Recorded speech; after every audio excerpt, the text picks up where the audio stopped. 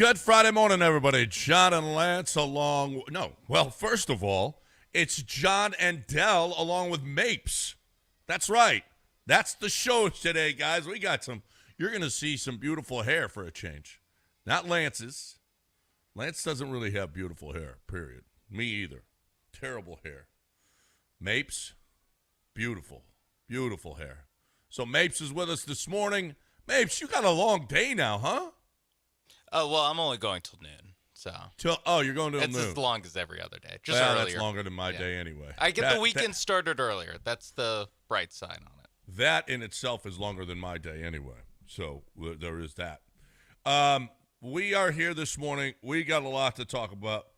We've got 3 teams moving on. It was a great day, great sports day. This is my favorite time of the year because you've got baseball every day. You've got football in the middle of it. I know the NCAA tournament. This is the best time. It was a Tuesday. We had Thursday. It was 3 elimination games and an NFL game that turned out to be a pretty good game. That home field advantage for San Francisco, it really is something. It really is something. They took advantage of it, and Dell, did you watch that game? Yeah, I watched Mac Jones kind of announce that he's not dead yet as far as Mac Jones a is better viable than Brock quarterback. Purdy. Yeah, Brock Purdy's banged up, and Mac Jones has been better this year because Brock Purdy is really hurt, and Mac Jones came to the stadium ready to go, dressed as Two-Face, if you saw a suit. I saw a suit. Yep. I don't know that he's played a better game since his rookie year. He was, man, I'll tell you what. Nobody started Kendrick Bourne in fantasy football. Nobody. And what a waste. What a waste of a night by somebody, Kendrick Bourne. And I heard so many people pissed off at Kyron Williams because of the fumble at the goal line, and then he was stopped on 4th down to end the game. Let me ask you about that. Mm-hmm. So, play calling always gets questioned when it doesn't go well. You have Matt Stafford on a heater. He was going good out there. It's 4th and 1. Yes, you think you can run the ball. Understood. All those things. It's easy. Hand it off. Get a yard. You keep it moving. When you're trying to go for the win, but you got Matt Stafford. Don't you just put the ball in his hands and get the ball to Puka? I thought for sure that was what was going to happen before the timeout, before Shanahan called timeout. I wasn't sure after, but if I'm them, there's no way I'm running Kyron Williams just right up the gut. I don't know that the Rams have this dominating offensive line that I would just think, they're going to get a yard. Look, they had been able to get yards. I get it, but on that down, when you clearly have shown them what you want to do with the heavy formation, and then you have your 2 receivers in Puka and Whittington blocking, and they couldn't get any push when the Rams caved down the left side or the right side, and then the linebackers filled. Yeah, I'm like, I got to let Matt Stafford decide this game. Yeah. Puka blocking is not the option I would have chosen on 4th. Hey, I would have run that same play that they scored the touchdown on with Williams. Yeah. The pass. I mean, Kyron Williams, listen, he's on my fantasy team, so he was fantastic. There are some people that are so pissed off if you could find a Ram fan, how about the fact that you're at home and you got to have your right guard hitting your center to tell him to snap the ball? That is a road deal. At home, you're supposed to be able to clap or hut. You got it. It's so loud in that building for the 49ers defense that you need your right guard tapping your center to snap the ball. That's how pitiful these Ram fans are. So I grew up in L.A. and when the Rams were in L.A. and then they moved, and obviously they've come back. I'm trying to I don't remember it. Well, the San Francisco 49ers were really gone in the 90s, so it probably was like that even when they were playing in that old Anaheim Stadium. But what happened yesterday, like the Rams, it's the Rams and the Chargers. We know the Chargers don't have fans there. It's just you're there. It's just what do you see when it's football on Sundays? Well, for the Texans game, it was Rams. Okay. It was rammed out. Okay. There's no question. It was rammed out. But as soon as the opposing team, they're selling their tickets. They don't care. They're letting the other team just dominate their stadium. especially a San Francisco team, right up the road. But since they left for St. Louis and came back, it's just not the same. Got it. You were there before they went to St. Louis. I was. And yeah, see, that's a different story. Yeah, they lost people, understood. Yeah. And, of course, in L.A. people, I was one of them, got used to watching out-of-market games.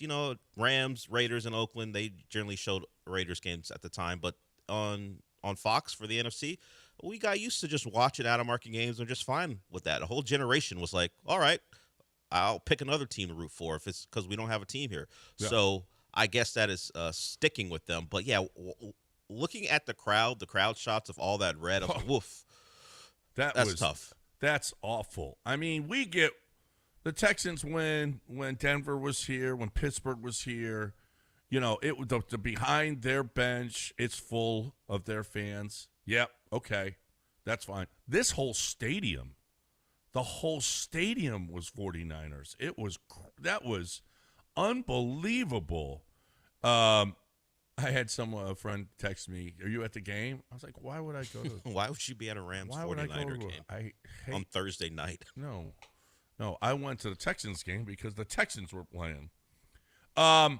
We had that at the same time. You had, just one inning the Yankees could score. That was the premier game. Schlittler is, holy crap. I thought it was going to be Connolly Early's night, but it was Schlittler's night. 12 strikeouts, 8 innings. That just isn't done in the postseason anymore. That is just not done. And this is a 24-year-old kid that steps up in that Boone stadium. Learned his lesson. Remember, he caught all the heat for taking out Max Fried. Oh yeah, he was like, not this time. Hells no. I ain't taking this kid out. Yeah, for screw your arm. And by the way, now you helped your staff for the next round by just using one guy, basically. Yeah, he threw 8 innings, 107 pitches, so efficient, and 12 strikeouts. Like you've talked about being conflicted with your rooting interest, particularly with no Astros. Did you find yourself rooting for the kid because of the performance, or did you go back and forth because Bregman's on the other side? How did it play out for you? Listen. I love playoff baseball. I watched playoff baseball all day yesterday. I love playoff. I had no rooting. I didn't care. Didn't care who won. It's too. I would have rather seen the Red Sox win. Truth be told, because Yankees. They're the second most hated team behind the Dodgers. But oh well, they move on. They're not going to do anything this postseason. They're fielding. Ben Rice at first base is atrocious. And they have to play him because of his bat. He is an atrocious. Do you remember all the errors that he made against the Astros? Yeah, I remember the Yankee fan reaction as I just trolled Twitter watching them lose their minds because of what Ben Rice was up to. And we've talked about it. The Yankees showcase how inept they were fielding the baseball in the World Series is one of the reasons the Dodgers were so confident going in. They're like, this team isn't a serious baseball team. They don't play defense. We're going to win this thing. And then that has continued to be the case, at least with Aaron Ben Rice. Judge drops a fly ball. Yeah. The Dodgers knew it before, and it played out that way. And you've got Ben Rice, not a baseball guy, but first base, you just stick guys over there because that's supposed to be a way to put a bat there, and they'll be at least average. He's not even a below average at first base fielding the baseball. Yeah. No, he's awful. He dropped that pop-up early on. It's like, what in the world? You're terrible. How can you? But you got to have him in the lineup. Boone caught so much crap for game one where he sat – between the two of them, between Rice and Jazz, there were 137 RBIs, some ridiculous, 56 homers and 145 RBIs that he put on the bench. And so he caught. Aaron Boone saved his job. And I don't know, I saw Jeremy tweet out because Detroit moves on that A.J. Hinch is no longer. I'm not so sure about that. If they get their ass handed to them in Seattle, I'm not so sure that A.J. Hinch is. A.J. Hinch was at the helm for the biggest collapse in baseball history. We'll see. We'll see whether or not he wants to stay there. If the Astros are an option, I don't know. We don't know. No one knows what Jim Crane's mind is except Jim Crane and maybe his wife. and kid. No one knows. But he is. But I don't think that win just because they move on means that AJ is. There's no chance that AJ would come back. I don't even know if it's a possibility, quite frankly. Yeah. As of September 28th, so just a couple days ago, Bob Nightingale reported that the Tigers and Hinch were working on a contract extension. So that was in the midst of the collapse. They were still interested in getting a deal done. He said the deal was close to being finalized a few weeks ago. But with the Tigers' collapse, the timing simply wasn't right. So the Tigers weren't going to announce something in the middle of a historic collapse. Now that they've had to go play in the wild card round, but they did beat the team that they lost that lead to. Does that paper things over, smooth it over, and now they can finalize that agreement? Now that would have been a bad PR move is kind of pushed aside because you're in the playoffs, you're in the divisional round. Maybe people will forget a little bit. That makes up for it, no question. AJ's a good manager. I don't know. I'm torn on Espada. I'm not really torn on him. I thought he did a great job. Whether or not though him letting Fromber get away with what he let Fromber get away with. It doesn't feel like the same leadership. It doesn't feel like the same accountability. It doesn't feel like the same clutch that they were before. It doesn't feel like they have that same grit. Maybe with all the injuries that and all the young guys you had to play. That was about as hard as it gets. If everybody's healthy, is he going to have 154 different lineups? No. Brian McTaggart is going to join us at 9 o'clock today. Brian McTaggart at 9 o'clock today. We will talk all things Astros at 9 o'clock. So if you're out and about, or if you can, that's appointment, because we'll get the inside scoop on what's going on with your Houston Astros this offseason and what he thinks, what he has seen. He was there every single day. So McTaggart at 9 o'clock. We'll play Beat the Warehouse Live Guy at 9:30, and we will actually hit breaks on time. You sure? Today. You promising the people that? Well, I'm making a vow. Oh, a vow, not even just a promise. No, it's a vow. I vow to hit breaks on time so that those of you out there, can actually count on your I don't know, your advertisements to hit them on time. Okay, that's what I want. I want that for you guys. So the people at East River, Chastain, game day, you're scheduled for a certain time, and you're going to be heard at a certain time today. Yeah, well, yeah, but Maybe. Mostly so we don't give like 2-minute segments. For the listeners. You're thinking about the listeners. Okay. Yeah, got it. Or 20-minute breaks because we have to combine, right? So we're going to stick on, and that's why I'm talking about Game Day Men's Health right now. I was just going to, as a matter of fact, I was going to call up there and tell Game Day. I'm in LA. It was so hard for me at first because going back and forth, making sure, giving myself the injections.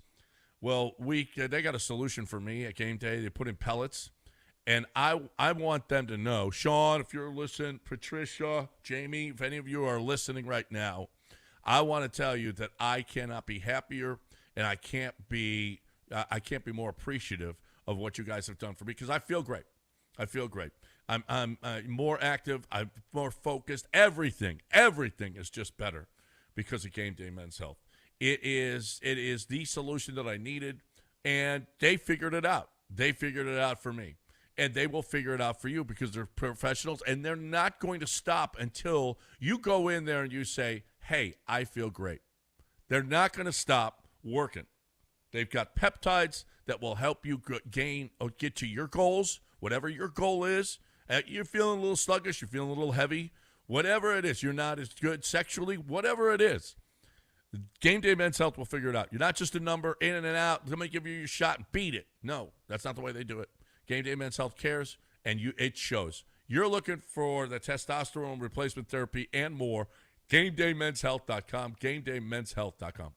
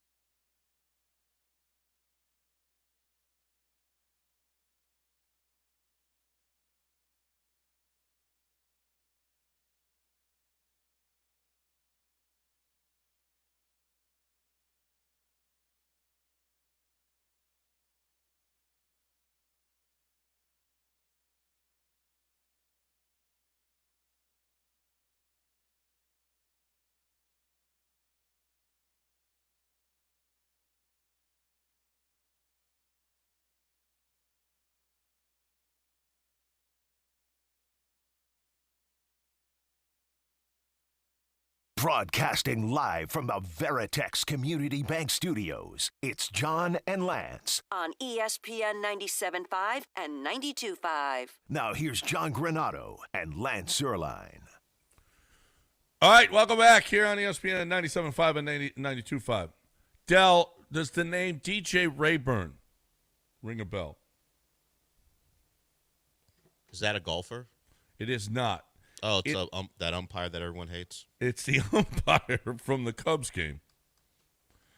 And the Padres weren't thrilled as they were walking off the. Holy crap, that was bad. Yes, because the umpires have to walk past the Padres in the dugout as the game's ending. It's not great. They have to go through the Padres dugout down the steps to get to their own. Yeah. And one of the coaches was holy crap, he was attacking them. That guy, I don't know who that was, but he is going to catch it. He's going to catch some heat. That's a terrible way, though. Let the Padres I don't know how you can do this any better, but having to walk through the team's dugout to get to your locker room, your umpire locker room. Holy crap, that's dangerous. That is, especially when for those of you who don't know, nobody out in the ninth. They've already homered, made it a 3-1 game. The Padres were down 3-0. Lead-off homer. They've got a 3-2 count at the plate. And he calls one of the worst strike threes. It was awful. And hey, did you listen to that series at all? Did you hear Ben McDonald? I know he had some thoughts on hockey that didn't go well because ESPN paid a lot of money for hockey. ESPN paid a lot of money for hockey, and they did a hockey promo during the game, and he goes, I can tell you 100%, I am not going to be watching that. Look, he's an LSU guy, right? Yeah. I know Ben McDonald simply from calling College World Series games. That's what I know him for. Yeah. And, of course, with all the expanded with the wild card stuff, they got to get guys from everywhere to call the games. I think he's going to get a talking to if he hasn't already. Hey, oh no, Ben, let's not do that. And I think wasn't there something he came back and made a joke about all the noise about it, because I think there's another comment he made a little bit later. He said it was a personal joke with his buddies because they've got some kind of inside joke thing that they talk. I don't know. Inside joke when you're broadcasting to millions is not great. Not great.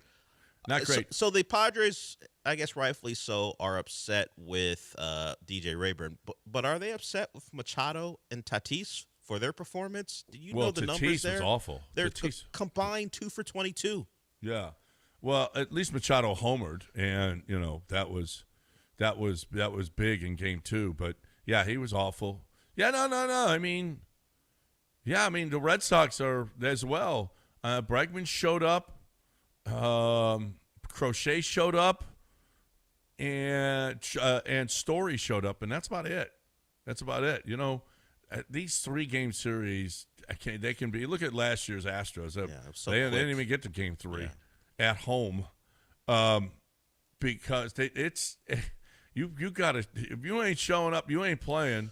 Then you know what? You're gonna live with that the entire. But you don't get a lot of opportunity. 3-game series suck. It sucks. It was even worse with the 1-game. Yeah, the 1-game playoff. Particularly when people are building their narratives about you over a 3-game span. And Astro fans were a lot of it early, particularly before last night when Kyle Tucker had a couple hits, or yesterday when Kyle Tucker had a couple hits. It was like, welcome to the Kyle Tucker experience, Cubs fans. Yeah. See, of course he got on base a couple times yesterday. And look, Kyle Tucker struggled here in some postseasons, and with his departure, that's what Astro fans are thinking of, and they wanted to get on him. And it's tough. You got 3 games to justify your existence sometimes for an entire season. And I guess thankfully for Kyle Tucker, he's got another series to prove the Cubs fans that he is one of those guys they can depend on. Yeah. So yesterday's injury report came out for the NFL. It comes out every day. So on the list for the Texans, Folo Fatukasi didn't practice because of his shoulder. Danico Autry limited with his knee. Jalen Reed limited with his knee. Derek Stingley limited with his oblique. Full participation, Harris Bryant and Nico Collins. Then there's the Ravens. Holy crap, did not participate. Well, first of all, Matabuike's out for the season, right? Correct. That's their best interior defensive lineman. Owuzie hamstring, Hamilton groin, did not participate. Marlon Humphrey calf, Lamar Jackson hamstring, Patrick Ricard calf, Roquan Smith hamstring, limited. Emory Jones, Travis Jones, Odafe Owe, Ronnie Stanley, Devontae Walker, and Nate Wiggins. And then full participation, Tyler Linderbaum, Brent Urban, Kyle Van Noy. This is a disaster for the Texans. This is a disaster. You think that the Ravens are going to rally around who's left? Yes, I think that. And you're over there looking at, oh, my gosh, look how awesome. They're banged up. No Lamar. Their whole team is banged up. It's just a bunch of guys that are going to be so hungry. They're 1-3 like you are. Somebody's walking out of this 1-4. I'm not. They still are the. And let's not forget this. They're still the Ravens, and they kick your ass.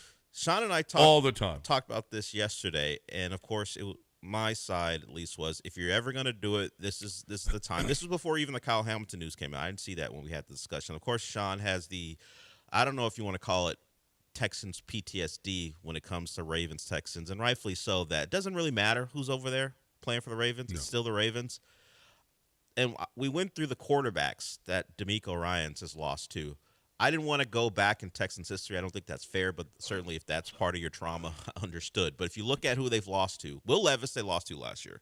They've lost to Zach Wilson as well. Yeah. And the corpse of Joe Flacco back in 2023 when he lit them up with Amari Cooper. So Cooper Rush, who's 9-5 as a starter in his career, they could very well lose to Cooper Rush. Because Derrick Henry's still back there, and I would imagine they're going to try to avoid something that kind of hampered the Ravens so far this year. They're not giving the ball to Derrick Henry on first and second down a lot. No, for whatever reason, Dan Orlovsky looked into the numbers. They have Derrick Henry, and they're not handing him the football on those You downs. don't think that changes? I believe so. You don't think that changes this week? I think it will change. It absolutely will change this week. I mean, there is no question that they're giving the ball. I don't know. What was his T.I.? What was the wide receiver for Baltimore for the Colts, Indianapolis? T.Y. Hilton. T.Y. Hilton. T.Y. Hilton is the greatest player in NFL history against a single team. Yeah. But Derrick Henry is right there. Yeah, Derrick Henry is a sure Hall of Famer, so you get some of that. The T.Y. Hilton thing, he was a good player, and he had good quarterbacks throw him the football. But T.Y. Hilton made a career doing what he did to the Texans. Derrick Henry has a career separate to what he did to the Texans, and that's a Hall of Fame career. T.Y. Hilton's a fine player, but he was a Hall of Famer against the Texans. And, yeah, if they want to hand the ball to Derrick Henry 20 times or more and then give Justice Hill 10 carries because he's an explosive back, I could see it playing out that way, where they test the Texans over and over again and see if that interior, which is, let's say, average, can hold up, because we know the ends are going to get up the field and test those linebackers. Force whoever it is, whether it's more E.J. Speed or Al-Shaair, Toto, and Christian Harris, if it's a combination of all four of them, tackle this guy over and over and over again and see if that interior along with the linebackers can hold up. Well, let me ask you a question. You're John Harbaugh. Do you want the ball in Cooper Rush's hands or Derrick Henry's hands? Well, I mean, I don't have to be John Harbaugh to make that decision. It's clear. Derrick Henry, your carries have diminished along with your production since that Buffalo game. Buddy, you're getting I don't know if it's going to get to 30, but 25 carries. We're going to run the ball as often as we can, as long as we're in situations when it makes sense. Just hand the ball off over and over again, and shorten the game. Try to keep your hampered, banged up, awful defense off the field, and make the Texans tackle and see if they can hold up. If you get it to the fourth quarter and Derrick Henry's leaning on the Texans and the pass rush isn't even a factor, we'll see how they hold up. That's what I would do. This is a terrible, terrible situation for the Texans, because everything is pointing to them winning this game. They're And favored. Favored In at Baltimore. Baltimore. Have you lost your minds? The more I think about it, now you're the second person who's talked me off of the whole they should. I didn't say they should win yesterday. I said they could, and No, then they should. No, you know what? I did say they should, but I would not be surprised if they lost because they are the Texans. You're the second person to get me off that and it is the Ravens and it is the Texans. Why should I expect anything different no matter who's playing? Why would you expect anything less from a team that has given you about as little as they can against this opponent? 2 as points little. last year. 2 points. Well, yeah. Their offense is better this year, though. Listen, Don't worry. The Texans' offense? There's all kinds of. Let's not forget it was Tennessee they played last week. Okay, I think because of how good we feel about their second, and they only played a half too, by the way, and a quarter actually. I mean, yeah, right. They didn't The even fourth get going quarter to the fourth quarter. Right, it's true. They actually only played a quarter. All right, let's break. Let's make sure we stay on time. Again, Brian McTaggart joins us 9:00, and beat the Warehouse Live guy, where we get to make fun of Justin for losing last week. You certainly will do that. Julian and JT just hung up, but Julian wants to call us. Okay. Get in. So we're going to talk 49er football. He also wants to talk Texans and a word we haven't used yet about them so far. Okay. All right, Julian. We'll let you get in because your 49ers did do it with Mac Jones at the helm yesterday. But anybody else wants in, 713-780-3776. If you want to play some golf, but you have to actually work for a living, I that's on you. But if this is the case for you, if this is your life that you can't get away during the day, then East River 9 is here for you because they got night golf. You get to play at night. You get a great little sports bar restaurant right there. You get the most I'll tell you, at night, the prettiest view you're going to see of the city of Houston. It's the best. Actually, you should take pictures. You should go out there and take pictures. If you're doing some graduation pictures or you're doing go out there and take your pictures there and have some dinner there. Pickleball, driving range, music on the weekends, crawfish boils during crawfish season. It's fun. They've got an outdoor big screen television that looks like it's crystal clear even during the day. It's amazing. East River 9 is offering it for you. And you business owners or general managers or presidents, whatever, get a corporate membership so your people can go out there and take clients, or you can have team building sessions out there at East River 9. It's fun. It is great. If you are somebody that likes to golf but you can't because of that work thing, East River 9, the number 9, East River, the number 9.com, eastriver9.com. Tell them you heard it right here.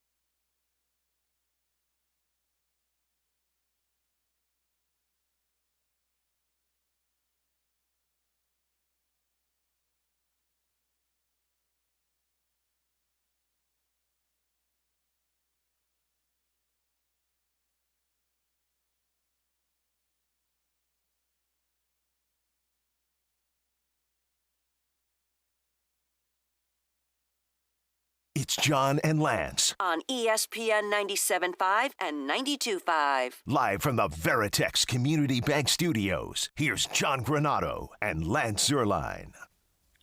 All right.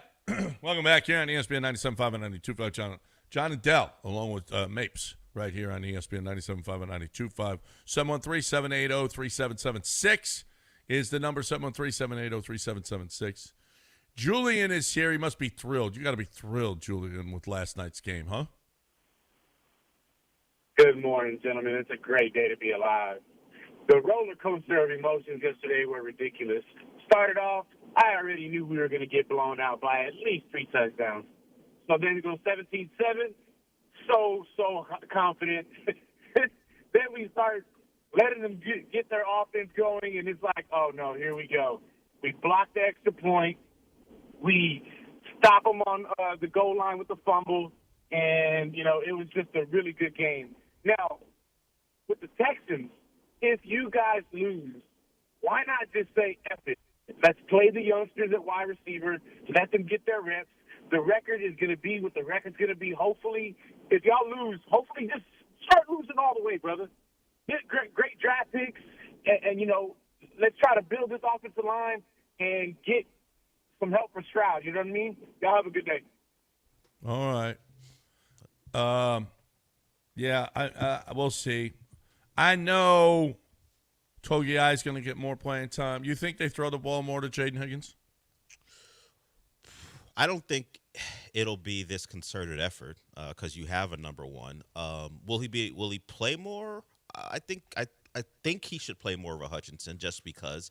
But I don't know how you tank even if you're 1-4 because it's not like you're not playing your young guys. Your offensive line is what it is. There's no one on the bench that I guess you could be worse, but it is what it is. They're not going to do that. So we can toss that out. I think they'll play the young players, but that was always the plan. Woody Marks, we've seen. I don't know if he'll become RB1, but that wouldn't say tank. He at this point is a more talented player than Nick Chubb. I think he should get more snaps because he brings some juice. The Texans without Higgins and Woody Marks are kind of juiceless on offense outside of Nico, and that hadn't led to good offense throughout the year. So they need to find some explosiveness, and Woody Marks and maybe Jaden Higgins can provide that. But I think the play count will go up because younger players get more experience, they get more comfortable, and Nick Haley will get more comfortable with them. And the results from that fourth quarter, and with the caveat of it being the Titans, should lead them to go, okay, let's lean into Woody Marks more. Let's make sure we maybe not feature Jaden Higgins, but give him more opportunities. Well, I'm hoping that they game plan. It's not only what our guys can do, but Humphrey's banged up. You know what? Go at him. Go at him. I would normally not say go after Marlon Humphrey, but if he's banged up, that's the way Brady used to attack you. Oh, look, I've got a matchup advantage. Let's do that. I think CJ did that with the Higgins play on last Sunday. He was like, "Oh, I got a good matchup here. Let's go take advantage of it." I hope that's the way, as opposed to just let's call plays. Let's look at where we can set up, where we can put in motion, where we can formation to advantages for us, and take advantage of them, especially with as banged up as they are. And if they do that this week, I've got very. It's not that I don't have faith in them, but it's the Ravens. So I am cautious. I'm going to be cautious about it. There is another advantage out there. The Houston Texans are 4-0 in the C.J. Stroud D'Amico in the last couple of years with referee Land Clark. So, and home teams, get this, are 33, 49, and 2 against the spread, 41% when he's the referee. The Texans are 4-0, including 3-0 straight up, but 1-1 against the spread last year. They do not call a lot of penalties, so you don't get a lot of first downs on penalties with this crew. So this looks like a real underplay. I'm not sure that I'm ever going to lay 2.5 with the Texans on the road against the Ravens, but this looks like a serious underplay this week, even though it's the Ravens. And the Ravens' defense sucks. Even though as banged up as they are defensively, can the Texans, actually take advantage of the worst defense, of all of the injuries, and, cruise to a win? Cruise.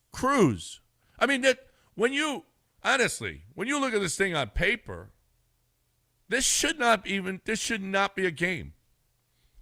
You have the best defense, they have the worst. They have a backup quarterback. We have a really good defense.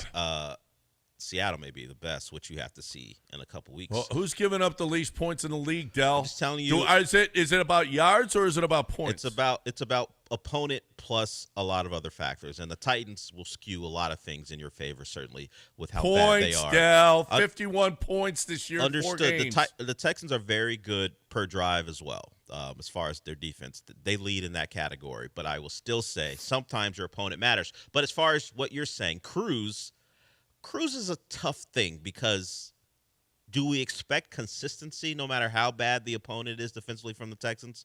Do we expect them to be a well-oiled machine? Have you seen that from them through 4 weeks where they are a team who won't hurt themselves? Forget about the Ravens. And I think your Land Clark point may be more important than people think because the Texans love to hurt themselves. They love to set themselves back. They love a 2nd and 15, John. They love it. So maybe Land Clark is the right potion for them. His crew won't call penalties, and they'll be fine because I think the Texans are more than willing to self-destruct, even with the Ravens being bad. That's all. That's all I'm worried about. See, AJ, not your AJ. I'm not a D-Hop going off 9 catches, 140 yards, 2 TDs. AJ, D-Hop is not going. D-Hop is almost in the health in the Medicare system. Okay, What? so no, he ain't doing that against our team. Okay. Oh, against Stingley and against Lassiter. Okay, AJ. Yeah, I'm sorry. And with Cooper Rush. Okay. 140 and 2 TDs. Were Lassiter and Stingley on the field when Will Levis had one of the best days of his career? Yeah, but that didn't matter. That's last year. This year's team. And Stingley can barely practice. He was back on the practice field yesterday. Yeah. He's banged up, so he's not at full strength. While I do not think DeAndre Hopkins will be the one who does that, he's good for like a catch a game. In fact, Zay? How are you going to 5? How's Zay going to get anything? I don't like the thought. You talk about matchups. I don't like the thought of Derrick Henry going after Stingley and Stingley trying to make a tackle. Yeah. I don't like that just because of what's hampering him. I don't think the Texans have to worry about the Ravens' wide receiver core. But those linebackers against those Ravens tight ends, I do have a worry there. I think it could be a big Mark Andrews, and I think Likely is back as well. I think it could be a big game for the Ravens tight ends because Cooper. You know what they say, John? What's a quarterback's best friend? A good tight end. So I wouldn't worry about the receivers. I would worry about play action and those tight ends leaking out because I don't trust the Texans linebackers. Yeah. Who was Jonathan Joseph went and joined when Derrick Henry was with the Titans, and he said, "Man, in practice." He said, "Oh my God, you try to tackle that guy. It's like it's tackling a just giant wall. He is like it is, and he's rock solid, running full steam through. And Derek Stingley, I'd say just olay it. You're Just telling him olay to do it, it. okay? Yeah, Look, I don't. Derek Stingley, I want him. He has tried to avoid. I've noticed getting into piles because he's a little banged up. He's floating around, and with the Texans linebackers and their unwillingness to wrap up, we got a shot for a big day, and a lot of missed tackles or broken tackles, and he can get into that secondary. Look, focus on the tight ends and the running back because I think that's the way the Ravens are planning on moving the football.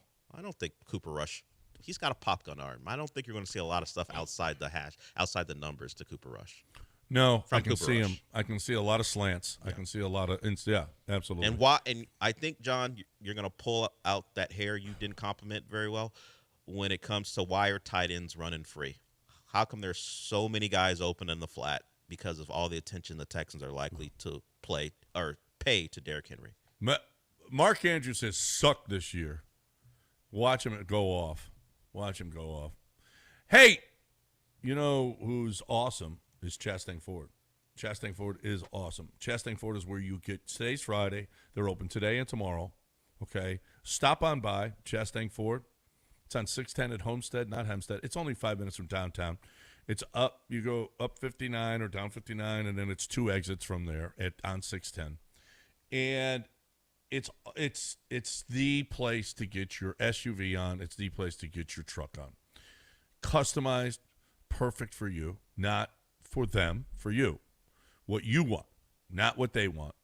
Especially you businesses out there, because you have special needs for all of your whatever work vehicle that you need, your truck or SUV, whatever you did, or van, whatever it is that you're buying.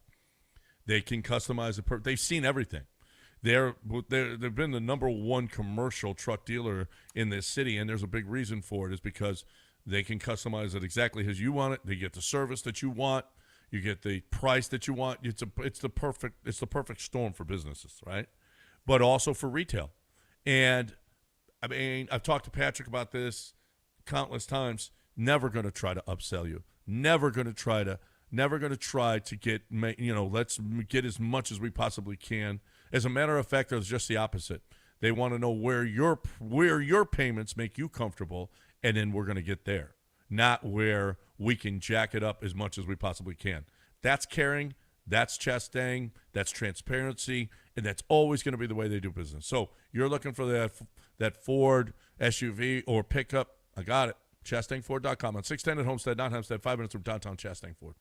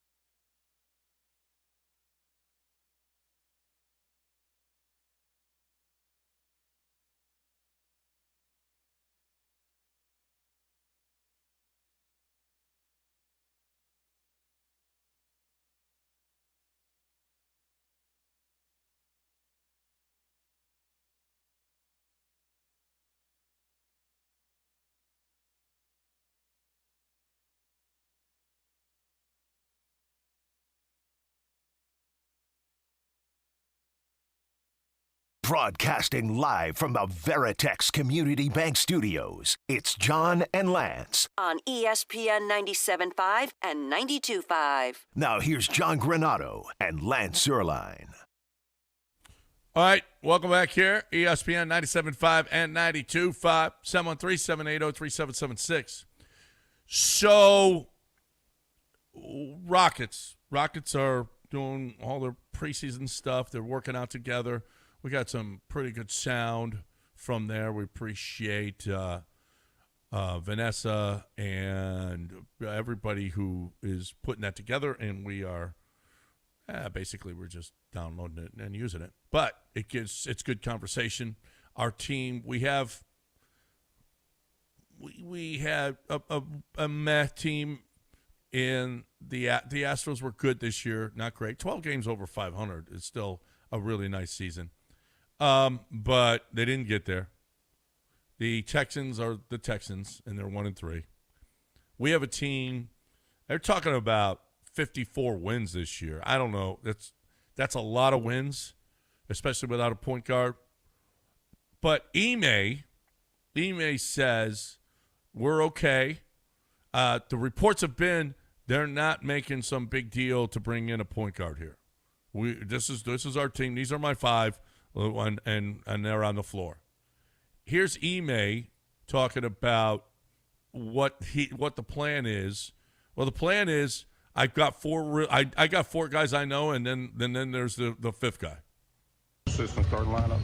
It could be something we looked at regardless of before Fred was if it was something that made sense for us, but at the same time, continuity is good and keeping guys confident and not second guessing. Now, take some maturity if you want to do that, kind of rotational lineup, and some things are beneficial to start that way, but at the same time, guys have taken some steps and showed a lot of progress and worked extremely hard, so we want to reward that, and we'll see what we get to, but for the most part, we got core guys, I would say, penciled in, and we'll figure out what to do with the fifth.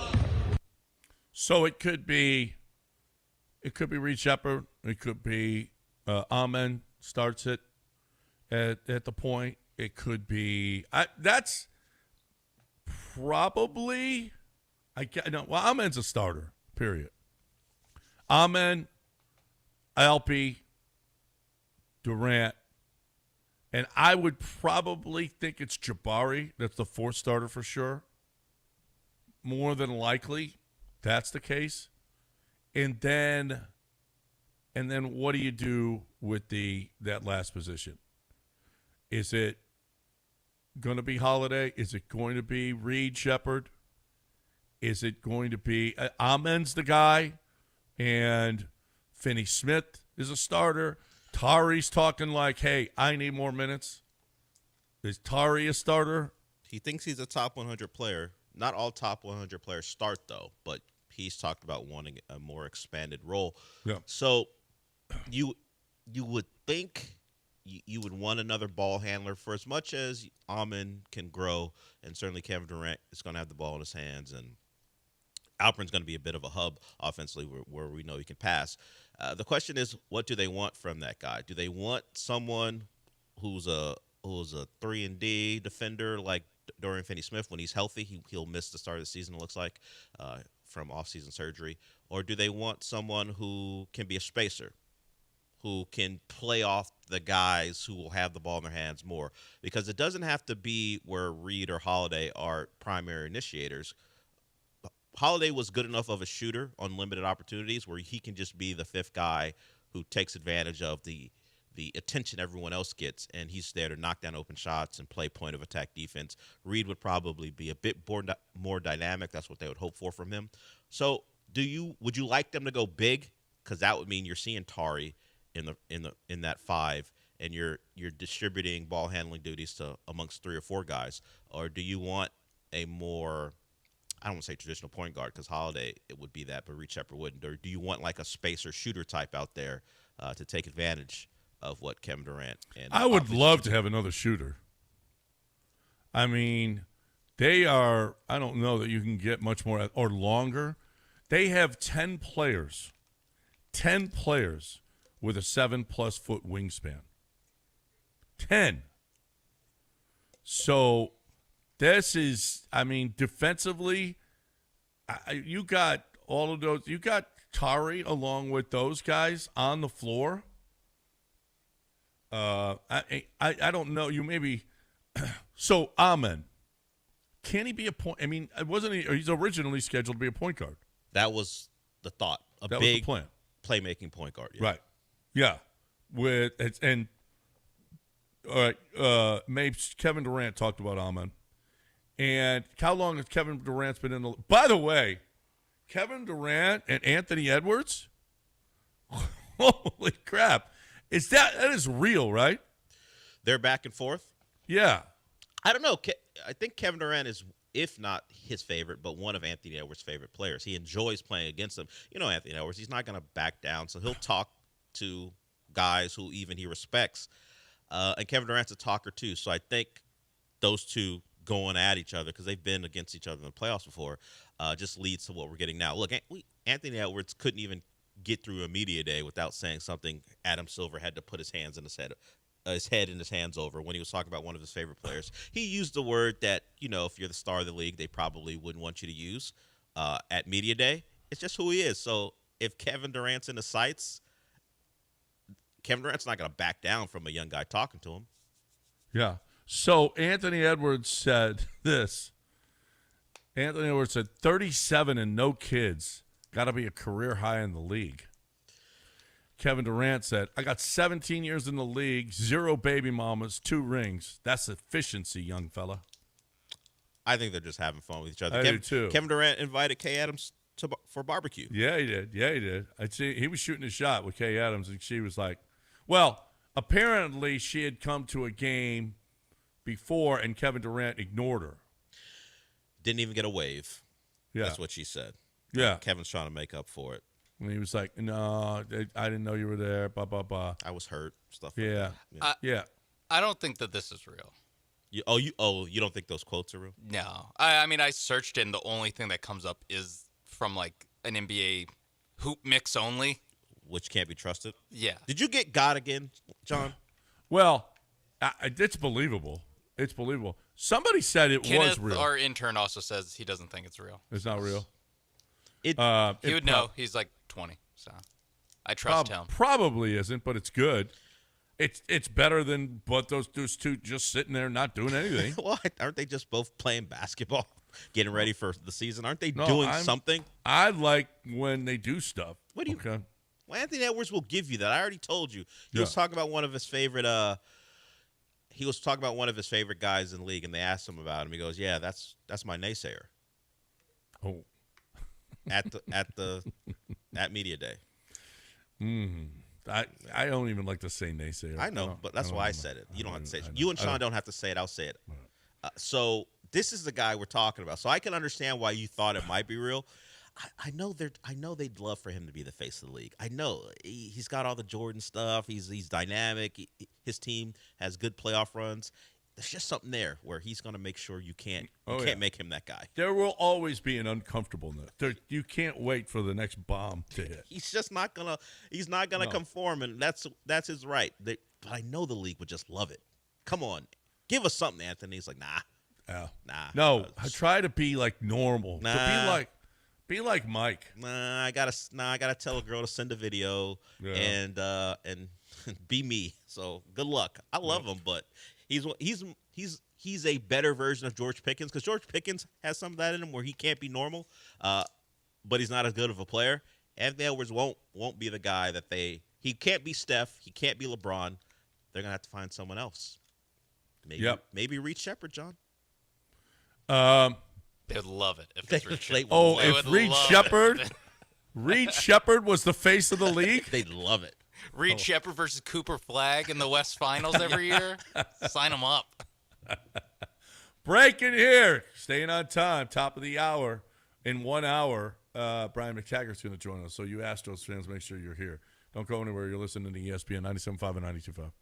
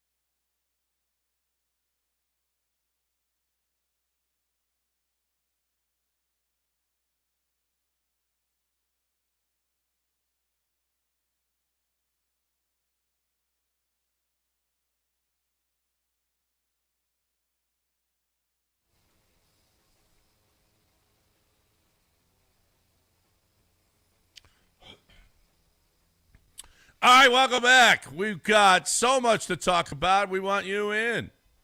713-780-3776. This is basically the last hour you're going to be able to call in because we're going to have Brian McTaggart probably long, and then we've got to beat the Warehouse Live guys. So 9 o'clock hour, and then News of the Weird. So 9 o'clock hour is going to be packed. So this is the last hour of the week that you're going to be able to get in. We also are going to have to play What Did You Learn This Week on the show.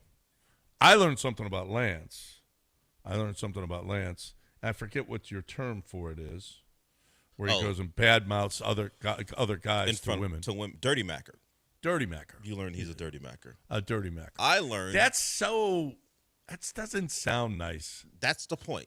Yeah. Yeah, that's the point. It's not supposed to be something that feels complimentary. Yeah. It is an insult because he's being a very bad person. You don't badmouth. And his reasoning makes it even worse because at least I can understand if you were trying to do that to make yourself look better because you may want to start something with the particular woman you're dirty macking to. But he's not doing that. It's just part of his DNA to rip you in front of women. So he's he's a supreme dirty macker because it doesn't do anything but ruin you. It doesn't help him. He doesn't have an ulterior motive. It's just natural. He's just natural. I don't know. He's a generational dirty macker. No, I don't know. Dirty macking sounds like it's so you can't say it on the air. It's what? It's the word dirty and macking. Those are two words you can combine and it not be a problem. What does macking mean? I mean, bad mouthing? No. What's macking? Macking is if you, I don't know, the kids might say if you've got charisma even with women and you're talking to them and you're using your words to get some motion going. Lance is doing it and it's dirty macking because he is not just not using his own attributes to charm a woman. He is doing things to show how bad you are to entice a woman. In this case, to say make him look better. But once again, it's not about him because he's not trying to influence the woman to be with him. It's just he likes talking down on his guys, on his boys. He's a dirty macker. Yeah. But you can put the two words together. It's not that big of a deal. It's fine. You know, it's great too, John. If you look at the screen, you always like to make sure you can see what's going on here. Do you see what's in front of my laptop right now? That's Greek right. Fest. That's right. How about this? Oh, you got some wonderful pastries. Listen, it's so good. The Greek food, it's this weekend. It's at Annunciation in Montrose. Just awesome. It's a great time. What's the weather? We're going to have nice weather? We're going to have good weather here, yeah. That's awesome. I'm coming in Saturday. We're going to go Saturday night. Bring in the boy, and we're going to have great food. And it's a great time. So if you don't have any plans, or if you do have plans, change them. Get on over to the Greek Fest at Annunciation this weekend. That's tonight, tomorrow. Tonight and tomorrow. I think they started last night. It started last night. Yeah. It starts this morning at 11, going to 10:30, and Saturday 11 to 10:30 as well. It's, as you mentioned, Annunciation Greek Orthodox Cathedral's Greek Fest. They got the baklava here in front of us. Great pastries, and they'll have. If you like the savory stuff, that'll be there for you too. You're gonna have rides and a lot of fun for the kids if you're bringing your kids with you. It's gonna be a good time. Greek Fest, we do it twice a year, but this is the Annunciation Greek Orthodox Cathedral version of it. The original Greek festival here in town from today through tomorrow. It doesn't matter where you are. Get there, and you can have lunch there. I mean, it's awesome. You know, we gave away a couple spots earlier in the week, and those people take advantage of it. It's a good time, and as you can see, they'll serve you right. We got the great pastries here from the original Greek festival, and we would have had more, but John's not here, so he kind of put the kibosh. Yeah, I did. Gus was going to bring some stuff. I said, it's not worth it. I'm not going to be there. What a bad person. No. Thanks for saving them the trouble, John. Yeah, thanks for that. I'm worried about Gus. Yeah, I'm sure. Gus is what you're worried He doesn't about. have an electric vehicle. He's got to use gas. Okay? But this is about you. You don't want us That's to not enjoy it. because I was you're worried not about around. Gus. Yeah, I'm sure. If you were here, would you be worried about Gus? Yeah. No. Yeah. I'm No. worried about him. I'm going He to say, said this- listen, Gus, don't do it. This is just a different version of what Lance was doing True. to the True. to it. This is It's with John's version food. of dirty It's macking. with- John won't go as far as Lance, but with food, you're dirty macking He's right now. withholding. Yeah, you're like, hey guys, I'm not gonna If be I'm there. not gonna be there, Nobody gets what's anything. the least you can bring? Bring Yeah, it's in that. that Did you same get- vein. It is. Did you get baklava? Thanks Did to you Judy. get Lukamades? Thanks to Judy. Yeah. Well, Not Judy to went- you. Yeah. Because I told her, go, please. Oh yeah, I'm sure. I'm sure you did. Please. Yeah. No, please do it for the guys. Yeah, I'm sure. My that's, guys. Just like do it that, for you my said guys. it. Yeah, please go do it for the guys. I'm sure that's what you said. My guys, I said. Okay. Yeah, those are my guys. All right, 713-780-3776. If you would like to get in here, you're more than welcome to do that. 713-780-3776. So, okay, let's talk about some NFL games. Dylan Gabriel is going to get the start, right? Correct. Did you see him? So, did you see Jackson Dart's dance after he scored the touchdown? I did. He said he learned it on TikTok. Okay. He saw a TikTok dance and he decided to just do it. He said I don't know why I did it. There is a video of Dylan Gabriel with his girl. I don't know if that's his wife. I don't know. Very attractive young lady. If you're a quarterback at Oregon or wherever, you should be able to pull, and he did a nice job. But he's on there TikTok and dancing. I guess this is just something that we're going to have now. With our quarterbacks. You got Gen Z quarterbacks. You're going to get dancing. Yeah, You're going to we're get gonna get TikToks. some. Yeah, I'm not going to be on my lawn. Get off my lawn, guy. I'm going to be like, okay, that's the new NFL. And let's give Dylan Gabriel some credit. He didn't just travel around the country pulling women, whether it be at UCF, Oklahoma, or Oregon. This is his high school sweetheart. Oh, it is? Yes. Oh, nice. Good for him. He fits the profile of a guy who would have a high school sweetheart. He really does. Solid, not extraordinary. Solid. He gets I was gonna Minnesota at Tottenham Stadium. Is it because he's a 5'11" quarterback? Is that why he fits the profile of it? He's got the vibe. Left-handed. I just imagine the guys from the island are all like down to earth guys. You know, being from Hawaii, yeah, it does. Yeah, it feels like he would be a high school. You lock sweetheart it in guy. at 18. Yeah. It feels like just like Tua.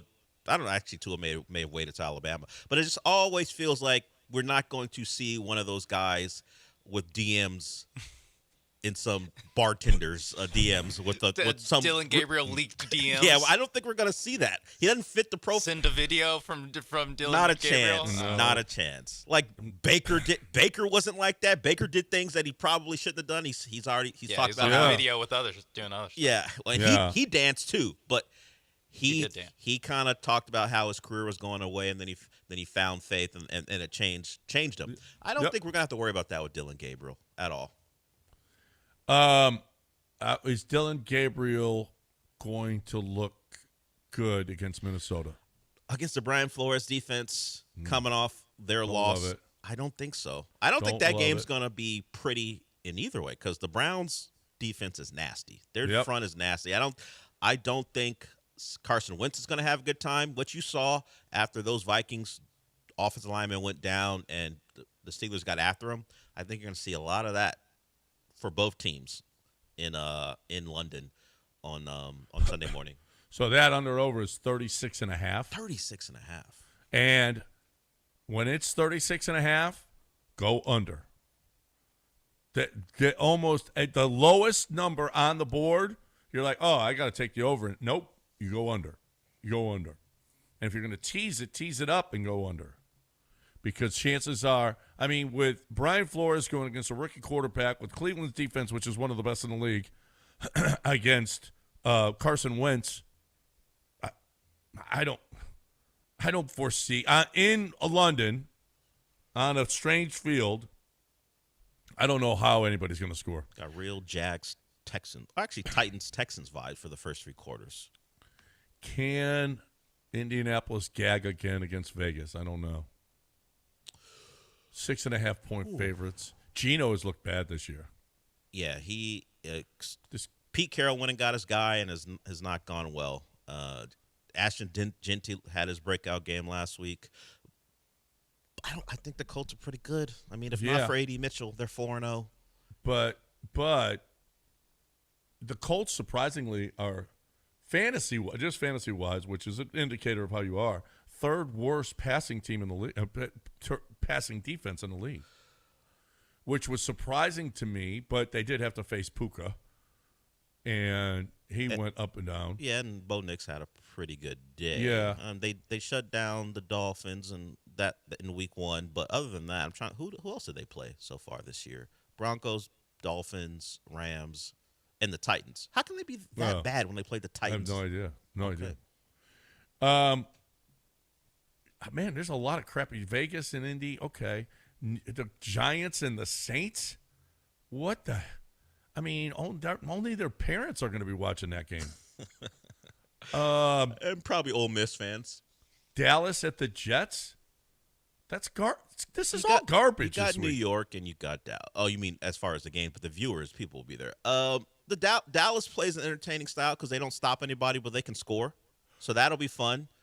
As far as the Jets side of it, they'll just screw things up because they're the Jets. They'll fumble. They'll commit penalties. It'll be bad. Feel bad for Aaron Glenn a little bit. But he's getting paid handsomely to do that job. Yeah, it's not a great week unless you're a real sicko. Maybe you like Broncos versus Eagles because the Broncos are coming off a win and the Eagles are 4-0. Maybe that's one. You got Monday night. Kansas City at Jacksonville. Yeah. That's as If far. Jacksonville's involved, how's this getting good? But as far as record-wise, 3-1 versus 2-2, the Chiefs feel like they got things squared away because they got to play the Baltimore awful defense. Honestly, where is Washington at the Chargers? But New England at Buffalo. yeah, Herbert versus Detroit Daniels. at Cincinnati. Where's the marquee game this week? Bucks Seahawks. Bucks Seahawks is a good one. Good. Bucks Seahawks. It's all right. That's it. Yeah. It's not sexy, but it's all right. Got No, that's a good game. got the- But Tennessee, Arizona, Houston, Baltimore.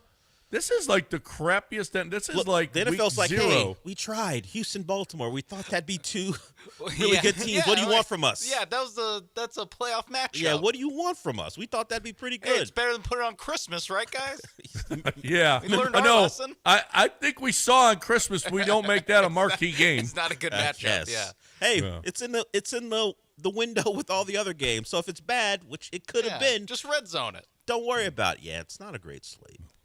The Rams. Well, Are there did bye we- weeks? There's Yeah, bye there are weeks some this bye weeks, week. like the Falcons aren't playing. Yeah. Maybe we got our best game of the week last night. That might be Probably, it. I mean, That was a good game. Yeah, as it played out, probably the best game. Yeah. Even going into it, might have been the best matchup. We didn't think so Yeah. because the 49ers were all beat up. But Yeah.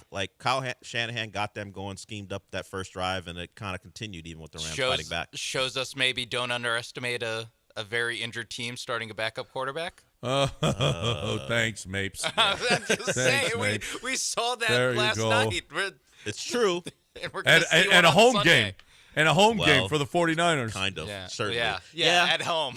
There is At in a the home. confines of there, SoFi. there is a precedent, and we saw it. Candlestick South, SoFi Stadium. It was SoFi. Holy crap. When you saw all the red, when they got to do a silent count, the home team has to run on a silent count. Yeah. Man, Rams You fans, know, you're embarrassing. For college football, a coach would come out and berate the fans for their lack of attendance or their lack of emotion in the game. Sean McVay can't do that though. It's like we really love, like we know the Texans did it kind of like, hey, we love when the place is full.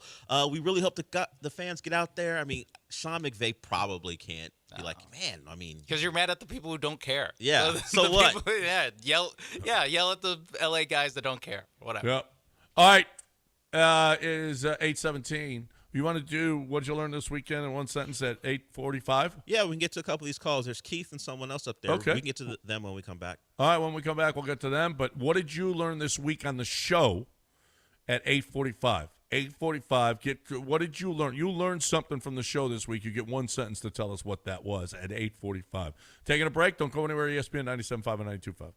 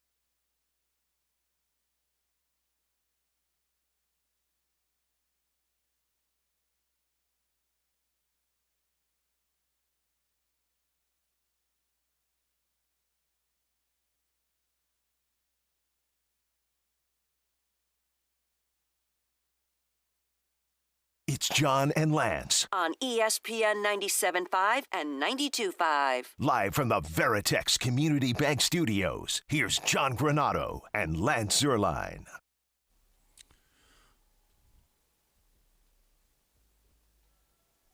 All right, welcome back here on ESPN 97.5 and 92.5, 713-780-3776. We got some callers that want to get in. They've been waiting. Keith is first up. Let's get Keith in here. What up, Keith? Hey, guys. As a lifelong Ravens fan, I truly think with the amount of injuries that we've piled up, 1-3 start, no Lamar, I think the Ravens injury report, the font is so small on the tweet that you have to zoom in to see how many injuries they have. I think the Texans, C.J. Stroud, D'Amico, I think they get their first win, as a duo against the Ravens this weekend. I just don't think it's our year with these types of injuries. I just don't know what's going on. We extended John Harbaugh. I don't think he's going to make it to the end of the year at this rate. I think the Texans figured out their defense is too good. They've got too many talented players. They're going to do they're going to feed Nico. We're just completely depleted. I'm going to be completely objective and fair. I think the Ravens will lose the game. The Texans will win. Go Vanderbilt. Whoa. Vanderbilt will also lose. You're going to have a crap weekend. It's going to be one of the crap weekends. Vanderbilt is going to get their ass kicked by Alabama. You think so, huh? Yeah. Alabama can't stop the run. At least they've shown that they can't. So that would make me think Vanderbilt can stay in it. But I don't think Vanderbilt's going to be able to stop Alabama's passing game. I think those three receivers plus Ty Simpson are going to have a good day. Well, I'm going to tell you this. Jeremy Bernard is really, really good. Yeah. I mean, all the talk this offseason was Ryan Williams. Jeremy Bernard stepped up the first couple of games. Ryan Williams had himself a big game 2 weeks ago. He had a big drop, too. Yeah, but Ryan Williams is one of the best receivers in the country. Jeremy Bernard has outplayed him. Yeah, this is Bernard's third stop. He was at Alabama last year, but of course overshadowed by Ryan Williams. But he had a pretty good year. He's already up to 4 touchdowns. Before this year, his career total was 6, so he's already getting close to getting past that. So he's been good. They got Isaiah Horton out of the portal from Miami. He made a couple plays. In fact, caught a touchdown against Georgia. So they've got a wide receiver room that's really good. Vanderbilt hasn't seen a good passing game all year long. Keith called in yesterday to talk about Vanderbilt, surprisingly enough, again on my show, and was talking about how Vanderbilt got after South Carolina. Lenore Sellers got hurt. He's still not the passer that Ty Simpson is. It's a real test for that Vanderbilt defense too. They've risen up the ranks because they're undefeated. This is clearly the best offense they're going to face and the biggest test they're going to face overall. Yeah. Ty Simpson's a good quarterback. Yeah, we talked to Josh Pate, or you guys did talk to Josh Pate yesterday, and he talked about how the Alabama players were talking about Vanderbilt before they even got on the bus after beating Georgia. Yeah. That's how much of a focus this game is for them. Yeah, the Vanderbilt ain't surprising anybody. That's for sure. They ain't surprising Alabama, that's for sure. Not this year. 713-780-3776. Who else? Who's up? Sean? Next, we got Bill. Bill, what up, Bill? Hey, not much, John. I've been listening to you for years and years. Just 2 comments. When I hear Reed Shepherd, I think Matt Maloney. and years and years ago, you were out at a Greek fest with the Coors Light flowing. Wendy walks by, and you go, look at that, and it's all mine. And I'm surprised you're still on the air 40 years later. And she's still all mine. How about that? Yeah. How about that? Out in L.A., living life large. Yeah. Well, I don't know about, man, I'll tell you this. I do it because of her. That's the only reason I'm here. I can guarantee you that. And I'll be back. I'll be there for 2 weeks. Can't wait to get back home. It's a real shame. Huh? It's a real shame. Yeah. That you're going to be here.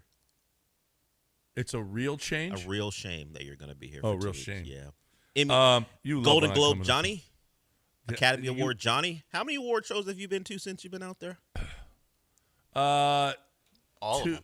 two Emmys and an Oscar. Two Emmys and an Oscar. Oh, 2 Emmys and an Oscar. 3 Emmys and an Oscar. Oh, look at that. You've been. Well, the local Emmys I had to go to because of her. You got to go to, yeah. Yeah, I had to go to. Trust me. I had to go to all of them. Didn't. The Oscars were cool though. Yeah, That's one thing. Oh, yeah? Oh, yeah, the Oscars were cool, huh? The Oscars were yeah. cool. Great. Hanging out with Demi Moore was cool. Cool. Yeah. Or just Me- actually kind of Photobombing her. standing behind her. As No, she gets she interviewed. wouldn't leave me alone. Stop And bothering you had me. to keep pointing at Wendy and go, no, she's Yeah. mine. She's all mine. Sorry. She's all mine. Sorry, substance. Yeah. The Oscars were cool. The Emmys are okay. But you That's got the. I don't know if you hung out with Carrie Russell, but you're in the same. I did. Room. I was in the same party with her. Did you get to and talk to her? Matthew Riss? No, I didn't. I don't bother. I don't. I wanted to say hi to Cuz from the Bear, Oh, but you I mean never- from I- Cuz I don't- from I don't- Fantastic Four? I don't stargaze. I don't. So you didn't come up to her and go, "Hey, how come you're not talking funny anymore?" Who? Carrie Russell, where's your Russian accent? You didn't say any of that to her? No, I did not say once to her, "Where's your Russian?" Because she didn't have it. She was an American. Yeah, yeah, well, it was fake. That accent was fake. Speak normal. Yeah. It was the Russian. That's acting, Del. Oh, okay. Thanks. She's a great actress. Do you think that if you walked up to Cousin from the Bear and you said, "What's up, Cousin?" Like, What's up, do you cuz? think he would have been like, "Hey, what's up?" Or he would be like, "I have a name. I'm an actor." What's I'm the a real vibe? Do you actor." think he would?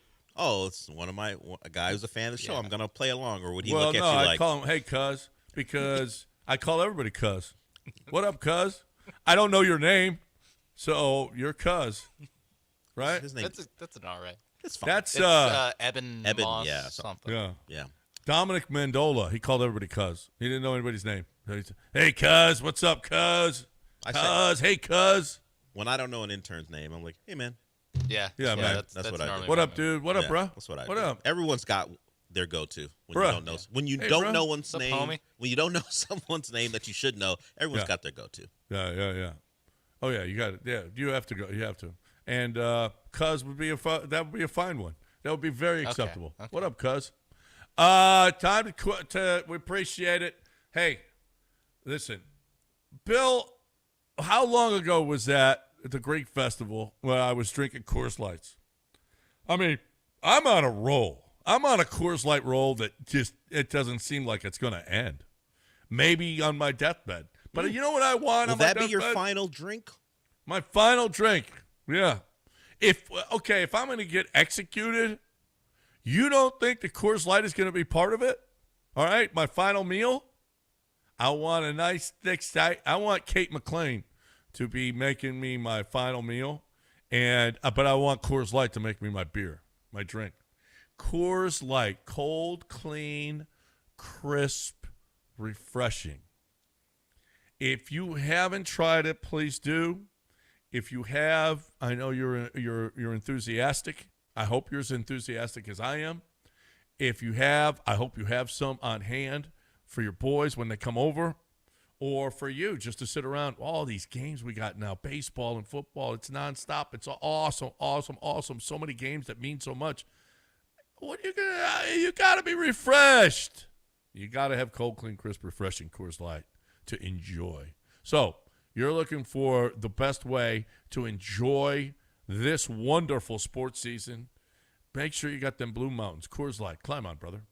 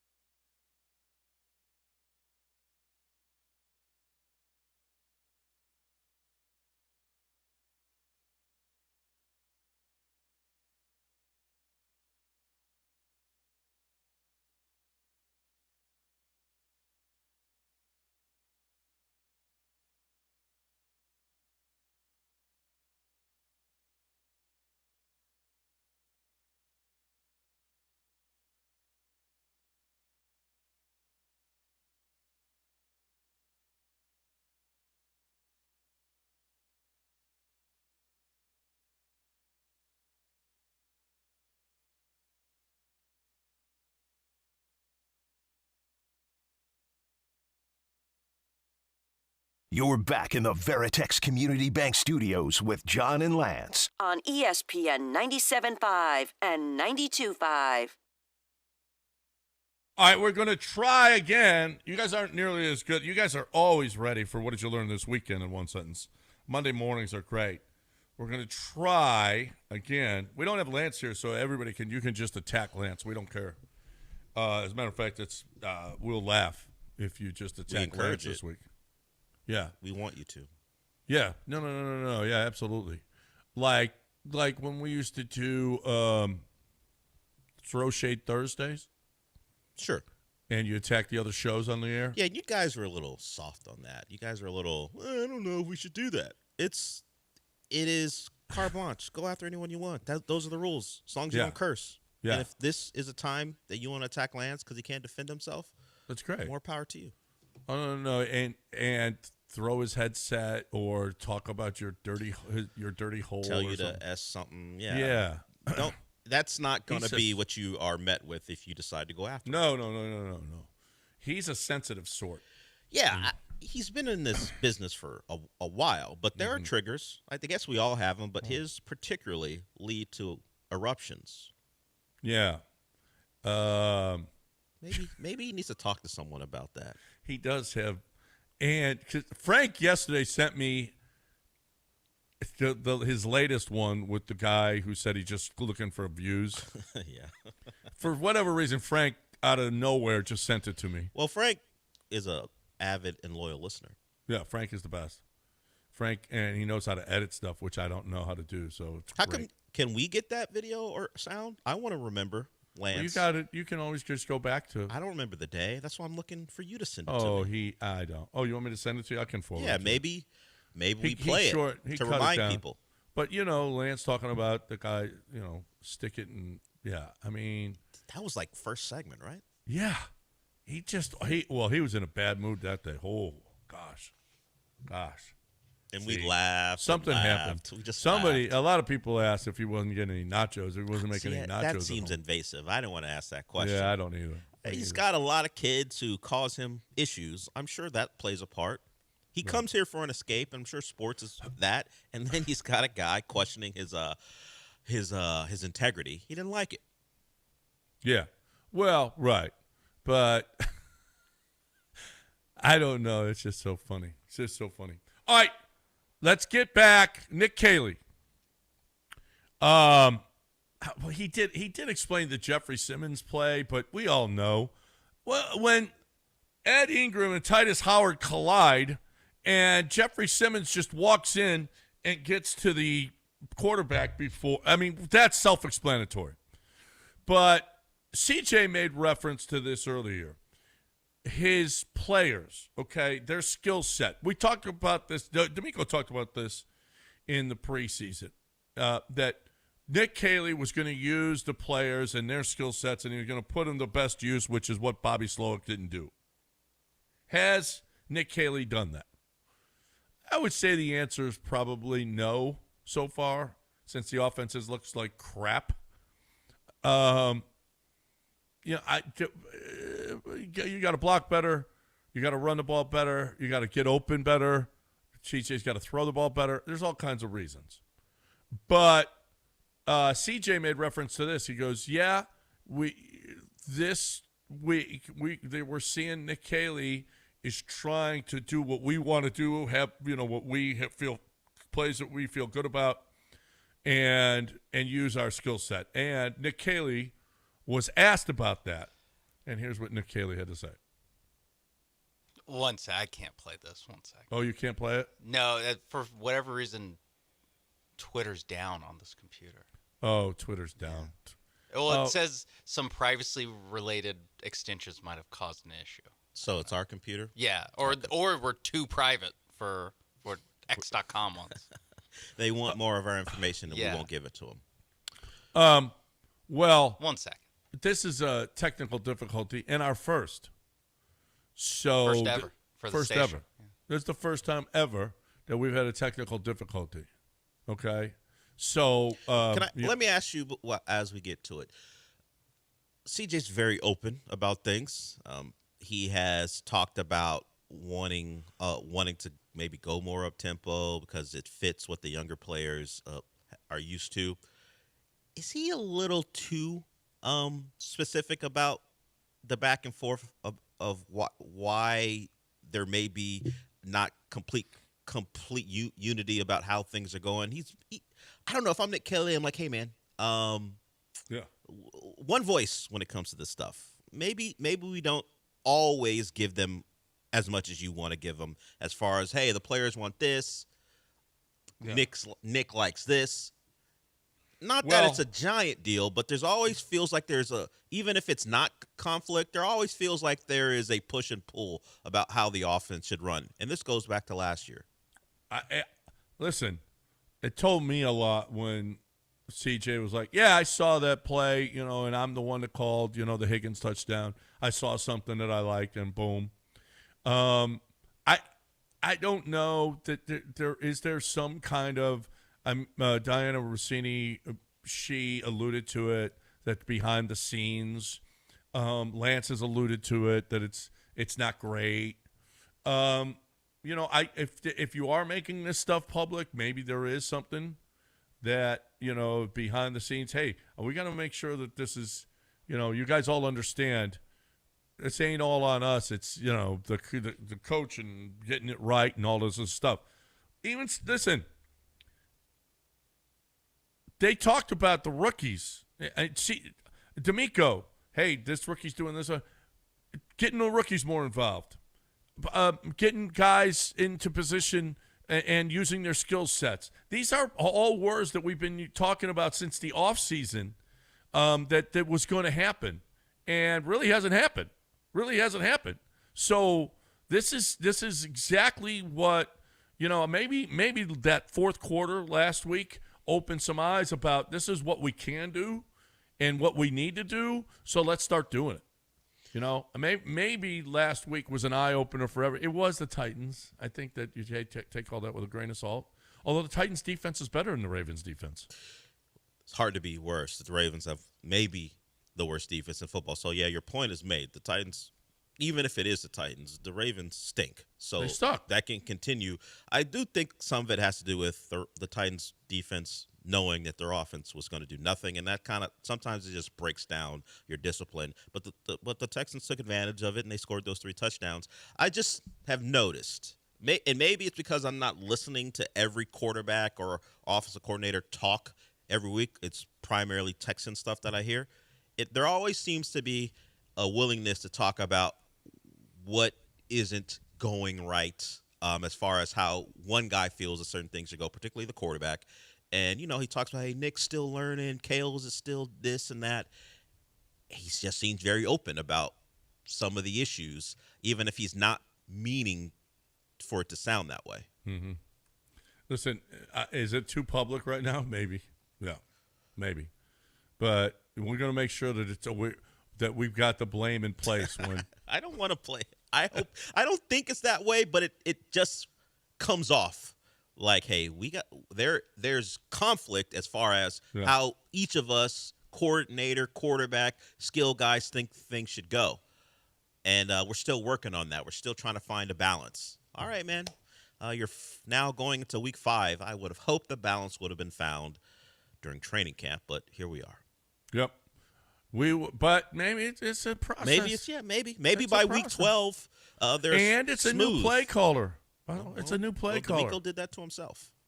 Yeah, but you know what? We're getting through it. I know we started 1-3 for that because of that. We had the best defense in the league and lost 3 games in a row.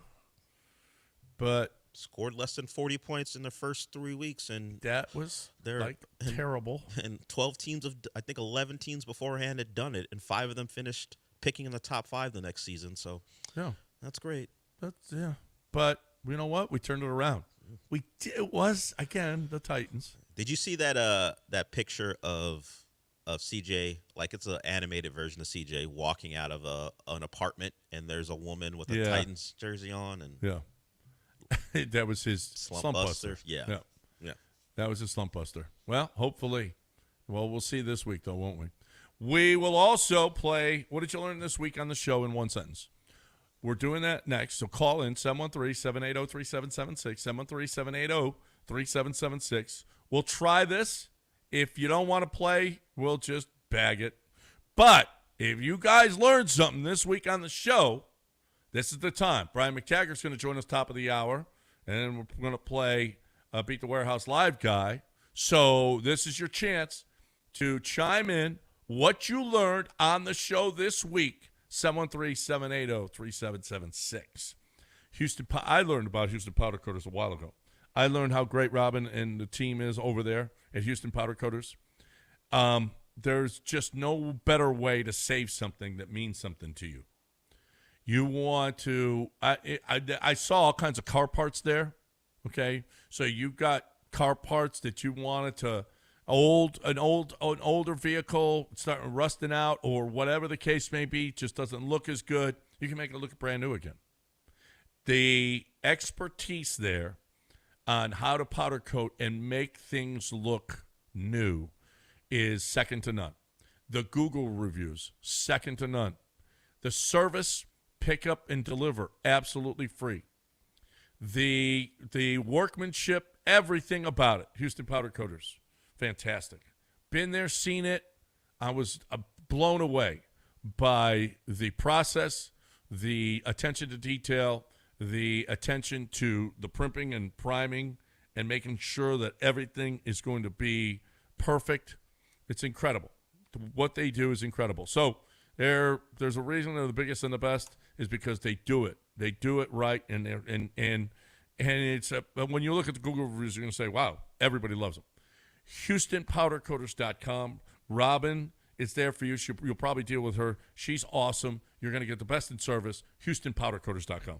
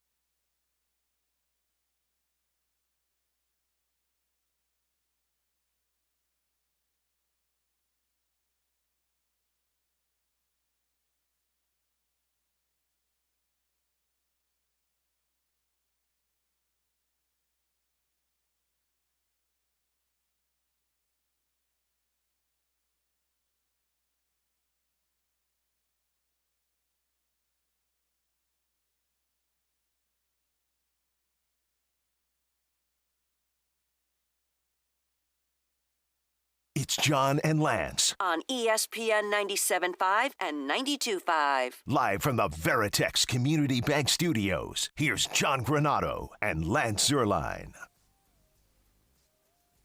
All right.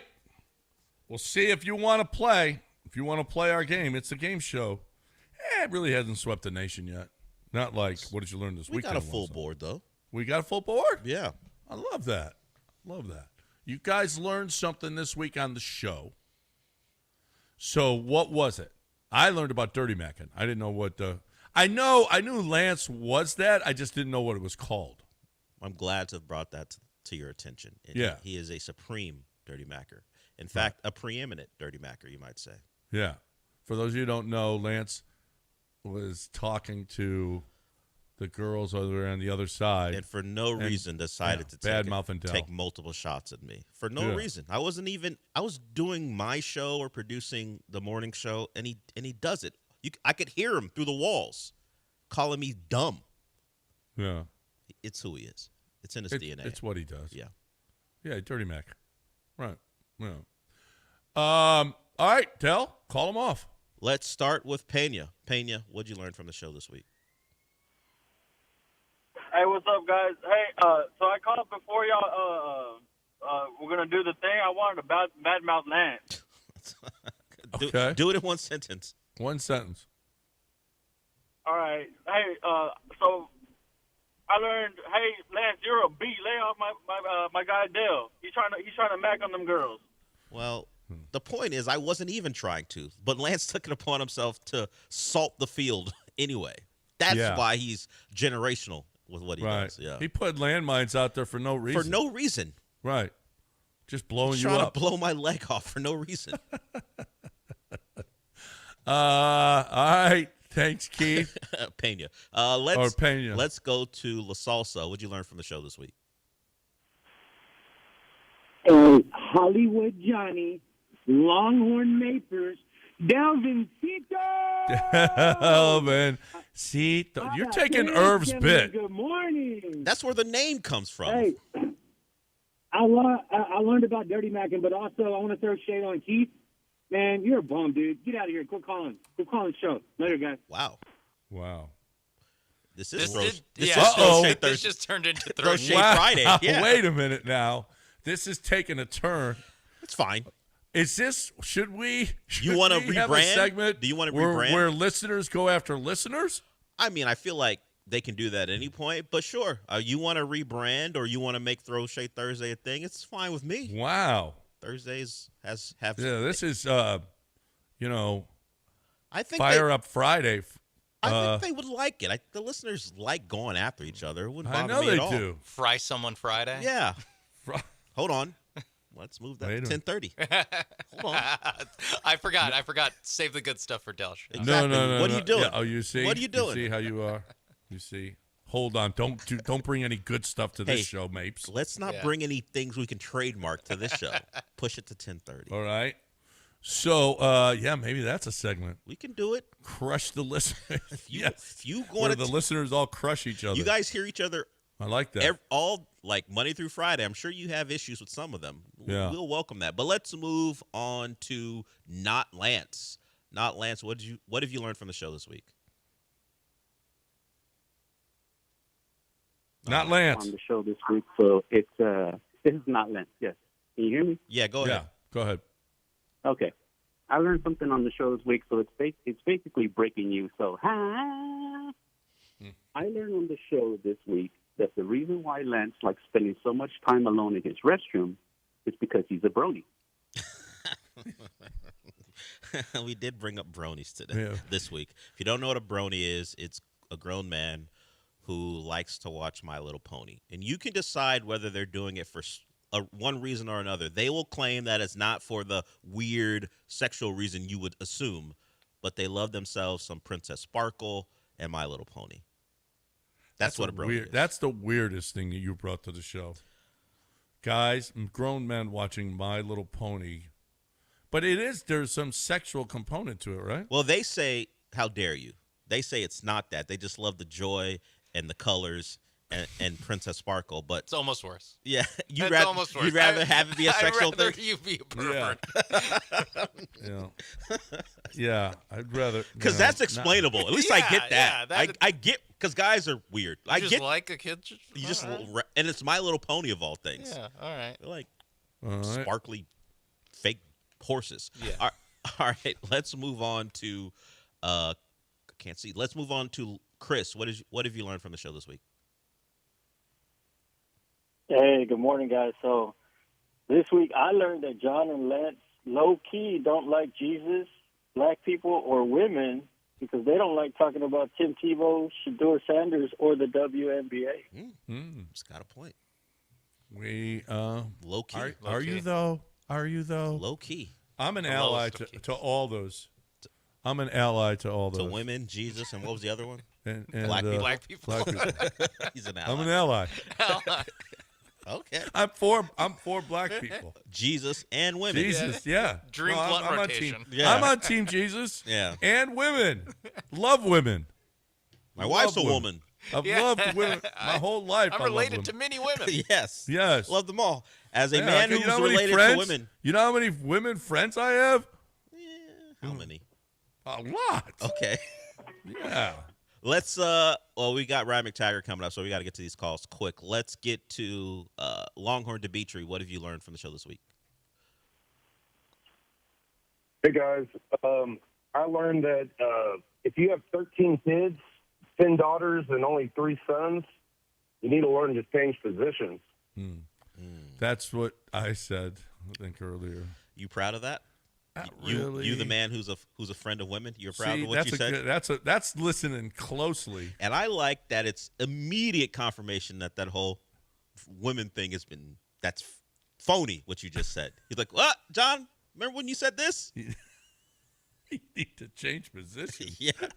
Hey, get some variety. Yeah. Let's get to Blake. Blake, what have you learned from the show this week? Morning, guys. I learned that if I was a coworker with Lance, he would throw me under the bus or talk down about me to Latinas down the hall. Oh, Yeah. He definitely would. And I Yeah, think yeah, maybe absolutely. Latina specifically. He absolutely would. Yeah. Just to get in closer with the girl. Yeah, you know, just to be their all friend. the girl talk that goes on. He's a real soft boy is what he Yeah. is. Let's get to Elliot. Elliot, what have you learned from the show this week? Hey, good morning. I learned that if you call in and win UH tickets, your intern will hang up and try to give them to somebody else. Yeah, you did that because you won too long. You can't win twice in a month. It's true. It's yeah, true. Elliot. Stop being a hawk. Hey, Well, hey, to pigs get fed. Well, that wasn't Elliot. That was someone else. But Oh. but maybe he experienced something very similar. I don't know. I don't know. I didn't answer the phone. He did put it on an intern, thankfully. Yeah, but you can't win. Okay. Yes, but if you have won once in 30 days, you cannot try to call in. You got to wait the 30 days. But we got to go because Ryan McTaggart is up next. we got to talk about give me the. That was good. Well done, people. Very well done. Look at that. The people like. What did you learn this week on the show? I love that. What did you learn from GimmeTheVin.com? I learned this. GimmeTheVin.com. Already the best place to sell your car. It's even better with the GimmeTheVin.com big cash giveaway. Gimme the Vin is giving away $25,000 in cash every month. 2 ways to win. Get 250 chances to win with your mail-in entry or 1,000 chances to win if they buy your car. So you can win even if you don't sell John Clay Wolf your car. But if you're going to sell your car, there's only one place to go. Well, you can go to the other places, but you have to go to GimmeTheVin.com. It puts your car right on the money, hassle-free. They'll pick it up, deliver it. They'll deliver your check. They'll do it all, okay? But all you got to do is enter your VIN number or the license plate number, which is a lot easier, a lot fewer numbers. You get an offer on your car in minutes, and it's always above the dealer and CarMax. And if they can't be CarMax, they'll send you $100. Go to one of their pickup locations or they come to you. Easy, can't be better. And you got a chance at $25,000 every month at GimmeTheVin.com, America's best car buyer.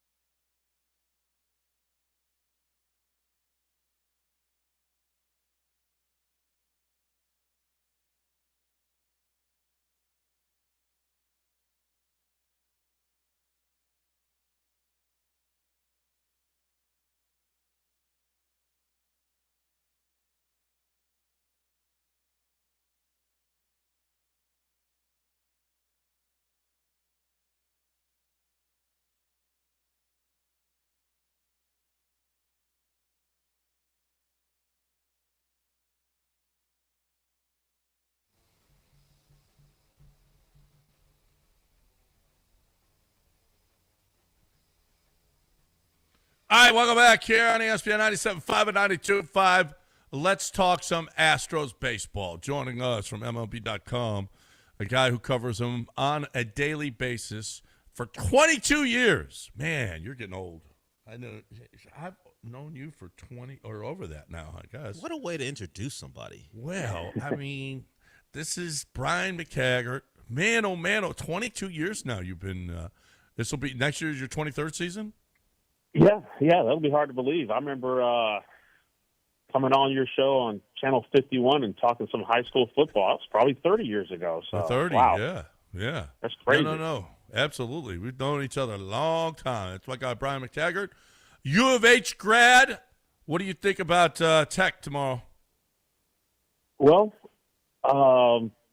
I think that U of H is going to give them a better game than people think. I mean, I think Willie Fritz will turn it into a time possession game, a ball control game. It might not be very pretty, but I think he'll try to drag Tech down in the mud and see what we got. I mean, I think it's going to be tough because, Tech's a little ahead of U of H, but, I think Willie's doing a good job. I mean, they won 4 games last year. They're 4-0 this year, and got a great recruiting class coming up. So, I mean, I think next year could be a big year, but I cannot get on the radio here and say Tech is going to beat U of H. So, no, I think U of H is going to win this game. No, you can't. You can't possibly. There's no way you're going to say that. I know that. No way.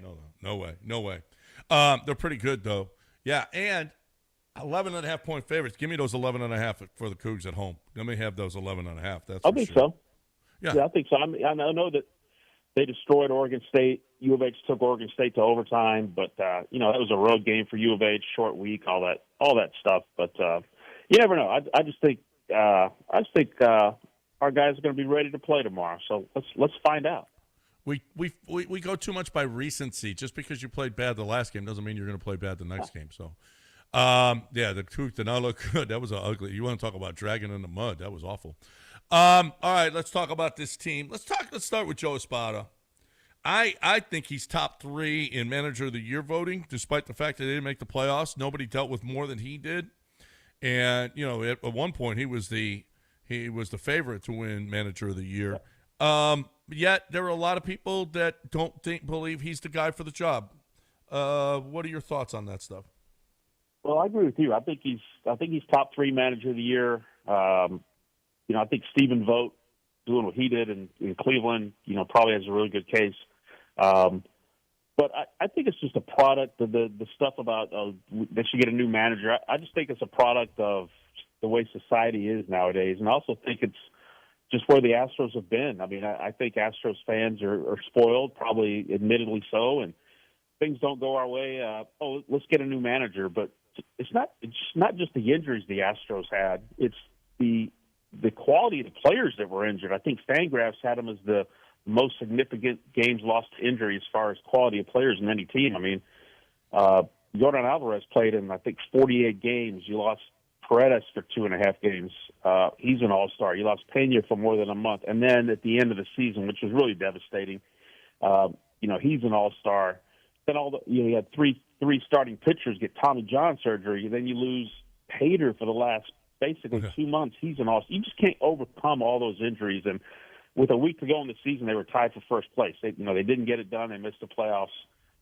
Losing Alvarez and Pena again down the stretch was really devastating. But yeah, he did a great job considering the amount of injuries they had. Look at some of those guys they had playing that probably wouldn't even been in the big leagues had there been these injuries. No. I mean, how many guys that weren't ready, and yet they stepped up. There were a lot of. I mean, with the Zach Shorts and the Zach Coles, so many Zachs that had to step up and play. And he's getting criticized for 154 different lineups, but he didn't have guys around. I mean, I don't know what people wanted out of Joe Espada this year. What about Dana? What about Dana Brown and the job he did?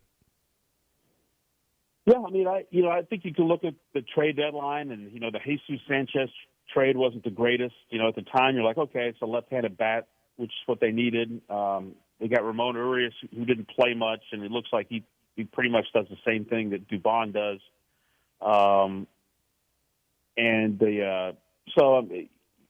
Probably not the greatest trade deadline, but again, you're talking about a guy who is having to find guys off the scrap heap. I mean, how many guys did they pluck off waivers just to fill a role or make a start or come in and play a position? I mean, it seemed to happen once a month, and some of those guys did pretty good jobs, like guys like Brandon Walter and guys like that. So, I think overall he did a pretty good job. I mean, I think this will be a big off season for him because they got some money to spend. They got log jam position players. They need to get some pitching, so he's going to have his work cut out for him. So Brian, go ahead. Joe Espada and Dana Brown, when they were available earlier in the week, were certainly asked about their status. Dana Brown said he's the general manager and Joe is under contract. So do you believe there are variables that could change their status, or is this simply fan casting where they think a move could be made regarding their futures? No, they're both going to be back. I mean, I guess the Astros probably could have came out maybe a little bit firmer and said, these are our guys going forward. Joe's under contract for next year. He's going to be back. Dana's got an option that I believe is already picked up. So, they're going to be back. I mean, I think if they would have made a change, they would have done it by now. There's, 8 managerial openings already. So teams are already doing that kind of thing. And I don't think they would have put them out there on that podium if neither one of them was going to be back. They would have made that decision on Monday.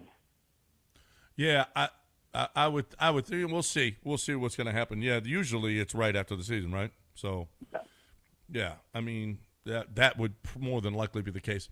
What does the rotation look like next year?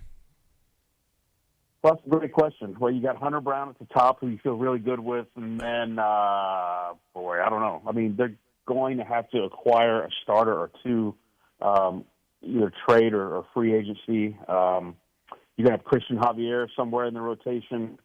You're not going to have Blanco. You're not going to have Wisniewski. McCullers isn't going anywhere just yet. He's going to come to camp, and he's going to have his first healthy offseason in 5 years, so maybe he can regain some velo last year of his deal, see what you get out of him. But, a lot of questions in that rotation, and that's their number one job in the offseason is to acquire some starting pitching. They don't even have to go get like a number 2 guy. They just need to get like 2 guys who are going to make 30 starts that you just can plug in the rotation every day. And then, during the year, maybe you start to get some of these other guys back.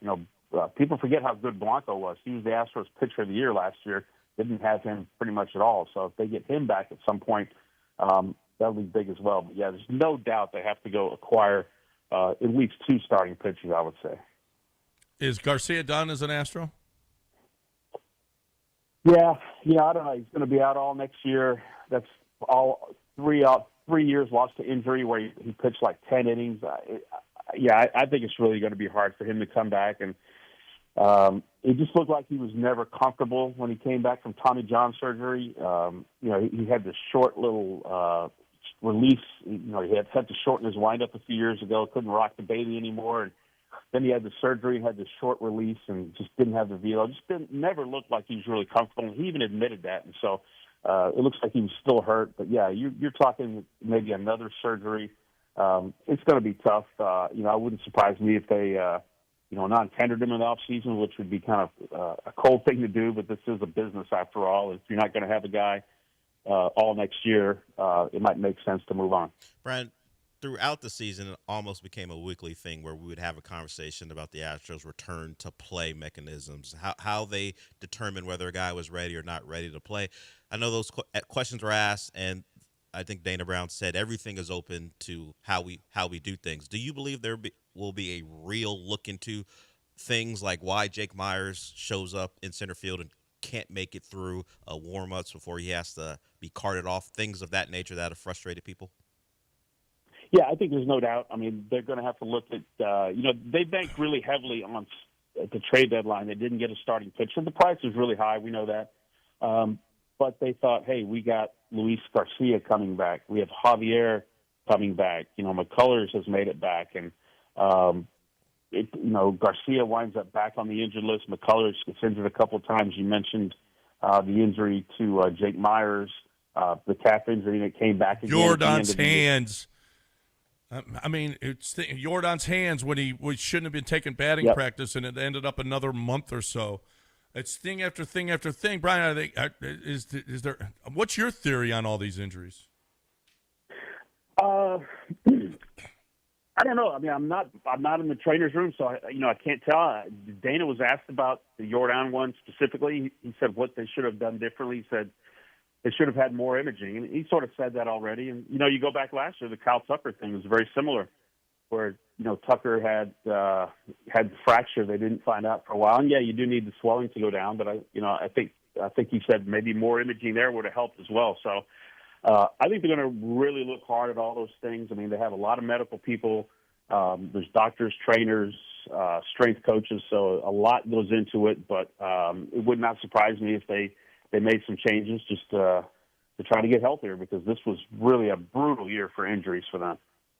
Yeah, and it's been that way though, Brian. It's been there's more to this than and other teams have injuries. Don't get me wrong, but the Astros, this is just ridiculous now. Yeah, is Javier, Brandon Walter, JP France. I mean, any of these guys? Who are we going to be able to count on? I mean, we know Walter's done next year too, right? And we know Tommy John. Yep. Yeah, I mean, holy. Well, you crap. got Eric Getty's going to be back, assuming he doesn't have surgery in the off season. I mean, he told us towards the end of the year he didn't think he would have surgery. A.J. Blubaugh looked like a guy that maybe you could be excited about plugging in your rotation. Again, these aren't names this is not Cole and Verlander and Greinke like it was in 2019. That's why you have to go out and get some pitching. But they do have ability to have some depth if they can go out a couple of starters. You feel good about Eric Getty being healthy. I think Blubaugh has got a chance to be a pretty good starting pitcher. You got one of the best 3 starters in the American League at the top, and that's always a good place to start. Yeah. All right, and then, the hitting was so inconsistent. Of course, the lineups were so inconsistent. You lost how many games with, like you said, all-stars. Paredes gone, Jordan gone.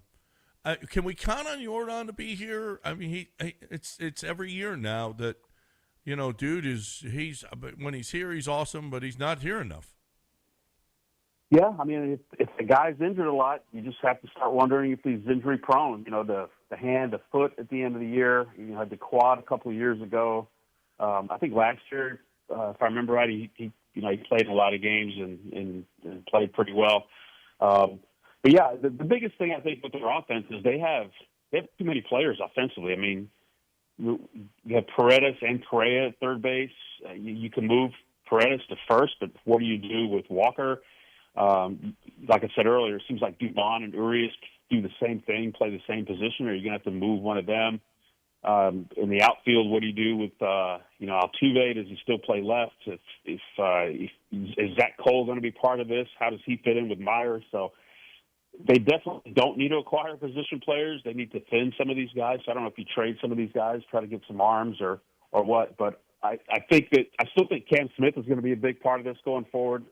I think Zach Cole could be a big part of this going forward. I mean, a young guy strikes out a lot, but man, does he hit the ball hard. Very athletic. The throw he made in Sacramento or Anaheim that you probably saw in person, that was really something to see. So they just got to kind of decide which direction they want to go offensively. And if they can stay healthy, I think the offense is good enough. Yeah, no, if they can stay, that's a big question. Yeah, what do you do with Paredes and Walker? How's that going to? I mean, is Walker going to be the Walker we thought he was going to be, or is it? I mean, how much do you continue to go to that well when it was dry for the most part, most of the season? It was. I mean, he's still owed $40 million. I mean, they've already got a lot of dead money that they're going to get off the books this year. Do they want to do that kind of thing again? Probably not.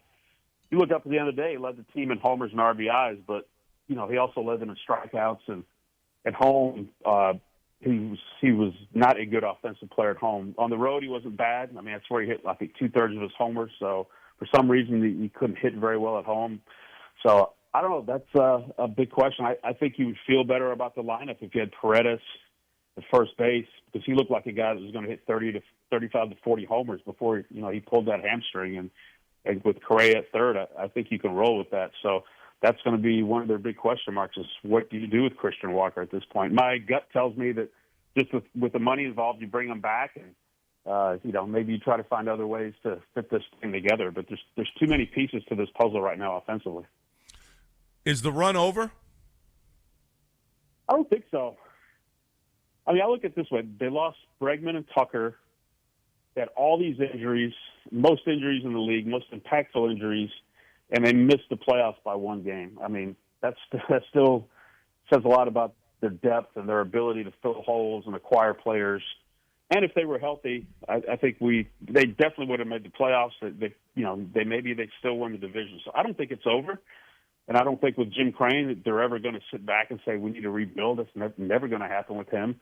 And I know he's not happy about the way things went. So they're going to try to get back next year, and I think they can. I mean, they're just, like I said, a pitcher or two away, a couple tweaks to the offense, figure out what's going on with these injuries. I think they're still one of the top 4 or 5 teams in the American League. I agree. It's the health. I mean, but it's year after year after year.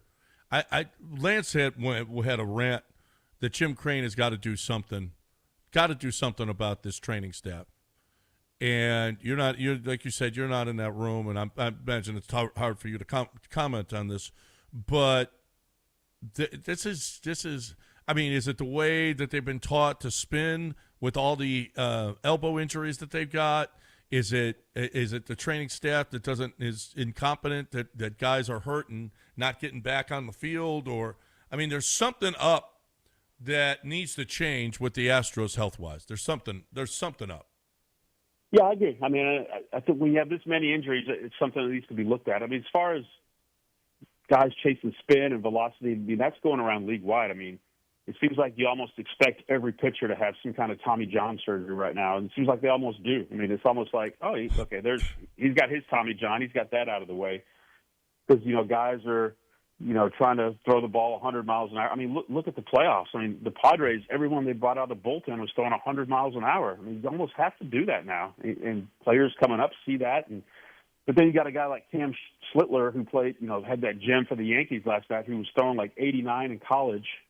And now he's throwing 97. So it can happen, if you just give it some time. But we're in a society where people see these guys throwing 100 miles an hour. They see Mason Miller, and they're like, I want to do that.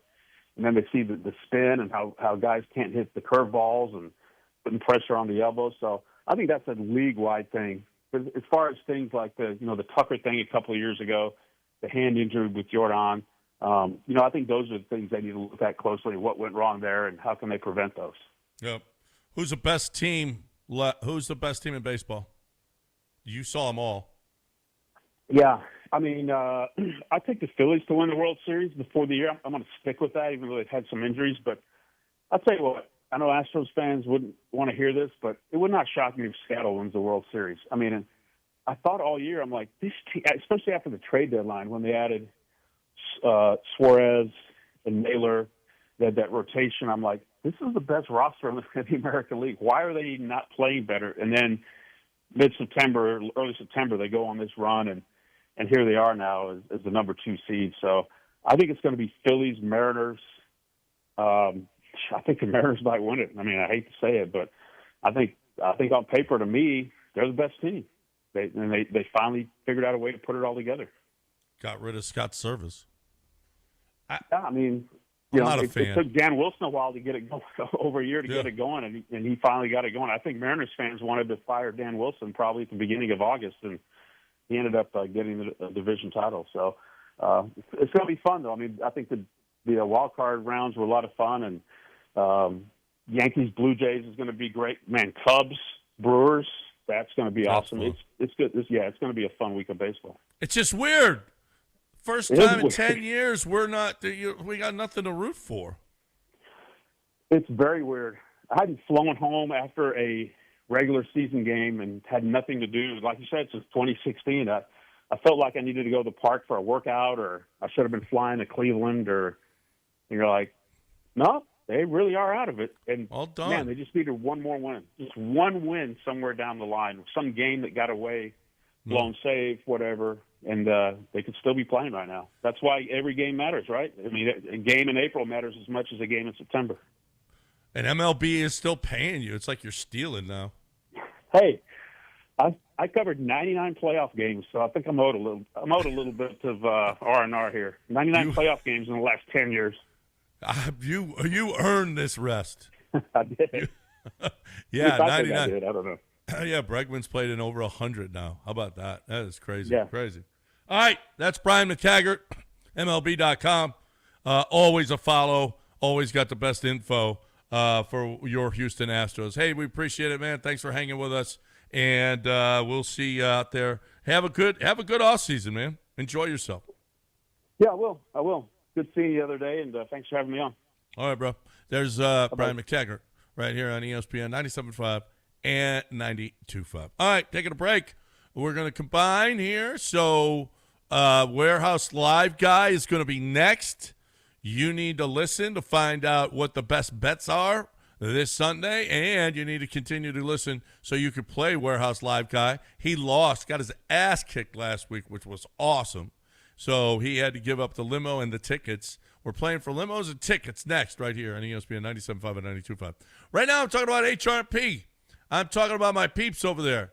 I love those guys. I mean, not only you as the owner, but your employees will get to know the guys too. I mean, it's just like they're like business partners for your business.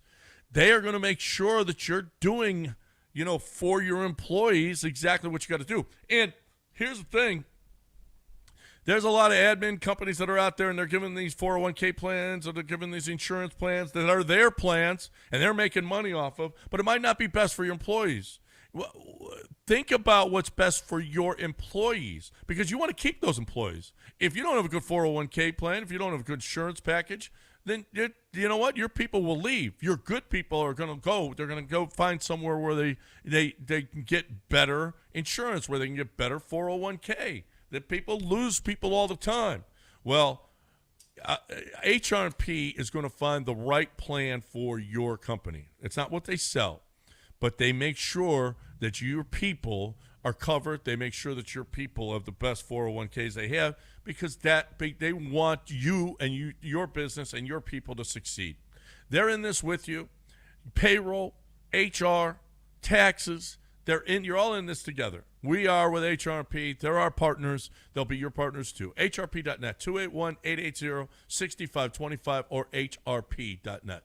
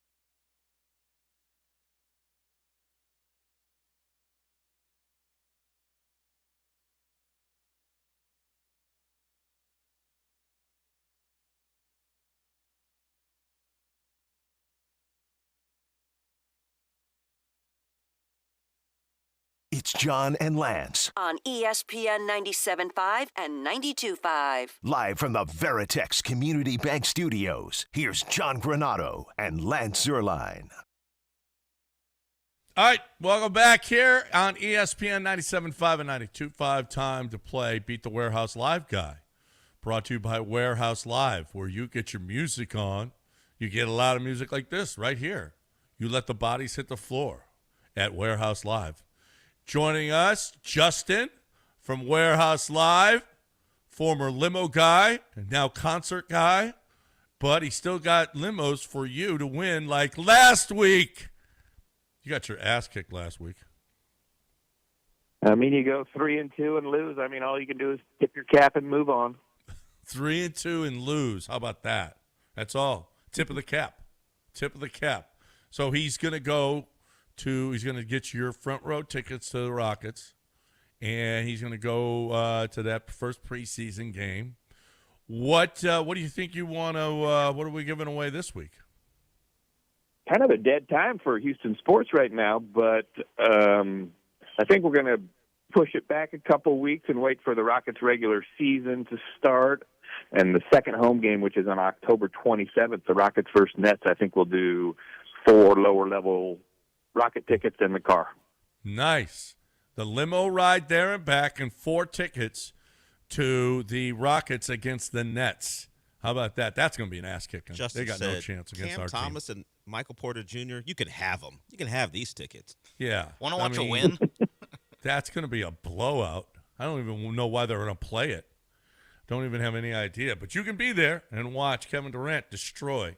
Seek and destroy. What's going on at Warehouse Live? We lost him. He's calling back in. We lost Justin. He's calling back in. We'll get him.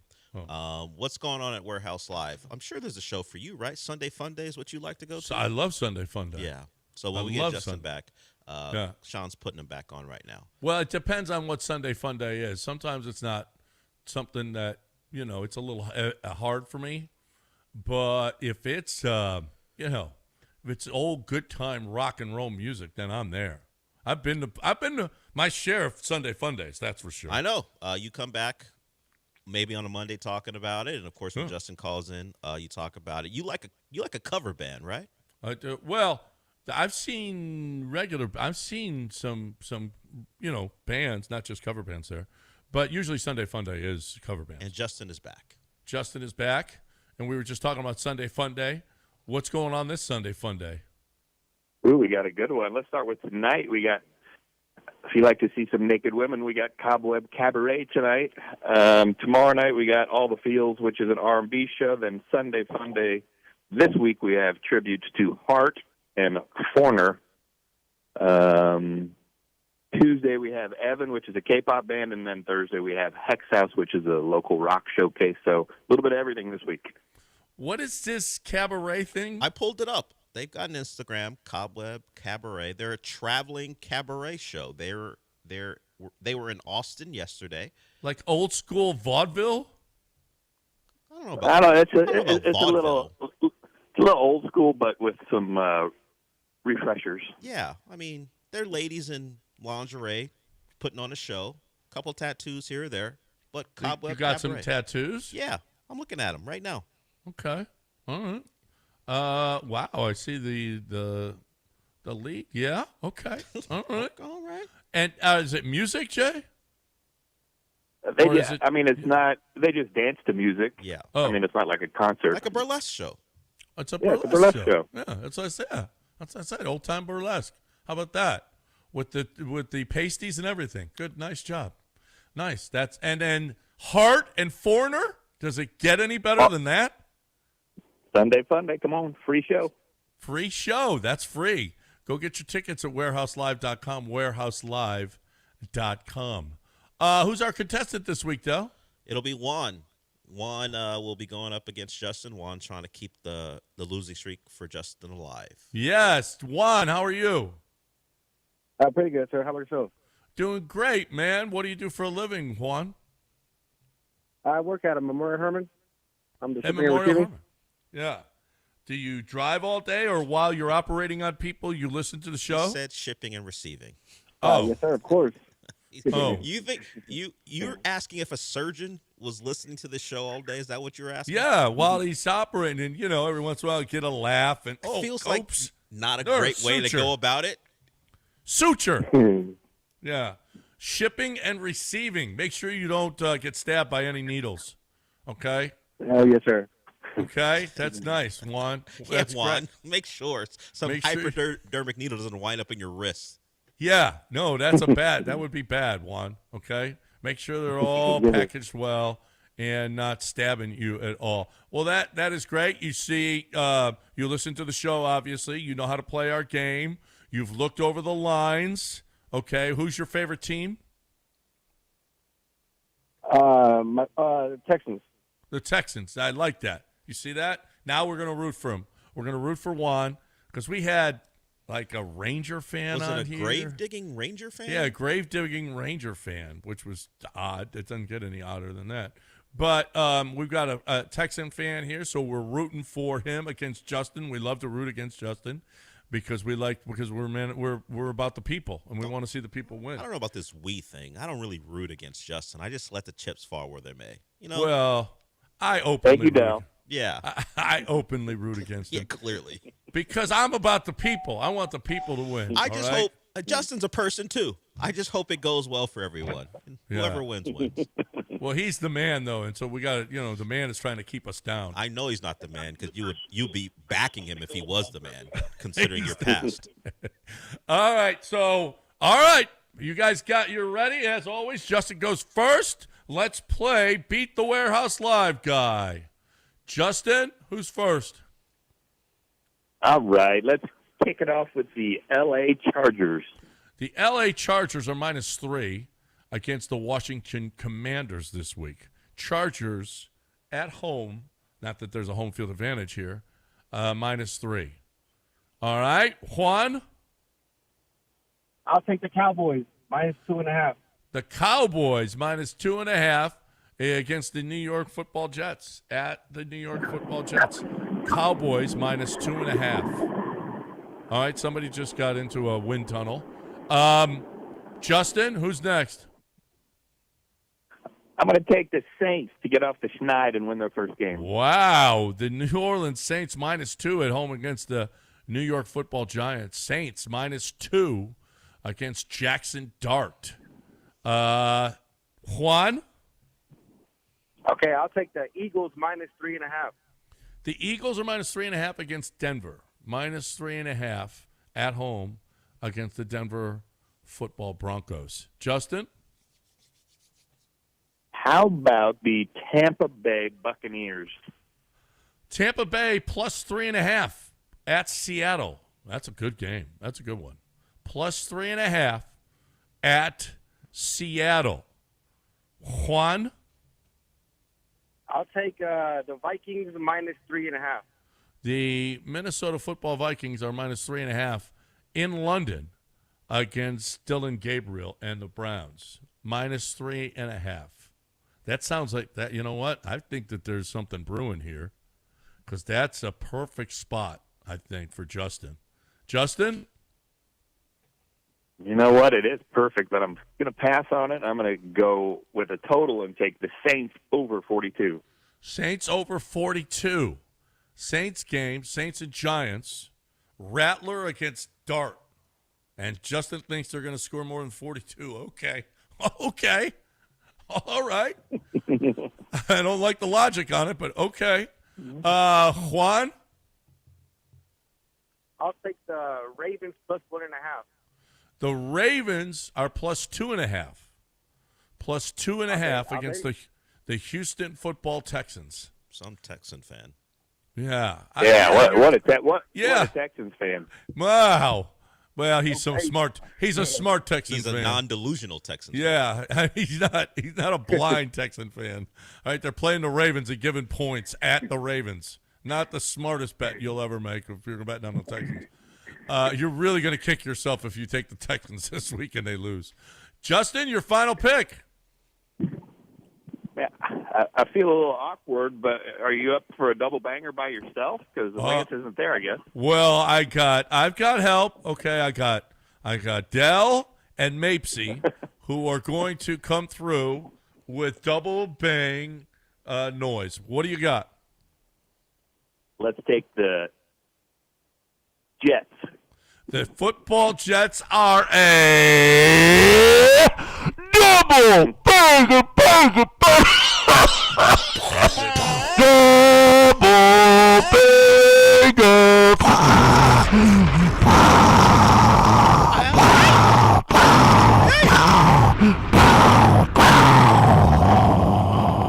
Double bang me. Oh, well, nope. Whoa. You go too far. You go too far. Jets plus 2.5. Plus 2.5 against the Dallas Cowboys. How about this? Juan's a Texan fan. First team he takes is Dallas, and then he bets on the Ravens too. Well, I think he might be a he might be a spy. I don't know. He saw the Jets on Monday night. They stink. They are terrible. They are terrible. There's no question. Juan, your final pick. I'll take the Cardinals minus 7.5.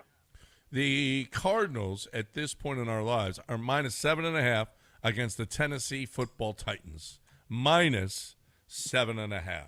So there you have it, Del. Here we go. Justin, he's got the Chargers minus 3, Saints minus 2, Bucks plus 3.5, Saints Giants over 42, Jets plus 2.5 as part of our double banger. Juan has Cowboys minus 2.5, Eagles minus 3.5, Vikings minus 3.5, Ravens plus 2.5, and the Cardinals minus 7.5. Does that sound right to both contestants? There it is. All right. There it is. Juan, I think you were just trying to garner favor with the show. Taking the Cowboys and then the Ravens. I'm not sure about your fanhood.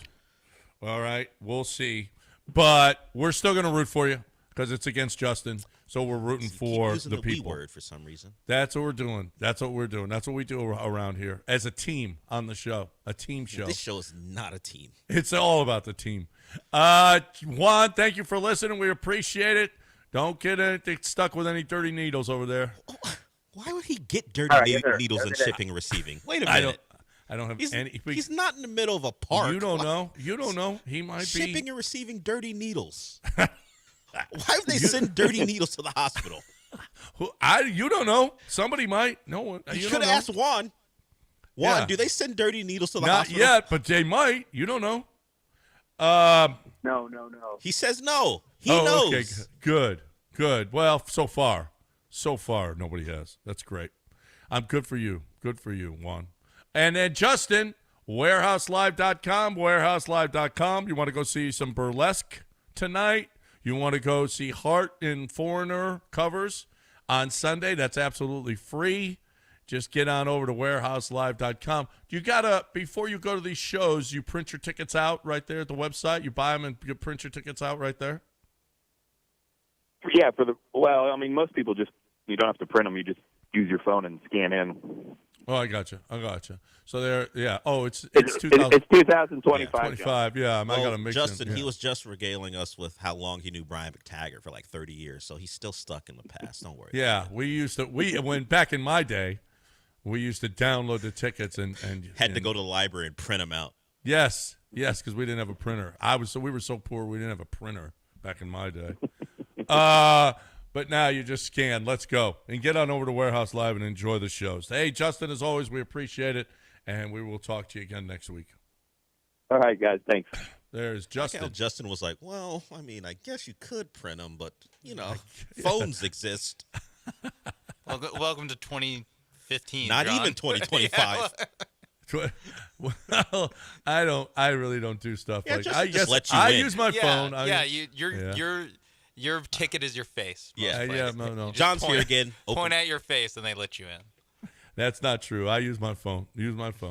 I go to the ticket sites and use my phone. I guess that was a stupid question. I'll own it. I'm not going to be like Lance and tell you to shut your dirty hole. Okay. Well, thanks, John.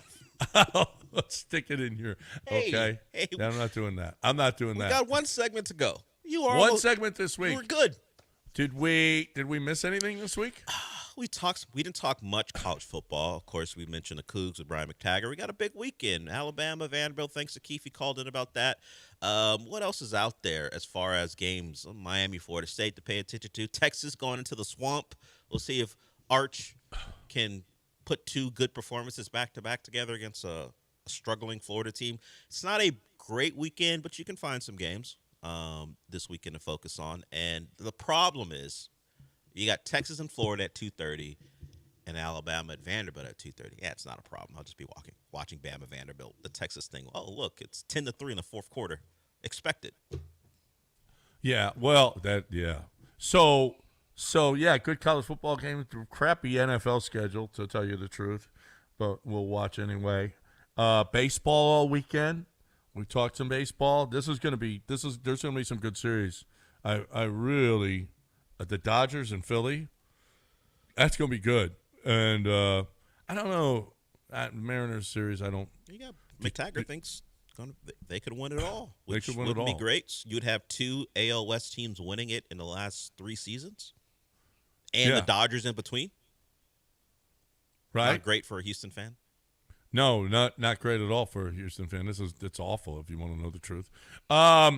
Quite frankly, this is a big weekend, and let's go. We'll talk to you all about it on Monday. We've got News of the Weird coming your way next right here on ESPN 97.5 and 92.5. It's brought to you on Fridays by Damaris Barbecue. If you're watching games this weekend, how about all-you-can-eat ribs tomorrow at Damaris? All-you-can-eat ribs while you're watching your college football games. It doesn't get better than that. The ribs are delicious, too, by the way.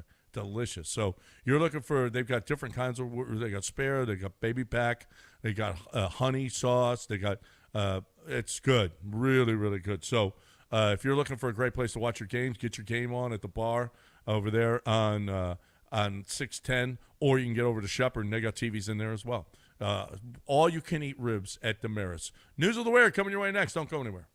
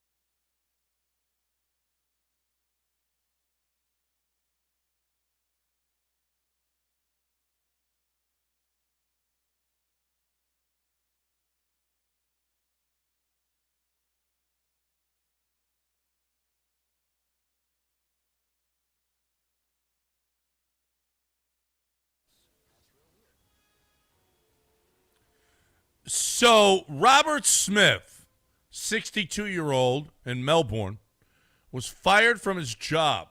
His employer accused him of showing male coworkers bikini-clad photos of female colleagues, telling one guy he had spat and put his junk in his Subway sandwich, called a colleague a useless piece of S, and another a condescending C. He went to the Australian Fair Work Commission, and they gave him his job back. Do you want to work with a guy that put his junk in your sandwich? Mapes? No thanks. I'll say no thanks to that one. Australia and other English-speaking countries that aren't the USA are more freewheeling with the C word, so maybe that one just, they let that one fly. But the junk on the sandwich I have serious problems with. Junk on the sandwich is not, and he said I spat on it too. Yeah, why would you tell him? I guess Well, to get the joy out of after them. you going, ate it. Yeah. I just want you to know. Hey, by the way. Yeah. I spat and I put my junk on it. So I don't think that if there's anyone at our station that would do that, who is it? I don't think anyone would. Like I like to put that when you ask these questions on people who work here, but I don't think the junk on someone's food. On someone's food. Nah, it's too far. Plus, we don't have a lot of options. Yeah. Not a lot of people work here. Yeah. The cursing, a lot of people. Yeah, a lot of people. I don't know. I don't think a lot of people will call someone the C word. But it's we don't different do that culture. here. Yeah. Different culture. Yeah. But the B word. In England, the P word. England and Australia, they're Sean liberal. laid it out. It's more freewheeling. Yeah, it is. I don't think we have that type of that personality type here, where we're going to not only prank you, but tell you I pranked you just to get the joy out of it. Yeah. Yeah, we really don't have a prank. What's the joy of doing a prank if you're not going to tell Some them? people like to laugh to themselves that I got him. He's eating a sandwich where I just put my junk on it. Some people would enjoy just knowing as opposed to telling, because once you tell, you open yourself up to what he opened himself up to. I mean, didn't lose his job though. It's true because it's Australia. I think if anybody like Chance and Frank would do something like, they used to work here. Chance and Frank. They might do something like that. Let's make a list of the people who used to work here who would do this. Not ones that are there. Yeah. Now. Yeah, that's safe. That's safe from HRP. Yeah. That's safe, right? Sure. Because we might hurt somebody's feelings. We don't care about Chance or Frank's feelings.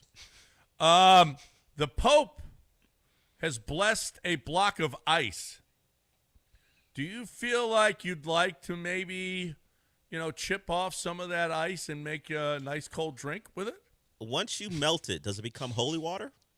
That's what I was wondering too. Yeah. And then Well, you can just He did it in to fight climate change. Yeah. So melting it probably wouldn't be great. No, I think that's what he's trying to fight that. blessed against. But if I needed holy water, to fight off a vampire or a certain evil thing, I think Just throw a block of ice at him. does that work? If it's just a block of ice, or does it have to be in liquid form? Either way, I think I would like a blessed piece of ice from the Pope. Yeah. That'd be cool. What is Conversation starter. What is one thing that you have that you'd like the Pope to bless? Carson I'd like Beck's him to right bless arm. my Coors Light. Oh, see, I was looking for Saturday night success. Bless Carson Beck's right arm. Oh, that's what you. Yes.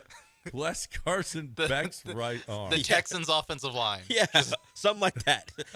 Something to give me some joy on the holiest of holiest Raise Sundays. them like Lazarus. Yeah. See how differently we think. Yeah. Mine was right to Coors Light. Is that Coors what you Light. said? Bless my Coors Light. Why do you need blessed Coors Light? Coors Light is blessed without the Popes. Well, it is blessed. Yeah, you That drink is and love that that is for thing. sure. I'm looking for things that I'm not sure about, like his right arm. Yeah. A Florida teacher's in some trouble. A teacher sang this song on this kid's birthday. Happy birthday to you. You look like a monkey and you act like one too. What was the race of the kid? Yeah, that's the problem. That's the rub. What are we doing? Have no self-preservation skills. Like they'll show like clips of like a cat letting a dog chomp its head because that's what the dog does. And we talk about how the cat has no preservation skills. If you're a teacher and you want to keep your job, why? Right. Why say monkey at any point? Right. And particularly when it's, even if you think, hey, we're just being funny here, when it's at a black student, don't. There's just things you know not to do. It's easy. It's easy. It's not that hard. It just speaks to people aren't that bright. You should have the impulse of like eject right when I'm like, you look like them. Oh no, I can't. Yeah. I can't, no. Take into account who you're seeing it to, what that might come off like, even if you're being as innocent as possible. And just have some life skills. Just looking at a black person in the face and saying the words should like, hey, maybe I should stop. Yeah. Yeah. Not put it into song. It's just. I get it's the remix of We used to Happy say Birthday. that. We used to sing that to each other. Different times. Listen, Stick my to brother. cha-cha-chas, all right? If you're going to do the remix of the Happy Birthday song. You want to flip it a little bit? Yeah. Maybe do Feliz. Maybe do it in Spanish. I don't know what it takes, Oh, but just you avoid sure it. That wouldn't be. It depends. Got to do it to every student. Set a precedent. We're all gonna sing Happy Birthday in Spanish. See, all the we time. used to sing that because my brother does look like a monkey. Okay, he was an ugly, ugly baby. Well, that's you in a family singing it to another family member. You weren't representing the school and singing it to someone who isn't family. It's simple. It's pretty easy. Look, I've been fired several times. Never got fired for calling anyone a monkey, though. No, it's pretty simple to avoid that. It's pretty simple. It ain't that hard. Teach. Hey, you're a teacher too. You're supposed to be smarter. Not than that. really. You've seen their act before. Yeah, no. That's true. That is true. We've seen this We've seen this way too often in schools. We've got a classroom with second graders. You know what we're gonna do? We're gonna teach them about history. Slavery. Let's make all the black kids slave and the white kids the slave owners and see how that'll go. You've done that story several times. Yeah. No. That can't be dumber. All right, we're done. We've got a big weekend of sports. It's going to be fun. We'll talk about a Texans win on Monday morning right here on ESPN 97.5 and 92.5. Hope you all have a great weekend. We will talk to you again on Monday. Great job, guys, and we'll see you on Monday.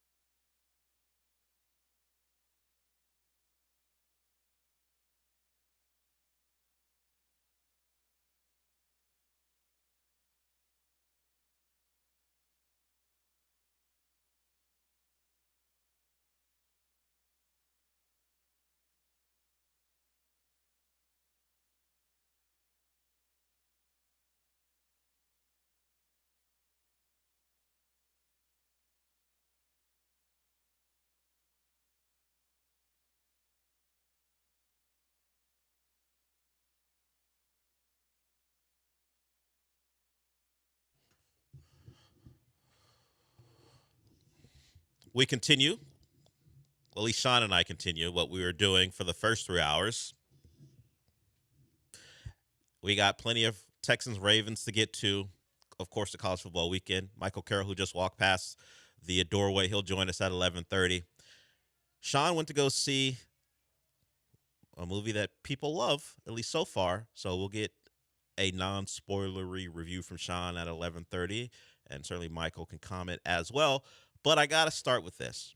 Yesterday, and really the last couple of days, I've talked about how this is the only show on the station where you can get the opportunity to win Cougars tickets every day. Houston Cougars, Texas Tech on Saturday here in this, tomorrow in the city. Primetime game. See if the Cougars can get to 5-0. Well, Jeremy and Joe made me a liar.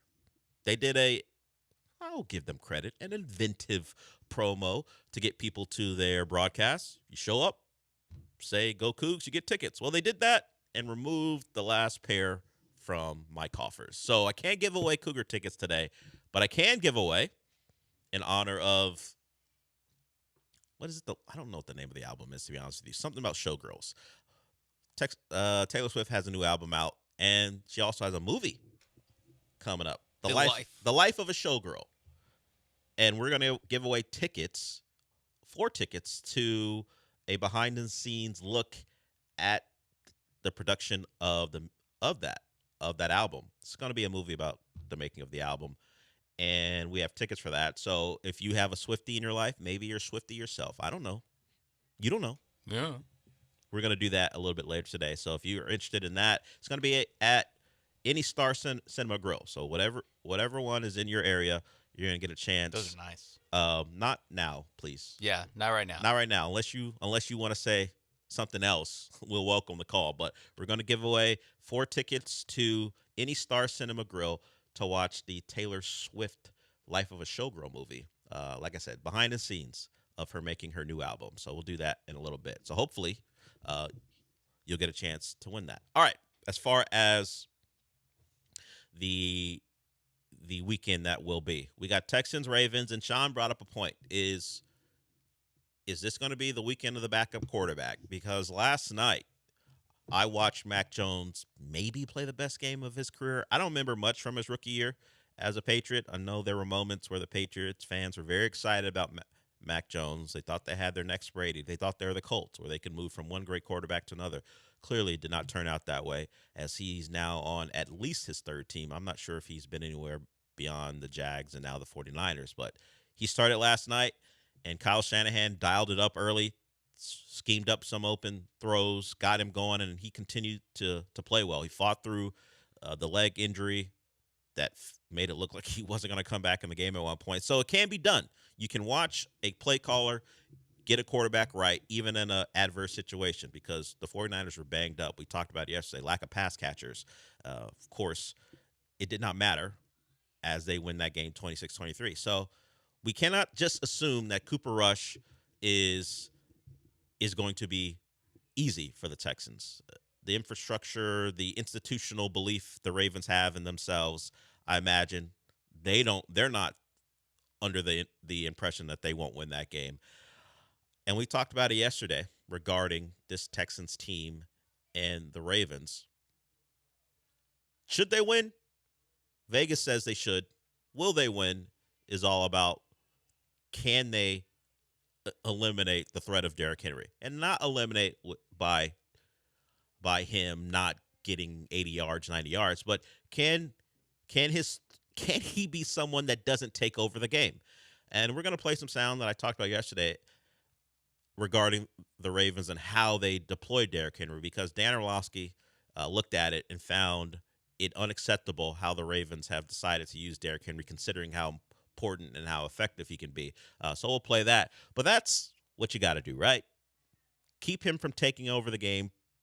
Get the Ravens in situations where they just can't continue to hand him the football, and force Cooper Rush, who very smart. Lance has talked about it this week, how he may be the smartest player that he's ever written up.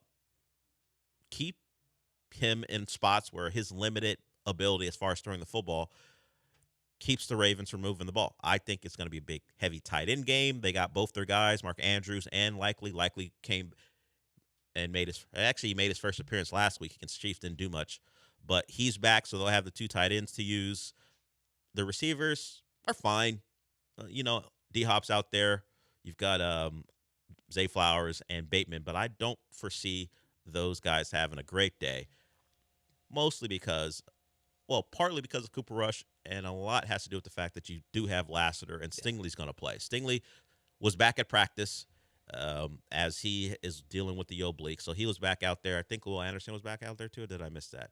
Maybe he didn't show up. But either way, Stingley was out there, so you're going to have your starting secondary. So I think the linebackers, can those linebackers hold up? Speed, Alshire, Toto, and Harris. However many snaps those guys get distribution-wise, can they hold up in the run game, and can they locate, whether it be Justice Hill out in the flat or the 2 tight ends? I don't think it'll be a wide receiver game for the Ravens. So I don't like the trend that Mac Jones has started. The backup. I don't want it to be the weekend of the backup quarterback because everyone wrote him off. He didn't write back. Because well, Gino's apparently writing back. That guy. Gino is writing back right now. It took a while, but into a pumpkin. But he found his pin again, and he's writing back right now. So it started with It started with 49ers Rams. We got another backup in the next game in Wentz versus Browns. 2 backups, Wentz versus Gabriel. Yeah. And then, of course, that'll lead into the 12 o'clock window here, and then it'll be Cooper Rush. I would like it to end with Mac Jones and then have the 2 backup quarterbacks who are facing each other have horrible games. So that makes me feel a little bit better. I don't want the Cooper Rush game. I don't need it. Or do you want another good backup game? So it eventually has to Yes, flip. and then it's like, okay, what are the chances that we get 3 straight gems from Can you imagine? middling? Are they? No, I guess they're not all redheaded backups. No, they're not all. Gabriel's not He's not a redhead at all. No. Or Mac Jones. I don't know what his hair color is. It's I think closer it's to light red brown. than Gabriel's, certainly. Yeah. Oh, yeah. No. Yeah. Gabriel's the one that breaks it. Yeah, unfortunately for your bit. But yeah, I get your point.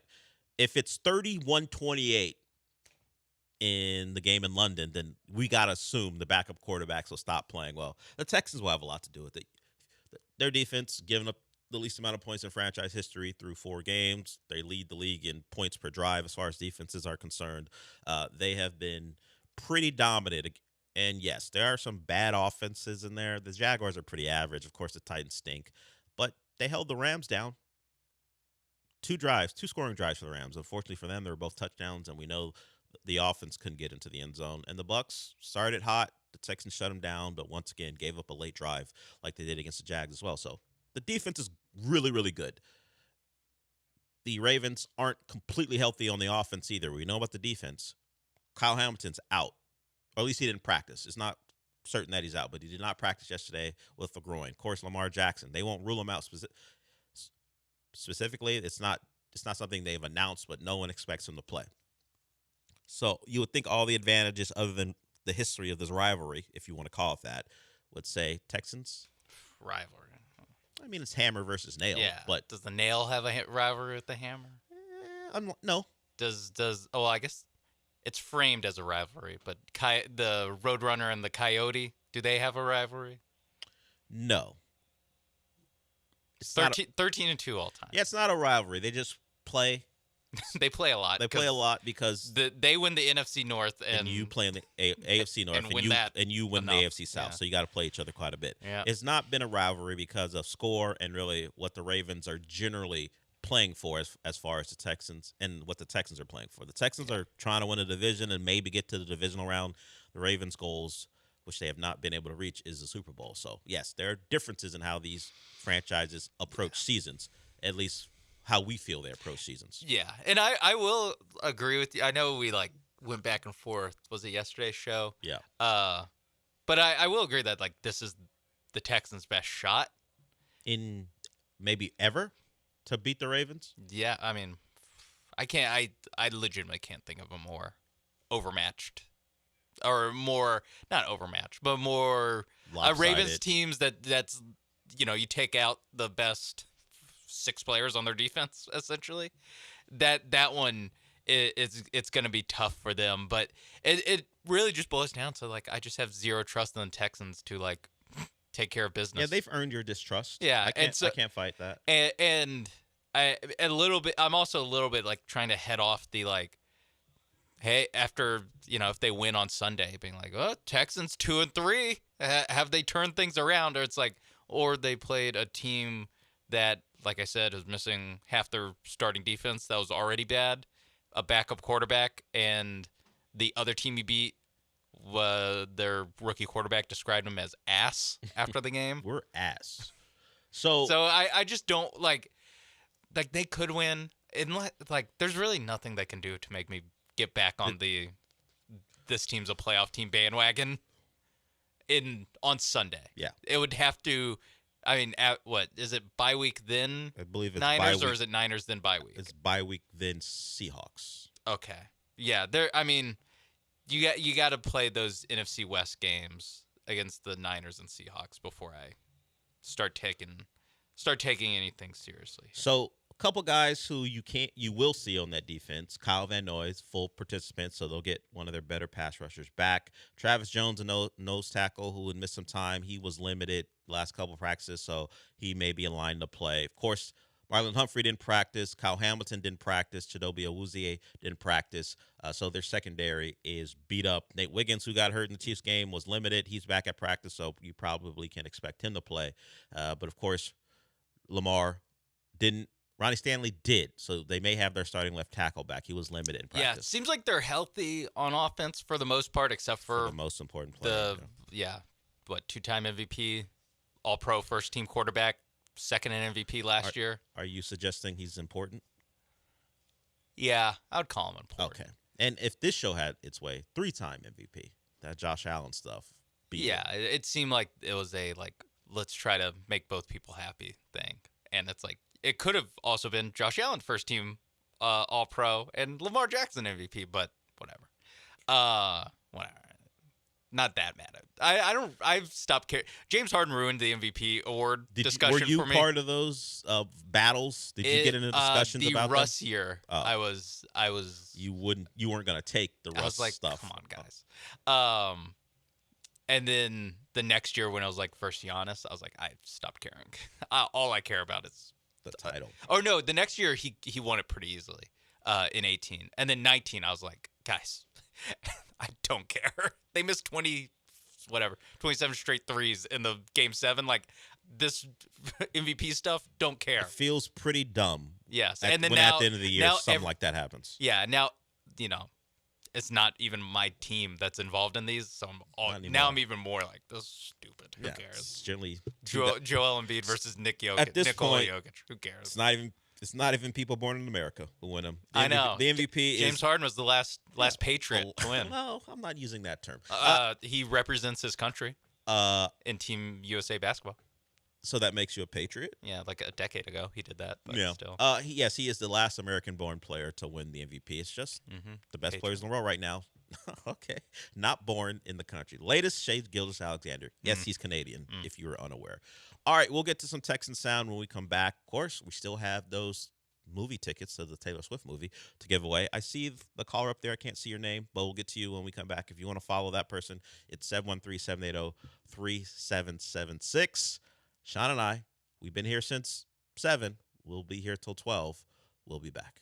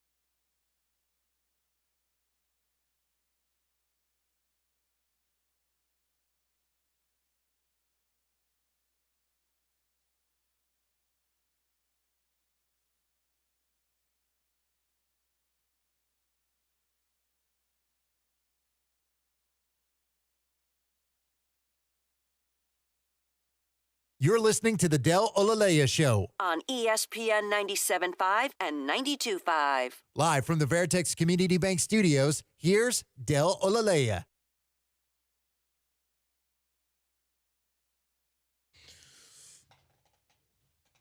So, CJ Stroud earlier in the week talked about how the offensive skill players and Nick Caley are trying to figure out a balance between what he likes to do and what they like to do. CJ's very open about things like this.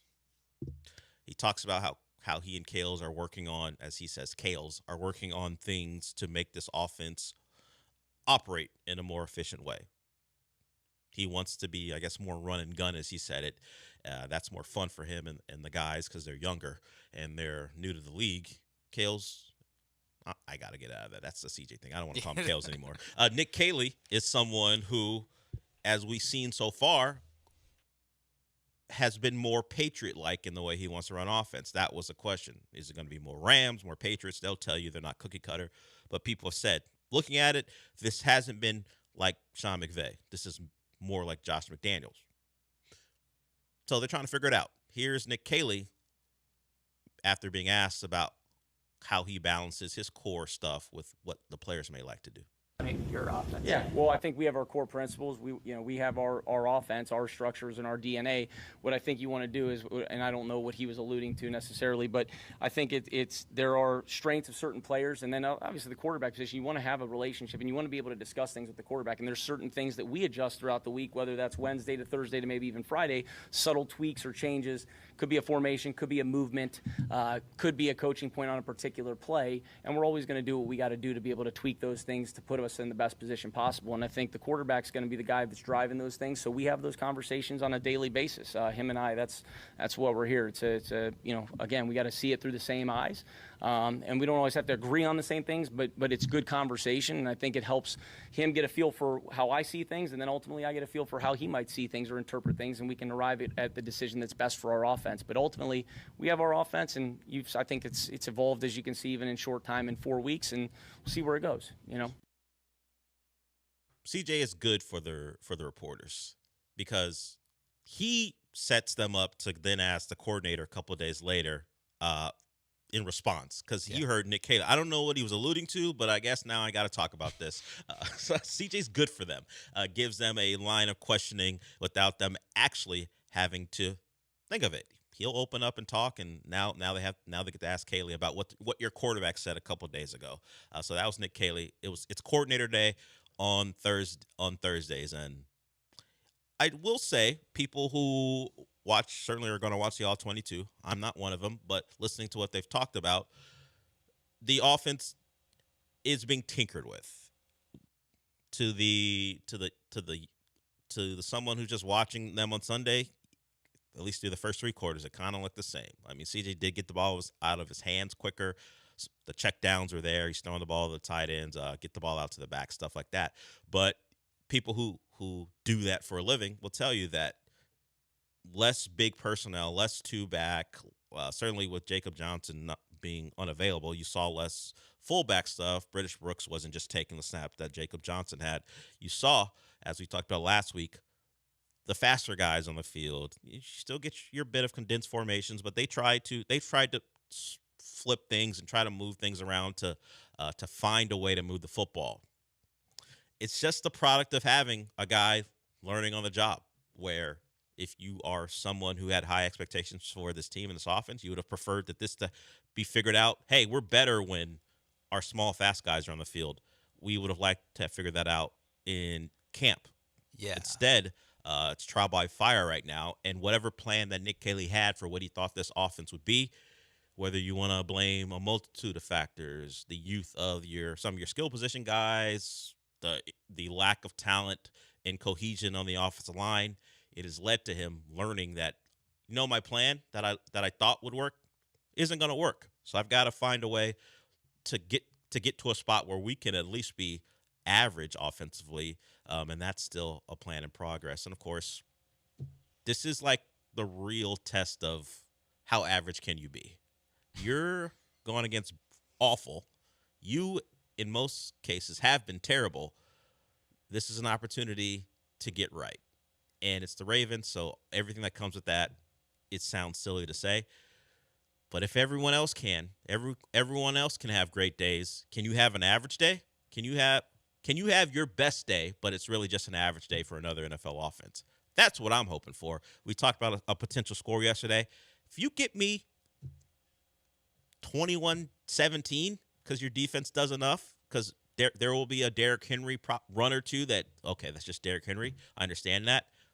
If you give me 21-17, I think it's a good day for the offense.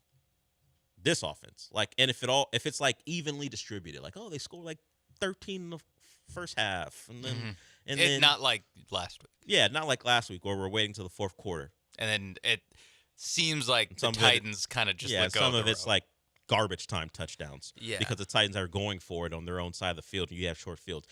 Hey, you know what I'm looking for? A couple of 60-plus drives that wind up touchdowns. That's what I'm looking for. I think that would be a great day for the Texans. 10 points a half. Yeah. You get me an even distribution of points, because I imagine the Ravens are going to run the ball, so it'll be a ball control game. I don't know how many possessions the Texans are going to get. All I'm looking for is 21 points. That's 3 touchdowns, man. 20 points, baby. That's all I'm looking for. 7 field goals. I'm not looking for 7 Kaimi Fairbairn field goal attempts. 7 49-yard. I'm not asking for much. I'm just jonesing for like 20, 21 points. That's all. Yeah. No, you're right. This Ravens team has played the Bills, Lions, and Chiefs now. They've given up 41, 38, 37 in those games, 17 to the Browns. If I were to say, for most of the season, the Texans offense has been close to the Browns. I need Joe Flacco to I need CJ to outperform Joe Flacco, but not by a lot. I know it's going to be tough. Yeah, just another touchdown or field goal. Yeah. That's all. And if it goes that way and your defense plays up to the standard they set, then you come out of there with a win. Thank God Lamar's not playing. Really? Because with this defense, we're still saying like 21 points. Trevor Lawrence got to what? 17. 17. So, yeah, with Lamar playing against this defense, we're probably 24? 24 at minimum. Yeah. Because the thing is, in all those games where they've given up 40 and high 30s, they also scored 40 or high 30s. Yeah. They also scored a lot. And in they those look games. like they're getting Ronnie Stanley back. It's just as we've pointed out several times. Yeah, they just are losing their most important player. So they'll hand the ball off a lot, probably a lot of short passes. And will that be enough to score 24 points to beat the Texans? I certainly hope not, but all it takes is a 60-yard run from Derrick Henry to change the math. Yeah, to me, I think that is kind of what it boils down to is, I mean, it's really the linebackers. As we're talking about how the Ravens are going to attack this Texans defense, to me it seems like the linebackers are the ones that will be under the microscope and will kind of define how successful this Ravens offense with Cooper Rush is, because it's going to be, hey, can you tackle Derrick Henry? Which is hard. It's very hard, but, you're a good defense. Let's keep – and Derrick Henry's about all they can do right now. And can you guard Mark Andrews and Isaiah Likely? Keep them in check, because you want to force Cooper Rush to have to push the ball down the field or push the ball to the perimeter. And you trust that against that receiving core, Laster, Stingley are going to win more often than not. You really just need to make sure that when Zay Flowers catches the ball, you get him on the ground, because he can create an explosive play, but a lot of times with Lamar, it's either a broken play situation, which you don't think you'll get as much with Cooper Rush, and it's yak yardage for Zay Flowers. So if you can keep that in check, it's really on your linebackers and Jalen Petrie making tackles against Derrick Henry to keep a 5-yard run, and not a 35-yard run. I am pretty concerned about what they'll do to isolate Justice Hill on the linebackers too. Yeah. That's another thing. In the pass game. In the pass game, you just throw an arrow route to Justice Hill against those linebackers. Wheel route. Those are things. Toe. Prove that you can stop this. Those are the things that if I'm the Ravens and I know my quarterback is limited throwing outside the numbers, that's what I'm going to do. Inside the hashes, what can I work on, and the linebackers probably are going to have a day because they may be under attack. Sean, during a break, you said you like when basketball players talk about football. But you don't like when football players talk about basketball. Yeah. Well, this is going to be a real test of that.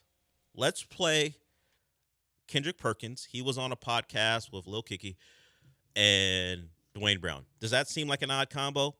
Maybe, but it is what it is. I can see it, though. I can see, Dwayne Brown, Texan. Yeah, Lil Kiki, Houston guy. So this is on the it's spelled, I'm trying to make sure I get this right, the name of the podcast, the LGND, which is likely Legend podcast, Legend Talk podcast. So here is it's Dwayne Brown, Kendrick Perkins, and Lil Kiki, but you'll hear a lot of Kendrick Perkins, and he's talking a lot about C.J. Stroud. C.J. Stroud is not it, bro. Woo. He's not it. He's not it. If you want to keep it real, like he came out, he had a great rookie What you year. mean it? What I'm saying is he's not that He's guy. not number 2 it. He's not number 2 pick it. He's going to be just a starter. He don't have the it factor. What kind of it? He's not that quarterback that's going to take the Texans and the Texans fan base to the promised land. He's not, bro. And you know this. How much film y'all watch on the quarterback? Enough. Huh? Yeah. A lot, right? So from his rookie season till now, has he went forward or backwards?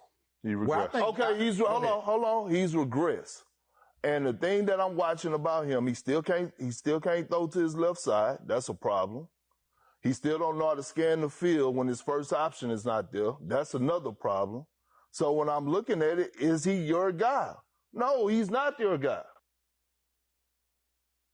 Kendrick Perkins. So he did the whole, he doesn't have it, which whatever it means. You heard the questioning from Lil Kiki.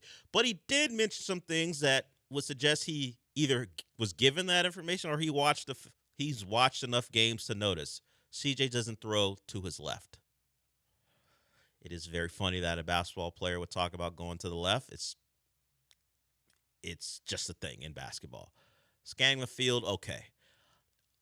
The Nico Collins touchdown where he was wide open was to his left, but think about it. The touchdowns he's thrown so far, and they're just touchdowns, of course, there's a lot more throws than that. The Jaden Higgins touchdown is to his right. The Nico Collins touchdown against the Bucks is to his right. There haven't been a lot of touchdowns. The Woody Marks touchdown was to his left, but it was like in the flat. No, that was to the right too. To the right too. Oh yeah, the run was to the left. The run was to the left. Yeah. I don't have the down by down stuff for CJ, but at least with the touchdown so far this season, Kendrick ain't wrong. There was the one, and he was wide the F open because of a coverage bust. Yeah. The awful pick he threw to his left, the Jordan Lewis pick. Yeah. Is Kendrick Perkins actually diving into Texans film? Maybe. I mean, at the very least, he watches the games. He does. He knows a little bit, at least, to be able to say. I don't know about all that it stuff. That's just first take talk. But I will say, I think it does kind of boil down. I think it's a good way to boil down like what you think of a quarterback. Is he it or is he not? True. Because that's all we're really talking about when we see, is he a top tier guy? Is he elite? Is he it's different ways to just be like, you know what, this guy ain't it. Like, I feel like you can make a determination on that for the most part. It's how I talk about Trevor Lawrence. Yeah, you can do it pretty early too, where it's like Joe Burrow, it. Like you see Lamar Jackson, it. Year one or full year as a starter for sure. He won the MVP. Even in 2018, I've seen enough. Josh Allen's really the only guy. He's always the exception to these things where not it, and then he plays his way into, okay, this guy's it. You watch a game now, it's like there's really no other quarterback I'd rather not face in a tight game with the ball in his hands than Josh Allen. Like I actually do think, and that it is very reductive. It is very, like you said, first take affied sports talk. But I do think just saying this guy, I don't think he's it. Justin Herbert, I don't think he's it. And while we were talking, there were Texans highlights coming up on Good Morning Football because they were talking about fantasy points and Woody Marks. Oh yeah, a lot of CJ's dropbacks, he was looking to the right. What if Perk actually just boiled it down? What if Perk actually just he only goes right, he doesn't go left? He called him the Jaylen Brown of the NFL. I'm going to look he at. He wishes it was Jaylen Brown. Jaylen Brown is a Finals MVP. Finals MVP. You're right Jaylen about that. Brown. You're right about that. And it's got the big deal that CJ is searching for as well at some point. Yeah. So we're gonna go to break here, and I'm gonna go look at Titans Texans highlights, and they're gonna be the highlights. So we're gonna see which throws that CJ makes, and You're gonna chart it. I'm gonna chart the highlights and see if Kendrick Perkins has a point. We're going to go to break with that. If you want to join us, the number is 713-780-3776. We'll talk some college football, certainly with the weekend coming up here. We'll be joined by Michael Carroll as well at 11:30. But before we do that, Sean's going to tell you about Prize Picks. Yes, Prize Picks, America's #1 daily fantasy sports app. And right now, October is really the best time to get involved on Prize Picks because if you like football, guess what? Saturdays, Sundays, Mondays, Thursdays, Fridays, that's all filled with football. And you obviously got the baseball playoffs going on, basketball season right around the corner. Might be a season-long projection or two that you want to take a look at, and you can take a look at all these on Prize Picks. And yes, like I said, big Saturday in Texas, I'll say, because you got Texas Tech playing the Cougs. I like Baron Morton less than 271.5 passing yards. This Cougs defense has been stout all season. It's really what they've been able to hang their hat on this season. And Baron Morton got knocked out of the Utah game. Will Hammond came in, played really well. Maybe they go with a little 2-quarterback system at Tech. I don't know. Maybe Hammond just comes out there and takes the job from Baron Morton. Give me the less on Baron Morton passing yards, 271.5 against the Cougs.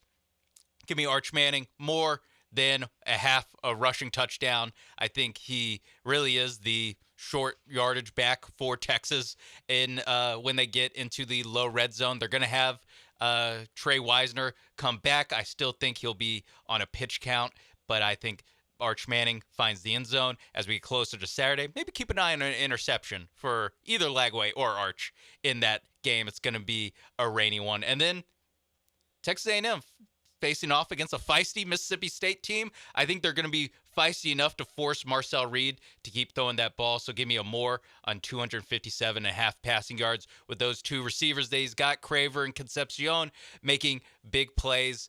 I think he can get over that. So whether it's Saturdays, whether it's Sundays, whether it's the baseball playoffs, you can get involved and maybe make a little bit of money.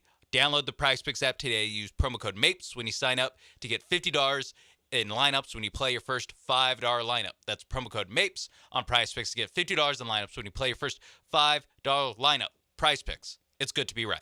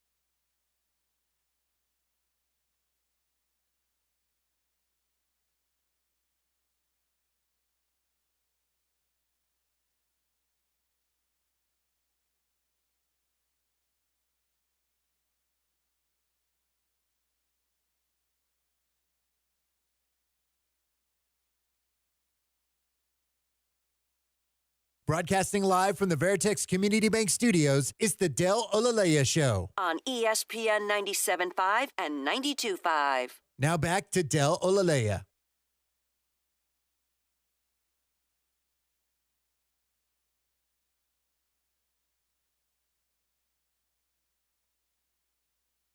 So I did do a cursory glance at the condensed highlights from the Texans Titans to see if Kendrick Perkins was right.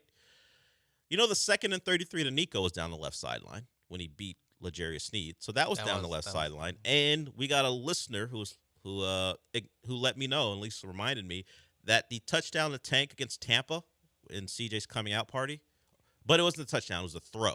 Yeah, it was the throw to get there. It was on the left. The yes. touchdown was on the right. Yes, middle right. So maybe Perk is just being Perk.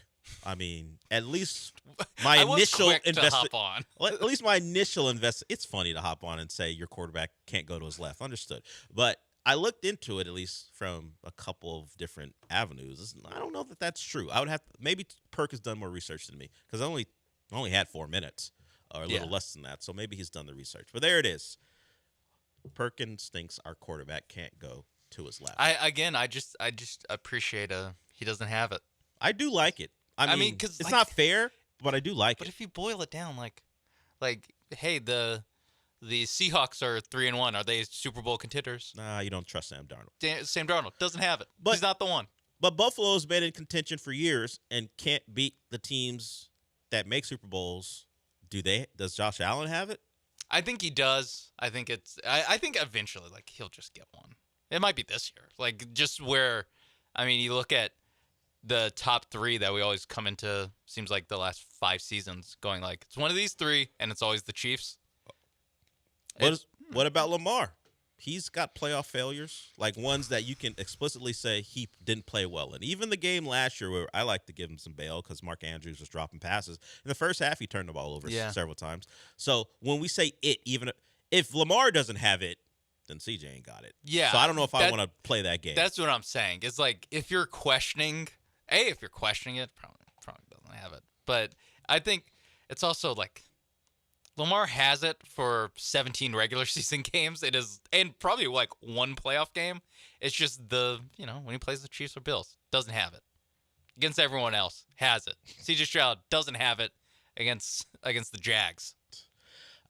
J-Rock was the one who told me and reminded me that the Tampa Bay game where CJ threw to his left for Tank. So he's at least done it enough. I don't know if Perkins said the ball slips out of his hand if he looks to his left, but I just think he believes it is not a strong part of his game. Yeah.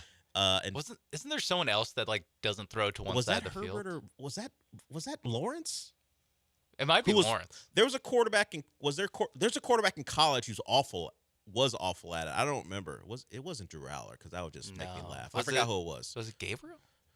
He's left-handed, so I hope I don't know if it's him or not. But I remember a quarterback who was really bad throwing to his left. Oh, was it Bo Nix? I think it was Bo Nix. I think it's Bo Nix. The Oregon connection. Yeah. I think it was him. He had a problem throwing to his left, but he doesn't really have such an issue in the NFL. All right, we will certainly go to break in a little bit. I don't know if we're even on time right now, but I did want to get to this. So there was baseball last night, and throughout the day we had series decided. The Yankees beat the Red Sox. The Cubs beat the Padres, and the teams who were off were playing simulated games. Ichiro was playing in right for the Seahawks. That was cool. For the Mariners, as they were trying to stay sharp, and he did. Was it Juan? No, I forgot which celebration he did to mimic one of the Seattle Mariners. I forgot who it was. Rodriguez. He did his celebration. Julio Rodriguez's celebration. He did that as he was out in the outfield. But you know who wasn't celebrating at all? Manny Machado. Oh, yeah. The Padres were sick of J.D. Rayburn. In fact, they were yelling at him as he was walking. He and the crew were walking by them to get to their own locker room, whatever you call it for the umpires.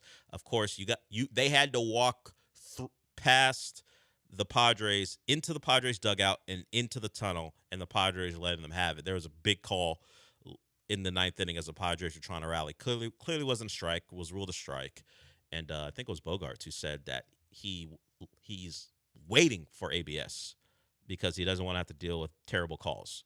So Machado, after the game, was asked like his feelings on losing. And while I get the response, sometimes you just got to know the reporter's got to get this question in, but Machado wasn't having it. I know it just ended, but how do you assess a season like this? I mean, what type of question is that, dude? My guy. How do I assess the season? We just lost. How do you think I assess the season? How do you think I assess it? I don't know. That's what I was asking. You tell me. What's a loss? We lost. How do you assess it? It's a loss. You lost. Fair enough. Come on, dude. I mean, you could ask better questions than that. Let's go. Come on. Thank you. Thank you. That's the wait till killer. last second to ask that question? Come on, bro. No offense in that. That's the killer. Like, his response, whatever, what do you think? But when he goes, hey, you suck at your job right now. What are you doing? The problem for Manny Machado is he sucked at his job. He and Tatis were like a combined 2 for 22 in the series. So, sure, you're upset. Yeah. You don't like the question. What kind of question is that? What kind of at-bat was that? What kind of at-bat did you have throughout? The reporter can't do it because he's got to still do work in that clubhouse. But me, I can do it. I don't have to deal with Manny Machado. What kind of at-bats were you having throughout the series where you failed? The two most prominent players on the roster stunk in that Cubs series. It's funny, though. The Cubs fans really wanted to give it to Kyle Tucker. Actually, it's the Astros fans who were reminding Cubs fans, hey, this is the Kyle Tucker you should get used to. He stinks in the playoffs. He did have a couple hits yesterday, which kind of stemmed what was building from Astro fans because he was bad, particularly, I forgot which game it was. Either way, he wasn't hitting the ball well. I think it was game 1. Astro fans were ready. They were ready to go.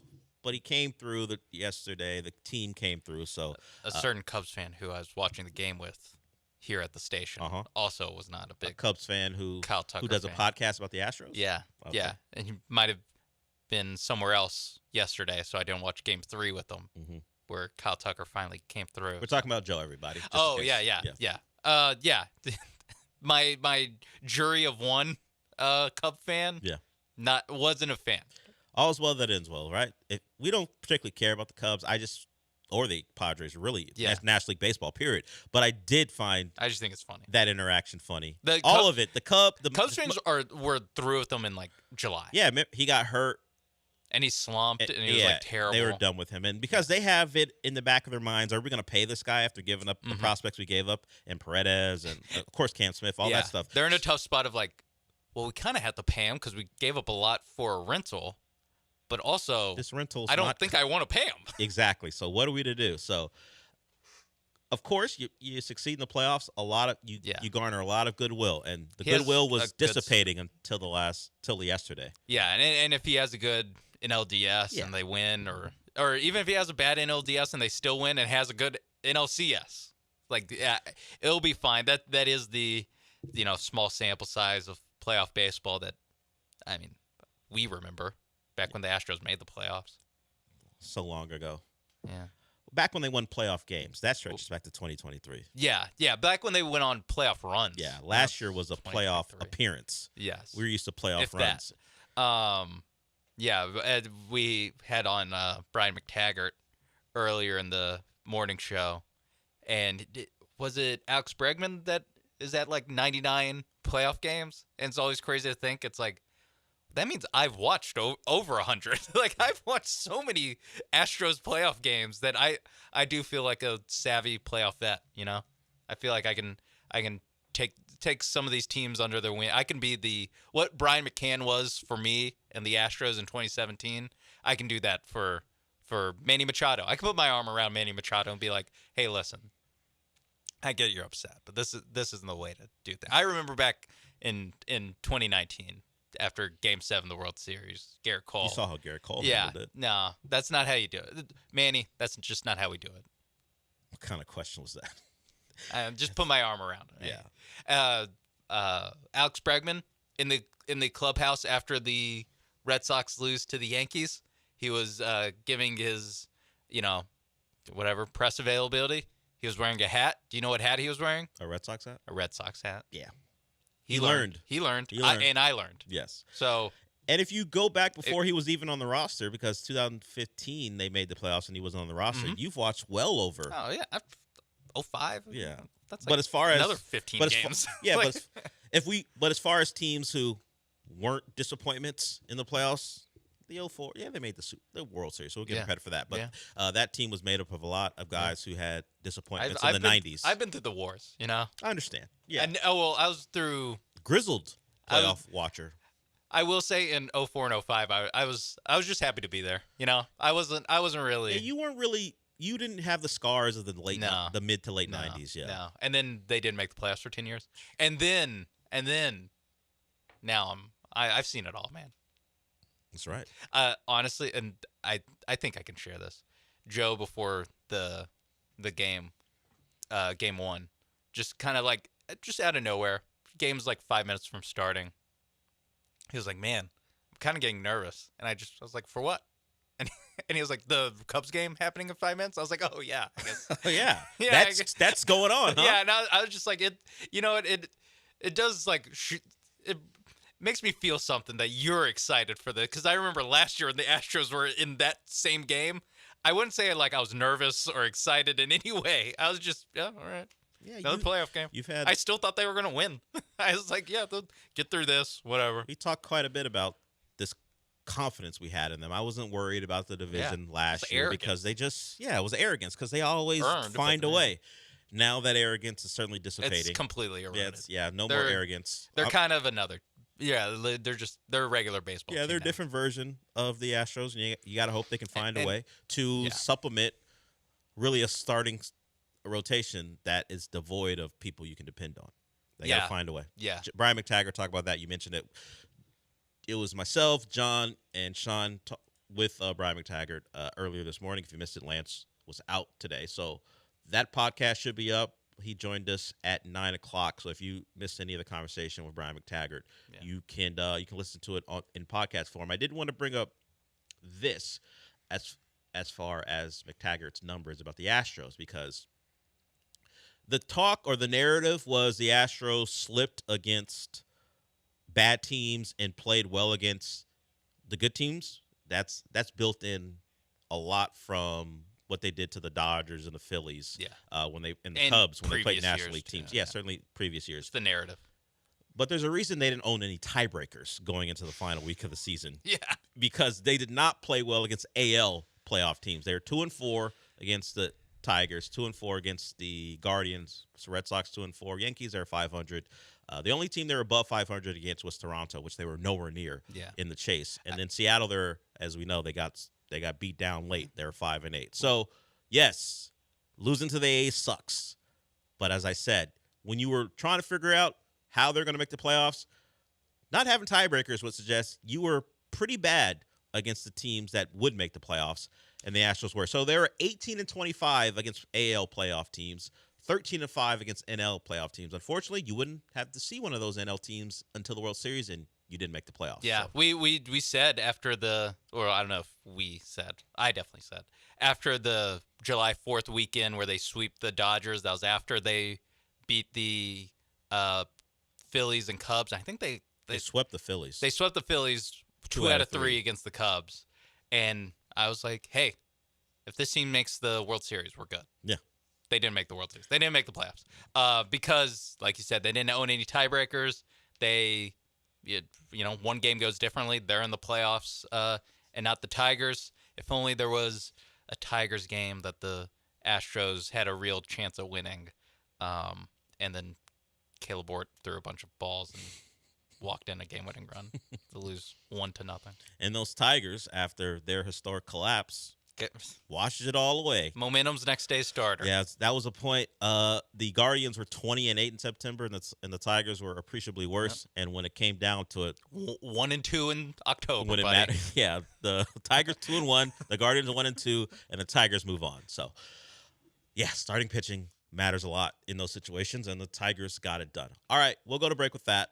We will have some college football to discuss, and of course, Michael Carroll will join us at 11:30, and we will also give away some Taylor Swift movie tickets. Yes, not only is her album out, but she's got a movie to complement that album. we'll give away some tickets and four tickets and your chance to go see it at any Star. What's the official name? Star Grill Cinema. Star Grill Cinema. Star Cinema Grill. I think it's Star Cinema Grill. Either way, I'll read the actual copy when it's time to do the read, and you'll get a chance when we come back to go see Taylor Swift's new movie at a great location at Star Movie Cinema or Star Cinema Movie Grill, whatever it's called. This isn't the air check. Yo, clearly. But I will get it right. I saw the Fantastic Four at one of these. I forgot what the name was. Look, my local theater has one name. It's pretty easy. Yeah. But because we're doing this, I won't mention it. That'd be bad for the read. We'll do that when we come back.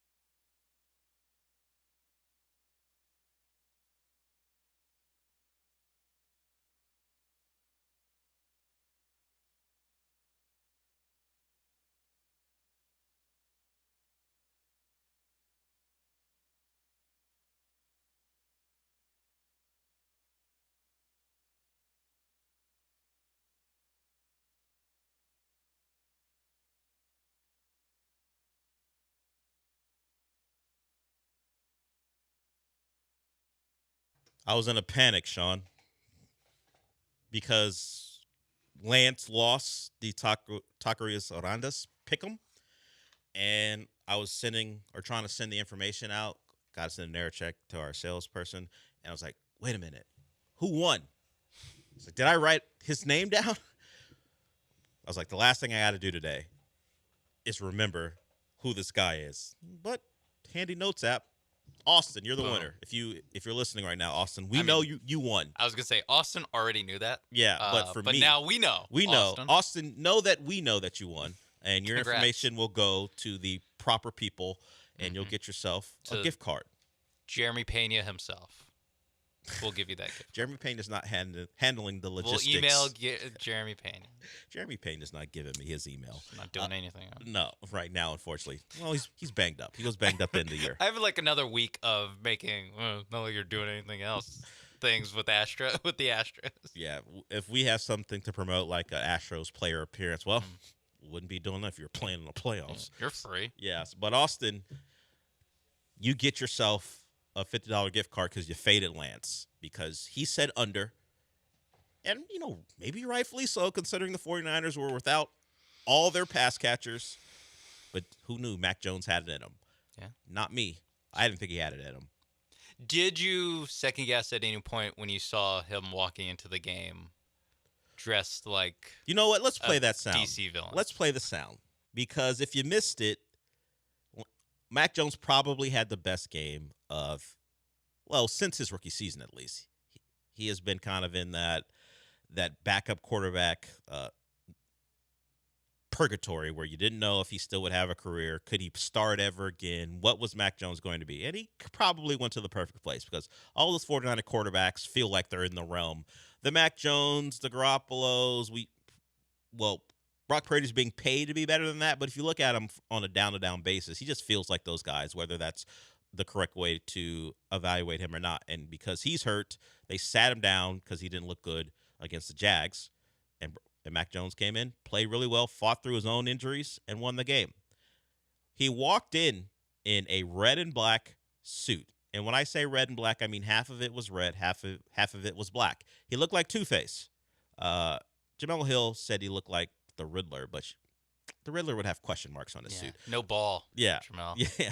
This is what we get mad at Jamel Hill for. Yeah, we don't care about what you guys feel on her political stances, but when you give him the wrong Batman villain, we got problems. But this is Mac Jones, and you got to listen to this thinking of him wearing that suit because it just popped up on Good Morning Football, the suit he's wearing. So this is Mac Jones, but remember, he's in a half black, half red suit while he says this. Before the game, there was a report that Brock could be out a few more games. Do you feel like the starting job, you're the starter now, and that's just the way you have to view it? I think, they brought me here to play as a backup, and that's my job, and Brock's the starter of this team, and right now he's dealing with something, and for him to go out there last week and play when he probably wasn't at full health, like he cares about this team, so I'm just trying to get some wins for him so it helps us down the line, and at the end of the day, that's what it's all about. Like, I've been in his position, I've been a starter, and you want your backup to go in there and win because at the end of the season, that could be the hit or miss between a playoff or not. So, walking in like Two-Face, sounding like Harvey Dent. Man, if you're gonna wear that suit, put some bass in your voice. You know what? That's a real Two-Face move. It's true. Real Two-Face move. He was very reasonable about things. He's like, you're not gonna get me into some sauce. Mm-hmm. I'm not gonna give you anything. I'm gonna be the backup quarterback. Great question. 1 second. Let me flip a coin. Yeah, I'll decide how I respond. It came up Harvey Dent in a different way. Could have come up Two-Face, and Matt could have been like, "Yeah, it's my job. You saw him. He was trash last week. It's my job. I win games here. I was a Rookie of the Year candidate. I don't know if you won it that year, but either way, what are we talking about?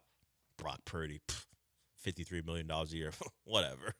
I just outperformed him on one leg. Oh, my toe hurts. I'm in a knee brace. Look at me. Dude, I didn't think he was going to be able to come I didn't think out he was going to finish. Yeah, like if they got the ball back, that's part of the reason if I was the Rams, I might have just kicked it. Just like I saw their quarterback had to get Limping carried around, off the field. Yeah, but it was a great game by Mac Jones. Yeah, Great game by Stafford too in the second half too. Stafford was dealing. Like I love to give any Patriot adjacent person crap. Mm-hmm. It's part of my bag, but I can't. Mac Jones was really good last night. Mac Jones, and he's 3-0 as a starter this year. Does Mac Jones have it, bro? No, that's been proven. Okay, but just I was question had to be asked. No, it didn't. Kyle Shanahan has it. Kyle Shanahan has it, with bro. these type of quarterbacks. He can find a way, and he got it done again last night. The Rams 49er thing is because it's a West Coast thing, and it doesn't reach the level of some of these NFC East rivalries, but it's one of the bigger rivalries going because of what those games have meant over the last 5-6 years. And there's a funny thing in the NFC West where the Niners own the Rams. Yeah, the Rams own the Seahawks. That's dating back to like Jeff Fisher days of where the Seahawks always had an inexplicable loss to a terrible Rams team. And then everyone kind of owns the Cardinals. But like there's like just a weird, kind of circle of, we beat them, they beat us, and that kind of thing. It held true to form where I don't know if it's a Shanahan thing versus McVay or what, but the one time they got him, at least the most important one they got. NFC title game. And there's a dropped interception to a guy's chest. Yeah, that would have given the 49ers another shot at making a Super Bowl. Stafford has it, bro. When you can no-look passes in the Super Bowl and then drive down the field for a touchdown. I mean, even like the throw to, was it Atwell to get him in field goal range and they didn't end up kicking a field goal anyway? Yeah, where he like is moving to his left and just all the way to the right. I get it when whether it's football quarterback evaluators or quarterbacks themselves, CJ Stroud's one of them, where they talk about like how much they love watching Matt Stafford. Yeah. When I watch him, when I really sit down and watch him, I'm like, I get it. This guy rips. Watching him dial up that arm and firing balls. Throws it like him.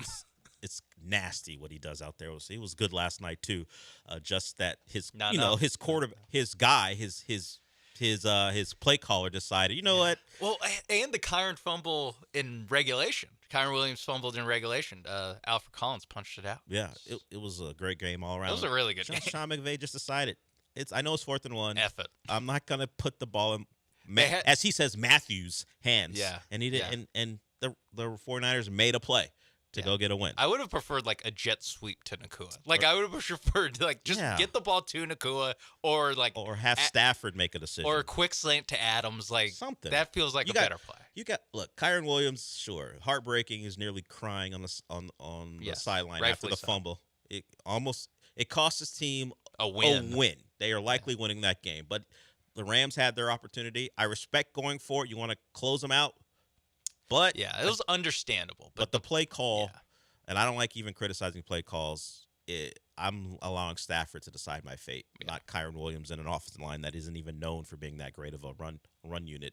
All right, let's do this at what time is it? At 11:20. Let's say 11:20. Caller 4 wins 4 tickets to Star Cinema Grill. That's the name. Star Cinema Grill to see The Life of a Showgirl. It's a movie about Taylor Swift's new album. It's going to take you behind the scenes of her making the album, and you'll also get to see Fate of Ophelia, which is a music video for one of the tracks on the album. It's a limited time thing.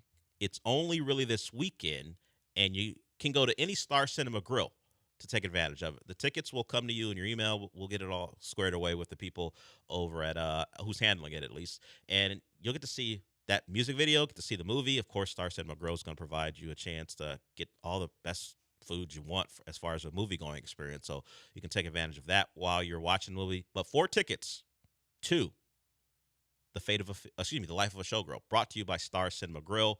We'll go caller 4 at 11:20. It's Taylor Swift like you've never seen her before. So if you got a Swiftie in your family or if you're a Swiftie yourself, be a pretty good gift. I know we're mostly a male audience, so if you got a daughter or a wife or a girlfriend who wants to take advantage of that, think of it. You come home on a Friday and get to tell them, guess what we get to do? So we'll get you set up for that. The Life of a Showgirl, brought to you by Star Cinema Grill. The Swiftie album is out.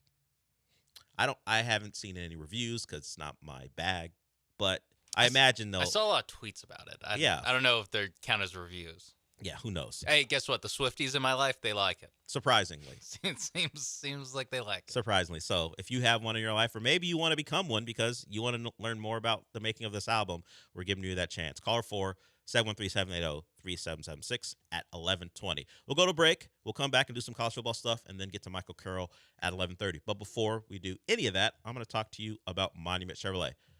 Pretty simple. You want a great car or truck, you go to Monument Chevrolet. Blazers, Silverado 1500s, the EV vehicles, they're all there for you. And it's not just the great cars, because how do you get into the great car? You're talking to the people there, and those people have been doing business for over 50 years. So that means they've been servicing the community a long time and doing it well. So if you want a great vehicle, check them out at monumentchevrolet.com. See the vehicle you want, see the price you want, and then see that price and that vehicle in Pasadena. They're off of Bellway 8 and 225. Once you walk onto that campus, you'll see the great selection of vehicles, whether it be new or pre-owned. Maybe it's something that you're looking for that's really revolving around your business. So you need something for your fleet. They have those for you too. They have a large fleet inventory of fleet vehicles that you can take a look at. So everything's there for you, for your business, for personal. Maybe you want to get a car for someone in your life. They have great pre-owned stuff there if that's your choice. So everything is there for you at Monument Chevrolet. The people, the cars, all great. MonumentChevrolet.com. That's the website. The location in Pasadena off of Bellway 8. And you should remember this, like always, Chevrolet. Together, let's drive.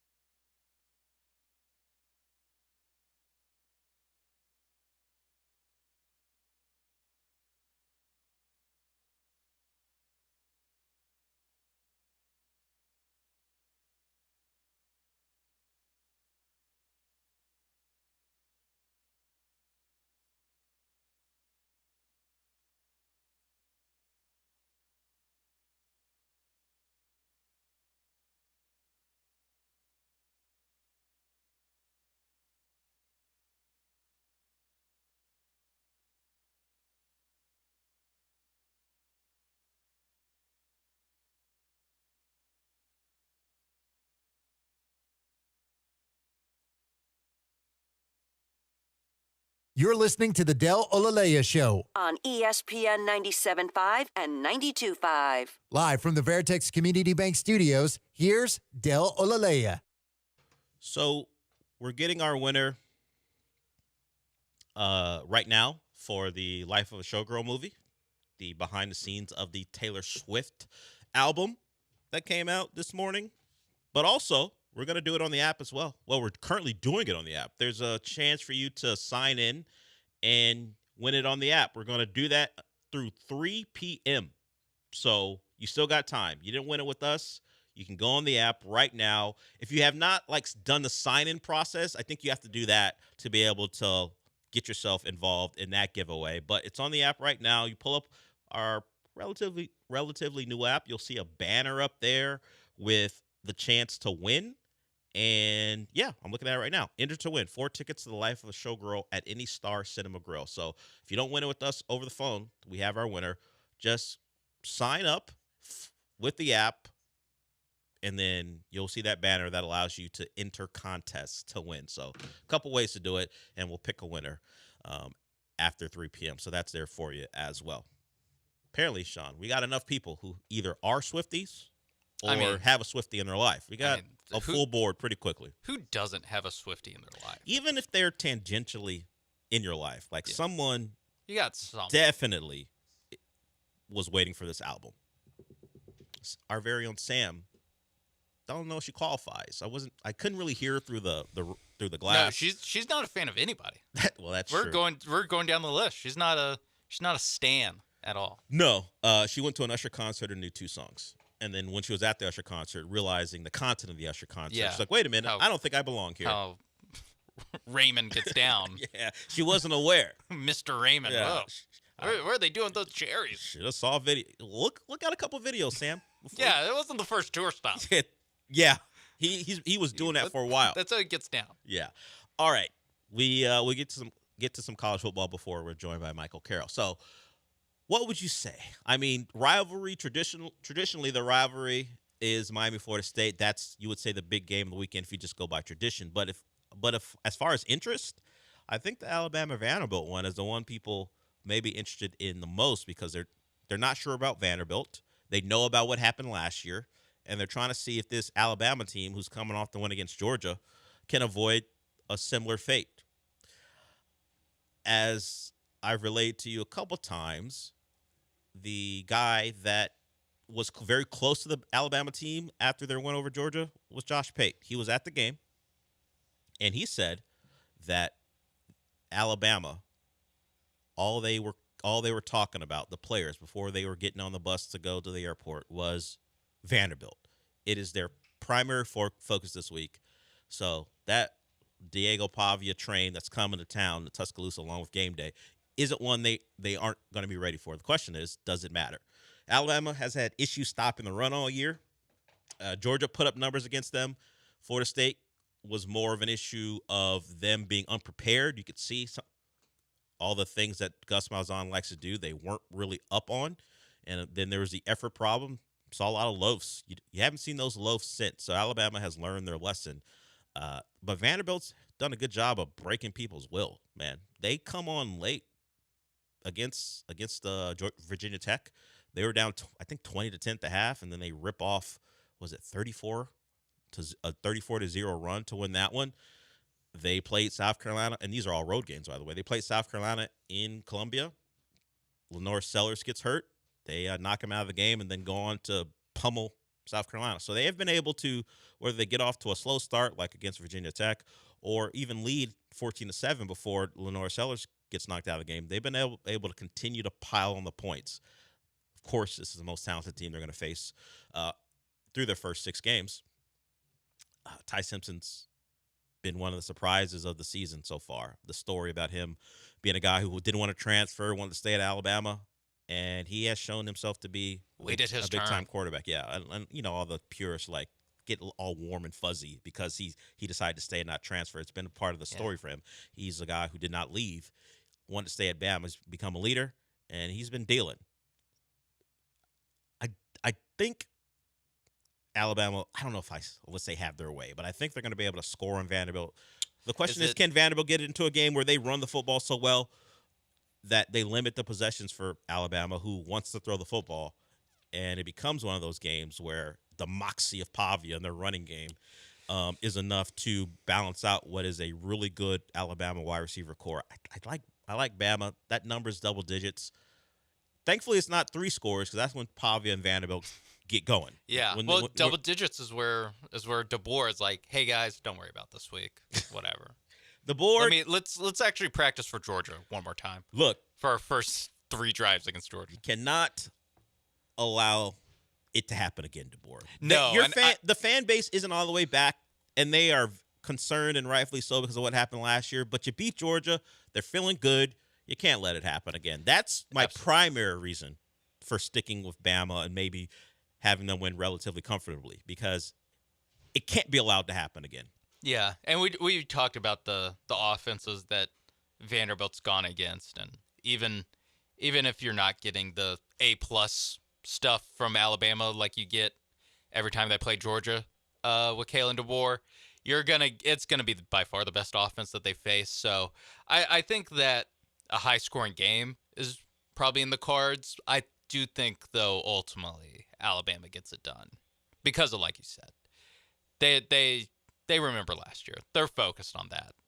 Josh Pate even elucidated that. So I think that Alabama gets it done. They kind of have to get it done for Kalen DeBoer's personal safety. So I think they ultimately get it done. I don't know about safety, but maybe not job security, but human security. His security. Could there be someone posted outside of his home just to heckle him? It wouldn't surprise me. Yeah.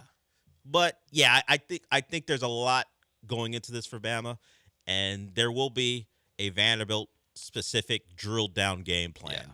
They're not going to get. I mean, they couldn't stop Vanderbilt last year. Yeah. They probably did get a stop. I don't remember them ever getting a stop last week. Last year. Yeah, I don't think offense is going to be Bama's problem. Can they get stops in that running game? Can they stay out of Vanderbilt having these advantageous second downs and third downs where it's 3rd and 3, and now you got the RPO stuff? Is Pavia going to keep it? Is he going to give? Is he going to keep it and throw? Can they force Vanderbilt into pure drop back situations?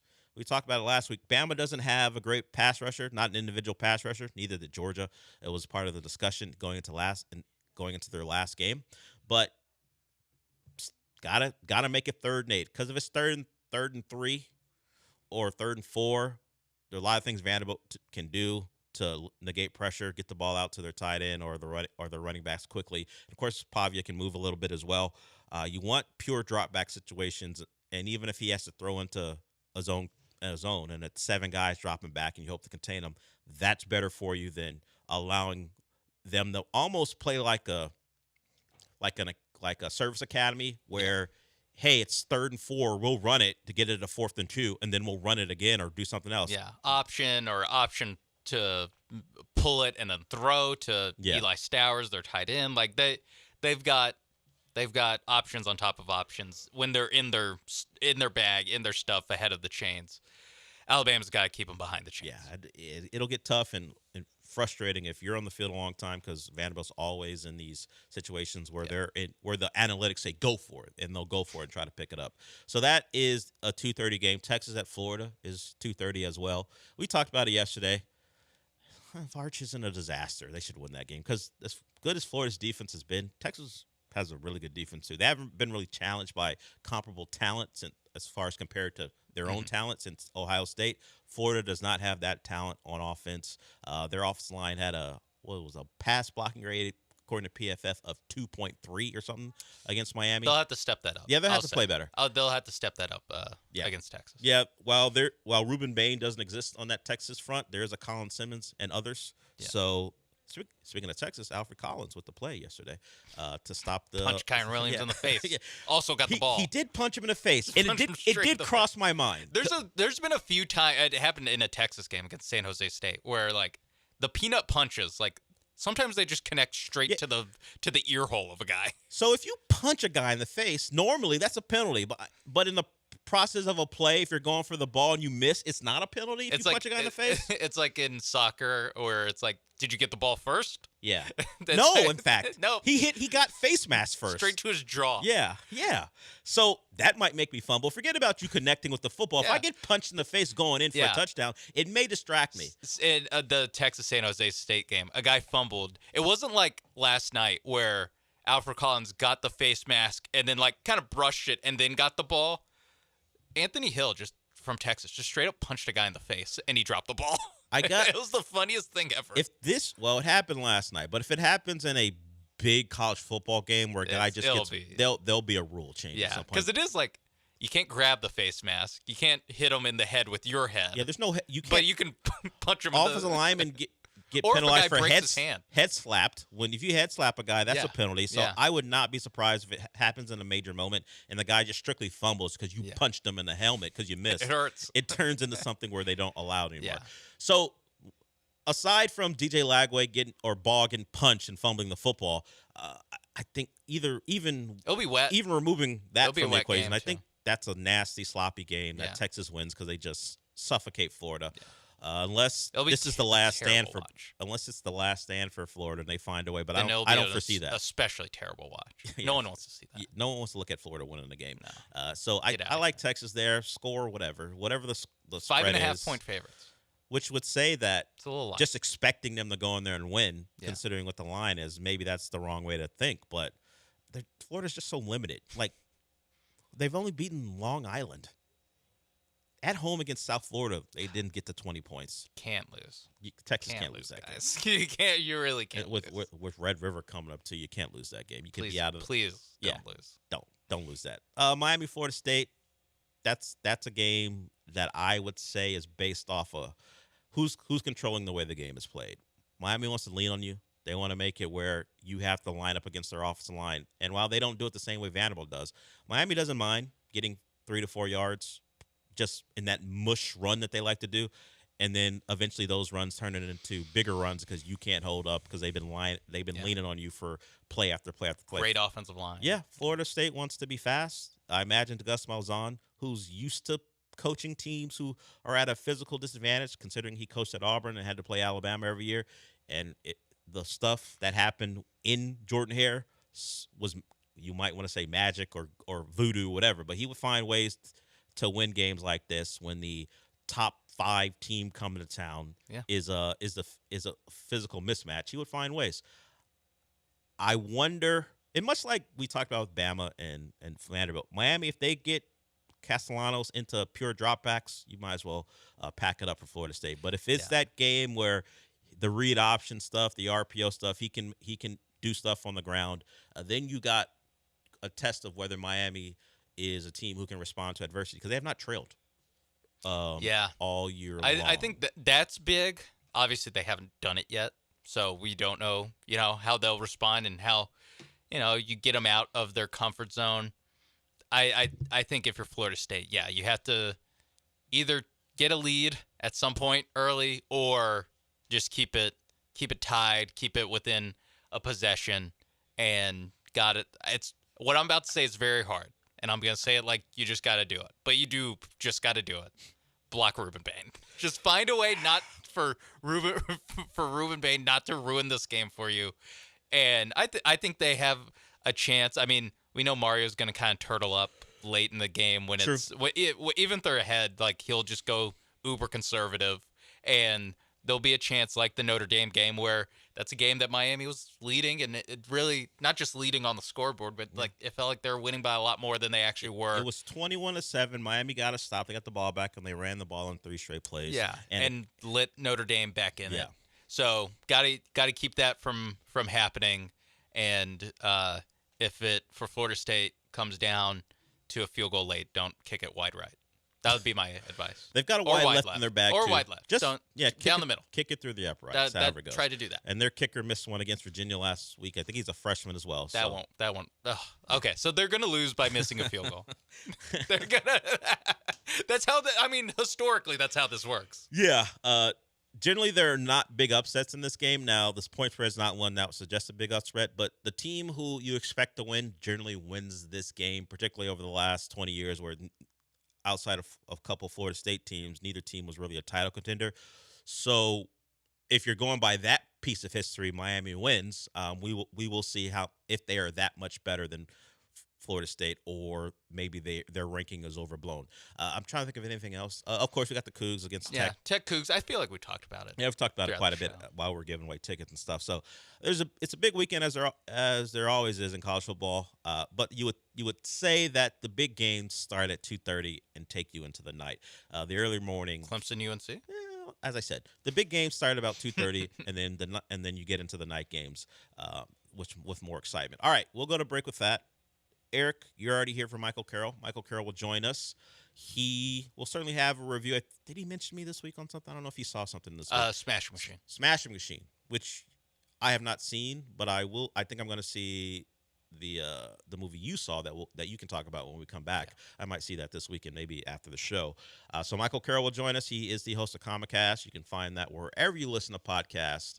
If you want to ask him a question about movies or television, now's your time. 713-780-3776. But before we get to that, Sean's going to tell you about Prize Picks. Yes, Prize Picks, America's #1 daily fantasy sports app, and we just talked about all the college football games happening this weekend. If you want to watch, and you watch your favorite team, you can make a little bit of money by going more or less. Also, got Sundays to worry about. Got football on Sunday, and I mean, we've talked about this Texans game. If there's ever a time for the Texans offense to get right, it would be in this situation against the Ravens. Give me a more on Nico Collins receiving yards.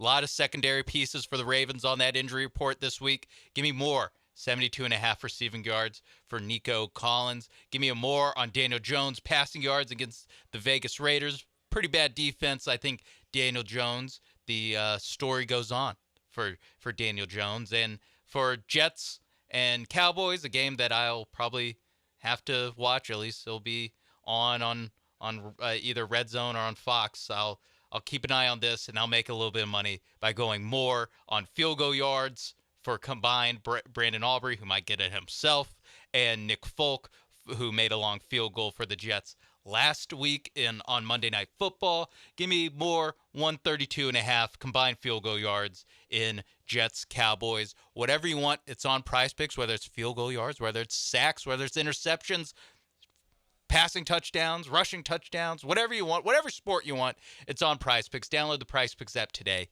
Use promo code MAPES when you sign up to get $50 in lineups when you play your first $5 lineup. That's promo code MAPES on Prize Picks to get $50 in lineups when you play your first $5 lineup. Prize Picks. It's good to be right.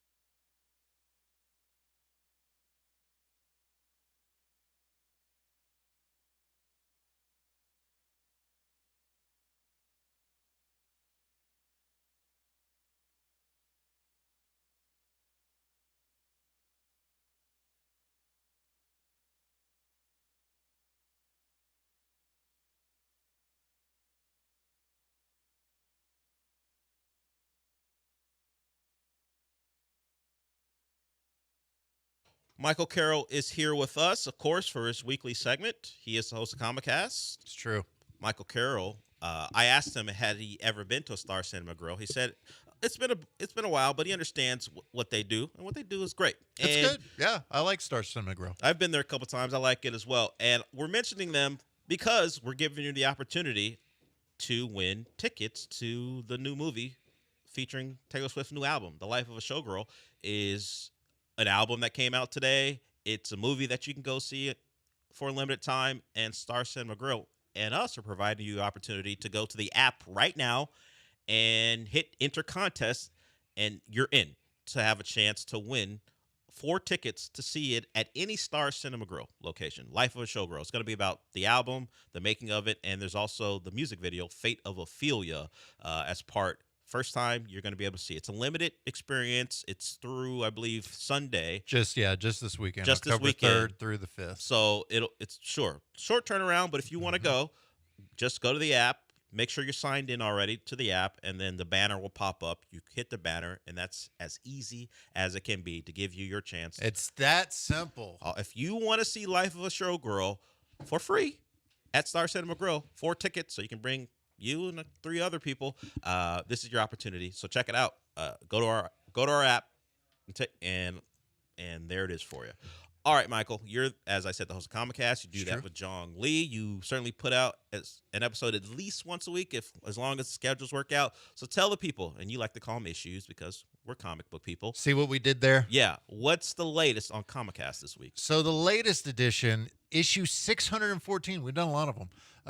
Issue 614 is all about Alien Earth. We're pausing our Peacemaker talk. We're going to get back to Peacemaker next week. But this week is all about Alien Earth, the season finale / season wrap up. We were joined by Adam Rogers, the host of the official Alien Earth podcast. So he gave us insight on just how it hit. Well, besides his background, he's a writer, author, journalist. We got a little bit of insight on his background, but also how it works to do a companion podcast. And then just getting into his own thoughts about some of the characters, the season finale, and all that. And it was just a good discussion that Adam really shared some interesting insight, especially when we got to Boy K and answering the question whether he is an actual genius or is he just a tech bro. Because there's a big reveal in the season finale about his backstory. And if you watch the show, you either take it at face value or you question it a little bit. And Adam shared a little bit of there's something there. I brought it up that the producers didn't want me to ask on the podcast. So there's something more there that definitely is an interesting aspect for that character. So if you are into the show, definitely recommend checking out that one. And we're still awaiting word of a renewal for season 2, but the expectation is that they'll get it. I hope, man. We will see. I hope. It's a new take on the Alien universe, and of course we had was an Anthony who called in, who's an Alien purist and didn't particularly. I'm an Alien racist. He's an Alien purist, but he did not like the way that story went. But hey, I get it. I get it. Depends. Yeah, if you like the storytelling of the past stuff, then I will get it. But this for me was a fun, interesting thing to look at. I'm interested to see and excited to see if they get a season 2, where they will take it. So if you want to listen to Comicast on our air, it's Wednesdays from 7 to 8 right now. Correct. That'll be next Wednesday from 7 to 8 here on ESPN 975. So there that is. Let's get to our customary call with Eric. He always likes to wait on Friday to talk to you. What's up, Eric? Hey guys, Michael, you're a Chicago Med watcher, correct? What? No. That's a random assumption. No. I thought you watched Chicago Med. Anyway, yeah, I heard the Penguin series is not coming back till Batman 2 comes out in 2027. That's a little bit too long because I really enjoyed the Penguin series. And also, what's your take on Netflix's Monster Ed Gein story? I haven't watched it yet. Have you heard anything good about it? I'll hang up and listen. All right. I need to back it up on the Chicago Med thing. The only thing I can think of. Did you say something about Chicago Med? I don't think so, but I think maybe the Pit. Maybe because I talked about the Pit a lot. I don't know. Maybe he's different show. Well, yeah, look, different show. Look, I agree. He brings up Abigail Dye, and I've never mentioned her except when he talks about her. So I don't. It's just Eric being Eric. I don't know, Eric. I appreciate it. Yeah, the Penguin series is probably not going to happen anytime soon. Probably 2027, 2028, because Penguin season 1 is a bridge to the Batman Part 2. And then the Batman Part 2 or season 2 of Penguin would be a bridge to Part 3, I think is how it's structured right now. Not entirely sure what Matt Reeves has planned, but yeah, it's going to be a long wait for any more of the Penguin, which is kind of disappointing. Again, in this age of epic storytelling, we would like stuff to happen more than like every 3 years or so. It would be super sick if they did that. If it wasn't every 3 years, man, it would be awesome. It'd be great. You know, we'd be talking about Penguin season 2 right now, and we're not going to talk about We'd be talking about House of Dragon right now. Right? Yeah, exactly. Yeah, so true. Very true. So I mean, that's kind of just the way it is at this point. So, and then the show he mentioned, Monster. So it's on my list for things to talk about this week. I'll just kind of briefly mention it. Monster, the Ed Gein story, So it's season 3 of the series that Netflix does, where they take a look at one serial killer per season. Yeah, Jeffrey Dahmer was first. Then it was Eric and Lyle Menendez in the last season, which was last year, and now it's Ed Gein, played by Charlie Hunnam, of all people. Yeah. Who have you seen how he looks in the series? Like yes. It's a drastic change for the person I think of from Sons of Anarchy and all that. Yep. So it's getting solid reviews so far. It's on a lot of the lists that you'll see of like what to watch this weekend. It led most all the lists. So all 8 episodes are available right now for that on Netflix. I haven't heard any like overly positive things, but I haven't heard any overly negative things. So it seems like a solid watch if you're into serial killers. That's your thing. Real life stuff. Yeah. So there you go. Yeah, I'm looking at this is actually just a review of the entire anthology series, so it wasn't specifically about Ed Gein. Yeah. The first 2 seasons have gotten mixed. Kind of little mixed. Yeah, right. So, and some people, because I guess it does a bit of a job of humanizing these guys, these monsters, as the title will tell you. People are a little bothered by the fact that you're getting like Evan Peters to do it, who has look, it's pretty. Oh, Jeffrey Dahmer's attractive, stuff like that. People took issue with some of that, but not like they picked an ugly guy, but they did do their thing with Charlie Hunnam to make him look as much like Ed Gein as possible. But I still see the Sons of Anarchy guy. I still see Sons of Anarchy. Yeah. So yeah, that's available for you on Netflix. But beyond that, Michael, what are some of the things you think people should see or not see? Well, you mentioned it. I had a chance to see The Smashing Machine, which is the new film starring The Rock and Emily Blunt, directed by Benny Safdie, who did Uncut Gems and a bunch of. I mean, he does a ton of projects. We were talking about this, Sean and I, yesterday. But The Smashing Machine is probably the biggest name that's coming out in theaters this weekend. A wide release, mixed reviews. I would say more positive than negative, though. 73% with critics. I'm in the part where I enjoyed it. I think it's a good film. I think the performances are what propel it for me. This is like when you think of The Rock, you think of Fast and the Furious. You think of Red Notice, Rampage, Red One, Rampage, San Andreas, Scorpion King, San Andreas, all Walk that. Tall. This is Walk Hard? No, Walk Tall. Walking Tall. Walking Tall. You got there. Be not, cool. Not the Dewey Cox. No, not that one. Snitch. Yeah, you think of stuff like that. And especially, I would say in recent years, he's kind of been the same type of person in a lot of roles. But this one is truly where that's Mark Kerr.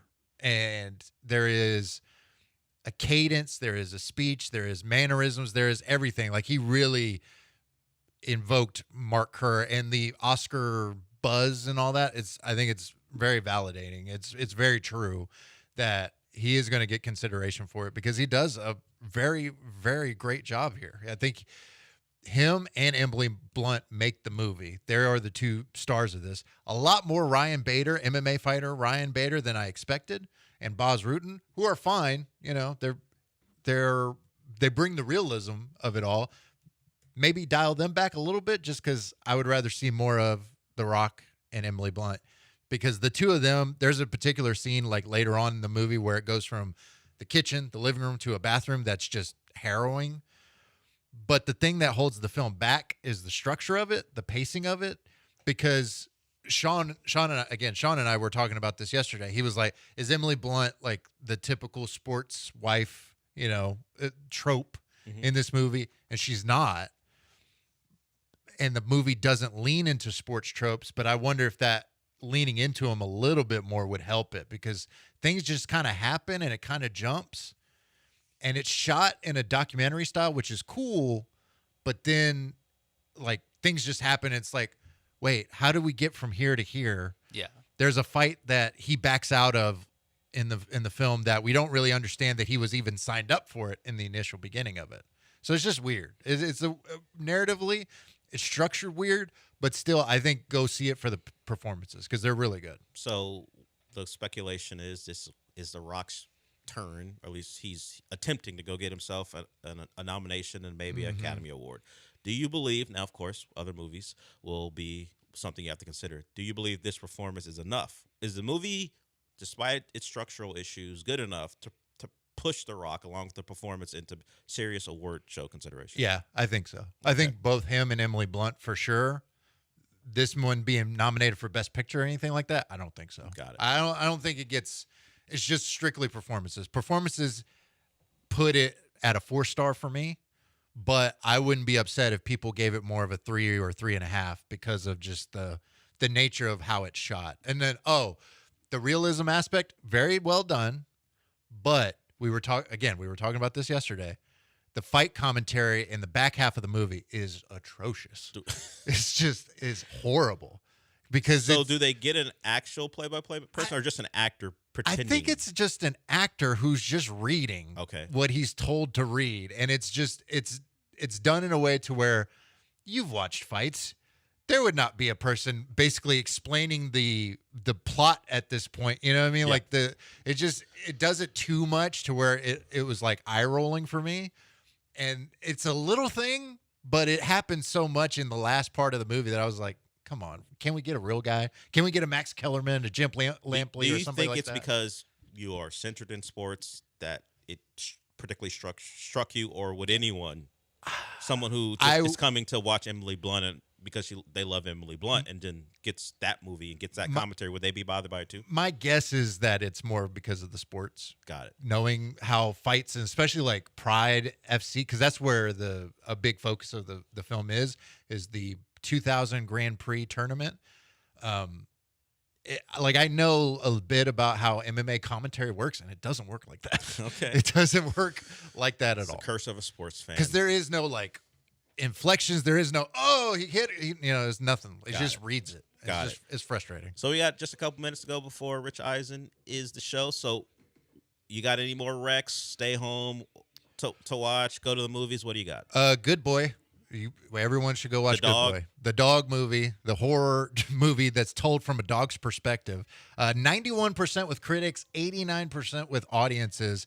It's getting very, very good reviews, and it's looked at as not just an experiment. It's looked at as a very good film. So definitely give that a shot if you're interested in that. Once again, a horror movie from the dog's perspective. Yes. The dog isn't the killer.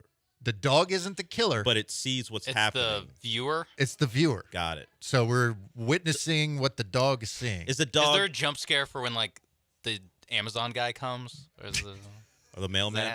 I don't know if there's a jump scare. Does the dog freaks out? Is the dog a companion of the killer? No. Okay. He's a companion of Todd, the guy that moves into his new, not our boss, his new house. He lives in a long vacant family home in the country. So it's like if like The Conjuring or whatever, instead of it being from Patrick Wilson's perspective, it's from a dog's. Yeah, exactly. Okay. Good boy. Okay. All right. Really, it's actually kind of intriguing. To be honest with you. Really quick. It took. I just saw this morning. It took 3 years and over 400 days to shoot it. Yeah, the dog's the star of the movie. Of course it does. Exactly. Of course it has to take that long. They could only shoot so much every day. So yeah, it took forever to shoot this movie. But it's getting rave reviews. All so right, I would say go well check deserved, that out. I guess. Anything else that you might think we would enjoy? The Lost Bus, based off a real story from Matthew McConaughey and America Ferrera. That's available on Apple TV Plus, the film. I've seen the trailer for that. Mark Wahlberg's got a new heist movie if you want to go check that out. Play Dirty. That's on Prime. That's on Prime. Not great reviews, but if you just number want one to see movie on Prime, I saw that yesterday as I was watching 49ers Rams. If you want to see Mark Wahlberg heisting, you can watch that. You could have kind of just stopped if you want to see Mark Wahlberg, honestly, at this point in the career. I mean, it's a lot of misses. Yeah, recently. well, you know. That is Michael Carroll. We were shorter in time because, we had to talk some college football. But Michael Carroll, you can hear more of him on Comicast, wherever you listen to podcasts. He does that with John Lee. And, of course, you can hear him here on ESPN 975 on Wednesdays from 7 to 8. That is the time currently. Yes. And we're good with that. So far. I guess until no we're snip, not. snap, snip, snap. So far. We'll see. Sean, since we're done for the day, what does that mean? Flip me over, Mike. I will, John. I will. I don't know if you should. I will do it. All right. John's going to be back, so maybe you get that opportunity to flip him over. He'll be back in studio. I'll text him now. Rich Eisen is up next. We'll talk to you on Monday.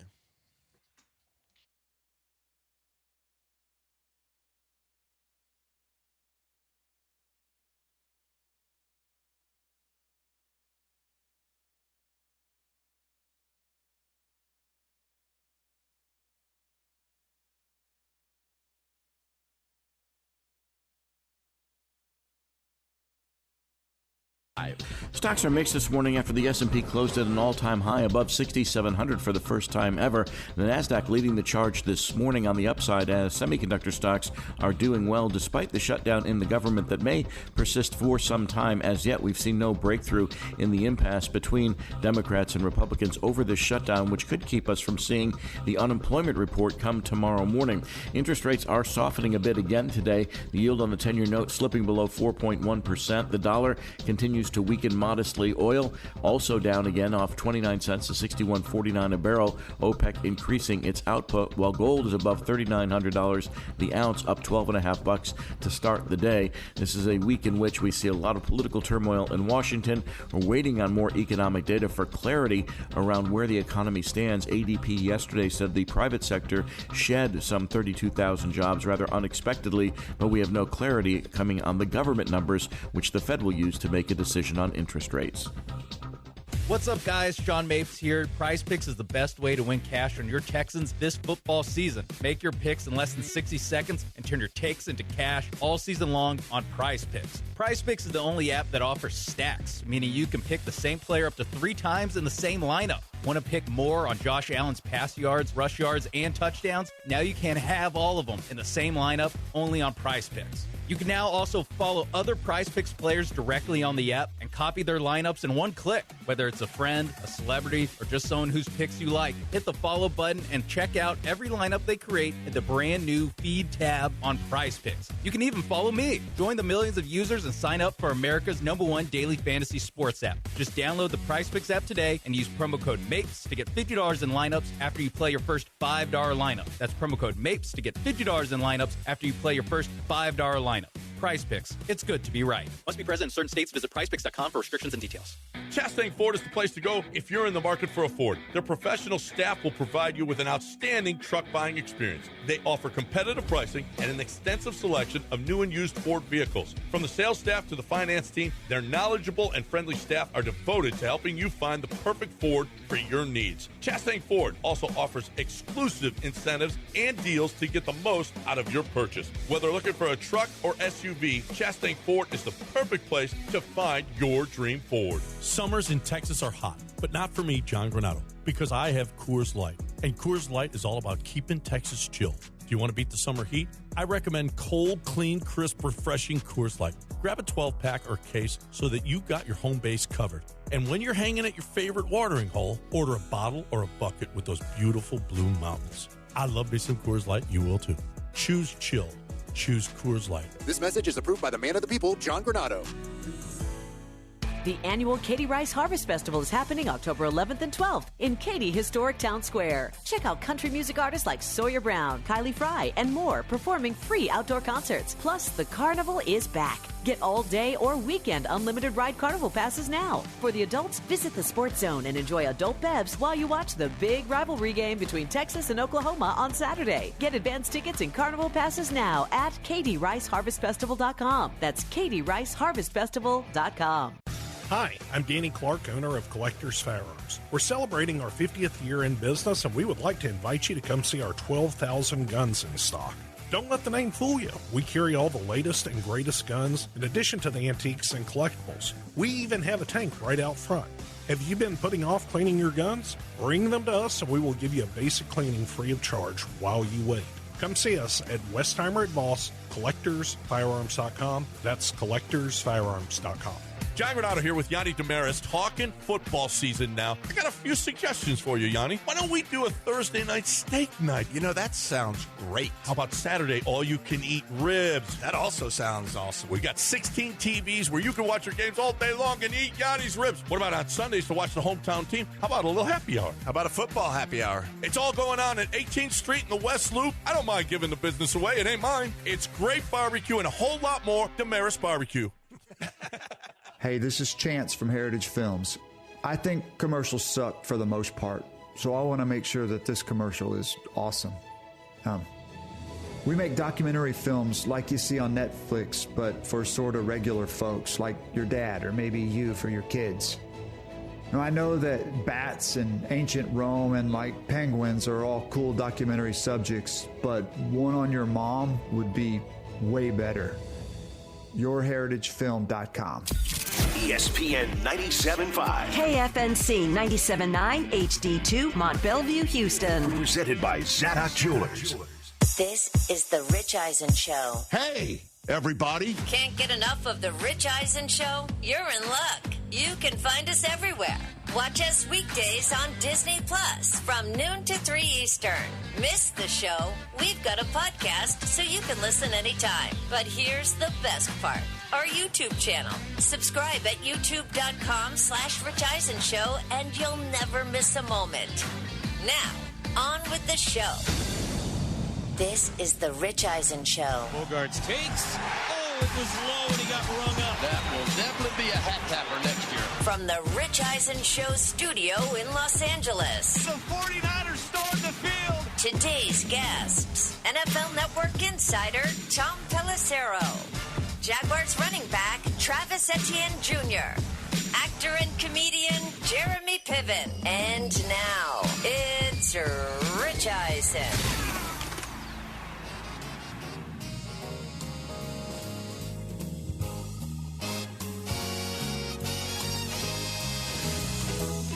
Okay, welcome to this Friday edition of the Rich Eisen Show. And as I always shoot you straight, coming straight on the air to let you know my lower back has reached the taking steroids phase of all of this stuff. So it's this is a performance-enhanced edition of the Rich Eisen Show, nice. Everybody. Can you send some of those my way? I don't know. I don't know if I can spare a square. At any rate, call us at 844-204-RICH, number to dial.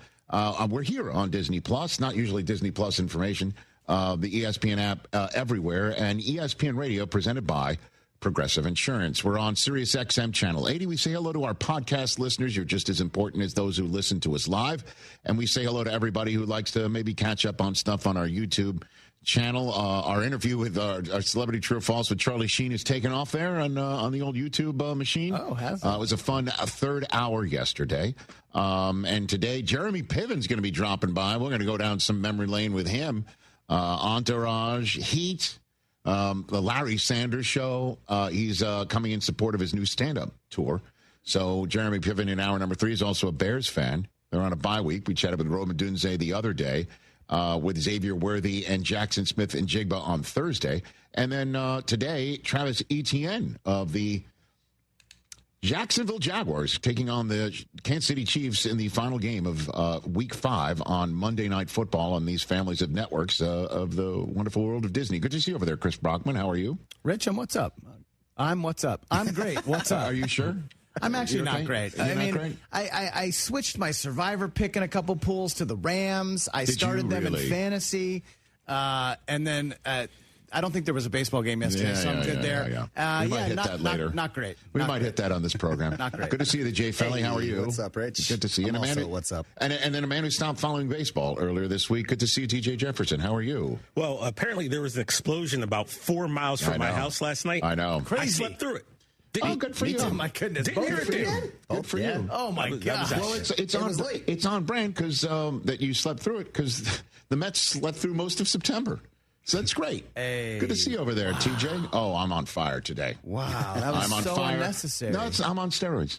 844. Fire! Thank you very much. I just got an email from Disney. You're getting suspended for 2 weeks for steroids. That's okay. Sorry. It's okay. It's okay. I can't believe it's okay. I'm on a regimen. It's going to last into the London week. I'm telling you that. I'm just saying what the mouse is traveling saying. international. Okay.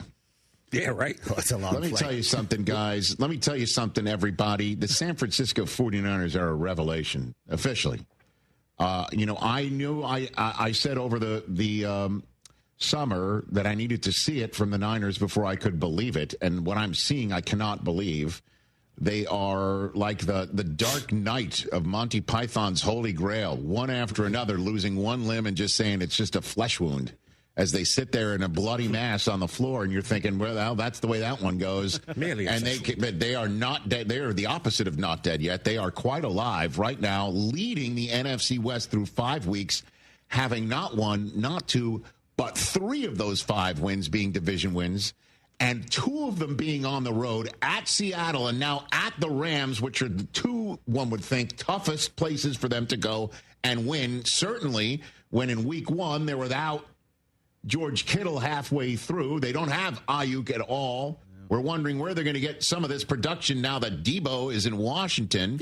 And Brock Purdy finds a guy named Jake Tonjes in the end zone. And guess who scored another touchdown last night? Jake Tonjes. This one from Mac Jones. Ooh. And of the 5 wins of the 49ers, not 1, not 2, but 3 have come courtesy of Mac Jones. Who? Who's like the Undertaker. Coming off of the mat. Let me tell you something. Mac Jones. I saw Mac Jones finish as a quarterback of the New England Patriots and be finished as such as well. I called the game in Frankfurt. You sure did. Where he threw not 1, but 2 footballs directly at Indianapolis Colts to the point where Belichick's like, we got to zappy this guy. And they did. It was the Bailey Zappi show after that, and yada, yada, yada. Belichick was no longer coach of the New England Patriots. Mac Jones fell completely apart the minute Josh McDaniels took the job in Vegas. Mm-hmm. And the Mac Jones project was left in the hands of, this is crazy to say this about the greatest NFL coach of all time, Belichick, Joe Judge, and Matt Patricia. Well, they ruined him, so. Well, he definitely, I will never forget it. Seeing that, and I'm like, what happened to the guy who was grittying all over the Pro Bowl after his rookie season? That guy wasn't in Germany. That guy wasn't with the Patriots. That guy is with the San Francisco 49ers, and they are 4-1. They are a revelation. They are playing lights out football on the defensive side of things as well. All you would hear from a 49er fan, in the same way that Mac Jones wasn't the same the minute Josh McDaniels took a head coaching job elsewhere, the San Francisco 49er fans, every single one of them will tell you the defense wasn't the same the minute Robert Saleh left to take a head coaching job elsewhere as well. Look who's back. Look who's balling out. Look who stopped the Rams on the goal line in regulation as Kyren Williams is getting set to score his 3rd touchdown of the night. But first on the ground, boop, ball popped out, recovered. They go 3 and out to make the Rams burn all their timeouts. Rams force overtime. The Niners get the ball first in overtime. Stop me if you've heard that one before. And they score just 3. Stop me if you've heard that one before. And then the Rams march down the field in overtime with another, one shot to Puka, one shot to Devontae, and then a big shot to Tutu Atwell. That's the way it's been going. Ask the Colts how it went with Tutu Atwell last week. And then 4 and out later, game over. Because they stopped Kyren Williams on 4th and 1 defensively. Saleh's on the turf. He's going nuts. The entire crowd's going crazy because Brockman sold his tickets, and so did Del Tufo, I'm sure. Everybody's real fans. I mean, the SoFi is a secondary ticket market for the 49ers every time they come down here. And it was the Niners' house after all. And we got to stop looking at this team as, they're about to fall apart, even though they did against the Jaguars at home just 4 days before. This was a Stones win. This was a gut check win. This is a win that obviously Kyle Shanahan is proud of, and he was proud of Mac Jones getting it done last night. I was real impressed. He played his ass off, man. Was unbelievable in the first half. Got banged up a little bit there in the second half and battled through it and protected the ball, going against that defense and throwing the ball that many times and not having a turnover and protecting like he did. I can't say enough good things about Mac. 33 of 49 for 342 yards, 2 touchdowns, a passer rating of 100.9. Ballin'. Second most completions and pass yards in a game in Jones's career. His 6 passing touchdowns in the first 3 games with the 49ers have tied Jim Plunkett for the most passing touchdowns, been a Niners player in his first 3 games of the team. Christian McCaffrey's all over the place, 30 touches. Dude. So they, short week, they're like, screw it. We're going with Superman. 22 carries, 57 yards, 8 catches, 82 yards, and a touchdown. He's unbelievable. And then the Rams turnovers. My guy, Blake Corum, took one right off the hands on a flip play. Yeah. The Kyron Williams one was an absolute killer. I would love to get this stat. The number of teams that have fumbled on the 1-yard line in a football game. What is going on with that? And then gone on to win. That's a tough one. Cardi had a rough night. Another blocked extra point. Dude, another blocked kick for them. Field goal, but he at least got one at the end. I thought they were going to block that one too, and then we wouldn't have overtime. Yeah. So Mac Jones stepped to the podium to talk about the inevitable question that always happens whenever there's somebody who performs well as a backup quarterback. It's the higher register question of like, well, maybe you should be the regular quarterback around here. Mac Jones about taking the gig. I think, they brought me here to play as a backup, and that's my job. And Brock's the starter of this team, and right now he's dealing with something. And for him to go out there last week and play when he probably wasn't at full health, like he cares about this team. So I'm just trying to get some wins for him so it helps us down the line. And at the end of the day, that's what it's all about. Like, I've been in his position. I've been a starter, and you want your backup to go in there and win, because at the end of the season, that could be the hit or miss between a playoff or not. He's unbelievable, man. Nice jacket. Nice jacket. Radio audience, half of it red, half of it black. Don't ask any questions, but Harvey Dent is an outstanding backup. That's right. Two-Face. All right. Good one. Who wore it better? Tommy Lee Jones. Who wore it better? Who wore it better?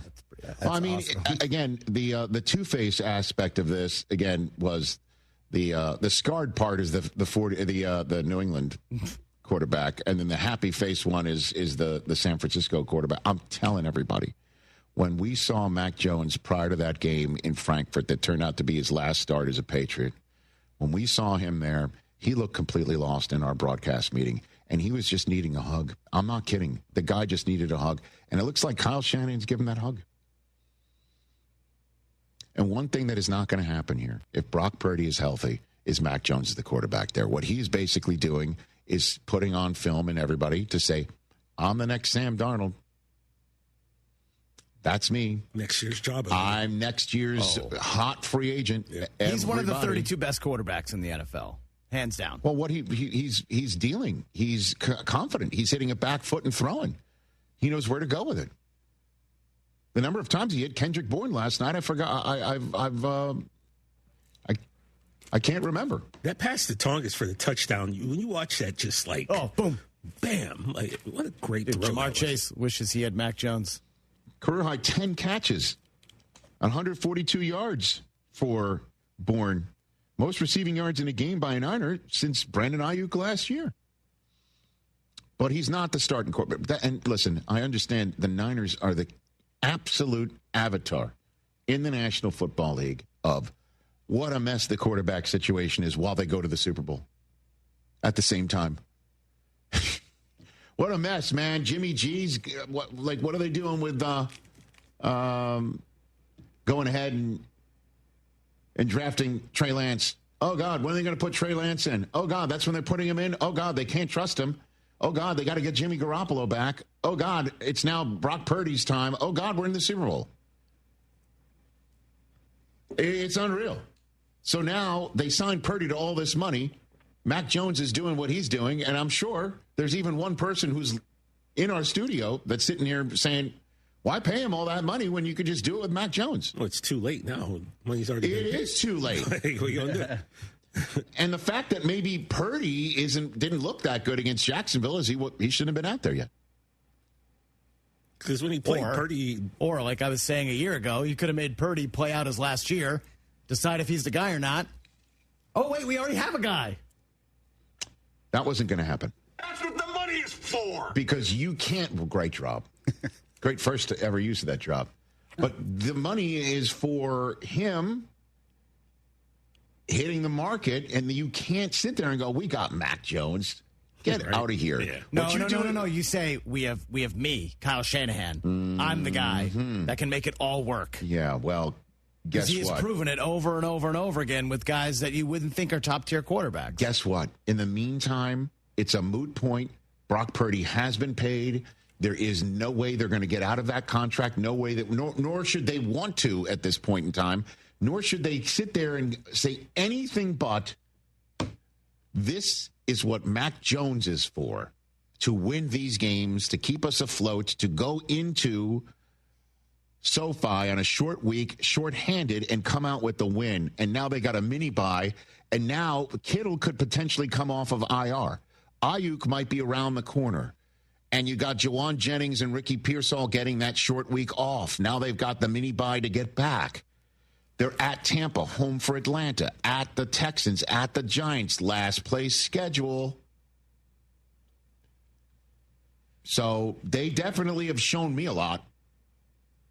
And what they have shown the rest of the league is they are 3-0 in division, 4-1 overall. And the 2 games that they've won in division already of the 3 are at the spots of the teams that you think are the only ones that could beat them this year. With all due respect to Arizona.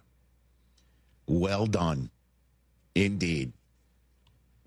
And every single time you're going to sit there, well, Niners aren't this, Niners aren't that. Niners don't have this, Niners don't have that. Then you look at the standings. Okay.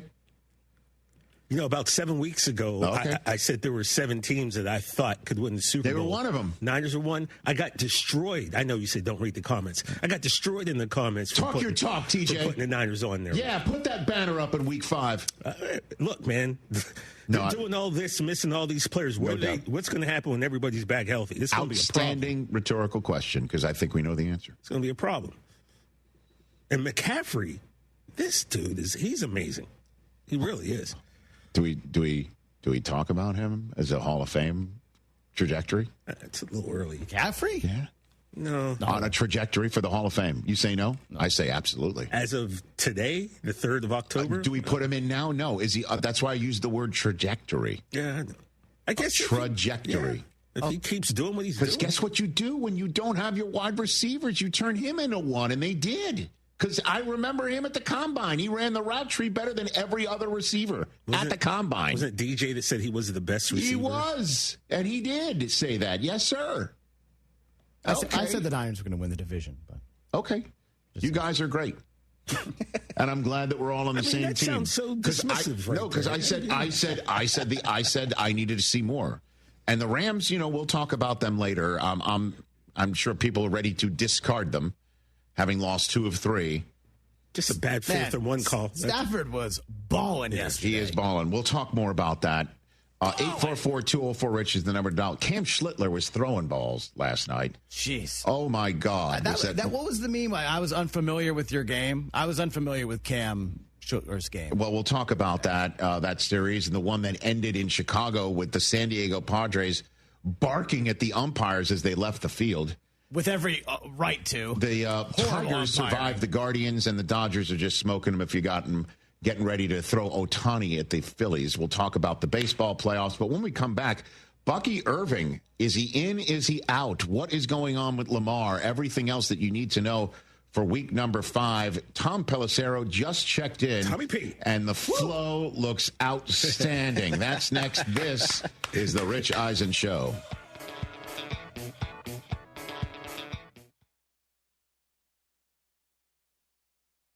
What is it that makes the all-new Hyundai Palisade hybrid an incredible SUV? Is it the spacious interior that's comfy for the whole crew? Or the capability to go off-road? Maybe it's up to 600-plus miles of range. Is it the driver behind the wheel? What if it's all of that and more? What is it then? The all-new Hyundai Palisade Hybrid. So much more than just another SUV. Visit HyundaiUSA.com or call 562-314-4603 for more details. That's 562-314-4603. Every great team has its core players, but when the season gets tough, adding the right free agent can make all the difference. The same goes for business. At Robert Half, we found that 67% of companies surveyed plan to increase their use of contract talent to handle workload peaks and backlogged projects. With Robert Half's specialized recruiters experience, combined with our award-winning AI, you can quickly find the skilled candidates you want. At Robert Half, we know talent. Discover how we can help at roberthalf.com/talent. Attention taxpayers. If you owe $5,000 or more in back taxes to the IRS, don't wait for the October 15th extension deadline. Your problems will only continue to grow. The IRS is using advanced AI tools to identify and collect unpaid taxes faster than ever, meaning tax debt collections will become increasingly aggressive. Call Priority Tax Relief now. Their experts fight back fast and are saving their clients millions in tax debt every month. After speaking on my behalf with the IRS, my entire debt of $25,000 will be eliminated. I owed over $50,000 and they settled it for pennies on the dollar. These guys are as legit as they come. If you miss another tax deadline, you're stacking more debt on top of what you already owe with increasing penalties and interest. You now owe more today than you did yesterday. Call for your free consultation. Priority Tax Relief. Let's make your taxes our priority. Call 800-418-1404. 800-418-1404. 800-418-1404. Priority Tax Relief. I just bought another house for cash. Sell me yours at greenlightoffer.com. Trust, price, and ease of transaction. That is givemethevin.com. We love to buy cars. People don't trust car buyers. People think the price is going to be wrong, and people think it's going to be a hassle. Trust, price, and ease of transaction. That is what we do at GiveMeTheVin.com, and that's what makes us America's best car buyer. Go to GiveMeTheVin.com right now and get a quote on yours. Sell us your car. GiveMeTheVin.com. So easy you can do it in your underwear. It's Dewberry Farm's annual Fall Festival, September 13th through November 9th. Bring the whole family for a day filled with pumpkins, great food, and over 40 exciting rides and attractions. Explore the Texas-sized pumpkin patch. Take photos by a life-size pumpkin house. Meet our friendly barnyard animals and get lost in our corn maze. Celebrating 9-time CMA award-winning artist Lainey Wilson. Stay late for Dewberry Farm's spooky Halloween event, Boo-rific Nights, featuring 3 creepy haunts and thousands of glowing jack-o'-lanterns. Get tickets and info at DewberryFarm.com. Football season is in full swing, and Underdog is the best place to get in on all the action. You can make picks and win money right now in Texas. You already know that Underdog is my favorite app, and playing on Underdog is so easy. Just pick whether your favorite players will go higher or lower on stats like rushing yards, receptions, touchdowns, and more. Get your picks right, and you can win up to 5,000 times your cash. So much to play, so much fun to be had, and so much money to win. Whether it's Monday Night Football, Thursday Night Football, or the full Sunday slate, Underdog is the place to be. Stroud higher or lower on passing yards. You know ball, prove it with your picks on Underdog. Download the app today, sign up with promo code KILLERB to score $100 in bonus funds or entries when you play your first $5. That's promo code KILLERB, KILLERB. Underdog. Make picks, win money. Must be 18 or older and present in Texas. Terms apply. See assets.underdogfantasy.com/web/play and get terms _DFS_.html for details. Concerned with your play, call 1-800-GAMBLER or visit ncpgambling.org. Subscribe to ESPN Houston today on YouTube and make sure to slap that bell to get notifications on new videos as soon as they release. Your go-to source for all things Houston Texans is Swarmcast with Will Kunkel and Joe George. Listen Thursday nights at 6 on ESPN 97.5 and 92.5 or on our YouTube channel, ESPN Houston. Brought to you by Blue Star Tequila. Smooth and always game ready. Hey, Houston, Lance Zierlein here. Listen, if you're craving authentic Mexican flavor, head to Taquerias Arandas. Since 1981, they've been serving up mouth-watering tacos, sizzling fajitas, and fresh tortas that hit the right spots. Family-friendly vibes, bold flavors, and prices that will not break the bank. Whether it's breakfast, lunch, or dinner, Taquerias Arandas has you covered. Find a location nearest you and taste the tradition. Taquerias Arandas, Houston's go-to for real Mexican food. Vamos, let's eat.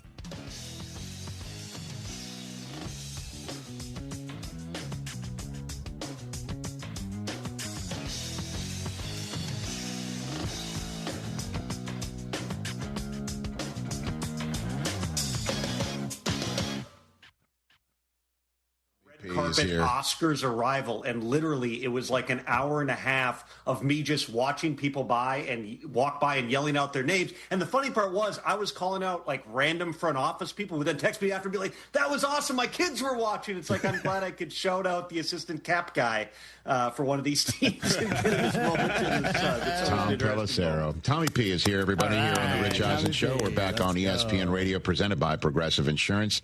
Okay, I looked down during my commercial break at my fantasy team, as one would, and I saw the word out next to Bucky Irving. No. Is that a fact?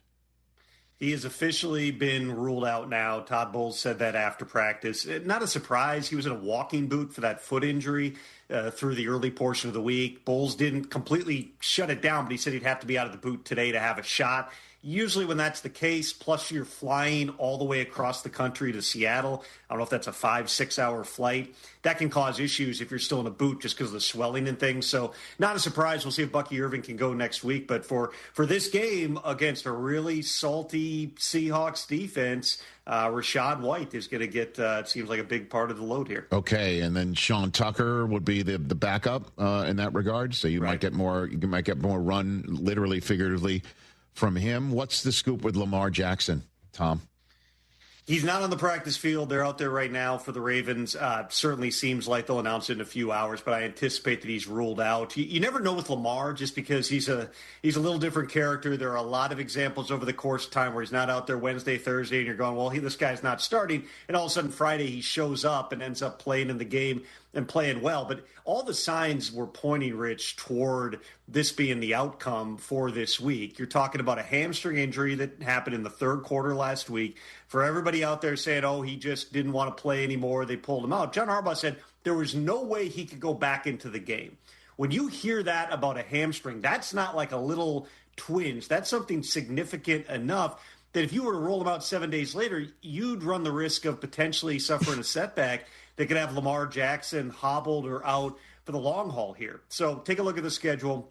They got the Texans this week. I believe they have the Rams next week. Yes. Then they've got a Week 7 bye. The prudent way to go about this would be hold Lamar Jackson out of both these games prior to the bye, give him almost a full month to recover from the hamstring injury, and then have him ready. Like, I know that the Ravens, they need a win here, but they need a healthy Lamar Jackson for the long haul even more.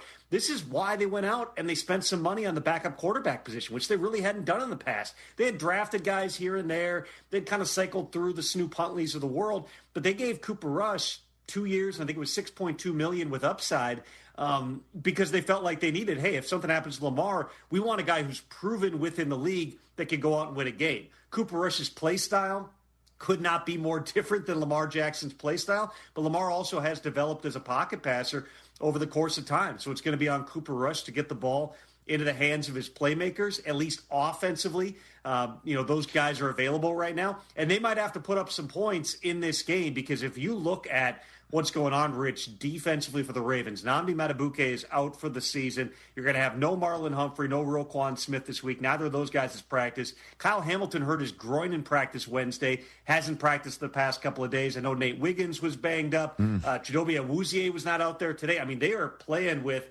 I hate to call it a JV type of defense, but you're talking about 5 Pro Bowl type players who are not going to be out there this week, and we'll see whether or not a Texans offense that, at least in the fourth quarter last week against Tennessee, showed some signs of life, if they can get after these guys and try to, force Cooper Rush and that offense without Lamar to put up some points on Sunday. I don't know. Maybe the theme of the week could be the banged-up teams you don't expect to have much of a chance go ahead and win, as we saw on Thursday night with Mac Jones becoming a 3-0 backup quarterback for the now 4-1, having won 2 of 3 division games already on the road at Seattle and at the Rams, San Francisco 49ers. That's what we saw on Thursday night. Now, TJ even mentioned in the first block that what happens when the other guys get back, they're only going to be better. What can you tell me about the other guys now that we're through 5 weeks? Kittle's IR stint could be over. There's Ayuk maybe around the corner, and then the other guys that are hurt. What can you tell me about the Niners, who now look terrific and positioned? Well, in the early portion of the week, it sounded like Juwan Jennings and Ricky Pierce all at least had a shot to play on Thursday, which would indicate that those are probably not long-term injuries for them. With Brock Purdy, he obviously aggravated that injury on the bottom of his toe and just wasn't able to make it back. We'll see if he's able to get back next week, but no IR in that case. It's not long-term for Brock Purdy either. Kittle, you're right. I know the optimism was that once he went on IR that he'd get back pretty closely after that IR stint is up. Brandon Ayuk remains a bit of a mystery because even through the offseason, that was a significant injury. That just wasn't just your regular old ACL 8 to 9 month recovery. It was going to be a long haul for Brandon Ayuk. It doesn't sound like he's close at this point. Maybe sometime in November, potentially you could get him back. And then obviously you got a bunch of guys like Nick Bosa that are not going to be back this season. I mean, it's a credit to Kyle Shanahan and Robert Saleh to go out last night, because for Kyle, with a backup quarterback in Mac Jones, who's playing like the guy that a lot of people thought was going to be the number 3 overall pick back in 2021 to San Francisco, he's shown exactly why Kyle really liked him through the pre-draft process. You know, he's a better athlete than people give him credit for, at least when that brace isn't digging into his knee and calf and causing the types of issues that he was having last night, where it looked like he was doubled over about to lose his dinner on the sideline there. He's played at a really, really high level here. You know, and that's, you know, Kyle's gotten him ready. He's thrown to a bunch of guys. I mean, think about who he's throwing to last night, Rich. Beyond Christian McCaffrey, who's doing most of his damage through the air, Demarcus Robinson was suspended at the start of the season. Sky Moore wasn't on the roster. Kendrick Bourne was not on the roster, and Marcos Valdes-Scantling was not on the roster. So you're literally a bunch of guys who weren't even around in camp, and Mac Jones was throwing to backups, and you're just kind of, you know, patching this thing together. And at least on those first couple of drives last night, they looked like this was a real team. It's harder to sustain that over the course of time, just like Robert Saleh's got his work cut out for him. I mean, he's playing 5 or 6 rookies on that side of the ball, and lo and behold, it's Alfred Collins throwing one of the best punches you'll ever see. Initially hits Kyron Williams, if you noticed, in the face mask, and then still has the velocity to follow through and punch the football out. That was an unbelievable play by a young guy. You know, Saul is one of the best that there is in this game. I guarantee that he's happy that we're talking about the game and not a post-game interaction like the week before, which, by the way, if you want to know what was said there, Rich? Because I've talked to people who were around that back and forth with Saul and Liam Cohen. Literally, the conversation was, as Liam's walking by, Robert Saleh says, "Hey, it was a compliment." And Liam says, "I have nothing to say to you." Keeps walking. Saleh just is a little irked because he's brushing him off like that, and he just goes, "It was a compliment, dude." And that's where Liam turns back and goes full, Will Smith, keep my name out of your mouth. That's it. That was the entire interaction. I think that Saleh probably won't use the phrase sign stealing again, but, Liam Cohen's doing a really good job. Saleh took the high road, said, "Hey, I really respect everything they're doing. The Jaguars are playing well." Saleh had those guys ready to go last night, man, against the tough Rams offense, and L.A. just never totally seemed to be in sync in that game. Well, I mean, I appreciate the shedding the light on what was said between Saleh and Liam Cohen. That said, I still do plan to bring it up with Travis Etienne Jr. when he joins us the next hour with the Jaguars taking on the Chiefs on Monday night. I've got Tom Pelissero here on the Rich Eisen Show. At some point, we will end this interview with me asking you the same question I ask you all the time, like, what's the team that everybody's blowing your phone up about when they're looking for information from you or you're doing your due diligence with them? Last week, your answer was the Browns. That people are saying, what are the Browns doing? What are they thinking at the quarterback spot? Well, we have a better idea now because Dylan Gabriel is going to get the start for the Browns on our network on Sunday in the first of 3 games in London for our network, Vikings and Browns. What's your reporting on why this happened and what the pecking order is and why in Cleveland, Tom?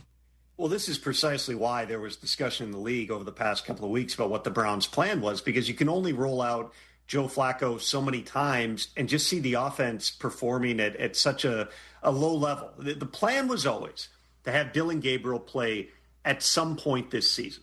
In a perfect world, he's not playing for the first time in an international game against a Brian Flores defense in London. That is not the way that you draw it up. It just was time. It just wasn't good enough. Flacco wasn't good enough. The offense wasn't good enough. Tommy Rees, the OC, said it the other day that they're looking for a spark here. So what do you get in Dylan Gabriel? You get a guy who, when the Browns were looking at him through the pre-draft process, they felt he was a lot like the guy who preceded him at Oregon, who Dylan Gabriel broke all of his records in terms of total touchdowns and total starts, which was Bo Nix. They got him at a discount relative to Nix, who went 12th overall in the 2024 draft, because Dylan Gabriel's 5'11", and not everybody wants a left-handed quarterback. The ball spins the wrong way. But they saw some of those similar types of traits in terms of the ability to see it and rip it. Dylan Gabriel, some people would knock him for an average arm, but they think that he can push the football down the field as well. But that processing ability, that willingness and ability to play on time, that's what Kevin Stefanski wants in his quarterbacks. That's what Joe Flacco is supposed to be, is a quick processor. He's always had, even though Joe's kind of this, I don't think a lot of people would describe him as an athletic quarterback. He's always had this arm twitch and this ability to see it and really get the football out quick. They think Dylan Gabriel can do some of those same types of things, with regard to, and I'm sure you're going to get to Shedeur Sanders.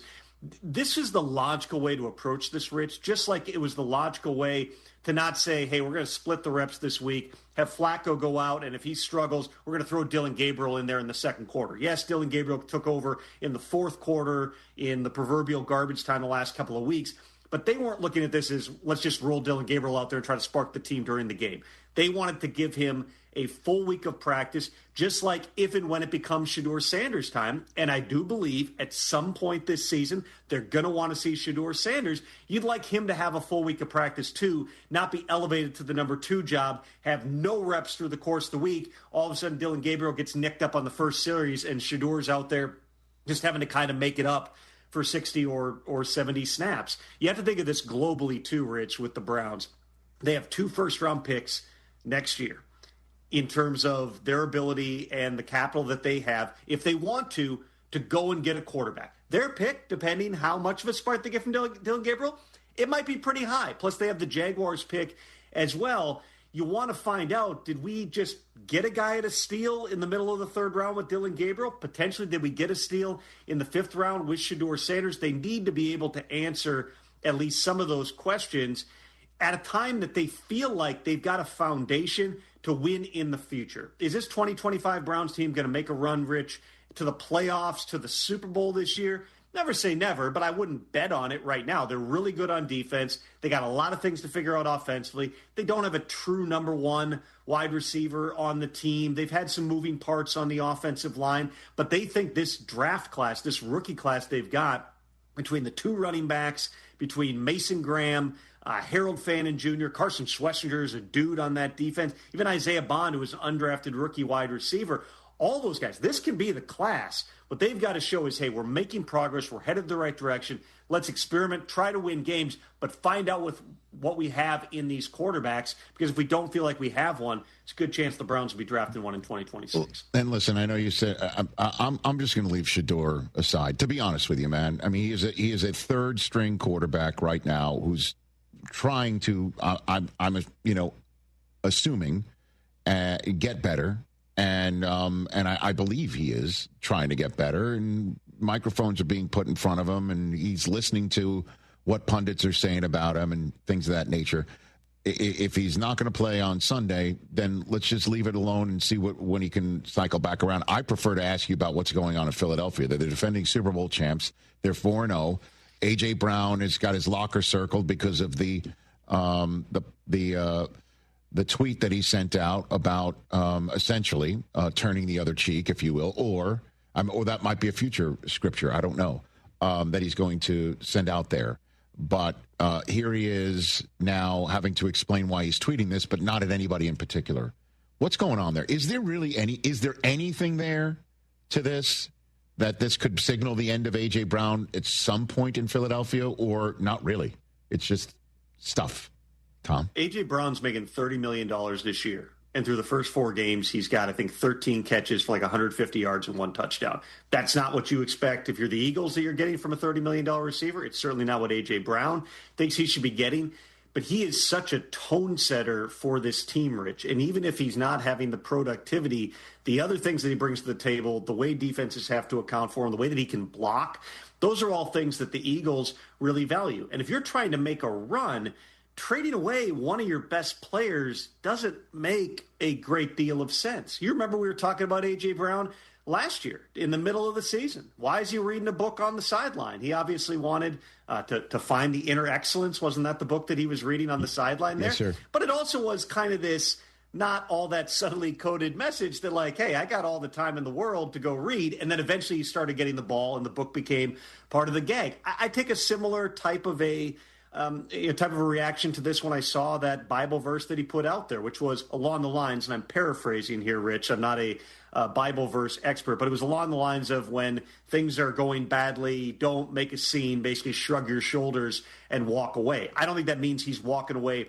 from the Eagles. It means you're not going to hear A.J. Brown coming out and ripping teammates and ripping the coaches. That's just not who he is. But anybody in this position, besides the fact that he's making $30 million regardless of what he does, anybody would be frustrated in this position because the way that A.J. Brown is wired, and this goes back to Tennessee, is he thinks when he is involved, it helps the team win. He is not diva mode. You don't see him generally freaking out and screaming at people on the sideline and screaming at coaches. But yeah, he gets frustrated because he feels like if the offense is not coming my way, we're not as good of a team. And you saw that a couple weeks ago, Rich. When they got A.J. Brown involved in the second half of the game, it was like, oh, this is the Eagles we're used to seeing. In Tennessee, you go back, A.J. Brown per capita target was one of the most effective receivers in the NFL, but he was never like a 80, 90, 100 catch guy. It was, hey, he was the complement to what they were doing with Derrick Henry.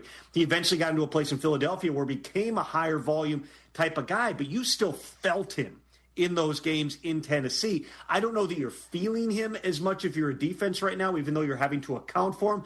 I would take a wild guess, just like with the book last year, Rich, that as we move forward here over these next couple of weeks, you will see the Eagles and the opponent feeling A.J. Brown a little bit more, not because he called anybody out, but because it's the thing that makes the Eagles a lot better. I don't see it. We're still over a month away from the trade deadline. Weird things happen in this league all the time. If one of them were the Eagles, who are still, by the way, Rich, 4-0, despite all the criticism and the speculation about them, they're a 4-0 team. They want to go back-to-back. I'd really be surprised if that doesn't involve A.J. Brown. All right, Tom, in the 2 minutes I have left, the team that's blowing your phone up because people are talking about them, what's the scuttlebutt? What's the team that everybody wants to know about from you? I would say that team right now, Rich, is the Bengals. They were not a good offense when Joe Burrow was out there for the first game and a half. They've been terrible on offense in the 2 full games that they have played without Joe Burrow. And that is despite the fact that you've won before with Jake Browning. You know that he can play as much as any backup quarterback. If you get beyond 2 to 4 games, they're going to be challenged to sustain it. But you've seen that Jake Browning can play competent football in the NFL. You've got a ton of money in your wide receivers with Jamar Chase and T. Higgins. You've got tight ends. They've been one of the best teams in utilizing the tight ends for recent years. I don't think that this is a terrible Bengals offensive line that he's playing behind. And so you just ask yourself, what do they need to adjust?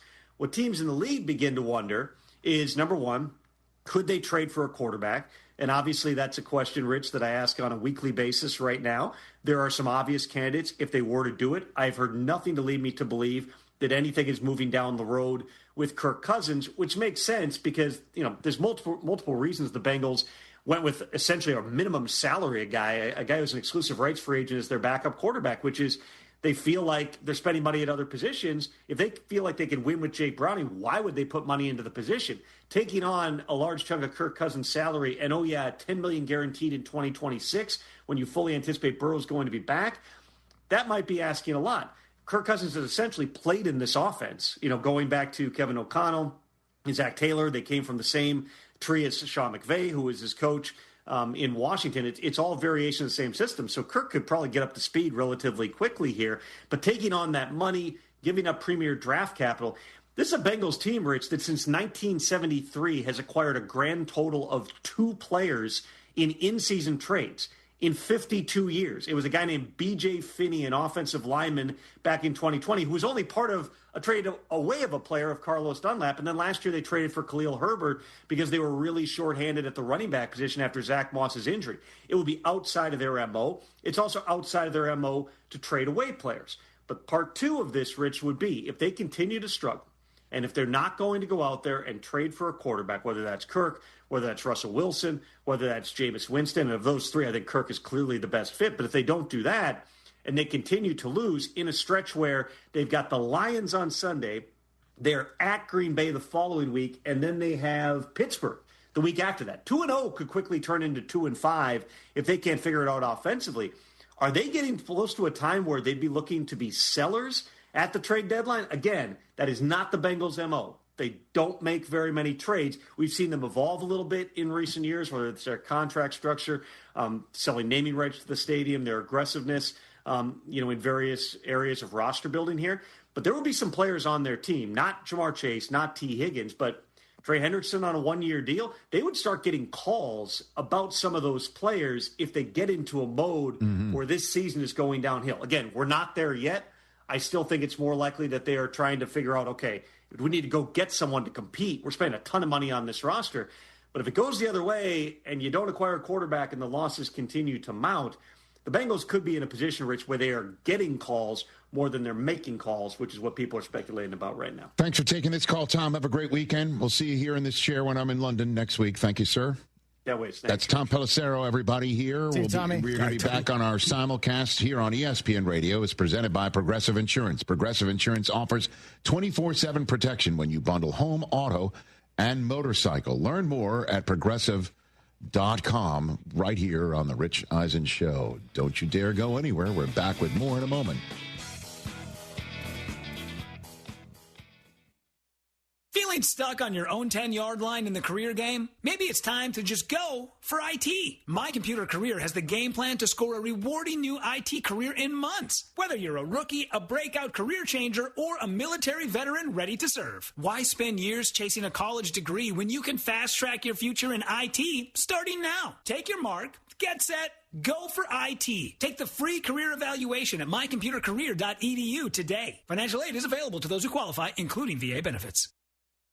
Switching to Progressive is a game-winning call. And that reminds us of other game-winning calls in the history of sports. It was a doubleheader in August and really hot inside the concession stand. So instead of waiting for people to come to me, I figured I'd walk around yelling, "Hot dogs here!" And that's how I became the first hot dog vendor in sports. Okay, not really a game-winning call, but it was a good call. You can make one too. Switch to Progressive and you could save hundreds. Progressive Casualty Insurance Company and affiliates, not available in all states. Attention taxpayers. If you owe $5,000 or more and back taxes to the IRS, don't wait for the October 15th extension deadline. Your problems will only continue to grow. The IRS is using advanced AI tools to identify and collect unpaid taxes faster than ever, meaning tax debt collections will become increasingly aggressive. Call Priority Tax Relief now. Their experts fight back fast and are saving their clients millions in tax debt every month. After speaking on my behalf with the IRS, my entire debt of $25,000 will be eliminated. I owed over $50,000, and they settled it for pennies on the dollar. These guys are as legit as they come. If you miss another tax deadline, you're stacking more debt on top of what you already owe, with increasing penalties and interest. You now owe more today than you did yesterday. Call for your free consultation. Priority Tax Relief. Let's make your taxes our priority. Call 800-418-1404. 800-418-1404. 800-418-1404. Priority Tax Relief. Jeremy Branham here from my good friends at HR&P. For nearly 25 years, my colleague, U of H class of 1990, has led HR&P, protecting the interest of Cougar-owned businesses. HR&P provides comprehensive human capital management services, including HR compliance, benefits administration, and payroll. Cougar-owned businesses let HR&P customize a plan to rid you of the demands of human resources. Eliminate your HR burdens with HR&P and get back to growing your business. Learn more by visiting hrp.net/U of H.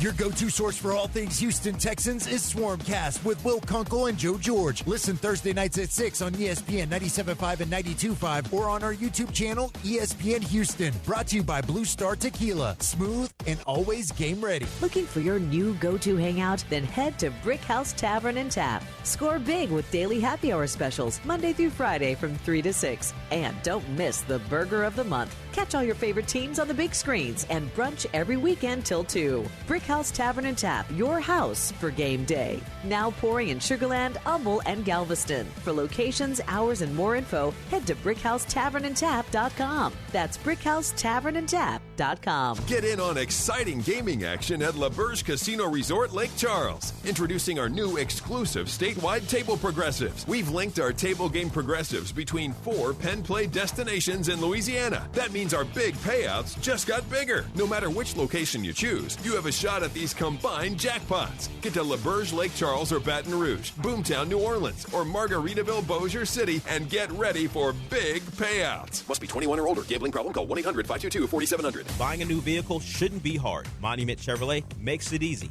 Del Olalea here. Monument Chevrolet has a huge selection of Chevy vehicles priced with transparency. No hidden fees, no upcharges, no dealer add-ons. For over 50 years, Monument Chevrolet has earned relationships with thousands of customers doing business this way. For new and used cars, fleet sales, and service, visit Monument Chevrolet in Pasadena at 225 and Beltway 8 and monumentchevrolet.com. Chevrolet. Together, let's drive. Let's hydrate. Grab a Rambler Sparkling Water, the official sparkling water of ESPN 97.5 and 92.5. A Texas mineral blend available in original lemon lime, grapefruit, satsuma, blackberry, and now wild cherry. Get Ramblin', Houston. Hit it, boy! Keith Urban's High and Alive World Tour. Saturday, October 11th at the Cynthia Woods Mitchell Pavilion. A night of hits with special guests Chase Matthew, Alana Springsteen, and Carly Scott Collins. It's going to be a party you don't want to miss. Tickets on sale now at Ticketmaster.com. Keith Urban, part of the Xfinity Concert Series, presented by the Cynthia Woods Mitchell Pavilion.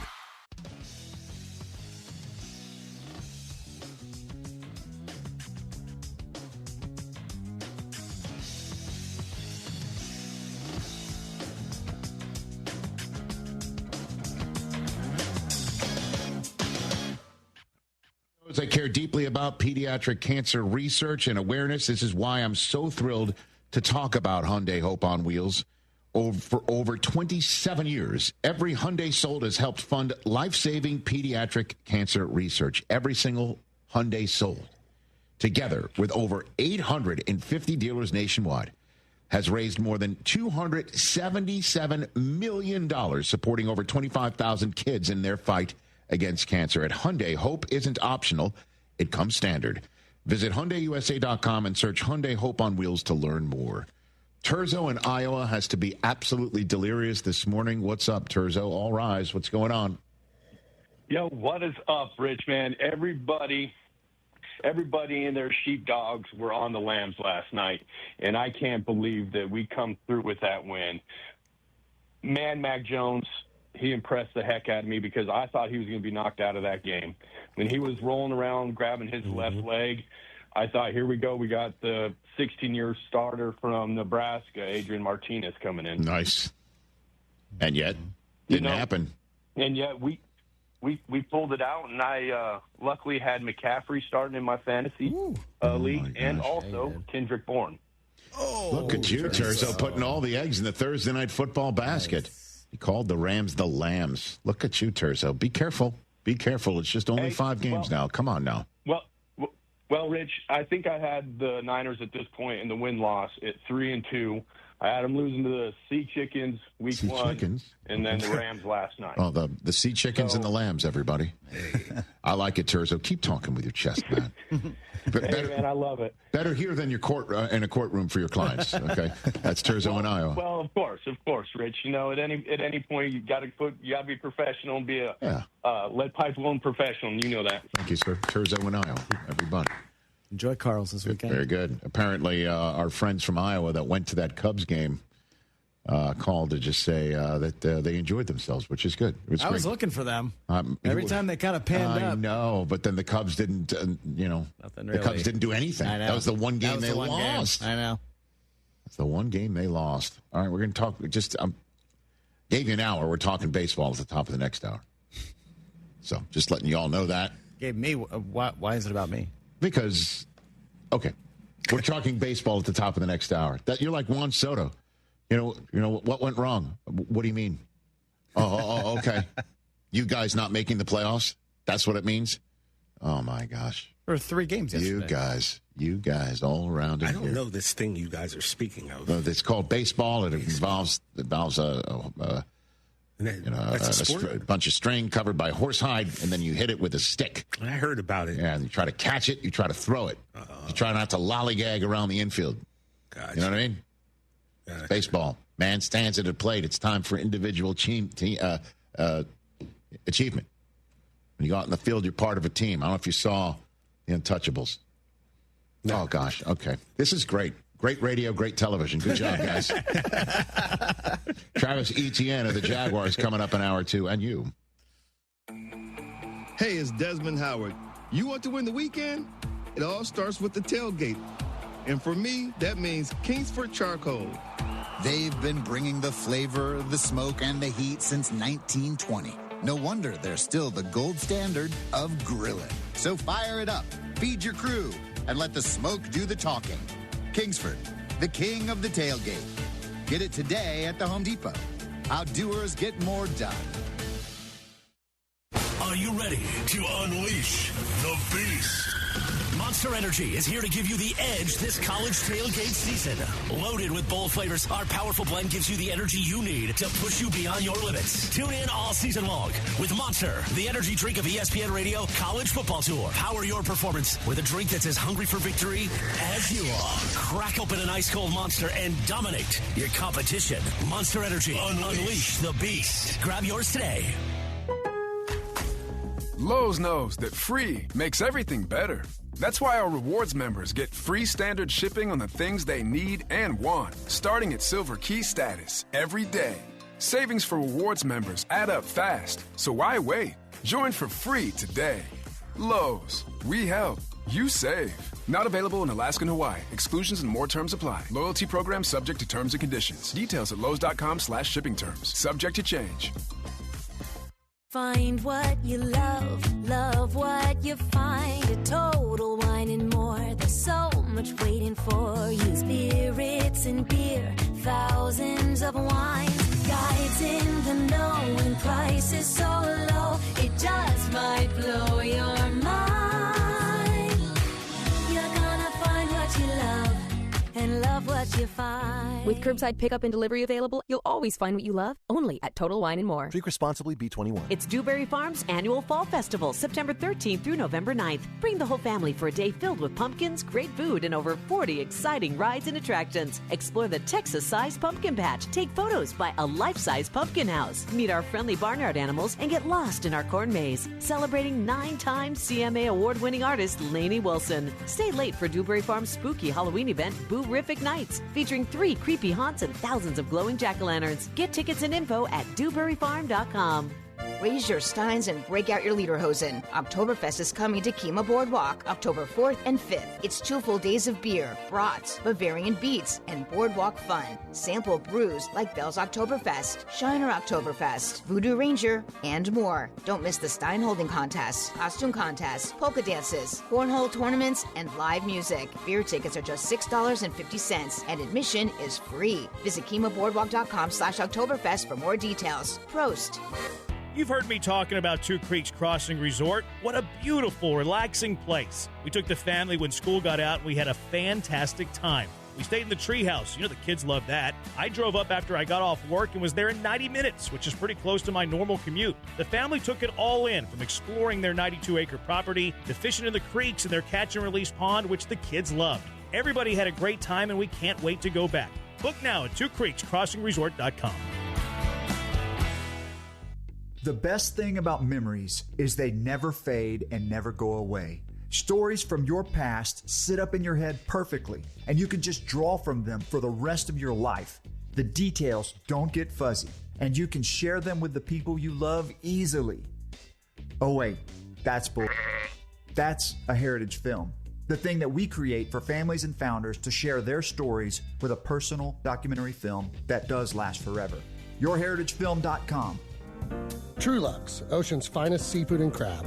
A Houston original, proudly serving our great city for over 30 years. We have recently updated our restaurant with a modern sensibility and sophisticated finishes. We can't wait for you to come and see it.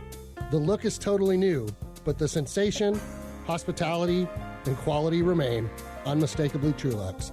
Visit us today and experience the newest flavor of a true Houston original. Trulux, your table is waiting.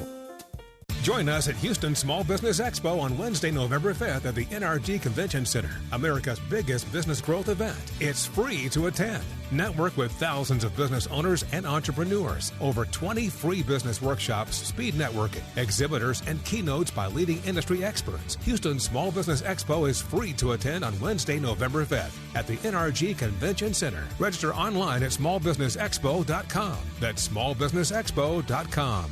ESPN 97.5, presented by Zadok Jewelers. KFNC 97.9 HD2, Mont Bellevue, Houston, a Gal media station.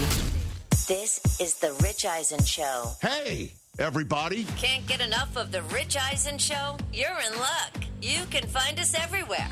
Watch us weekdays on Disney Plus from noon to 3 Eastern. Miss the show? We've got a podcast so you can listen anytime. But here's the best part.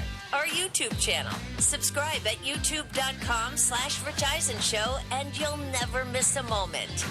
Now, on with the show. This is The Rich Eisen Show. Bogarts takes. Oh, it was low and he got rung up. That will definitely be a hat tapper next year. From The Rich Eisen Show studio in Los Angeles. The 49ers stormed the field. Earlier on the show, NFL Network insider Tom Pelissero. Coming up, Jaguars running back Travis Etienne Jr., actor and comedian Jeremy Piven. And now, it's Rich Eisen.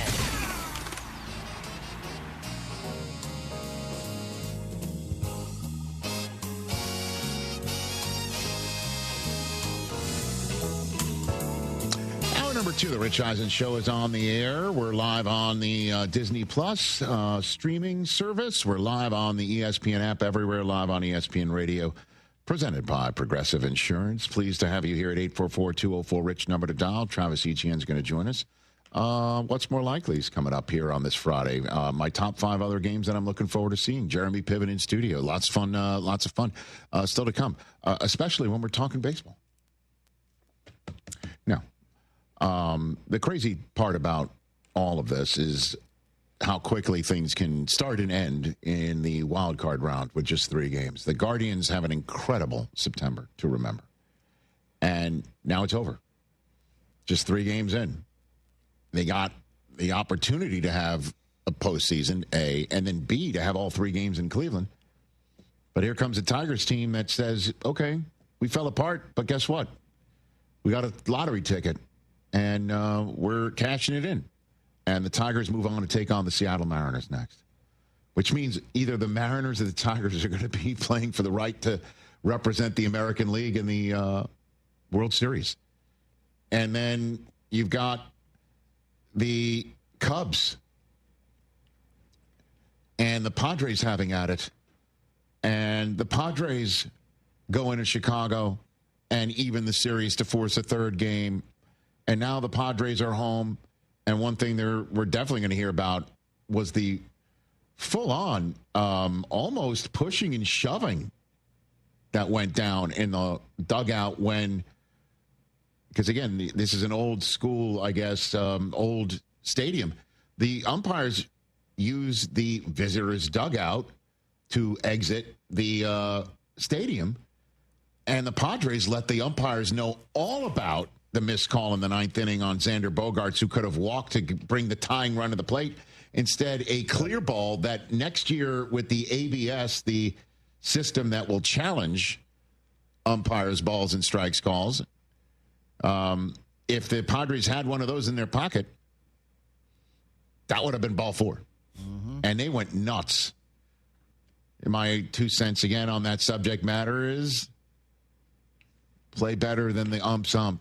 I mean, there were probably tons of times that they could have had opportunities, but when it comes down to that 9th inning, man, just don't put yourself in the hands of an umpire to blow a call, and that umpire blew the call, to say the least. But fittingly, Pete Crow Armstrong squeezes the final out for the Cubs. He had a phenomenal season, and now the Cubs move on. The Cubs are moving on, and they're taking on the Brewers. Oh, boy.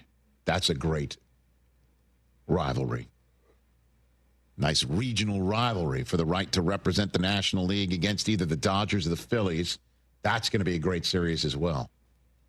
And then you have Game 3 between the Red Sox and the Yankees last night. Brockman's team and my team. Very proud of us, Chris. You and I have, I think, been on the up and up with one another. Yeah. And right now, this is what things can be crazy in the world of baseball. There are probably some Yankee fans trying to get arrested in Needham, Massachusetts right now, because the police chief there is the father of Cam Schlittler, and they want an autograph. And they want to make sure that they can get something from Cam Schlittler, this kid who came up in the middle of the season and started firing fastballs and started showing a little bit of glimpses of awesomeness, and then became even more awesome. But towards the end of the month, I was watching, wondering, would he be trusted to start a playoff game? They handed him a lead a couple of times, large lead. He couldn't even get out of the fifth inning. But he's got electric stuff, and there are times, I swear to you, as I'm watching these games with Coop at home, where, like, he looks like Garrett Cole. I thought the same thing. He looks like Garrett Cole. I thought the same thing in the first inning. I mean, facially, his style of pitching, his body language, all of it. Totally. And I'm like, if he could be Garrett Cole, heaven forbid, in October. And then last night, the battle of the kids, Schlittler's the one who dropped his Huggies and became a grown-ass man. Against Connolly Early, who was making just first started 5 fifth for career him. start. And here's the ball, kid. Go win a game in Yankee Stadium with a bullpen that was kind of gassed to get to Game 3. Or to try to wrap things up to avoid a Game 3 by Alex Cora in Game 2. And that kid was really good, too. Yep. He just had one inning. Stuff, He had one inning where left the ball over the plate. The Yankees took advantage. A couple of plays out behind him weren't made. Yada, yada, yada. It's a 4-run lead. And Schlittler was just, like, not blowing that one. Yeah, lights out. And a good old-fashioned 8-inning performance. And listen, I was confident in the kid. I was believing in the kid. And I could never in a million years have thought, okay, what we're going to get as Yankee fans out of Cam Schlittler is the first ever playoff performance by a pitcher with 8 innings, 12 or more strikeouts, and no walks. Whew. I can't believe he's the first to ever do it. Not that he did it. Obviously, that is kind of wild that he just did it. Well, it had never been done before? Yeah. I was sitting there like, Jack Morris never did that. Yeah. Nobody else has ever done, like, name me, like, Gibson, name me another, like, nobody's ever had 8 shutout with 12 walks. I mean, 12 strikeouts and no walks. No walks. He's the first to do it, and he does it in that instance to close out the Red Sox to move the Yankees on to Toronto in the American League Divisional Series. Stuff that, hey, Cam, you got to spot an old-timers day for the rest of your life. You know, no matter what you do from here on out, and what he's done is pitch the Yankees into the next round with a performance that was electric. Electric. That's the word Alex Cora used after the game. And this is what Schlittler had to say after the performance of his life and the spot of his life, making the lives of all Yankee fans much better. I got really good sleep last night. I wasn't, too worried about it. But, I woke up and I was locked in. So I knew exactly what I needed to do and go out there, especially against my hometown team. So as I told Andy yesterday, I wasn't going to let him beat me. So I was just overconfident in that fact. But, making sure I wasn't getting too carried away with it.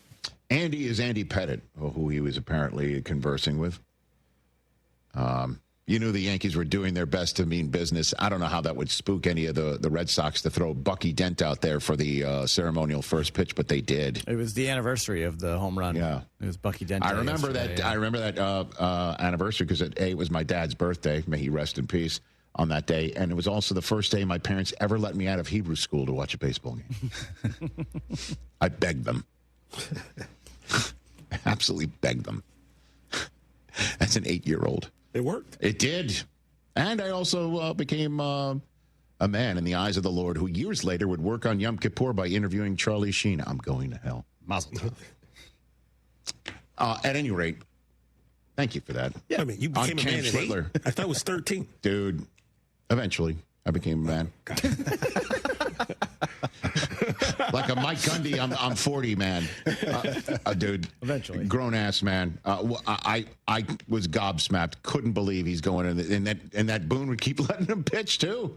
Let him keep going. Well, the binder told him to nice. keep him in the game. Nice.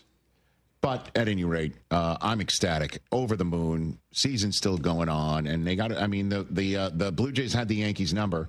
So it's going to be either the Blue Jays and Yankees against either the Tigers and the Mariners, and it's either the Dodgers or Phillies against either the Cubs or the Brewers. And congratulations to Major League Baseball.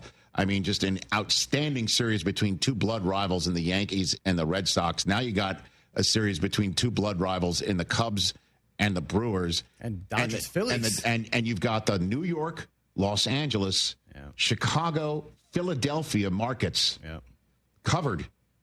The Pacific Northwest is locked in a way that, they're all Cal Raleigh crazy. The Tigers, the Old English D, they got the state of Michigan, and you got a little Toronto kind of in the mix. This has a weird, 2023 feel where it was Rangers and Diamondbacks. It feels like we could get kind of a wonky World Series, whereas last year was, blue blood, Dodger Yankees.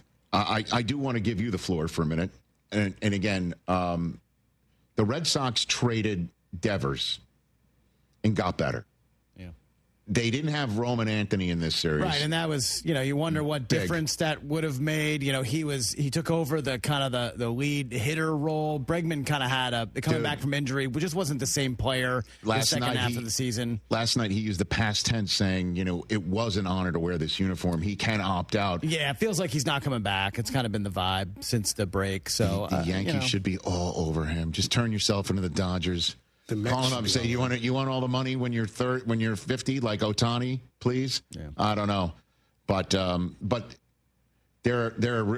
love your manager. Yeah. Every button the guy the manager, pushes. Love all the young guys. It was a season where you feel like maybe they kind of overachieved after, trading Devers, which, I'm arguing with your brother-in-law on Twitter about it. He didn't need to go. He needed to go. The clubhouse situation was untenable, and you could see how they all were kind of they got better without him. They were kind of one immeasurably better. One unit where it didn't seem like it was a little more fractured when he was there, but immeasurably better without him. The pitching, I think, helped in the second half of the year. They had one of the highest ERAs, after the All-Star break. So you kind of get that locked up and, go out in free agency, kind of get some more starters. Lucas Giolito was injured, not on the roster. Walker Buehler didn't work out. Some of those things, you got a rookie making his fifth start in a playoff game.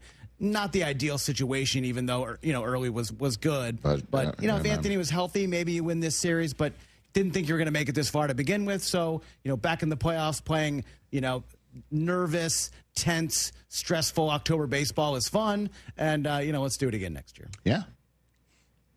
Next year in Boston. Oh, boy. 844-204-RICH is the number to dial. It's a Friday, so let's do it. What's more likely before Travis Etienne joins us? Hit it. What's more likely? Never say never, but never. All right, Christopher. Hey, guys. How's it going? Jay Felly, good to see you, man. What's up? We watched a couple of NFC West teams go at it last night, so let's throw this out there. More likely NFC West team to miss the playoffs. 49ers, Rams, Seahawks. They're not all going to make it. It doesn't feel like. Well, I mean, I think they could all make it. As a matter of fact, but it doesn't feel like I know you want blood on the floor right now. You want to drink my milkshake right now. I drink it up. You want blood. Jeez. Obviously the Niners are the ones that are dealing with their backup quarterback, but he's 3-0. The Niners are the ones that are injured, but they're coming back. The Niners are the ones that, you would think would potentially fall apart because everyone is physically falling apart there, but they've already won at the Rams and at Seattle. Man, I don't know. I'll just throw Seattle out there for the moment.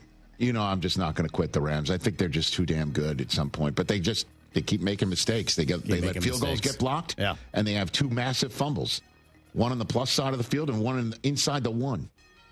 by their 2 running backs. Yeah, and a rare coaching blunder by McVay on that 4th down call. Okay, what else, Chris? More likely backup quarterback that's going to get a win on Sunday. We got 2 new guys going out there, Dylan Gabriel or Cooper Rush. I'll take Cooper Rush. One's at home. The other one is... You think starting in London might be a good thing? I don't know. I have no earthly idea. I have no idea what to expect. Yeah, me neither. All I know is that Cooper Rush has done it before, and the Ravens still have a bunch of talented people despite the MASH unit on defense. So, I'll just take Cooper Rush at home as opposed to Dylan Gabriel first career start, and it happens in London against the Vikings defense that blitzed 5 minutes ago. Is the joke I keep making, and I think it's still very good. It's good. I laugh every time. All right, thank you. More likely 2-2 road team to hand someone their first loss. Broncos, Patriots. I'm going to back up my higher register. I'm going to go Broncos on this one. Ooh. Yeah, I kind of think it's the Broncos. The Eagles seem like they're ripe for the taking. I think the Eagles are ripe for the taking, and I also think that if there's anybody that's equipped to just not GAF and go into Philadelphia and pull out stops. Through number 10. And also have the corners that can keep this pass game down and thus a lot of the murmuring louder. It's Denver. I'll go with the Broncos on this one. I think both games are going to be very fun and entertaining. Thank you, sir. More likely team we're talking about sniffing it on Monday. Raiders or Dolphins? Meaning they have a chance to win? No, meaning, if they win, we're going to be like, you know what? I think they're sniffing it. They're in the playoff. Yeah, in the playoff hunt. Playing the playoff hunt. Raiders or Dolphins? Raiders are at Indianapolis. Dolphins are... You know what? My higher register was initially going to be, the Dolphins might be still okay without Tyreek Hill. Darren Waller, pretty good. I'm just going to go Raiders. Although, let's get Brock Bowers out there practicing, will we please? Can we please get that? The knee injury is a little concerning. Yeah, I don't know what's going on there. A little concerning there. I'll go Raiders on that one. What else, Chris? Fun game in Seattle on Sunday. More likely class of 18 quarterback to throw for 250 plus and 2 touchdowns. Baker or Sam Darnold? I'm going to go with Sam Darnold at home on this one. No Mike Evans on Sunday as well. I'm aware of that. The Bucks beat up. No Bucky Irving. Former Panthers quarterbacks as well. I know that. Remembering the good old days. The good old days? What? Yeah, and Seattle has gotten more. They're coming off of a 10-day break, and they're home at the 12s. I'll go Sam Darnold. Yeah, that was my higher register. Okay. Maybe Seattle's an NFC contender. I know. Even though I just said that they're the one. I think 3 teams are going to come out of the West. 1 out of the South. 1 South, then. Okay. Right. Maybe even 1 out of the East. Yeah. I'm concerned about the Commanders, man. I am too. We'll get to them in a second. Okay. More likely to get their first win on Sunday in Week 5. Saints or Titans? I'll go Titans on the road in Arizona against a quarterback who's wondering if he's still going to be there for the new facility opening 2 years from now. What a weird thing to say. I know. Like Kyler Murray. I know. And the Saints, I know, are at home, but I just don't see it, man. Really? I guess, I don't know. The Giants appear revitalized. They hung in there against the Bills last week. I know. Rattler, Kendry Miller is coming on. Obviously, come here. How long can the Titans be ass? Be ass? I don't know, quoting the coach. I mean, the quarterback, right? Yeah, I mean... I have it written down right here. If we keep it a buck, right now we ass.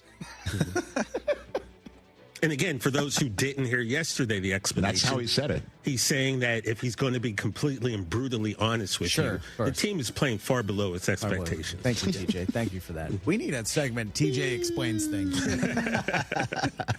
Watch that. More likely, let's talk about the game out here in SoFi on Sunday. More likely superstar quarterback to return to form in a win. Jaden Daniels gets back to last year form, or Herbert, weeks 1 and 2. I'll go Herbert, man.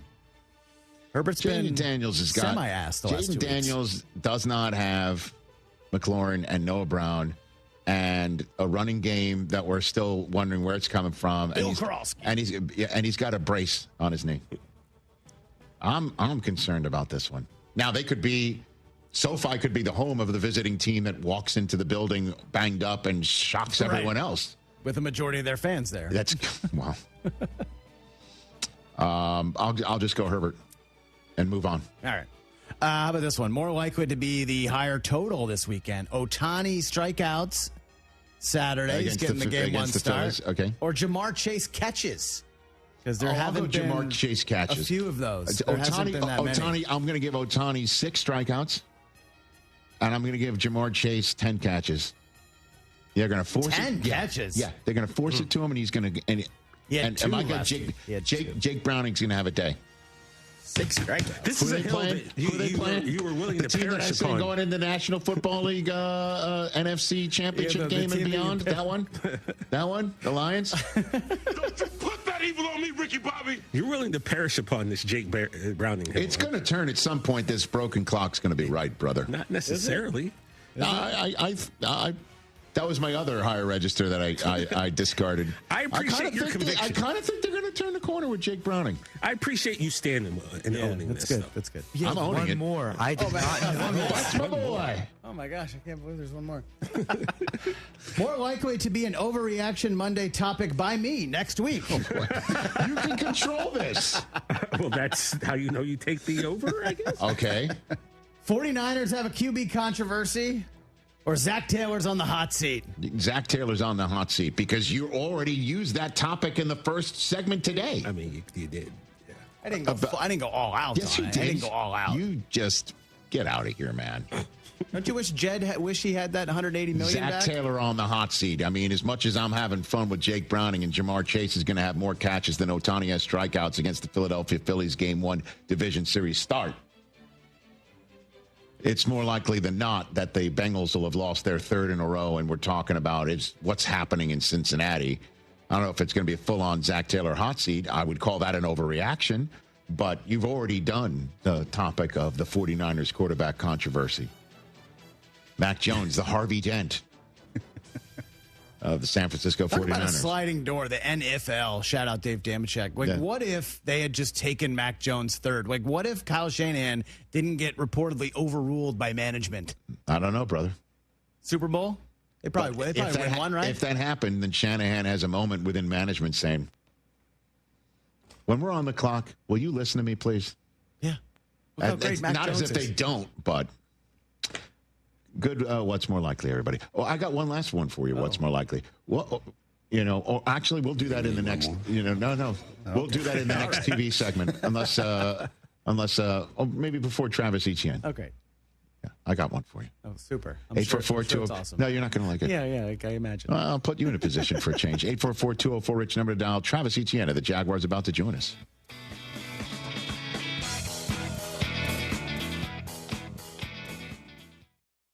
Your fantasy roster is set. The Smack Talk is heating up, and this season, ESPN Bet is giving you more ways to ride with your squad. Introducing the ESPN Bet Fan Center, where you can instantly link and bet on your fantasy teams right in the ESPN Bet app. An enhanced sports betting experience only from ESPN Bet, the sports book for sports fans. Download the app and link your ESPN Bet and ESPN accounts to get started today. Must be 21 plus. Gambling problem? Call 1-800-GAMBLER. Terms and conditions apply. See app for details. Rich Eisen here for Sonos, the speakers that bring every game to life in my own house. With studio quality sound, Sonos makes you feel like you're right there in the stadium. Whether you're cheering on your team, binging your favorite show, or listening to the hottest songs, Sonos fills every room with incredible sound. Setup is easy. Just plug in, open the Sonos app, and you're ready to go. Want stadium quality sound at home just like me? Because I love Sonos. You will too. Explore soundbars, speakers, and more at Sonos.com. Sonos. They look as good as they sound.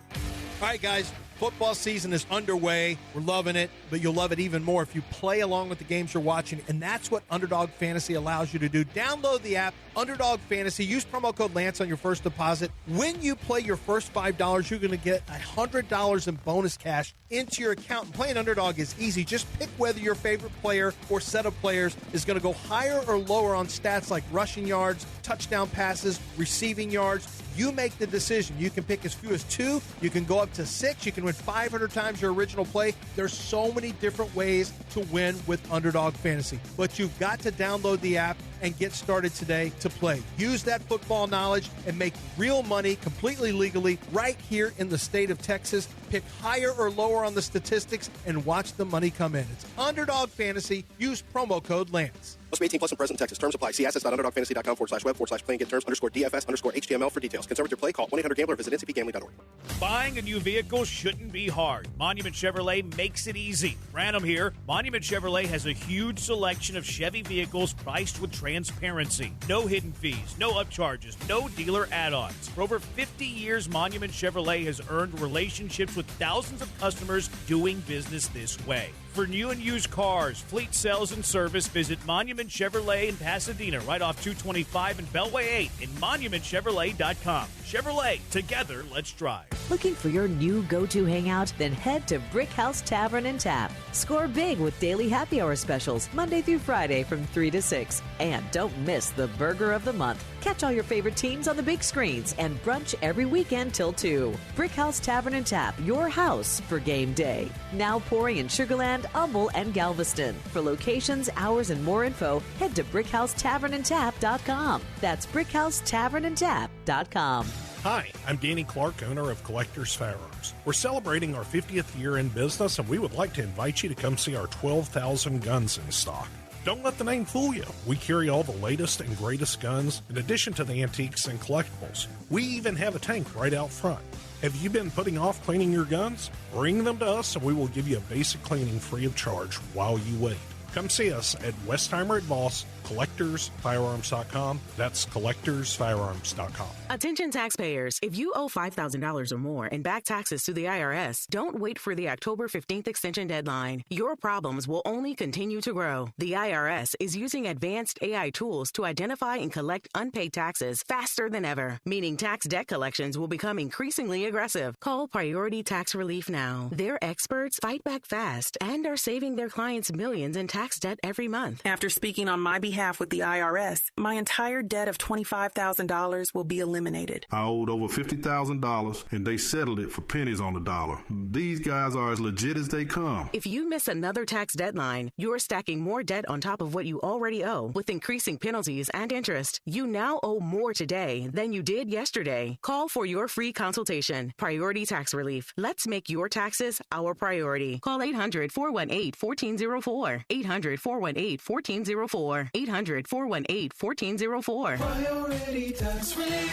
Friday Night Lights means one thing: high school football. And with football comes the homecoming game and the homecoming dance. Make sure you look sharp with Giorgio Dante suit separates at Suit Mart. Jackets start at just $89.99. Vests from $29.99. And pants from $39.99. Choose from black, midnight navy, or charcoal gray. Then finish the look with a marquee slim fit dress shirt starting at only $22.99. Be ready for the big night with homecoming style from Suit Mart. It's Dewberry Farm's annual Fall Festival, September 13th through November 9th. Bring the whole family for a day filled with pumpkins, great food, and over 40 exciting rides and attractions. Explore the Texas-sized pumpkin patch. Take photos by a life-size pumpkin house. Meet our friendly barnyard animals and get lost in our corn maze. Celebrating 9-time CMA award-winning artist Lainey Wilson. Stay late for Dewberry Farm's spooky Halloween event, Boo-rific Nights, featuring 3 creepy haunts and thousands of glowing jack-o'-lanterns. Get tickets and info at DewberryFarm.com. Blue Star Tequila, the world's first and only night-harvested tequila. This is tequila at its natural, unfiltered best, made with 100% blue agave and totally additive-free. Smooth, vibrant, and full of character. It's tequila the way it was meant to be. So whether you're chasing championships or celebrating the moment, raise your glass to bold beginnings and taste the Blue Star difference. Find it near you at bluestartequila.com.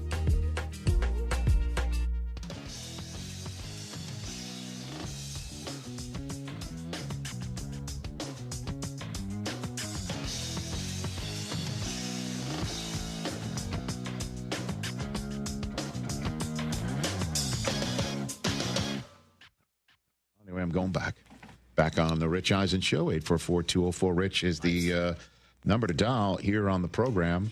ESPN Radio is presented by Progressive Insurance. Keep your career moving forward with growth opportunities, great pay and benefits, and one of the country's top workplaces. Go to careers.progressive.com and apply today. I've got one more. What's more likely? For you? We need one more? Sure. All right, we'll get one more. We'll get one more. What was more likely? That I would come and show up today and give Brockman time to talk about the Red Sox season being better than anybody gave an opportunity for them, certainly those of us in here, and giving them their due, or me coming in and just being a total a-hole about it because my Yankees moved past the Red Sox and your Mets. We spent here March, April, May talking about how I'd be looking up and seeing other teams. Well, you were. Oh, for a little bit. Okay, but at the end of the day, what would you think would be much more likely, Chris? Can we just play the Bill Burr clip where it's like, oh, this is about you? Oh, yes, it is about me. And you can be an a-hole about it without outwardly the undertones being are there. You're subtly being an a-hole. The tone is there. I mean, very respectable neighborhood. Thank you. Let's just get this. Let's get this out of the way here. Is Al and Dallas on the call? Because we got to just pop them on real quick before we get to Travis Etienne. You there, Al?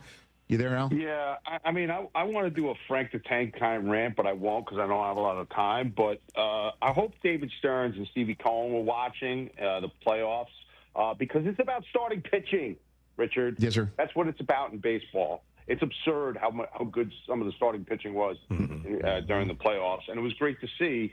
And congratulations, by the way. You have the new king of New York. I hope so. That pitcher was fantastic. I hope so. I hope the future is Cole comes back and we got a mini Cole who's not so mini. He's 6'6". He's a giant. Or you got a Cole 2.0 and you got two lefties in Fried and Rodon and you throw Heel in there and off we go. Like that's it. We got Clay Holmes.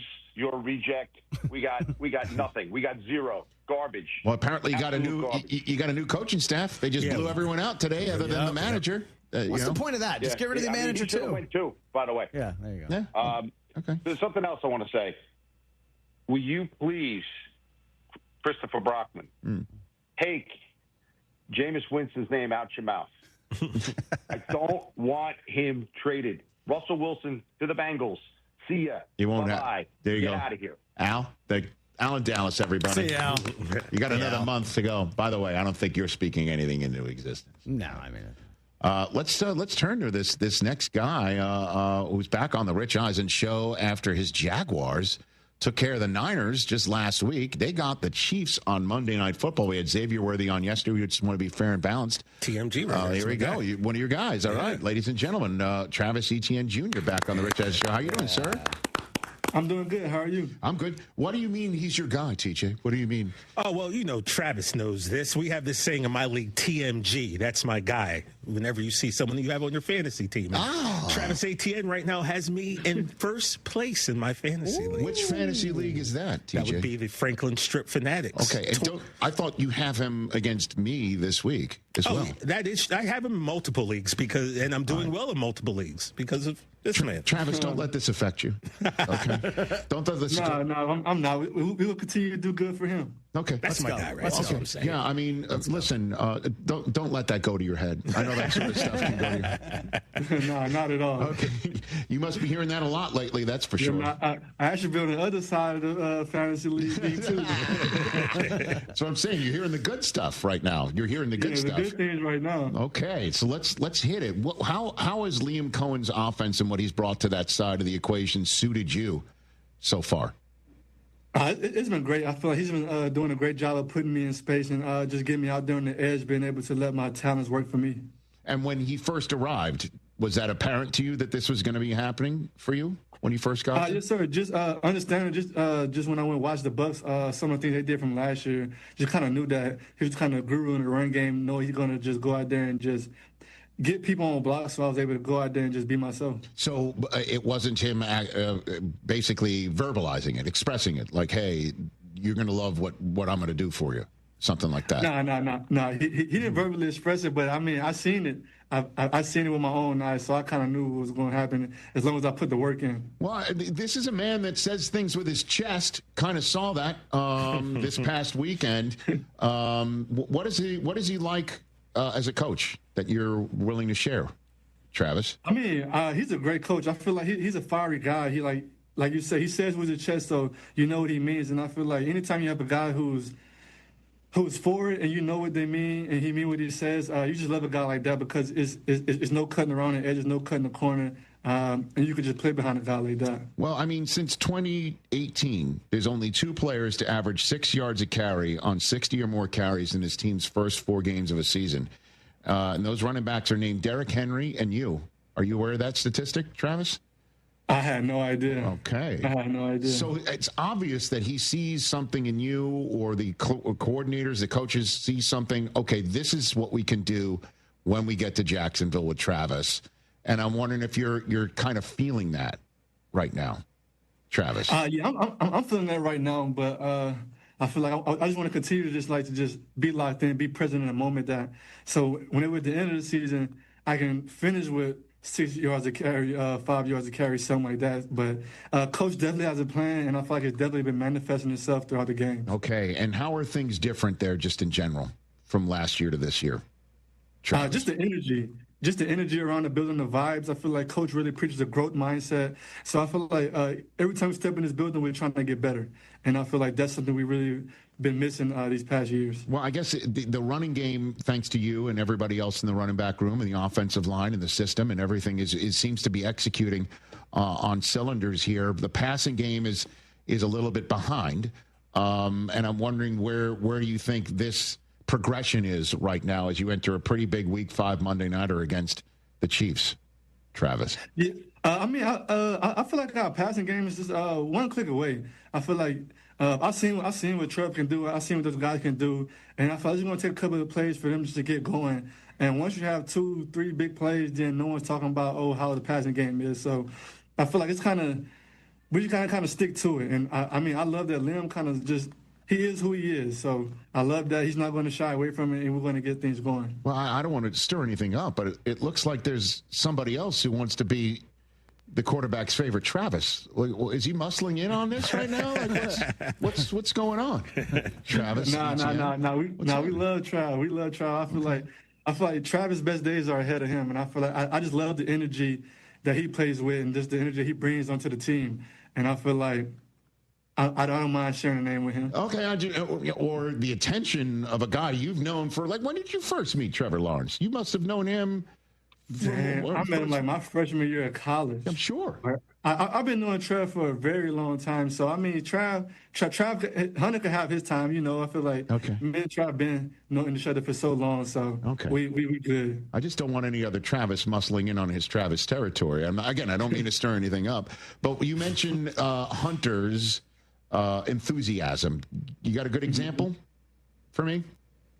I mean, just enthusiasm to play the game. I mean, just early in the game, I want to say maybe it was the second or third play. We just ran a duo, and he goes in there and just kind of dig out a guy to give me for like 12 yards. And I feel like just him being very unselfish, just whenever he's not getting the ball, and then him being able to play defense. Feel like that just shows his enthusiasm. I feel he just loves the game of football and happy to be out there anytime he can. What do you say, again, it's just 4 games here, okay? But what do you say to those in my profession who think he should just choose one side of the ball and be done with this business of playing 2 different positions on 2 different sides of the ball, Travis Etienne Jr.? What do you say to that, sir? I mean, ultimately, I feel like it's his decision, and I feel like he thinks he'll be doing himself a disservice if you choose one side of the ball because he's a very great athlete. He's been doing it well at a high level. And I feel like it's the NFL. It is going to be an adjustment. It's going to be a learning curve. But I feel like if he sticks to it and he's continued to be himself, I feel like everyone going to be talking about, how great he is and, how they want more players to try and do this. So I feel like he's just the first of his kind. So that's why everyone's just kind of just heckling at him. Can you allow me to give my answer to that question, even though I asked you that thing? Yeah, for sure. To heck with everybody who thinks he should just play one side of the ball. No way He's no way. I feel like he's way it's a too great. superpower. That's like telling Superman not to fly. You know what I mean? Like that's his superpower, isn't it? No, I agree. The way he attacks the ball, winning him on the field every play. You know, and certainly, you know, if he can defend a lead that, say, you or he together give the team, and he could preserve it, and he's that good, and he can do it, why would we think about doing anything else? You know what I mean? Like, that's the way I look at it for you. No, I agree. I feel like common sense not so common. Certainly, since if he does have the neck-up ability to pull this thing off, I can't imagine, right? Could you imagine going into another position group room on the other side of the ball and taking those meetings as well? Like that is a significant task that he appears to be pulling off here. Don't you think? No, that's definitely a significant task, but I feel like it's a testament to just the work that he put in outside of the building, because there's no way he can just learn all of that from his time just being in the building. He definitely have to take work home and just be dedicated to his craft. And now your defense also. They are balling out. They are taking the ball away and handing it to you and saying, here's a short field, or here are some more points. And I'm wondering what that means to you. How does that charge your team, your offense right now? I feel like our defense is the reason we've been winning games these past few games. Just them getting the ball for, just them creating turnovers. The turnover margin is very critical in this league. And if they continue to take the ball away at a high level, we're going to be a very unstoppable team. And we got to continue playing more complementary football and just helping them and get points off of their turnovers. You being overlooked? What do you think? We're not really worried about that right now. You know, like you say, we're only 3-1. It's only a few games into the season. We got to continue to stack great games and continue to just get better each and every game, and then we'll look at the end of the season. Oh, man, that's a very safe answer. I'm not going to lie to you right there. Come on, now, Travis. Here we go. Like, you got a Monday nighter, and then in 2 weeks, I'm calling the game in London. Those are two games that the entire country is just watching Jacksonville Jaguar football. You could put in front of the football-loving nation a lot of important work that can put a stamp on things. And I understand you're not raising banners after week 8, but these are some standalone games in which you can stand out. I'm just pointing that out. That's I think, significant, you know? Oh, no. It's definitely significant games, and we definitely understand the magnitude of the games. So that's why we got to go out there and take care of business, you know? We don't, then it's going to be a very different conversation we'll be having in 2 weeks. So we just got to stay locked in, focused, and understand that we got to take care of business. Nothing's going to be given to us. Yeah, I know. Your next 3 are home games. Technically, that game in London is a home game. It is in Shad Khan's building there in London against the Rams, with a Seattle Seahawks game in between in your spot. How crazy is it going to be Monday night, do you think, in that building? I think it's going to be crazy. I feel like we need the atmosphere from the Chargers game that we had here back in the playoffs. Mm-hmm.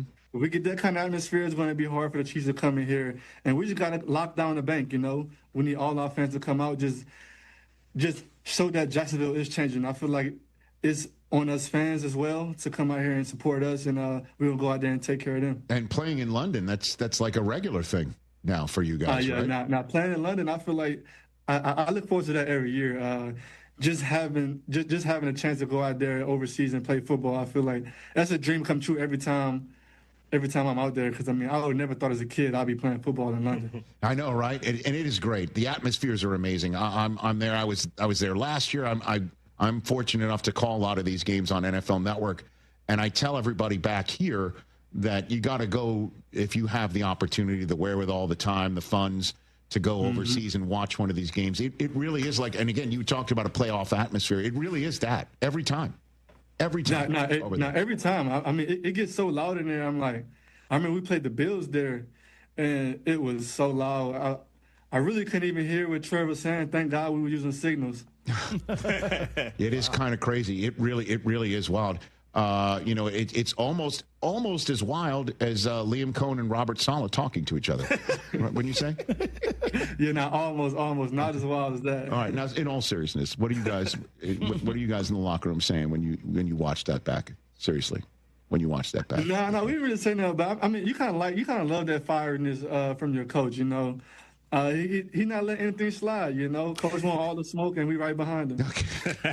Travis Etienne, great job so far in the first 4 weeks. We'll see you on Monday night on ESPN and ABC and all that good stuff. And then I'll see you in London. I look forward to seeing you in person, sir. Look forward to seeing you. You got it. That's Travis Etienne of the Jacksonville Jaguars right here on the Rich Eisen Show.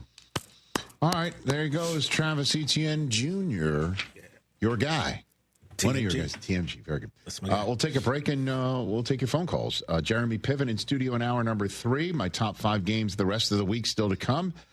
Don't go anywhere on this busy Friday. Hey, it's Kirk Herbstreit. On game day, great prep makes all the difference. Same goes for your pizza. That's why I go with Frigidaire Stone-Baked Pizza Oven. Fresh pizzas go from dough to done in just 2 minutes. Whether you're throwing a party or squeezing in dinner between plays, this oven delivers hot, crispy, restaurant-quality pizza right from your kitchen. Only from Frigidaire. Game-ready pizza. Get it today at the Home Depot. How doers get more done. The post-career day press conference, brought to you by Progressive. Anthony, can you tell us what happened during career day? I'm a biomedical researcher. The kids just weren't impressed. How did you feel when your son called in the backup? Embarrassed, and I knew it would be a fireman. It's always a fireman. It's cliche, but a crowd favorite. He had an axe and everything. I can't compete with that. And will the fireman be helping your son with his science fair project? Hope not. I'm literally a scientist. Like it or not, sometimes you need a backup. That's why there's Progressive to protect your home and auto. Progressive Casualty Insurance Company affiliates and other insurers. Not available in all states or situations. Attention taxpayers. If you owe $5,000 or more and back taxes to the IRS, don't wait for the October 15th extension deadline. Your problems will only continue to grow. The IRS is using advanced AI tools to identify and collect unpaid taxes faster than ever, meaning tax debt collections will become increasingly aggressive. Call Priority Tax Relief now. Their experts fight back fast and are saving their clients millions in tax debt every month. After speaking on my behalf with the IRS, my entire debt of $25,000 will be eliminated. I owed over $50,000, and they settled it for pennies on the dollar. These guys are as legit as they come. If you miss another tax deadline, you're stacking more debt on top of what you already owe with increasing penalties and interest. You now owe more today than you did yesterday. Call for your free consultation. Priority Tax Relief. Let's make your taxes our priority. Call 800-418-1404. 800-418-1404. 800-418-1404. Priority Tax Relief. It's Dewberry Farm's annual Fall Festival, September 13th through November 9th. Bring the whole family for a day filled with pumpkins, great food, and over 40 exciting rides and attractions. Explore the Texas-sized pumpkin patch. Take photos by a life-size pumpkin house. Meet our friendly barnyard animals and get lost in our corn maze. Celebrating 9-time CMA award-winning artist Lainey Wilson. Stay late for Dewberry Farm's spooky Halloween event, Boo-rific Nights, featuring 3 creepy haunts and thousands of glowing jack-o'-lanterns. Get tickets and info at DewberryFarm.com. Friday Night Lights means one thing, high school football. And with football comes the homecoming game and the homecoming dance. Make sure you look sharp with Giorgio Dante suit separates at Suit Mart. Jackets start at just $89.99, vests from $29.99, and pants from $39.99. Choose from black, midnight navy, or charcoal gray. Then finish the look with a marquee slim fit dress shirt starting at only $22.99. Be ready for the big night with homecoming style from Suit Mart. Come experience the all-new vibe at Trulux. Beautifully renovated and better than ever. Don't miss Stone Crab Mondays. Sweet, succulent, and sustainable. Our medium claws are buy one, get one half price all day. Unwind in our newly renovated bar for our half-off happy hour and try our bold $59 3-course menu with seasonal favorites. Power lunching? We've got you. 2 courses for only $36. Fast, fresh, and unforgettable. Come see and taste what's new at Trulux, Ocean's finest seafood and crab. Your table is waiting. Buying a new vehicle shouldn't be hard. Monument Chevrolet makes it easy. Del Olalea here. Monument Chevrolet has a huge selection of Chevy vehicles priced with transparency. No hidden fees, no upcharges, no dealer add-ons. For over 50 years, Monument Chevrolet has earned relationships with thousands of customers doing business this way. For new and used cars, fleet sales, and service, visit Monument Chevrolet in Pasadena at 225 and Beltway 8 and monumentchevrolet.com. Chevrolet, Together, let's drive. I'm Ed Evans, CEO of Consumer Cellular. Ever wonder why Big Wireless wants you on unlimited plan? They probably want you to cover the cost of those 20-somethings using all that data every month. But most people 50 and up like me only use 12 gigs or less. Don't get bamboozled by Big Wireless. Switch to Consumer Cellular. Our plans start at just $20, and we use the same towers as the big guys. Join the millions who choose something better, because if you're not using all that data, you're probably getting used. Call 1-888-FREEDOM or visit consumercellular.com/facts. Plans include $5 credit for auto pay and e-billing. See site for additional facts. My doctor told me my cholesterol is borderline, so I took control with Garlic Healthy Cholesterol Formula. Garlic helps maintain healthy cholesterol safely and naturally. It's odor and taste-free, and Garlic is a world leader in garlic potency. I'm taking charge of my cholesterol with Garlic Healthy Cholesterol Formula, cholesterol's natural enemy. These statements have not been evaluated by the FDA. This product is not intended to diagnose, treat, cure, or prevent any disease. The term natural references only the garlic in the product. Use as directed.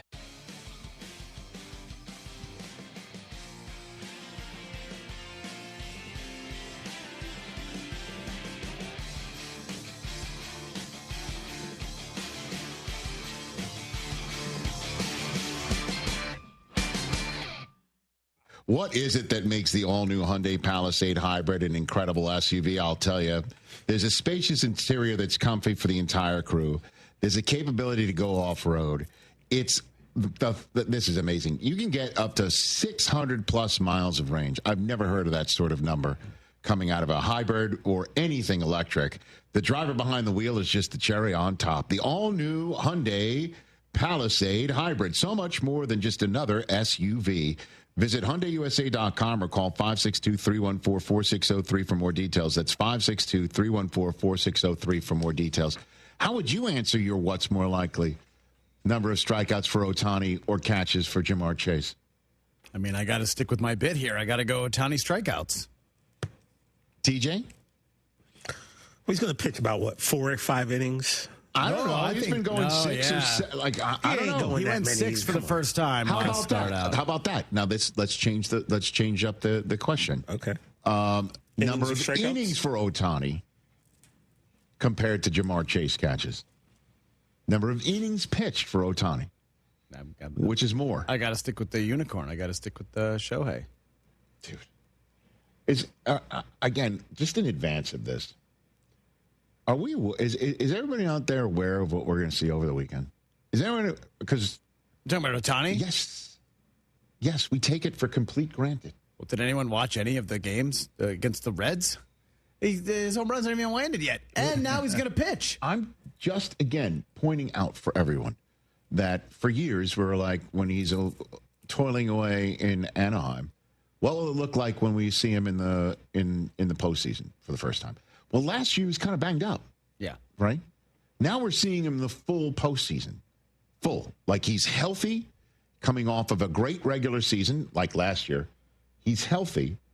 And then let me get this right, 6:38 p.m. Eastern time, when the Dodgers and Phillies play one another on Saturday.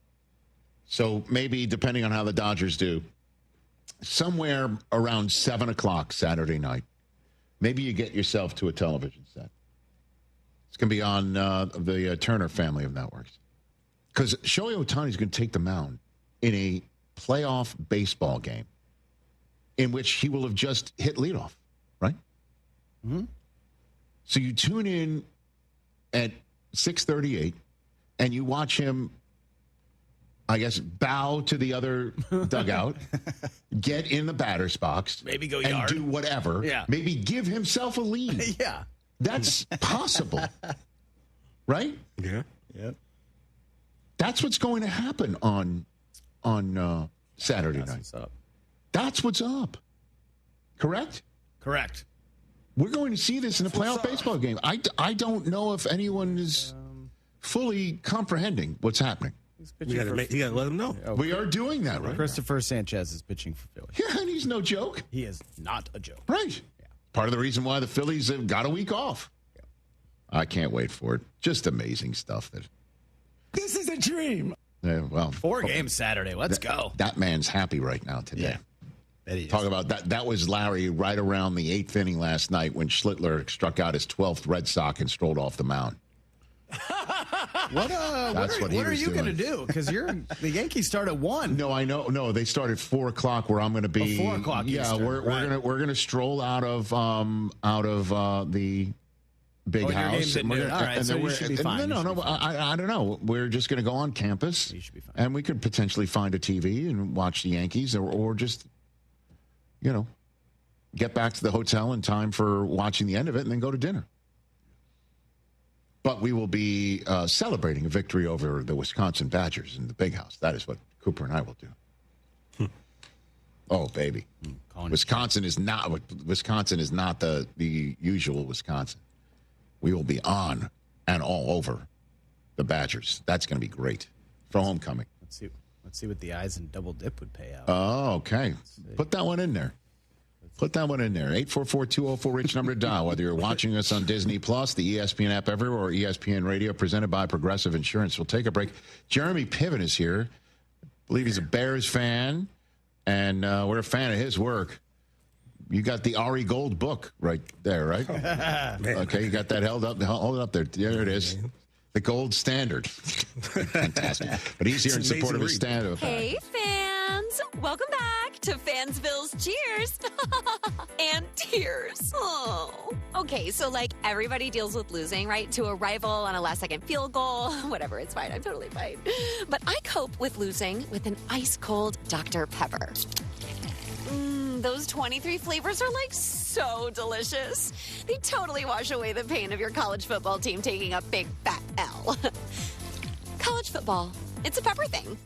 From kickoff to cash out, ESPN Bet has the tools you need to score more on game days. Bet smarter with stats at your fingertips. Get personalized parlays built just for you. And with your fantasy team synced right in the app, you can back your squad. Right now, new customers get $100 in bonus bets when you bet $10. Sign up with promo code USL to get started. Must be 21 plus. Gambling problem? Call 1-800-GAMBLER. Terms and conditions apply. See app for details. Offer not available in New York. Are you size conscious? We can make you bigger. At the Erection and Enhancement Center in the Woodlands, get more girth with HA fillers starting at $2,500 or PMMA filler for $59.99. Gain 1 to 2 inches in girth. Financing available. Go to erectioncenter.com. That's erectioncenter.com. Or call or text 972-355-3771. That's 972-355-3771. Get started today and get results immediately. Hi, I'm Danny Clark, owner of Collector's Firearms. We're celebrating our 50th year in business, and we would like to invite you to come see our 12,000 guns in stock. Don't let the name fool you. We carry all the latest and greatest guns, in addition to the antiques and collectibles. We even have a tank right out front. Have you been putting off cleaning your guns? Bring them to us, and we will give you a basic cleaning free of charge while you wait. Come see us at Westheimer at Voss, CollectorsFirearms.com. That's CollectorsFirearms.com. Cast your line and relax at TwoCreeksCrossingResort.com. Your fishing getaway awaits. Howdy, Ags. Andrew Monaco, voice of the Aggies, here for HRMP, a proud partner of Aggie Athletics. For nearly 25 years, HRMP has been protecting the interests of Aggie-owned businesses. HRMP provides comprehensive human resource services, including HR compliance, benefits administration, and payroll. If you're an Aggie-owned business, let HRMP customize a plan to eliminate your HR burdens. Learn more by visiting hrp.net/AGS. That's hrp.net/AGS today. What's up, guys? Sean Mapes here. Prize Picks is the best way to win cash on your Texans this football season. Make your picks in less than 60 seconds and turn your takes into cash all season long on Prize Picks. Prize Picks is the only app that offers stacks, meaning you can pick the same player up to 3 times in the same lineup. Want to pick more on Josh Allen's pass yards, rush yards, and touchdowns? Now you can have all of them in the same lineup, only on Prize Picks. You can now also follow other Prize Picks players directly on the app and copy their lineups in one click. Whether it's a friend, a celebrity, or just someone whose picks you like, hit the follow button and check out every lineup they create in the brand new Feed tab on Prize Picks. You can even follow me. Join the millions of users and sign up for America's #1 daily fantasy sports app. Just download the Prize Picks app today and use promo code MAPES to get $50 in lineups after you play your first $5 lineup. That's promo code MAPES to get $50 in lineups after you play your first $5 lineup. Prize Picks. It's good to be right. Must be present in certain states. Visit prizepicks.com for restrictions and details. John Granado here with Robin Orlando from Houston Powder Coaters. Robin, we have seen Houston Powder Coaters work all over the city. The Ferris Wheel, Westside Tennis Club, the Waterway in the Woodlands. Now we're going to see it at NRG? Yes, they have removable stadium seating that we are coating right now. So when you go there for your football games, for your concerts, for your monster jams, look for those seats and you see our work. It's going to be beautiful, right? It's going to be amazing. So if I'm on the floor, I'm probably going to sit in a Houston Powder Coaters seat. Yeah, so you will see our work up close and personal. This will tell you something. If businesses all over this city are using Houston Powder Coaters, why shouldn't you? So if you want your patio furniture Houston Powder Coated, you need to do it now. Yes, because it is a standard 4 to 5 week turnaround time, but if you need it expedited, we can do that for you as well. We got parties coming up, holidays coming up. You want your patio furniture out there when the weather gets really hot. Yes, don't delay. Call me today. Hurry, hurry, hurry. Call Robin, 281-676-3888 or HoustonPowderCoaters.com. What's your name? ESPN 97.5, KFNC 97.9, HD2, Mont Bellevue, Houston. Presented by Zadok Jewelers. This is the Rich Eisen Show. Hey, everybody. Can't get enough of the Rich Eisen Show? You're in luck. You can find us everywhere. Watch us weekdays on Disney Plus from noon to 3 Eastern. Miss the show? We've got a podcast so you can listen anytime. But here's the best part. Our YouTube channel. Subscribe at youtube.com/Rich Eisen Show and you'll never miss a moment. Now, on with the show. This is the Rich Eisen Show. Bogarts takes. Oh, it was low and he got rung up. That will definitely be a hat tapper next year. From the Rich Eisen Show studio in Los Angeles. The 49ers stormed the field. Earlier on the show, NFL Network insider Tom Pelissero. Jaguars running back Travis Etienne Jr. Coming up, actor and comedian Jeremy Piven. And now, it's Rich Eisen.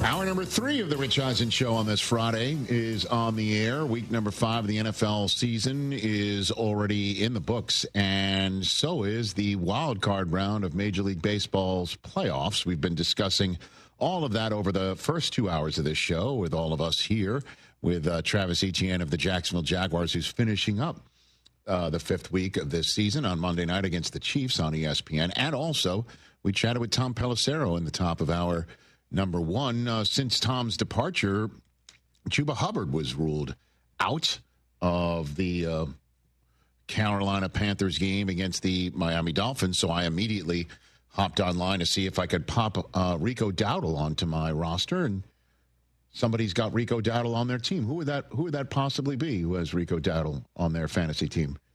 You do. Oh. Jay. Oh, good job, Jay. Oh. Do you not even know that? No, I didn't. Wow. This is what's wrong with fantasy football. That. You know, I'm trying to win. I'm trying to be on top of it. And the dude who has just lucked into the starters reps of a fantasy football weekend of a running back doesn't even know he's on the team. Good to know. Good job, Jay. Good job, Jay. Well done. Well done. Can't confirm he's on this team. Hey, look, there he is. Oh, God. With the Rico. Does everyone else have that person in fantasy as well that you're trying to beat? You're trying your best, and this other person just lucks into that, and you're like, I don't even know he's on my team. So that's the way you sound, even though you don't sound that way. Okay. Disney Plus, ESPN app. Didn't he beat you last week, too? We're on ESPN Radio, presented by Progressive Insurance. That was 2 weeks ago. Yeah, I beat Monaco, our director, who's not here today, so I can put him in your starting lineup, talk smack. Jay. Yeah, put him. Yeah, why don't you do that, go Jay? ahead and do that. You had Tonjes on your bench. Well, I got to focus on the show. Right? He's so great. He's so great at fantasy football. 844-204-RICH, number to dial on the show. We didn't talk about the Rams going down last night, and they fall down 14-0. They come back, and again, if the Rams played clean sheet football 2 of the last 3 weeks, they'd be 5-0. I know if grandmothers had wheels, they'd be wagons. I understand that. That's not the analogy that I normally think of. No. But if they just, protected on field goals, and if they just held on to the footballs, yada, yada, yada, they'd be 5-0. Puka Nacua is the best receiver in the National Football League. Did I stutter? You did not. Okay. He gets the football, and it's just like 9 yards every time, right? Every time. And you're like, oh, it's going to be a first down. And then Devontae Adams is wide open. And then that means the run game can work as well. The play-action game in the Rams is lethal. Lethal. I mean, Stafford sits back there, and if he gets a second of time, he's just ripping, and there's chunk plays everywhere. Defensively, Jared Verse is just a monster nightmare. And then the mistakes come, and they lose. I mean, last night, that fumble by Kyron Williams inside the one was a killer. They do get the ball back, get overtime. They do get the opportunity to get the ball second in overtime, as Matthew Stafford deferred at the coin toss and was told you can't do that during overtime. Teams should start taking the ball first. I don't understand that. Well, let's get to this in a second. All right. Because the overtime rules almost cropped up again for a conversation today. Certainly if McVay had gone for the field goal at the end on 4th and short to tie the game and then play defense with timeouts and 4 minutes remaining on the clock, the likelihood of getting a tie in that instance for him, playing for the tie there instead of going for it on 4th down, I don't think that was ever a consideration. And as a matter of fact, he confirmed that after the game while taking the responsibility and the blame for the loss. The 4th down call. It's a bad call. It's a bad call by me. Any thought of kicking the field goal there? No. No. In hindsight, I wish I would have, but no. We came in here to try to win the football game. It didn't go down for us, Gary. That wasn't even a thought. But the play selection was very poor. I'm sick right now because I put our players in a spot, and I got to live with that. Okay. Honesty and taking responsibility.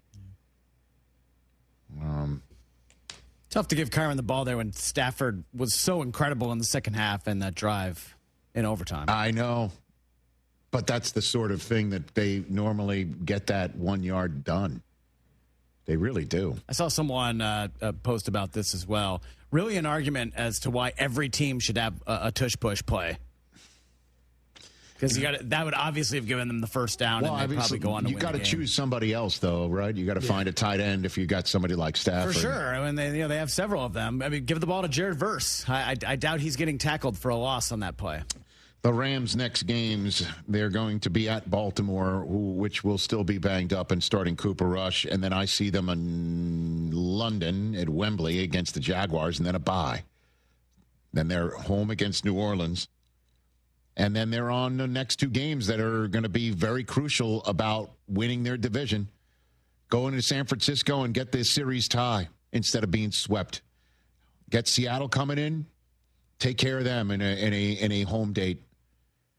Take care of Tampa on a Sunday night as Baker Mayfield's, I guess, reunion tour continues. Mm-hmm. And then a ton of winnable games for them. Not concerned about the Rams. They're still too damn good. I think they're a playoff team with a shot at still winning the division. They do have to win in San Francisco in that Week 10 game. That's a must if they want to win the division. And if not, they're going to wind up being on the road. They could be on the road at a place like Detroit. Again, could you imagine that? And yet another playoff spot for them in Detroit? Or would they rather stay at home? I mean, who would be the 5 seed right now? It could be somebody from their division. Sometimes home isn't even a home game. I know, which is nuts, man. It's crazy. Especially when they're constantly asking whose house it is, and it's obvious it's not theirs. House. Allen and Herb Street even cracked wise about that last night. Always a lot of Niner fans. Everywhere. Down here, yeah. Now let's just quickly talk about them. The overtime rules again. You're like, why wouldn't you take the ball to start? Take the ball to start. Because you don't want to give your opponent the opportunity to get a 4th down, go for it situation every single time. You just don't want to give it to them. Even if you score a touchdown, then you know when you get the ball second, you have to score a touchdown in order to continue the game or go for 2 and win it. You're giving the other team the opportunity to just keep going for it on 4th down like they're playing a video game. But say you score a touchdown, right? You have the opportunity to use as much clock as humanly possible, thus giving the other team who gets the ball second, they're going to have to play hurry up. They can't just take their sweet-ass time going down the field. There's maybe 3 minutes left or 3.5 minutes left. They have to play a quicker game. You get the ball, and you're going to say, here's what we're going to do. We are going to run clock and get they're going to score. Methodically go down the field and score. Even that's a best-laid plan, but what if you don't do it? And you give your defense a chance to rest. Listen, you're the Rams. You just tied it up, and then you're like, let's give the ball to the 49ers. Let's play defense, and let's know what we have to do. You want to know what you have to do. If you did what I'm advocating, which is 5 more minutes on the back end, a full quarter of action, full 15 minutes of action, then you take the football to start. Just like anything else. You're not deferring anything to any second half. You take the football to start. Because the other team might not go for it on fourth down if you're going to just if there was another 5 if that was with 8 minutes to go in overtime, McVay would have kicked the field goal right there. Yeah, sure. And he would have played defense. I'd have more time, but instead there's 4 minutes to go. So I'm going to go for it right now. And I think maybe the NFL and the competition committee likes that because you just don't want these guys out there for another 5 minutes. They want it quick and done. Unfortunately, it's going to lead to a tie more often than not, I think, even though last night did not. I mean, the Niners played defense. I just think you tack on another 5 minutes. I also think, you tack on another 5 because had there still been another instance, right? Let's just say they did pick up that first down, and now they're chewing more clock, and now it's inside the 5-yard line, and the coach has now got a decision to make. Am I going for the tie right here, or am I going for the win from the 4-yard line on 4th and goal? Am I going for the tie, or am I going for the win? And I know that's why they get paid the big bucks, and I know that's what we're trying to see these guys being put in that position. I'd rather see 5 more minutes of overtime. I wonder if a fix could potentially be take out the idea of the second death, right? Right. And just play it like a fourth quarter where you're playing it to 0. TJ, do you have anything to say on this subject matter? I know we've been going back and forth about the college thing, and I know you say you don't. Takes the kicking game straight out. Yeah, but I mean, again, real quick. What I was saying, start at the 50. It does not take the kicking game out. What we saw last night, the Niners got the ball in the 40 because Cardi blew hitting the kicking zone. Do you know who hits the kicking zone every time? The landing zone, pardon me? Your guy. Yeah. Aubrey. Well, Cardi's been a great kicker. He just blew it on that instance. That happens, and that's why you don't take the kicking game out. Like, hey, let's just start you on the 50. Miss it the other day, too? I don't think so. Somebody missed it. No. Aubrey's the king of just putting it in the landing zone and making sure you get the ball on the 20. I was saying in terms of last night, though, and the idea of the Rams taking the ball first, Stafford was on an ultimate heater last night. Why do you want to let him sit now and watch for 20 minutes of real time, 6 minutes of game time of him just sitting on the sideline? Let him go out there, stay hot, march down the field, score a touchdown, put the pressure back on Mac Jones. I just didn't like it. I didn't think McVay had his best night, and you kind of saw how the game played out. You heard him say that the call sucked, which is we all agree what a lot of people say when they watch somebody on their fantasy bench score a bunch of points. Would you have noticed Rico Dowdle was sitting there? Man, you're so mad about this. You finally gave me advice. Oh, okay. Do you know who Rico Dowdle is? He doesn't. He's a running back. For who? For who? What the team? Panthers. Oh, wow. I'm shocked. Did you just look that up? He looked it up. Just looked at it. Let's go to Matt in Maryland. You're here on the Rich Eisen Show. Back to line 3, Mr. Dowdle. Matt in Maryland. You there, Matt? Yes, I am. Thank you very much for having me. What's going on? Well, I want to set a scene here. We got Baker Mayfield. The Browns gave up on him. He went around. Now he's a superstar. Then you got Sam Darnold. The Jets gave up on him. Then he went around. Now he's a superstar. So I got to ask the question, and I want to follow it up. Part 1, how long until teams just stop losing their patience with quarterbacks and give them time to develop? And 2, if you were a GM, how long would you wait? Well, we've asked Jared Goff this question himself, another one that you're referring to of being in a spot. And by the way, this coming weekend, the Lions at the Bengals, it'll be the first time that Goff takes the field having been a Lion longer than he was a Ram in terms of games started for the teams. So he basically said it should be at least 4 years you give somebody. Give somebody at least 4 years. I just don't know how patient people are going to be in that regard. certainly thanks for the call, Matt. I mean, things got so bad in New England. It was over for Mac Jones, and it's not his fault. It's not his fault. No, it's as we squarely just on found Bill. out. You know what I mean? And that there was no way the Jets were sticking with Zach Wilson for another split second. Right. You know, and it takes a while for a quarterback to figure things out, maturing as well. And again, that will be part and parcel of the Browns' decision if they ever do go to Shador. Is he mature enough to go?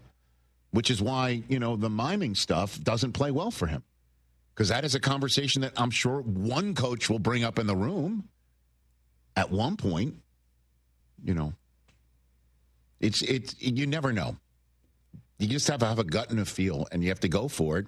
You got to figure it out sooner rather than later, which is why I think Shador is going to get a shot, unless Dylan Gabriel's just like, screw it, I'm not giving this thing up.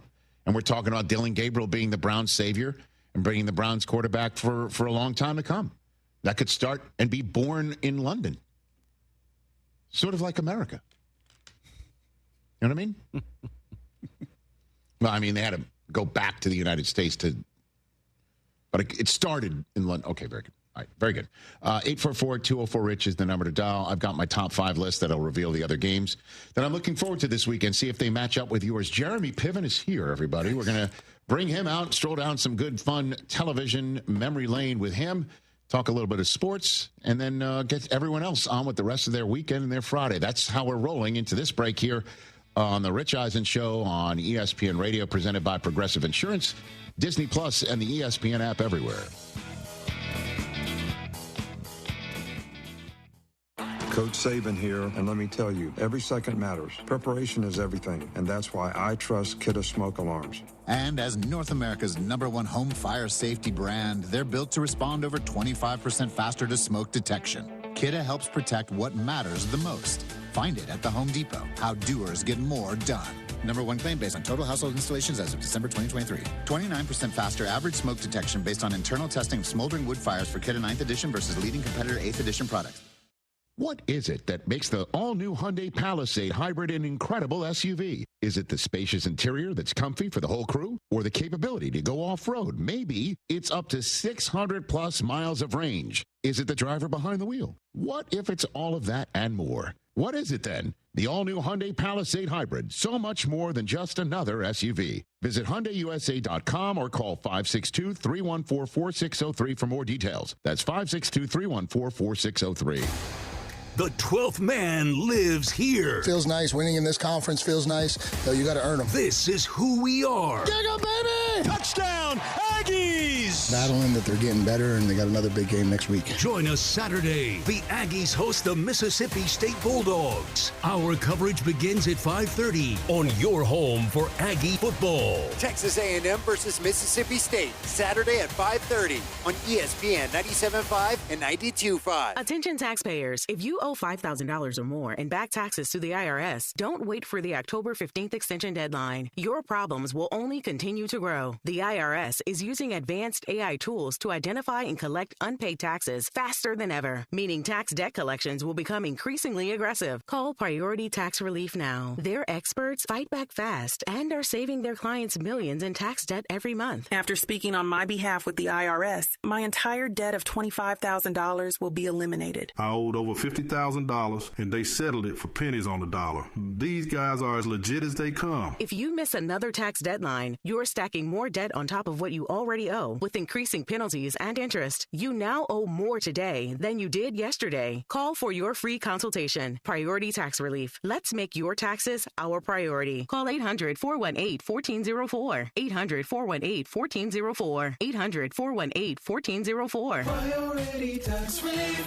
What's up, Houston? Lance Zerline here. Listen, if you're looking for a spot to catch a game, hit up Aranda's Sports Bar. Ice cold beers, killer tacos, and big screens blasting every home game. Since 1981, Aranda's has been bringing that authentic Mexican vibe, now with the sports twist. Cheer with friends, savor the bites, and feel the energy. Plus, stay late with epic drink specials that keep the party going. Aranda's Sports Bar, your Houston spot for epic sports and bold flavors. Head on over and get loud today.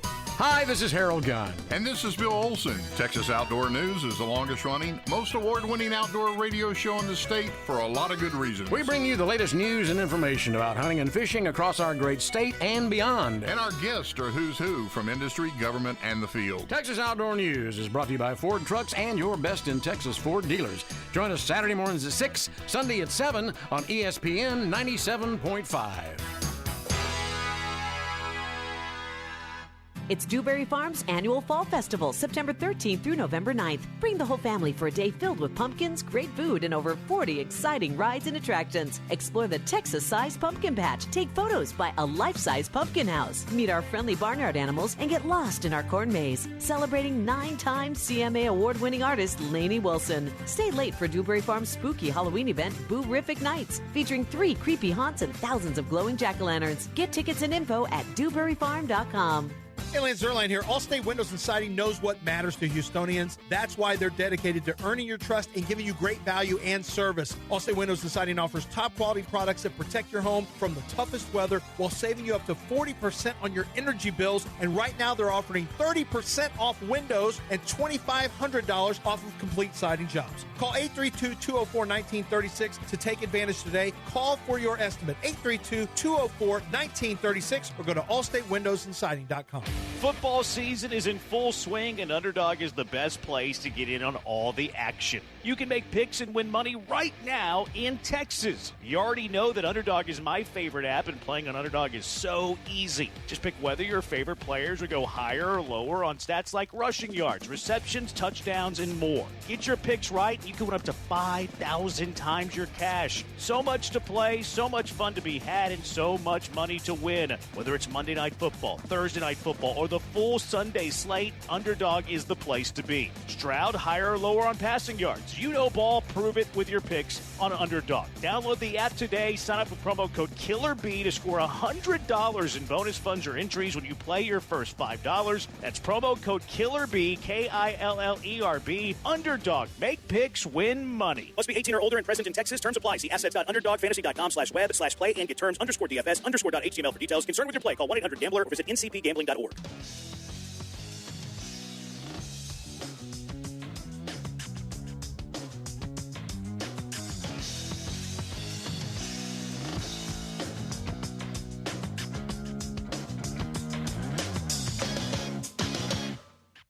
So I'm having that moment. But no, if you look at all the Cubs fans, we want it so badly. I mean, so badly, and you can feel it in that stadium. I threw out the first pitch recently, and got to hug it out with my guy Ian Happ and the rest of the guys, and it's a great group. Okay, now how did we? By the way, our radio audience just returned. Please, I'll beg you not to show it. No, Jeremy Piven is here on the Rich Eisen. We don't have it. I will leave with that. But how did we do when we threw the first pitch? In my defense, yes, most actors are frustrated athletes. Mm-hmm. I was a 5'9" Jewish linebacker. Why is that funny? Why is everyone laughing, Rich? Well, there are none of us in the NFL, except for Julian Edelman, who's all of our spirit animals. Another undersized Jew. Listen. All the guys were so great to me, and one of the things where we can go wrong in this life is we can overthink things. And all I needed to get out there was just throw it. I was filming my stand-up special at the Vic Theater. I was peaking. I was up there on the mound, doing the thing. And I've done it before, and I get it, and I don't bounce it. And I had 116 different cues from the guys in my head. Okay. And I overthought it, and I bounced it. And when you hear an entire stadium groan, it's a problem. That's when you know something went wrong. But you're not YouTube famous bouncing it. Bouncing it like 45 feet. Obama 50 Cent situation. You didn't do that sort of that. That's the painful part of throwing out a first pitch, Jeremy. The only reason I didn't do that is I understand the moment. Yes. And I'm not filled with hubris. I get this isn't my lane. I'm going to go and get a bunch of practices in. Yeah. And, I'm hard on myself, and it didn't go as well as I wanted. Okay. But that's the way life is. And yet you're sitting here, and you survived it, and you got your stand-up tour. Again, you're going to Sony Hall in New York City in October, followed by some dates in Palm Beach, in Dallas, Texas as well. And then I'm at the Irvine Theater at the beginning of November, back in L.A., back here. We're going to get all the guys to come out. Okay. You know, we'll see if people are real here. Or you could just visit jeremy-piven.com for tickets here on the Rich Eisen Show. Let's just jump into a few things from your history. The Larry Sanders Show is just one of the most perfect television shows of all time. Yeah. What was it like working with Gary Shandling on that show, Jeremy? I was right out of college, and I understood immediately, that I'm on the bench and I'm witnessing greatness, and I just need to soak it all up. Mm-hmm. And they were incredible. He was an absolute genius, and I just was so lucky to be a part of that. Mm-hmm. I was walking across the parking lot. Mark Hirschfeld, who cast Seinfeld, approached me and said, would you audition for Seinfeld? I'd never seen Seinfeld. I didn't have a TV. I'm a stage actor from Chicago. Mm-hmm. I still think I'm broke, even though I'm on a TV show. I'm living in the pool house without a TV. I'd never seen the show. He said, would you audition for George? I said, of course. I'm not even allowed to audition for I'm on a TV show. Yes, right. So I auditioned, get the role, do the show. I was on Seinfeld and had never seen the show. Right. So I was playing George, being directed by Larry David and Jason Alexander, 3 different incarnations of George, and I'd never seen the show. So when you're referring to the show within the show, the show within the show, where you played the Costanza of the show that was being put on about nothing that George and Jerry had sold to NBC, and you played that George being directed by technically, the real George, Jason Alexander, and then Larry David, who George is apparently based on, and you had never seen Seinfeld before. No, but I talked to Jason in the parking lot, and so I whipped it. See, I'm still in that journeyman actor mentality right now. Sure. So, like, if you said we have an audition in the parking lot, I'd go, yeah, let's go. What are we doing? Right. So I just went after it and somehow got lucky and did it. I didn't even understand they were the Beatles, because I was just on the show and they were great. I didn't have a TV. So I knew they were a big deal, but I just got to hang with these guys, and they were amazing and great, and I had an incredible time. But you were on the Larry Sanders Show at the time that Correct. you took that gig on Seinfeld. I was a series regular playing the head writer. Right. And I played that character as if I thought I was not funny at all, but I was the head writer. Mm-hmm. So I played him in this very tragic way, and it was a blast.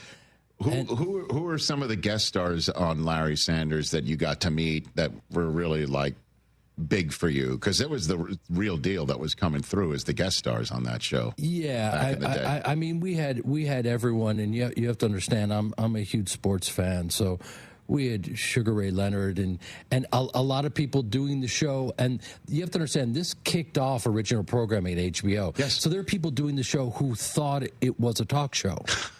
They didn't know it was a fiction. No, literally. And it was incredible. My job on that show was to not break. And that was my only point of concentration was I have to get through this scene and look at Jeffrey Tambor and not laugh. That's all I was thinking. Good luck. Yeah, because everyone was a genius on the show. No. Yeah, everyone was crushing it. Right. And so I just got to learn a lot. So by the time I was up for Entourage, which is another HBO show, I had, I'd been on stage since I was 8 years old. I started Second City in Chicago with Chris Farley. That's how old I am. Mm-hmm. This was the 90s. Yes. You know what I mean? So I had done, 40 movies before I even started Entourage, so I was ready. All right, I'm going to bite on that one. So you're doing Second City with Chris Farley? Yeah. What was that like? Well, Chris was like no other, and, he went hard in the paint. You know what I mean? And he was all in every aspect. Mm-hmm. But those were the days of Dennis Rodman, who I don't know why I went there. Okay. But someone else. I'm loving this. No, because I just thought hard in the paint, and that was a guy, and I said, how do you do it? You would hang out with Rodman until 1:00 and then he would get 11 minutes sleep and pull down 19 rebounds, still hammered. And I'm looking at the TV like this, and I'm going, how is he doing that? You've experienced this yourself, is what you're saying. I was in the belly of the beast with him. With Rodman? Correct. At Crowbar, which is a gay nightclub, until 1:00,000. Are we on the air right now? I can't tell what's happening. I'm telling you too much information. But no, I mean, we need an hour segment because I can unpack everything. My first movie was with your guy, Charlie Sheen. Okay, who was here just yesterday. Yes. Yeah. And so imagine me. I'm a stage actor from Chicago. I just completed my football career. Yes. And people laugh. Why is that funny? My jersey number said linebacker. My body said kicker. But I was doing fine. And then I got to put the pads on again and be in Lucas. Yeah. Charlie Sheen comes to town, and that's Hollywood royalty. I'm a huge fan of Martin Sheen. And on day one of our shoot, and I'm like, oh, my God, we get to... I'm a paid actor, and I'm a football player. And he goes, dude, the only thing that's going to get me through this, dude, is if I have a 12-pack and a big fat joint, dude. Wow. And I was like, what? Sounds You just have like to be good. medicated? I didn't see that line in Lucas. The director came over and goes, Charlie, we're going to get on that 12-pack and that joint. He goes, dude, I forgot I'm Mike, dude. That was my first day on a set. He came out of the womb like that. He came out of the womb just a complete and utter wrecking ball. Dude. Yeah. And this was a question about Chris Farley. Yeah, I know I have a limited amount of time. No, Do you know come what I mean? on, dude. I'm just going. No, Chris was a genius from the jump. Do you remember a Second City skit that you wound up being in with him? Do you have any? They separated us because we were both a bit out of our minds. And so we were in the touring company. So he went, to the east and I went to the west. Okay. Yeah. Jeremy Piven here on the Rich That's why I'm Eisen still Show. here. All right. So you got Entourage based off of your HBO time on Larry Sanders, or that was completely separate? I mean, no. Doug Ellen, I think, had watched Larry Sanders, and was a fan of that show. My agent was Ari Emanuel, so unbeknownst to me, I had been a dramaturg. Yes, and preparing for this role because that role is Ari Emanuel. That's right. So I was like, oh, I know this guy. I know him inside and out. And so by the time the role came up, I was ready. Like Shakespeare says, the readiness is all. And that was a blast. And my character was kind of a fringe player. He wasn't, and I had one scene in the pilot. And so you gotta stay ready. And so when the opportunity arose, I grabbed it. Dude, it was like every scene, it was a spinning curve in the zone, and you took it to the deep part of the park every single thank you, man. You're very welcome. That's incredible. And on the sports analogies, we would have all these incredible athletes that would come to the show. So, early LeBron, Tom Brady, and Russell Wilson said to me one time, he said, when you act, is it preseason, regular season, playoffs, or Super Bowl each take? And it sounds really pretentious, but I was like, it's the Super Bowl. Yeah. I don't know any other way. Right. You know what I mean? You've got to go literally all in. Yeah. And, sometimes that's misunderstood, but that's the way life is. I would rather just go all in than be available to schmooze and do all that. There's time for that, but I got to be locked in because you get one shot. I mean, the number of times on my Instagram algorithm the scene of yours from Entourage shows up is nonstop. And there was one that popped in the other day of you leaving couples therapy because you just wouldn't countenance being attacked in there, and the way you just got out with a sort of a salute and walked off camera was just laugh out loud hilarious. That's all Doug Ellen. Every word of that is written by him, and it was just a gift to be able to say these. But my character had to be it's a big compliment that people thought I was improvising. Yes. Because that's all acting is. You take the written word and you're present and it feels improvisational. Yes. So the way I got to play was all the physicality and how I portrayed it. But it was word for word, and it was an honor, and I loved it. And ironically, now we have this whole new generation of these guys in their late teens, early 20s that have binged it since the pandemic. Mm-hmm.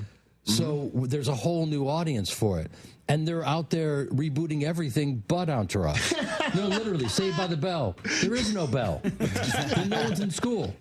What are we doing? Literally. Well, you had the movie. I mean, we had the movie. I mean, you got the band back together for at least get the band back together. You know. But people are clamoring for Well, where is Ari Gold now? Where would you say he would be? If you could write your character, let's do this. If we're rebooting Entourage, where is he in charge of an agency? Has he crapped out? Has he burned every bridge? Like where is running the studio? Is he running a studio? Studio in the movie. You know, there's so many different ways to go. I think if you're true to that character, what we've been through over the past decade, him navigating that, I think he might have rubbed someone the wrong way.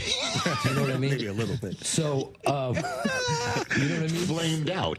Correct. And then Lloyd would have to be his politically correct consultant, who would have to just, let's go, Ari. Let's go. Let's get the pronouns. Pronouns? You're a hasn't been. That's your pronoun. No, whatever. No, there you go. We just came up with it. Yes. Yeah. So he would have to probably navigate his way back in. I don't know. There's so many different ways to go about it.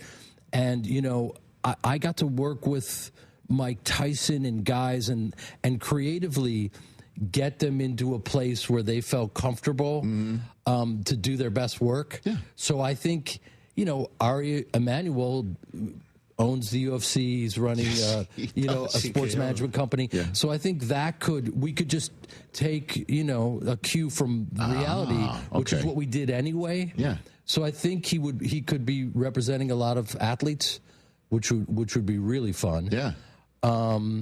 There's a lot of different ways to go, Rich. I think it's fertile ground. No, I love it. And before we move on, a couple other things here. Jeremy Piven on the Rich Eisen Show. Your favorite soliloquy, your favorite Ari Gold scene or soliloquy. You get the script from Doug Ellen, and you're like, I am going to just chew this up, and I'm going to spit it out, and I'm going to stick the landing on this thing. Do you have one of those? I mean, every one of them. There was no kind of moment that you take for granted. Every moment was like, okay, there's something here. A moment that you wouldn't have thought of is my character. His son doesn't get into private school, and so he has to go to the actor Dan Castellaneta, who played Homer Simpson. The voice of Homer Simpson is very prolific, and he's the headmaster, and I have to go to him and. You know, I think I'm going to strong-arm him to get my son into school. And he goes, it's not your son, it's you. You're yelling. And so my character gets very emotional. And you suddenly get to see this other side to him. And Doug and I, you know, it was an interesting moment with us. And he's got kids. And I thought he might have felt the emotionality, you know, might have not been appropriate for that moment. What we've seen with Ari, and I said, you got kids. You get in the way of your kids' education. Would that affect you? And he said, absolutely. And that was one of those moments where we all kind of came together and submitted it, and I won my first of 3 Emmys for that scene. Jeremy Who's Piven. counting me? Who's counting? You know, guys, for me, if I could, personally, as Jeremy, as all these guys know, in the early 2000s, I was Ashton Kutcher and I were roommates. I'm sorry about that. It was a very good thing. And, you know, I was trying to describe to my friends in Pittsburgh what my life was like, you know, hanging out on the 70s show set. We're going to movies. And it was hard for them to even understand, like, what my life was like. And then Entourage came out, you know, and I'd be down in the Endeavor offices because he was a client. So I'd always see Ari down there. And it was, so that was, like, gave me a chance to show my friends, like, you know, this is kind of what my life is. Kind of. Like, pretty much exactly That's what my exactly life was. It was like, it was like he was Vince and I was Turtle E and Drama all rolled into one, you know. And so for me, Entourage was just like my way of showing my boys, like, yo, this is what's up right now out here with me. Well, thank you. I appreciate that. I think, you know, people felt, listen, if we got it wrong, we would have known. You know, we would have known about it. And I think, and I appreciate that, there's an authenticity to that. And I think people kind of miss that.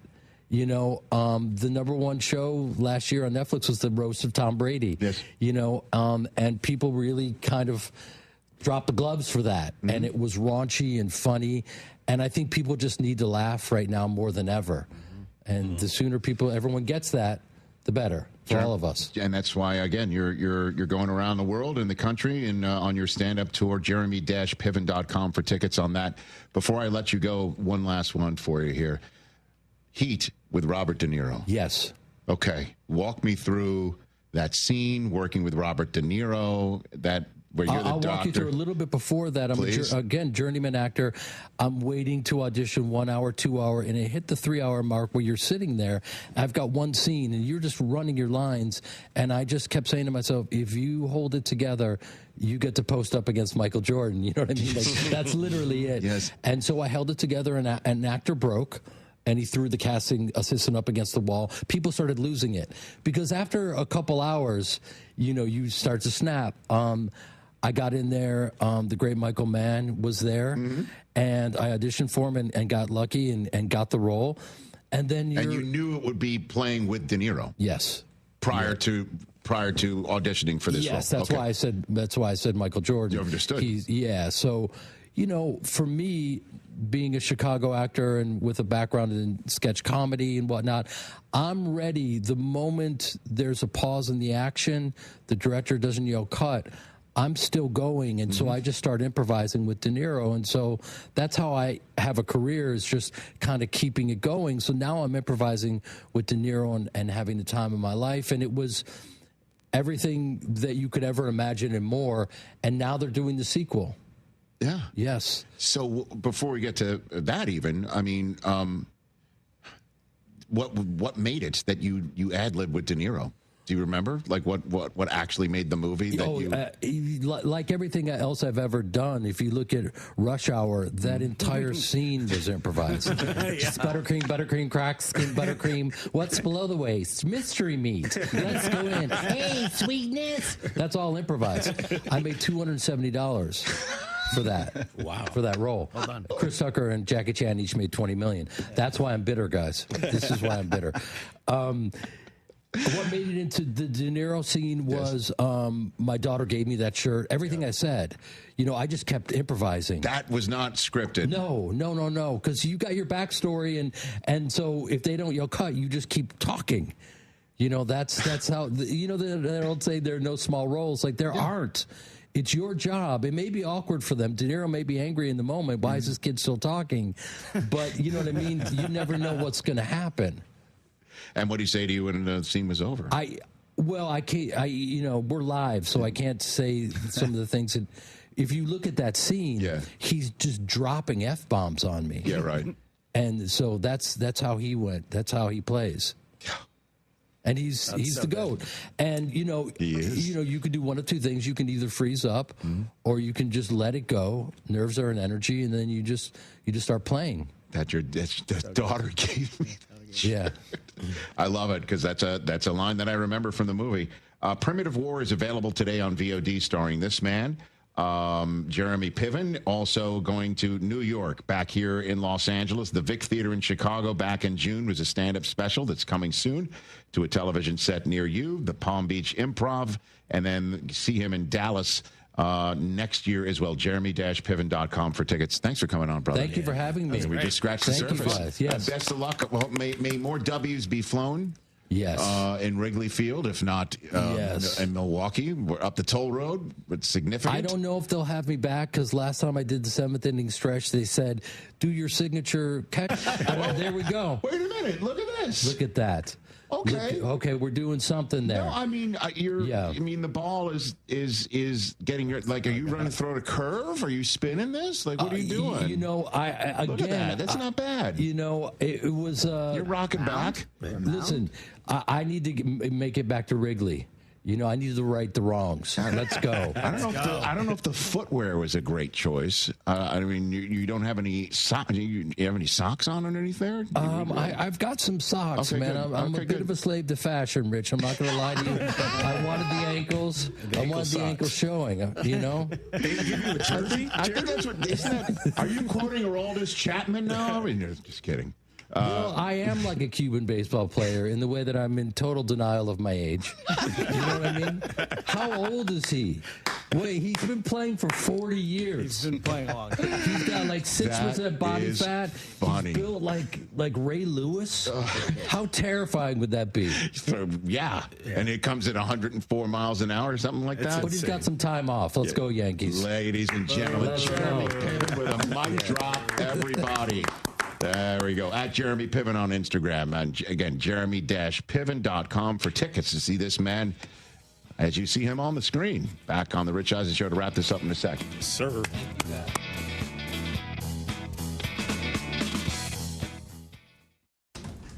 I'm home. Hey, Mom, before you ask, I've done my homework and the dishwasher's unloaded. Nice. Hey, can you... Hey, hon, yes, I've got the finale ready to play. Here's your wine. Wow.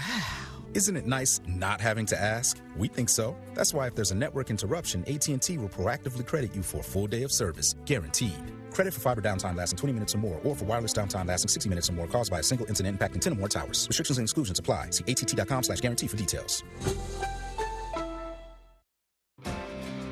Out here, days are getting a little cooler, and mornings are starting with a few more layers.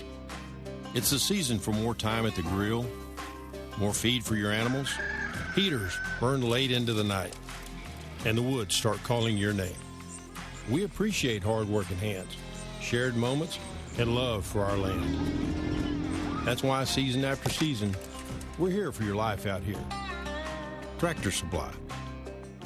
Hey, Lance Zerline here. You know I'm a numbers guy, and I like the numbers that Daspit Law Firm is putting up for their clients. The super team at Daspit Law handles a full range of personal injury cases, and they are getting results from their clients in big numbers. Car accidents, truck accidents, industrial accidents, construction accidents, maritime accidents, offshore accidents. These are all areas where if it's you or someone you know, I encourage you to get a free case review from John Daspit with the Daspit Law Firm. Call 713. Call now. That's 713. Call now. Friday Night Lights means one thing, high school football. And with football comes the homecoming game and the homecoming dance. Make sure you look sharp with Giorgio Dante suit separates at Suit Mart. Jackets start at just $89.99, vests from $29.99, and pants from $39.99. Choose from black, midnight navy, or charcoal gray. Then finish the look with a marquee slim fit dress shirt starting at only $22.99. Be ready for the big night with homecoming style from Suit Mart. Attention taxpayers, if you owe $5,000 or more and back taxes to the IRS, don't wait for the October 15th extension deadline. Your problems will only continue to grow. The IRS is using advanced AI tools to identify and collect unpaid taxes faster than ever, meaning tax debt collections will become increasingly aggressive. Call Priority Tax Relief now. Their experts fight back fast and are saving their clients millions in tax debt every month. After speaking on my behalf with the IRS, my entire debt of $25,000 will be eliminated. I owed over $50,000, and they settled it for pennies on the dollar. These guys are as legit as they come. If you miss another tax deadline, you're stacking more debt on top of what you already owe, with increasing penalties and interest. You now owe more today than you did yesterday. Call for your free consultation. Priority Tax Relief. Let's make your taxes our priority. Call 800-418-1404. 800-418-1404. 800-418-1404. Priority Tax Relief. This is your deep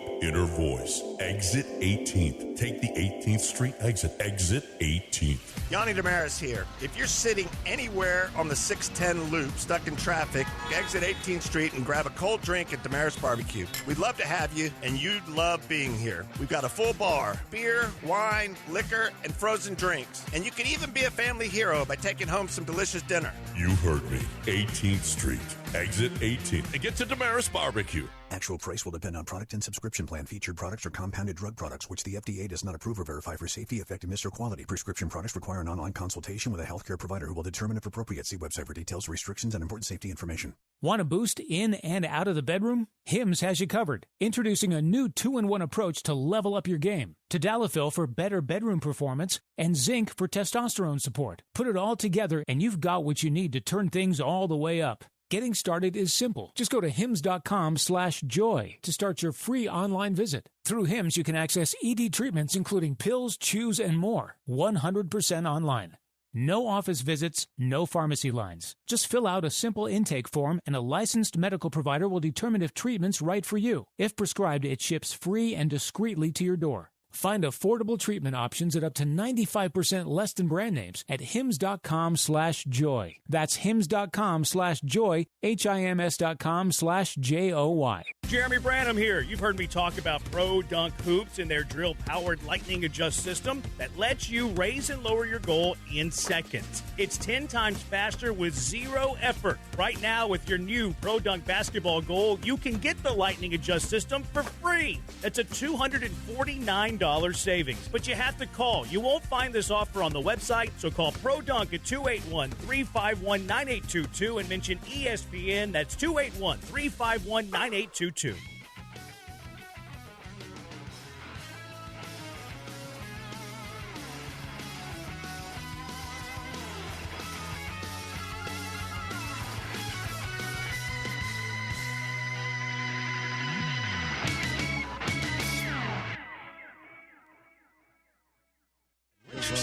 Right? Back on the Rich Eisen Show here on ESPN Radio, presented by Progressive Insurance. As everyone knows here, the logo of the show is me running the 40-yard dash in my suit, so you know I care deeply about pediatric cancer research and awareness, as I do that run for charity, for exactly that, which means our relationship with Hyundai Perfect for the Hyundai Hope on Wheels that you might not be familiar about for over 27 years. Every Hyundai sold has helped fund life-saving pediatric cancer research together with over 850 dealers nationwide. They've raised more than $277 million supporting over 25,000 kids in their fight against cancer. At Hyundai, hope isn't optional. It comes standard. Visit HyundaiUSA.com and search Hyundai Hope on Wheels to learn more. All right. Speaking of Hyundai, they bring you today's top 5. As I always give you on Friday, the other 5 games that I'm looking forward to seeing for the upcoming week that just started. My top 5 matchups of week number 5, in other words, presented by Hyundai. At 5. 1, 2, 3, 4, 5. Rich's top 5. All right, number 5 on the list is the Sunday Night Football game. Normally it's a little higher, but I need to see it to believe that this is going to be a tight one, that a lot of people think it could be, because of the way Drake May has played, the way that the Bills could get got. Maybe the Bills could get got. The Saints gave them a scare in that building last week. And Drake May's walking through that door playing really good football. Really good football. If they don't turn it over, can they give Josh Allen a run for his money? There you go. There's your crux. I'm talking about it. On Sunday Night Football, Patriots, Bills is number 5 on the list. Number 4 is just up the road. Jaden Daniels is playing his first, I think he's saying, his first career game with a knee brace on. And he doesn't have Terry McLaurin. He doesn't have Noah Brown. He doesn't have Austin Eckler. This would have been a return game for him to take on the Chargers, a revenge game for him. He's out. And, again, you could sit here and say the Commanders are undermanned, or you could sit here and say this could be a SoFi Week 5 sort of, I guess, a narrative where team that's banged up comes in and beats the home team. So we'll see how the Chargers bounce back against the Commanders after losing to Jackson Dart and the Giants last week. That can't sit well with them. That's a late window game on Fox. Number 3 is the Monday Nighter we've been talking about with Xavier Worthy on Thursday and with Travis Etienne in hour number 2. Chiefs-Jaguars. Jaguars 3-1. They beat the only team to beat the Niners so far. How about them apples? How about that? And then the Chiefs turned a corner, starting 0-2. They're now 2-2. They looked terrific. They looked championship quality last week against the Baltimore Ravens. Now the Jaguars are going to sell out that stadium, and the whole country is going to be watching Duval go nuts. It's all on and crack. Taylor Swift has her new album out. Xander stayed up late last night to listen to it, and it's all coming up. Roses, literally. Figuratively. Okay, very good. Number 2 on this list is Bucs Seahawks. 3-1 versus 3-1. The NFC South leader taking on the NFC West contender to try and get a piece of the NFC West lead. They wouldn't be in first because, as we know, the Niners did win in Week 1 in Seattle, as Baker Mayfield and the Buccaneers would like to do, coming off of that loss to the Eagles. They will not have Bucky Irving, however. And we'll see how that goes. Late window on CBS. Number 1. The bandwagon has been full for the Denver Broncos, and for them to tell everybody that has been on their bandwagon, smart choice. Handing the Eagles their first loss of the season would be the way to do it. They do have the horses, if you will. See what I said about the Broncos? Come on now. They do have the horses on the back end of the defense to keep A.J. Brown frustrated. Keep that passing game down. Get everybody in the link murmuring. Dare I say booing. They have that sort of defense to set things up. The running game to keep Jalen Hurts off the field. I'm giving you the roadmap of there being a potential upset. That's my top matchup of week number 5 here on the Rich Eisen Show. One more. That's my boy. Thank you so much. It's got to be where the Cowboys come in. No. It's I'm going to do one for the team here on NFL Network. First window of football, Vikings-Browns. It's the first career start for Dylan Gabriel against a Vikings defense that loves to blitz. He better be ready. They better have a plan. What's that offense going to look like? And then Carson Wentz. Carson Wentz, sir, you best have your running shoes on, because did you hear who is not playing in this game? The starting center, the backup center, the right guard, right tackle and left guard, they're all out. Oh, no. That's right. Oh, no. So the offensive line is going to see the Grim Reaper standing there with Mason Graham. It's going to be an interesting one. Quinshon Judkins coming downhill at him. He got sacked 6 times last week. So tune in to NFL Network to see what happens. And those are my top 5 matchups of week number 5. Back to wrap things up on Disney Plus and the ESPN app. For everyone else, we'll chat Monday. Rich Eisen here for Sonos, the speakers that bring every game to life in my own house. With studio quality sound, Sonos makes you feel like you're right there in the stadium. Whether you're cheering on your team, binging your favorite show, or listening to the hottest songs, Sonos fills every room with incredible sound. Setup is easy. Just plug in, open the Sonos app, and you're ready to go. Want stadium quality sound at home just like me? Because I love Sonos. You will too. Explore soundbars, speakers, and more at Sonos.com. Sonos. They look as good as they sound. Your fantasy roster is set, the Smack Talk is heating up, and this season, ESPN Bet is giving you more ways to ride with your squad. Introducing the ESPN Bet Fan Center, where you can instantly link and bet on your fantasy teams right in the ESPN Bet app. An enhanced sports betting experience only from ESPN Bet, the sportsbook for sports fans. Download the app and link your ESPN Bet and ESPN accounts to get started today. Must be 21 plus. Gambling problem? Call 1-800-GAMBLER. Terms and conditions apply. See app for details. Sunday on Compass Media Network's coverage of the NFL, the Big Cats clash in Cincinnati as the Bengals host the Detroit Lions. Hi, this is Chris Carino. Join me alongside Brian Baldinger in the Queen City. Jared Goff and the Lions have been ferocious, clawing their way to the top of the NFC North. Can Jamar Chase and the Bengals meet the challenge? It's the Lions and the Bengals. If it's the NFL, it's right here. Coverage begins Sunday at 3 on ESPN 97.5 and 92.5.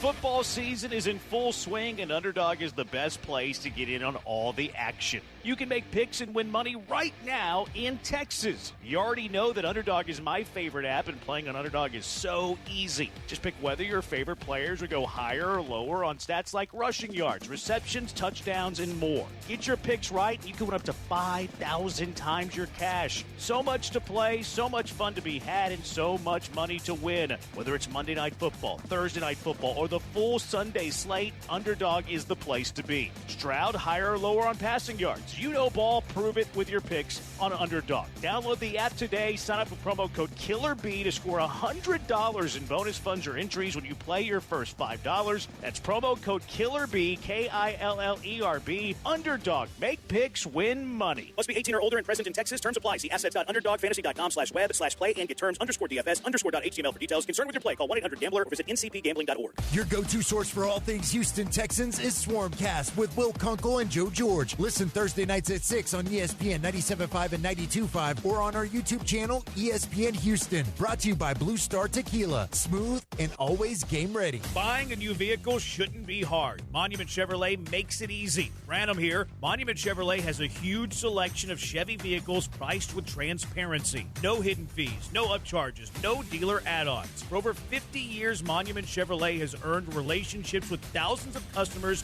doing business this way. For new and used cars, fleet sales, and service, visit Monument Chevrolet in Pasadena, right off 225 and Beltway 8 and monumentchevrolet.com. Chevrolet, together, let's drive. The annual Katy Rice Harvest Festival is happening October 11th and 12th in Katy Historic Town Square. Check out country music artists like Sawyer Brown, Kylie Frey, and more performing free outdoor concerts. Plus, the carnival is back. Get all day or weekend unlimited ride Carnival passes now. For the adults, visit the Sports Zone and enjoy adult bevs while you watch the big rivalry game between Texas and Oklahoma on Saturday. Get advance tickets and Carnival passes now at KDRiceHarvestFestival.com. That's KDRiceHarvestFestival.com. Hey, Lance Zerline here. Allstate Windows and Siding knows what matters to Houstonians. That's why they're dedicated to earning your trust and giving you great value and service. Allstate Windows and Siding offers top quality products that protect your home from the toughest weather while saving you up to 40% on your energy bills. And right now they're offering 30% off windows and $2,500 off of complete siding jobs. Call 832-204-1936 to take advantage today. Call for your estimate, 832-204-1936, or go to allstatewindowsandsiding.com. John Granado here with Robin Orlando from Houston Powder Coaters. Robin, if I want to do my patio furniture, get it Houston powder coated, I need to do it now. Yes, because it is a standard 4 to 5 week turnaround time, so don't delay. Call me today. 281-676-3888. With Progressive's Name Your Price tool, you get coverage options based on how much you want to pay for car insurance. And then you decide how to spend the rest of your money because you're in charge. And right now, you're going to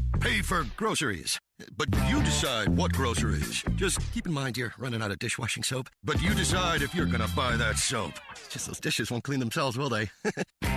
Remember, with Progressive's Name Your Price tool, we'll help you find coverage at a fair price. And then you're in charge. Progressive Casualty Insurance Company and affiliates. Not available in all states. Price and coverage match limited by state law. Huge savings on Dell AI PCs with Intel Core Ultra processors are here. And they're newly designed to help you do more faster. They can generate code, edit images, multitask without lag, draft emails, summarize documents, create live translations, and even extend your battery life. That's the power of Dell AI with Intel inside. Upgrade today by visiting Dell.com/deals. That's Dell.com/deals. Listen up. ESPN 97.5, presented by Zadok Jewelers. KFNC 97.9 HD2 Mont Bellevue, Houston, a Gal media station. Houston standing by, over. Jeremy and Joe starts now. On ESPN 97.5 and 92.5. Live from the Veritex Community Bank Studios, here's Jeremy Branham and Joe George. Hello, Houston. He's Joe. I'm Jeremy and Joe. Collectively, we are Jeremy and Joe. Brian's here too. Friday edition, getaway edition of Jeremy and Joe. Lots to talk about today. We'll get into some Astros. Probably not going to have a lot of Astros talk over the next, while. Although the baseball playoffs are going on. Baseball missed a great opportunity to play baseball today, though, by the way. Like, there's nothing on today. I mean, you have a couple of college football games on. But you don't have the full slate. You don't have NFL on. They play Thursdays, they play Sundays, they play Monday. There is nothing really on television tonight in the sports world. Why didn't Robert Manfred have playoff games today? It's a great question, honestly, Jeremy, because I look at like the schedule. Just all you have to do is push everything back a day, like have the American League Wild Card Series start to where if there was Game 3s, there's only the National League yesterday, and then start the ALDS today. Instead, you're starting both games on Saturday, between all 4 games on Saturday, but then the National League's even off on Sunday. So, it's strange how they do the schedule. I feel like baseball always just kind of shoots themselves in the foot, but you're right. They should be playing today. If they were not going to play a certain day, you wouldn't play on Sunday when the NFL's happening. No, they could have moved it back a day and then also had Game 163, squeeze that right in there, and then you get all this extra content. I should pretty much be the commissioner of baseball. I would drive up the content in Major League Baseball for sure. I think I'd be better at Robert Manfred's job than Robert Manfred. But anyways, just me getting off my soapbox there. We'll get into a lot of the NFL stuff going on. Our betting game, which we have a convincing clubhouse leader in our betting game. We'll get into that later. We're still workshopping a name, but we'll hand you picks. The 9-pack, maybe. I don't know. Bad Take Boulevard coming up a little bit later. What are the biggest college football games of the weekend? And we might bring back a familiar game a little bit later. We'll see. We'll see if we get to it. I don't know if I really want to get to it. But maybe a familiar game. Maybe a familiar game coming up later. And then, of course, Ravens and Texans. You got Lamar Jackson's career being wasted, some say. You got C.J. Stroud being body-shamed, or he body-shaming himself. I don't know. And then who's going to call defensive plays on Sunday when the Texans visit Baltimore to take on the Ravens? But first, this Thursday night football game yesterday, Joe, I'm a little peeved. I'm a little grumpy. I'm not happy about the way that things played out here. I had the Rams as my survivor pick of the week, which this is like my luck. Like how many ways did the Rams lose that game yesterday? Their kicker missed 2 kicks in regulation, including an extra point. Game went to overtime. Make one of those kicks, and your boy is surviving and advancing in Survivor. Kyron Williams fumbles at the 1-inch line. There is no such thing as that, but he fumbles 1 inch away from the goal line. The Rams are dropping a pick that led to a field goal, and then Sean McVay, an offensive mastermind, calls a terrible play on 4th down. His words, not mine. He said he's going to have to live with that decision, and it was a terrible decision, Sean McVay said about Sean McVay's call. The Rams found a way to lose this game, and I think they did it just to spite me. Oh, just because of you, Jeremy. Yes, it's all for you. Me. I say a lot of bad things about L.A. I don't love L.A. I don't like the teams in L.A., although I do like McVay a lot, although a little bit less today. I think they did this to spite me on Thursday Night Football, Joe. I mean, it's an awful play call. I love the decision to go for it there. Forget going for a tie. Ties are stupid. They shouldn't exist. I'd rather put the ball in my quarterback's hands. I mean, that throw he made on that drive was incredible. Like he rolls out, he throws a dart to Tutu Atwell. I don't know how you don't have Matt Stafford throwing the ball there, Jeremy. Like what are we doing? And I know he acknowledged it right after the game, but what about in the moment? You're going to give the ball to a guy who already fumbled on, as you said, the 1-inch line? Why are you running the ball in that situation? And the play and the design of the formation is crazy. There's two wide receivers essentially on the line of scrimmage with a tight end. Like you're going full Tank Dell here, asking him to block in a crucial situation. It's all bad there. I don't understand what Sean McVay was thinking in the moment last night. Yeah, I mean, we have a yard to gain. Like, we're better than you. I don't disagree with anything you're saying. I'm just playing devil's advocate here. But it's, coaches think that way. We can get a yard. We can shove it down their throats for a yard. DeMeco Ryans did it against the Titans. He told Nick Caley to call a quarterback sneak. Like, we can get a yard. Like, it's how they think. And look, like a light box, all that. Like, it took a fantastic play. I get it. You're right. I wouldn't have kicked the field goal there. What's the point of doing that? But the Rams lost yesterday's game. That said, you can't take anything away from San Francisco. They were playing in front of the home field yesterday. I say that in air quotations because it was in L.A., yet it felt like a San Francisco crowd. But they have tons of injuries. Their starting quarterback's not playing. Bosa's out. Kittle's out. Their top 2 receivers are out. They're having to rely on Kendrick Bourne and Mac Jones to carry them to victory. I feel like you specifically, because I think you might be the lowest of any of us on the Niners, you have to feel differently about the Niners today, don't you? Yes. As the game was playing out yesterday, Jeremy, I was thinking, how much of Thursday's show do I want to walk back on Friday? Pretty much all of it. I mean, what they like. Mac Jones is. He's hurt. He's dry heaving coming off the field at the end of the game. He's losing his britches. He's losing his britches. Like Mac Jones is having the worst day possible, but also having a great day. I mean, he was impressive. Kendrick Bourne was a monster in this game. I definitely feel differently about them. You're concerned about the injuries, yes, but it shows they're such a well-coached football team that it doesn't really matter. They put the guys in the right position to win, and Mac Jones is looking the best he's looked since he was a rookie in the NFL with the Patriots, and he's looking way better than he was then. So, yeah, I definitely feel different about the 49ers. Maybe too different. Like, honestly, where I'm like, maybe they shouldn't give the ball back to Brock Purdy different. At this point, I was so impressed with Mac Jones last night. So are you there? Because I saw the streets talking about that. I saw that discourse out there.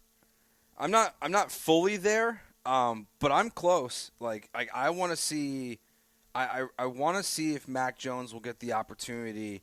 As Kyle Shanahan said after the game that Brock Purdy is still pretty week to week right now. If Kittle comes back in week 7, like they're saying, and they start to get healthy, what does Mac Jones look like in this offense with a full squad? And if it looks like this without those guys, kind of let your imagination run wild a little bit about what it could look like. So I'm not fully there yet because I'd like to see, a couple good games in a row before you bench a $50 million quarterback, and that's probably also almost impossible to do because I don't know. That's tough to bench a guy who's making $50 million, but I'm getting close. Are you close to that? Are you open to the idea? No, I'm not. No, I think Brock Purdy's a substantial amount better than Mac Jones. Now, I think Mac Jones is a good backup quarterback to have, and I thought Mac Jones handled it really well post-game. He's like, hey, is this your team? And he's like, no, this is not my team. I'm the backup quarterback. I'm just trying to win games, so whenever Brock comes back, we're in a good spot. I think Brock Purdy's better than Mac Jones. But I do think Mac Jones is a top 40 quarterback in the world, and you'd be lucky to have him as your backup. But the take that I do have on it, though, is wait until Brock Purdy's 100%. Like, what is the what does Brock Purdy do that Mac Jones can't? Because I think they have like similar arm talent, things like that. Like in the pocket, I think they're pretty similar to the same guy. Mac's, of course, a little bit bigger. Brock's a little bit smaller. But what does Brock have that Mac Jones doesn't have overall in his skill set? I mean, maybe he's like a hair more athletic. You think it's only a hair? I think that's so disrespectful to Brock Purdy. You think you think he's that much more athletic than Mac Jones? No doubt about it. Like Brock Purdy moves well. Like Brock Purdy moves very well. So like that's where he has an advantage over Mac Jones. That's an added element that he gives you that Mac Jones doesn't. But if Brock Purdy's battling through a toe and he has to give up that elusiveness, then it's kind of the same guy.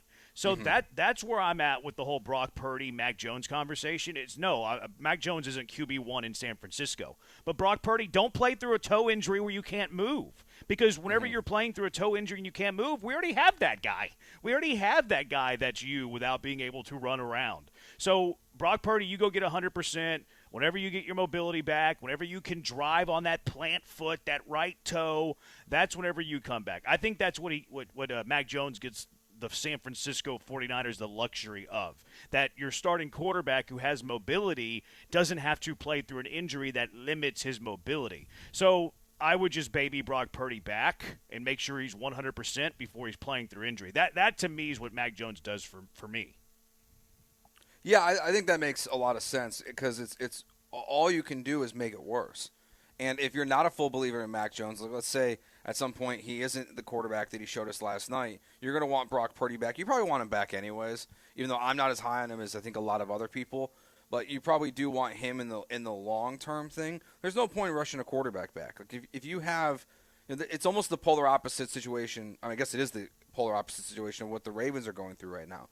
The Ravens, without Lamar Jackson, if they lose this week and then they lose next week and they're 1-5, you kind of have to put Lamar Jackson on the field. You have to risk it to get him back out there to try to save your season. Whereas the 49ers now with where they're at, even though their division is highly competitive, they have that breathing room where they can play Mac Jones for 3 or 4 more weeks or whatever it takes to get Brock Purdy fully healthy because they're at minimum going to be a wild card team at this point. Even if Mac Jones falls apart, they're going to be a wild card team in the playoffs this year, and the goal at this point is just to get everyone back and ready to have a full roster by the playoffs. So I'm with you. Take your sweet time, Brock. Yeah. Don't rush it back, and there should be no urgency from the front office. And honestly, the more Mac Jones plays, probably the better it is. It's better for him. It's better for, I don't know, his full contract situation. But if he's locked up and he's playing like this, you might get some phone calls this offseason, Jeremy, about people asking about Mac Jones being a starter elsewhere if he plays like this. Like, he might be the next Sam Darnold or Geno Smith the way he's playing right now. Yeah, it's kind of like his redemption tour. I don't know if he has years on his contract with the 49ers. I'd have to look. I pulled up his over the cap, and it said he has void years. Oh, he agreed to a 2-year contract. So 2-year contract, has some incentives. Next year's voidable, though, so they could get out of it if they wanted to. But why would you want to get out of it? Because he's looking pretty good, looking like a backup quarterback in the NFL. You're right. Yeah, I think you might be able to get calls in the offseason. Does San Francisco graduate into contendership status for you? Yes, they do. Yes, they do. I should have put them there yesterday. Lesson learned watching the game. And that's because of how highly I think of the Rams. Like, I think the Rams are up there within those top 3 or 4 teams in the NFC, within the Lions. For me, it's the Eagles, the Lions, the Rams are the top 3 teams in the NFC. But the 49ers, the way they're playing right now, the way they played last night with the backup quarterback and all the injuries, I have to put them in there by default, I think. Do you still think higher of the Rams than the Niners? I guess my answer is no. I don't want it to be no, but trying not to live too much in the moment. Right now, I'd put the 49ers slightly in front of the Rams. Interesting. Just slightly. See, I would actually I still think higher of the Rams, even though that they lost yesterday, even though it was a home game.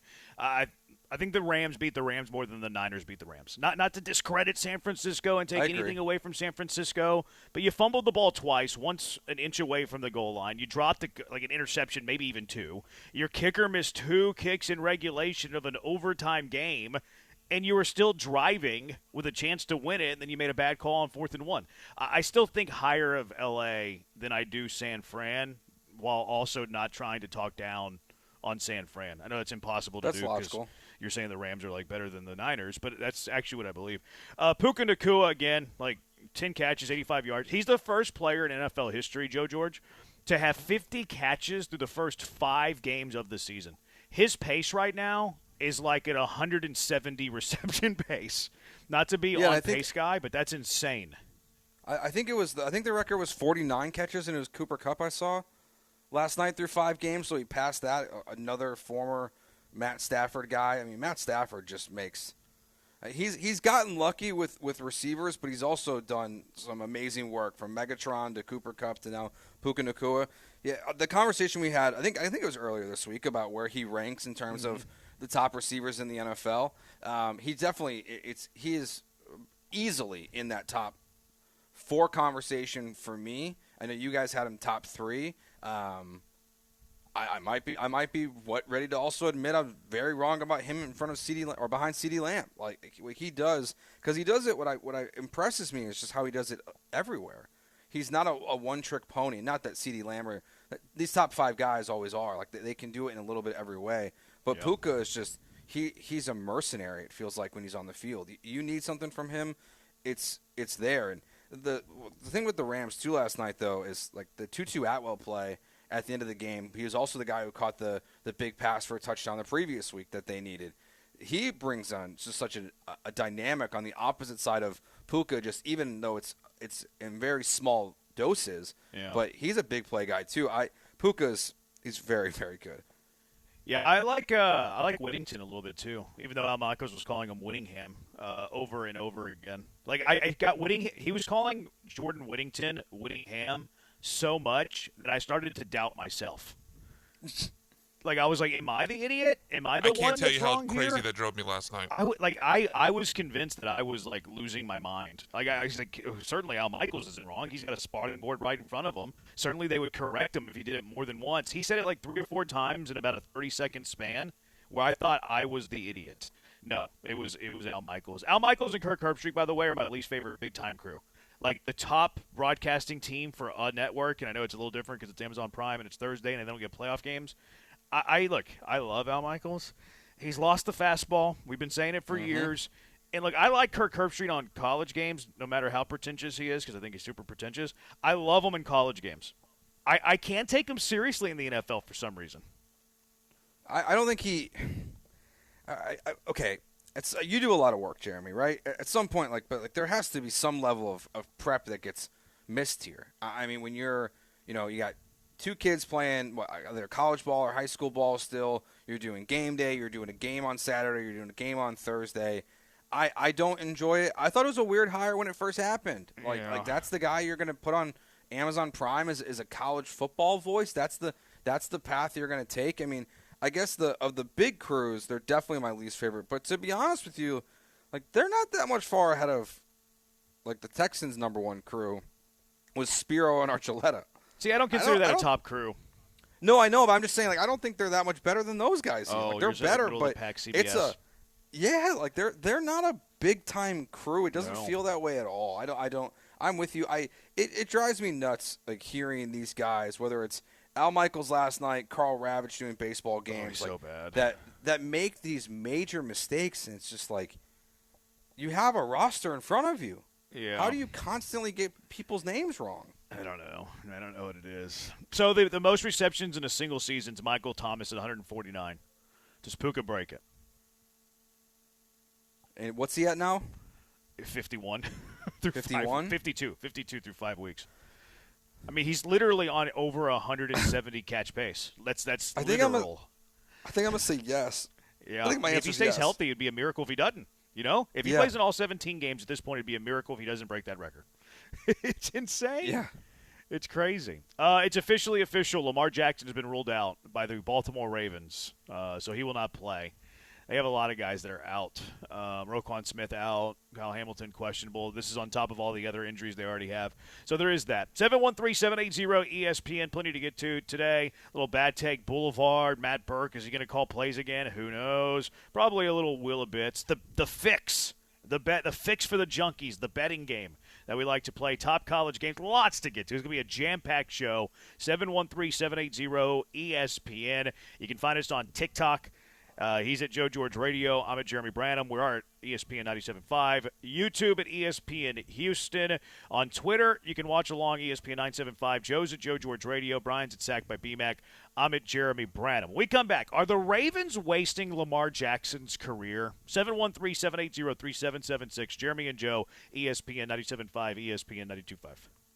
Coming up on October 25th and 26th will be our first of 4 trips to ESPN Bet at LaBerge in Lake Charles. We're doing shows on Saturday and Sunday to check out basically the all-new ESPN, but it's the rebuild itself is still pretty new. It's really less than a year old. It looks incredible if you haven't had a chance to see it yet, all the ESPN Bet branding. But they've also got a new VIP fan cave section that's available for bookings, new menu items along with a new chef. It's available to all ages now. So you can't obviously bet. You have to be 21 or older, but you can eat there. So if you got family with you, you can bring them to the Sportsbook now, which is brand new starting this last summer. They got barbecue offerings every Friday and Saturday. It's an incredible venue for UFC fights or for the playoffs, but specifically on college football Saturdays and NFL Sundays. It is a great environment to be in. All their odds are out for the World Series. The MLB Playoff Series for the NLDS and the ALDS are available right now, plus all their NBA season-long bets. Plus, you can do up to 20-leg parlays and earn rewards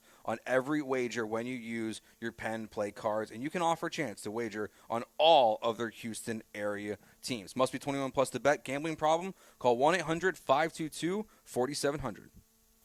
ESPN 97.5. Explore wildlife and nature just 90 minutes from Houston at twocreekscrossingresort.com.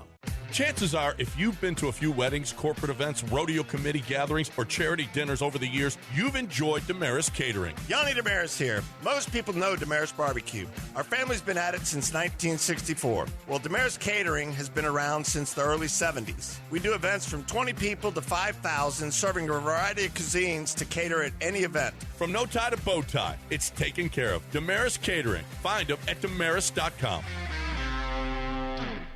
Join us at Houston Small Business Expo on Wednesday, November 5th at the NRG Convention Center, America's biggest business growth event. It's free to attend. Network with thousands of business owners and entrepreneurs. Over 20 free business workshops, speed networking, exhibitors, and keynotes by leading industry experts. Houston Small Business Expo is free to attend on Wednesday, November 5th at the NRG Convention Center. Register online at smallbusinessexpo.com. That's smallbusinessexpo.com.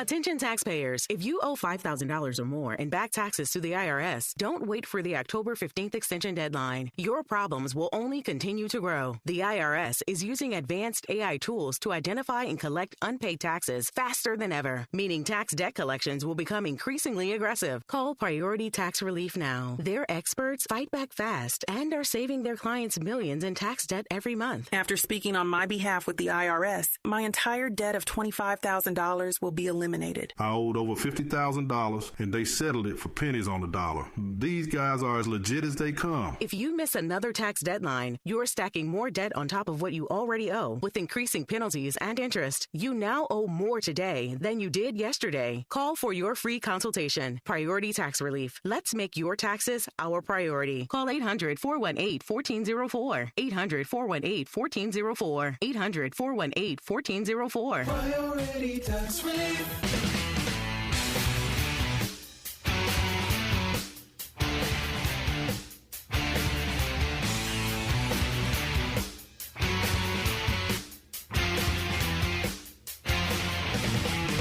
You're listening to Jeremy and Joe on ESPN 97.5 and 92.5. Live from the Veritex Community Bank Studios, here's Jeremy Branham and Joe George. We'll get to the Lamar Jackson conversation in a moment. There's a thought out there that the Ravens are wasting Lamar Jackson's career. We'll discuss in a minute.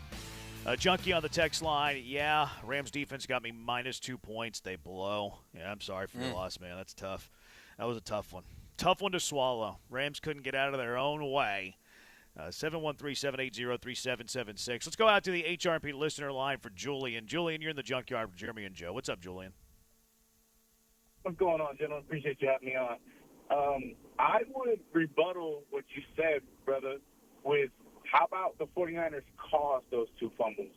How about they blocked that kick instead of someone missing it? When Philadelphia blocked those 2 kicks, it wasn't like, oh, man, the Rams missed the kicks. It was like, oh, my God, Philadelphia blocked 2 kicks. I can't believe it.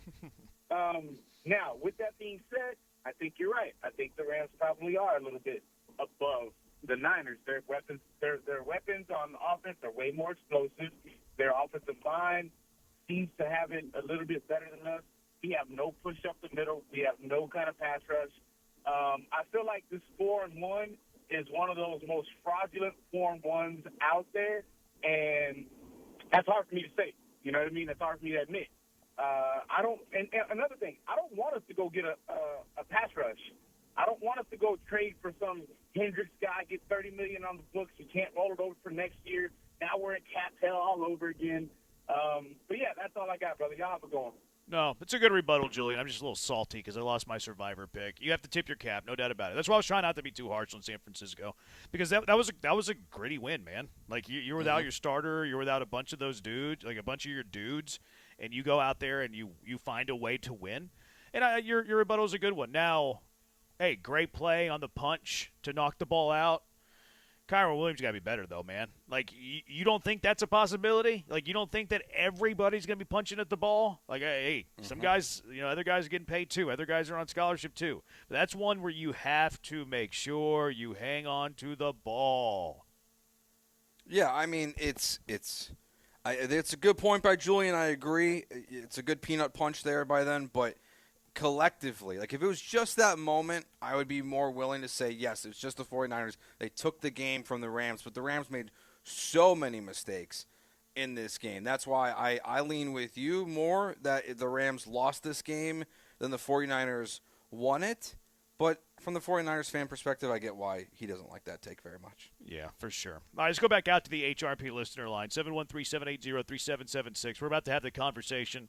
Are the Ravens wasting Lamar Jackson, his best years? Let's go out to the HRP listener line for Gary. Gary, you're in the junkyard with Jeremy and Joe. What's up? Hey, guys. Well, quick.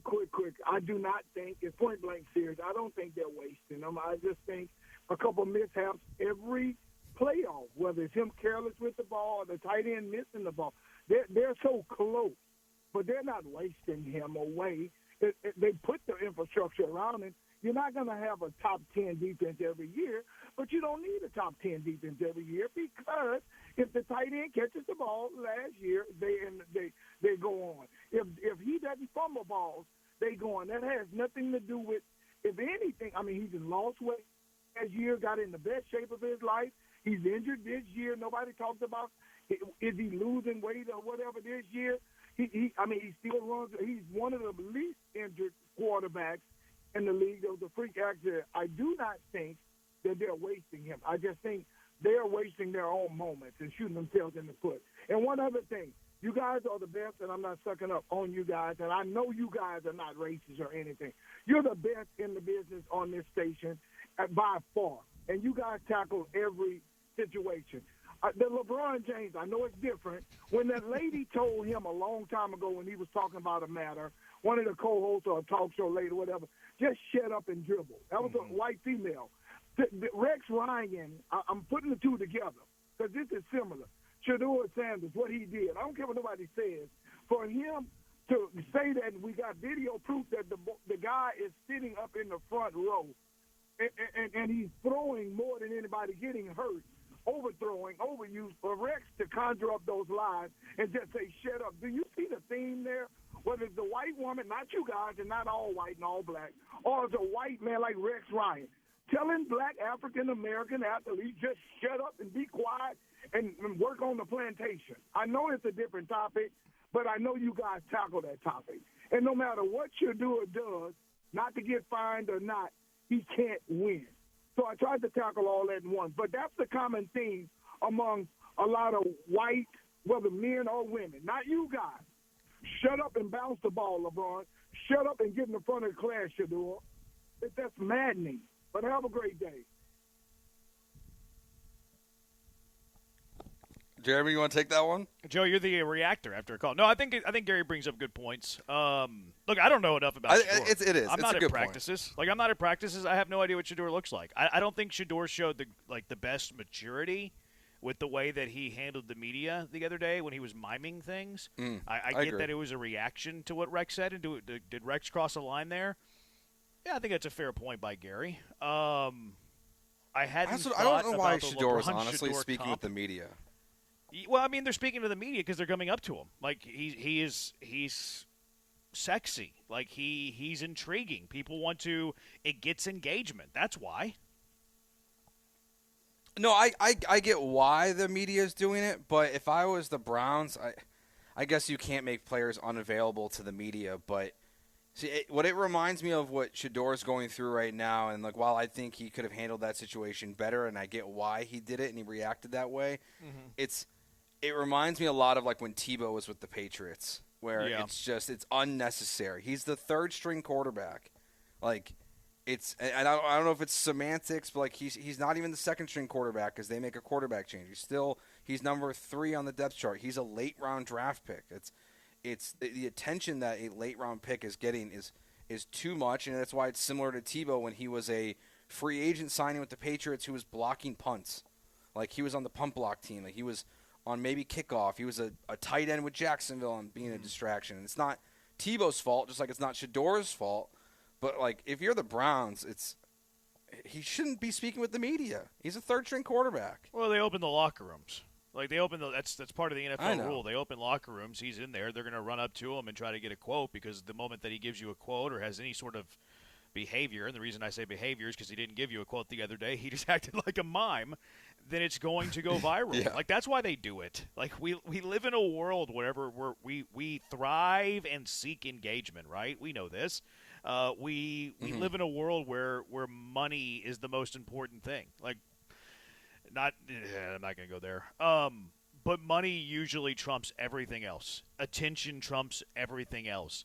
Clicks trumps everything else, right? Like, we know that this happens, so why does Shador Sanders get the attention? Because of all those things. He sells more than their starting quarterback, Dylan Gabriel, or their backup, Joe Flacco. That's why he does that. I'm a bit – I wouldn't even say a bit. I'm over the subject of Shador Sanders because of like all the stuff you said, third string quarterback, all that. You know what I want though? I want Shador Sanders to play. Like I want his play to dictate the conversation of Shador Sanders. Whether he proves us all wrong and plays really good, it's like okay, Cleveland might have a guy, or he looks like a third stringer who you might not want to keep around because he's too big of a distraction. So. I'm ready for the kind of like shut up and play. Not telling Shador to shut up, Gary. You know I didn't mean that. But I'm ready for him to be on the field. No, I'm tired. I'm tired of Rex Ryan quote like having an opinion on a third string quarterback. I'm tired of the attention given to a third string quarterback, not Shador, just the attention on a third string quarterback. I'm ready for him to go out and play. Yeah, and he's going to. I'm pretty confident he's going to get a chance to play this year. I don't think Dylan Gabriel is going to be going out there and just convincing the Cleveland Browns that he's the quarterback of the future. And I know Myles Garrett's gassing him up pretty good and making it sound like he's looks like he's been doing this for years. He's a veteran back there already. But we're going to see Shador play at some point this year. I don't think they'll ever go back to Flacco. I think that'd be a huge mistake. So if you're going to, if Gabriel were to get hurt, I would put in Shador right away. And to me, the only reason why you wouldn't play him right now is if he doesn't know the offense, which is possible because he's not even running the scout team. Well, I mean, Gabriel's going to get a runway. He was drafted way earlier, though. Like, why wouldn't you give Gabriel a runway? No, I'm saying, no, they should. No, they should give him, so there's 13 games left in the season?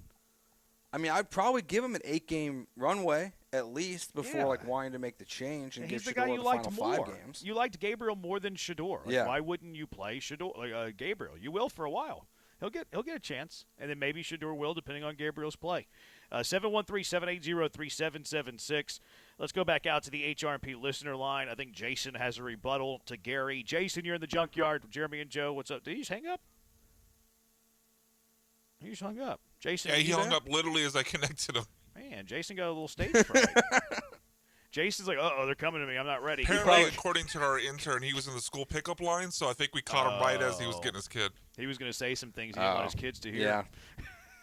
He was about to be reckless and decided not to do it in the pickup line. Yeah. All right, let's get to the genesis of this segment. Are the Ravens wasting Lamar Jackson's career? 713-780-3776. And also, Gary, thanks for the compliments, man. We are the best. We are the best in the business. Are the Ravens wasting Lamar's career? 713-780-3776. Jeremy and Joe, ESPN 97.5, ESPN 92.5. ESPN 97.5. The annual Katie Rice Harvest Festival is happening October 11th and 12th in Katy Historic Town Square. Check out country music artists like Sawyer Brown, Kylie Fry, and more performing free outdoor concerts. Plus, the carnival is back. Get all day or weekend unlimited ride carnival passes now. For the adults, visit the Sports Zone and enjoy adult bevs while you watch the big rivalry game between Texas and Oklahoma on Saturday. Get advance tickets and carnival passes now at KatieRiceHarvestFestival.com. That's KatieRiceHarvestFestival.com. Hi, I'm Danny Clark, owner of Collectors Firearms. We're celebrating our 50th year in business, and we would like to invite you to come see our 12,000 guns in stock. Don't let the name fool you. We carry all the latest and greatest guns, in addition to the antiques and collectibles. We even have a tank right out front. Have you been putting off cleaning your guns? Bring them to us, and we will give you a basic cleaning free of charge while you wait. Come see us at Westheimer at Voss, CollectorsFirearms.com. That's CollectorsFirearms.com. Summers in Texas are hot, but not for me, John Granado, because I have Coors Light. And Coors Light is all about keeping Texas chill. Do you want to beat the summer heat? I recommend cold, clean, crisp, refreshing Coors Light. Grab a 12-pack or case so that you got your home base covered. And when you're hanging at your favorite watering hole, order a bottle or a bucket with those beautiful blue mountains. I love me some Coors Light. You will too. Choose chill. Choose Coors Light. This message is approved by the man of the people, John Granado. Stand by. Cue announcer. The Del Olalea Show. Weekday mornings from 10 to noon. Are you size conscious? We can make you bigger. At the Erection and Enhancement Center in the Woodlands, get more girth with HA fillers starting at $2,500 or PMMA filler for $59.99. Gain 1 to 2 inches in girth. Financing available. Go to ErectionCenter.com. That's ErectionCenter.com. Or call or text 972-355-3771. That's 972-355-3771. Get started today and get results immediately. $5,000. That's the average amount of money people in the U.S. are now spending on gas in a year. $5,000. That's crazy. If you drive, you have to download Upside, the free app that gives you cash back every time you get gas. That's right. You can earn real cash back with Upside just by buying the gas you're already buying. You can literally start earning cash back today. I use Upside every time I fill up, and I've already made around $300. You're putting gas in your car anyway. Why not get real cash back? If you like free money, download Upside. I'm saving the cash I earn from using Upside to help pay for a vacation later this year. Download the free Upside app now to earn cash back every time you buy gas. Use promo code QUICK to get an extra 25 cents per gallon on your first tank. You can cash out anytime right to your bank, PayPal, or a gift card for Amazon and other brands. Just download the free Upside app and use promo code QUICK for a 25 cents per gallon bonus on your first tank. That's code QUICK for a 25 cents per gallon bonus.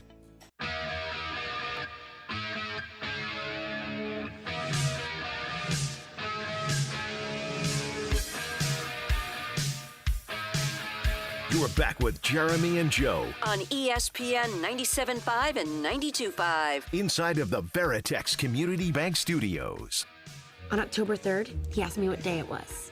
It's October 3rd. You know what today it is, Joe? October 3rd. October 3rd. October 3rd. Big fetch happened. On October 3rd, he asked me what day it was. It's October 3rd. It's October 3rd. You Mean Girls guy? Yeah, it's a good movie. It's not bad. Lindsay Lohan's making her return, by the way. I don't know about you, Jeremy, but I didn't take Joe's answer as sincere there. Yeah, I don't think he knows what he's talking about. It's a good movie. I can't hear a word you're saying. It's funny. Especially when she gets hit by a bus. You've got to tell Joe, whenever you lie, your signal breaks up. Yeah, you sound like a robot. Robot Joe. My goodness. What are you an American Online or what? Yeah, put in the next CD, pal. Yeah, man. Better? No. Is it It's better? worse, I think, Same. actually.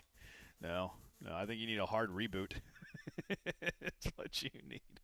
713-780-ESPN. While Joe tries to figure life out, we move on. Show must go on. 713-780-3776. Are the Ravens wasting Lamar's career? Let's go out to the HR&P listener line. Ira, you're in the junkyard with just me right now. What's up, Ira? Hey, how's you guys going? Look, with Jackson, man, I love watching him play. I love his evolution.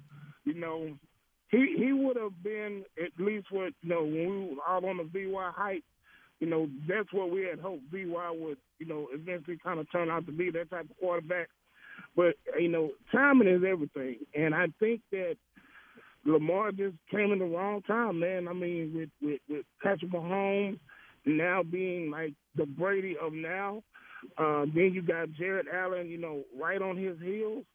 And then, some of the other little quarterbacks, my guy in L.A. with the Chargers and, Burrow, he got a top-heavy 4 or 5 quarterbacks around him who he's still going to have to try to compete with and win. And, his window, they opened it a little bit by getting Big Henry.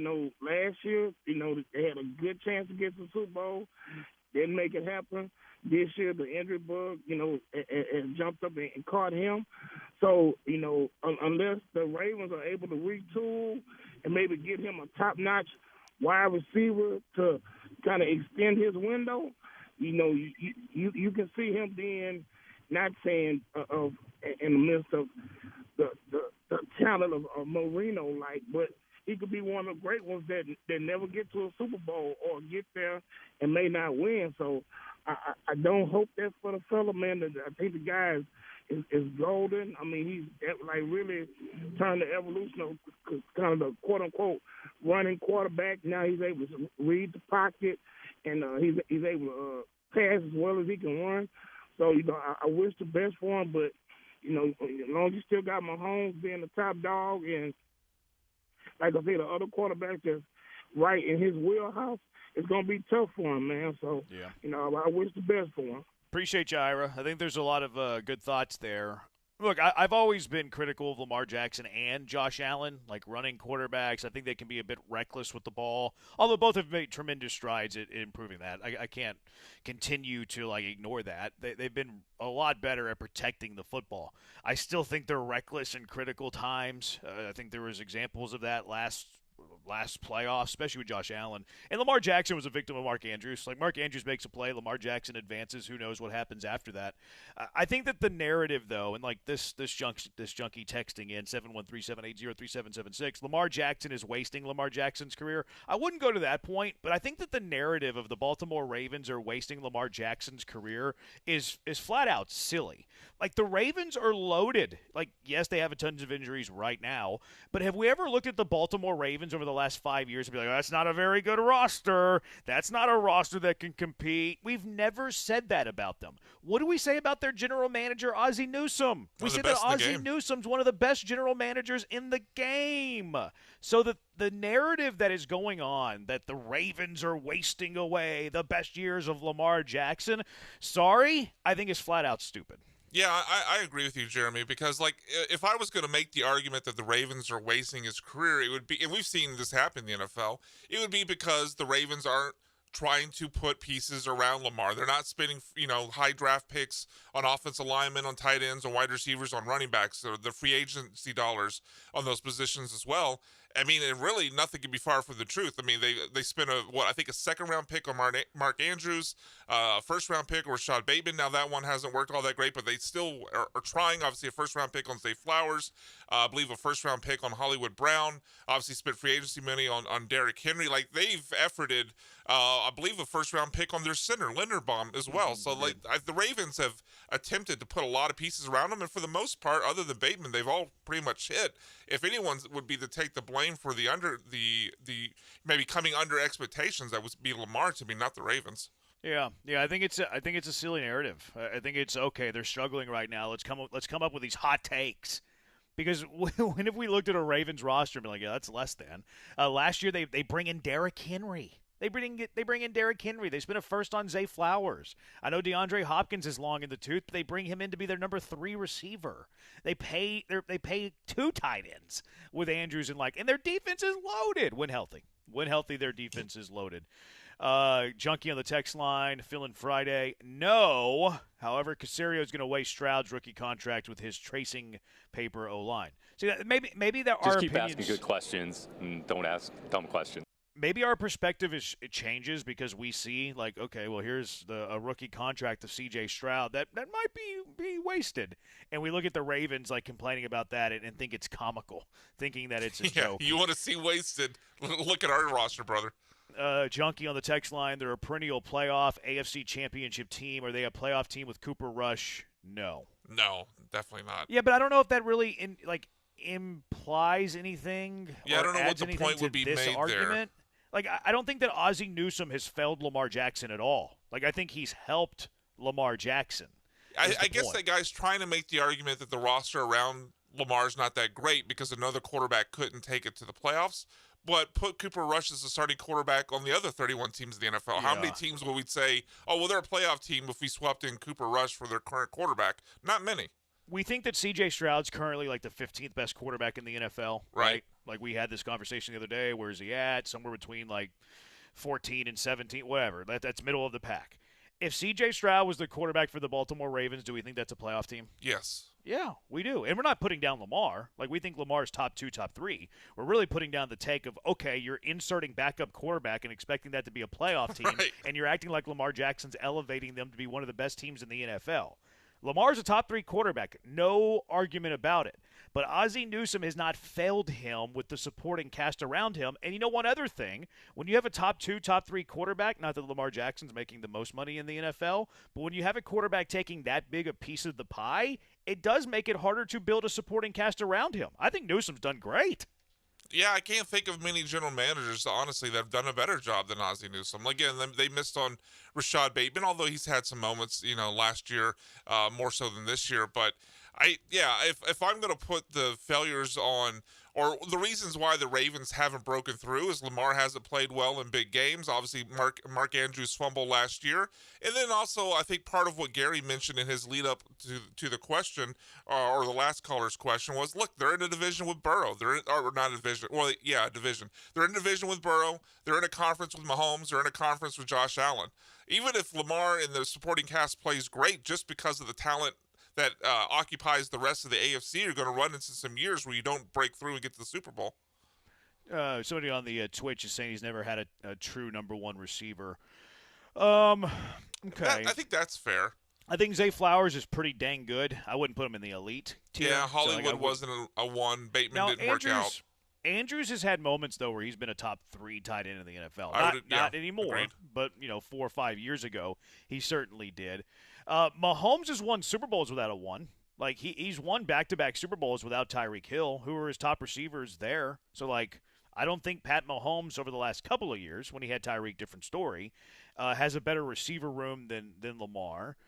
Josh Allen had won a Super Bowl, but I think he and Lamar Jackson's careers are kind of intertwined for better or worse. I mean, he had Diggs for a while, but he's really taken off post-Diggs. Currently doesn't have a true, wide receiver 1. So I don't know if I would really ding the roster building of Ozzie Newsome and the Ravens, saying that he's never had good pass catchers. I couldn't make that leap. He's never had Jamar Chase. He's never had Justin Jefferson. He's never had Puka Nacua. But I wouldn't look at the pass catchers and the targets Lamar Jackson's had and be like, well, yeah, that's an inferior group. Yeah, because I think it's definitely fair to say he hasn't had a quote-unquote wide receiver one. But, I mean, Hollywood Brown was really good there when he was healthy. Mark Andrews, as you said, like, for a period of time, not all that long ago, was maybe the second best tight end in the league behind Travis Kelce. And Zay Flowers is over 1,000 yards and a Pro Bowler last year. So it's not like they're dealing with, a bunch of bums for Lamar to throw to. They're quality receivers. I would even say he's got multiple plus receiving options, but not a wide receiver one, to the texter's point. All right, 713-780-ESPN, HR&P listener line.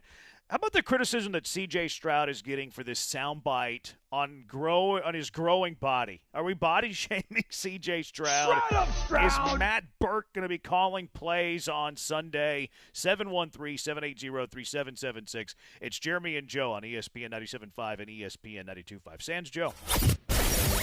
ESPN 97.5.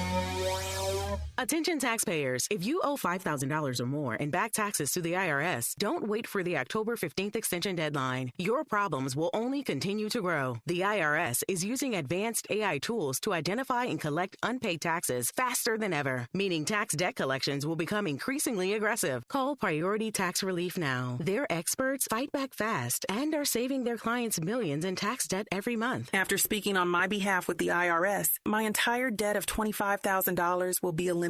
I owed over $50,000 and they settled it for pennies on the dollar. These guys are as legit as they come. If you miss another tax deadline, you're stacking more debt on top of what you already owe with increasing penalties and interest. You now owe more today than you did yesterday. Call for your free consultation. Priority Tax Relief. Let's make your taxes our priority. Call 800-418-1404. 800-418-1404. 800-418-1404. Priority Tax Relief. The best in Houston sports talk is ESPN 97.5 and 92.5. Friday Night Lights means one thing, high school football. And with football comes the homecoming game and the homecoming dance. Make sure you look sharp with Giorgio Dante suit separates at Suit Mart. Jackets start at just $89.99. Vests from $29.99. And pants from $39.99. Choose from black, midnight navy, or charcoal gray. Then finish the look with a marquee slim fit dress shirt starting at only $22.99.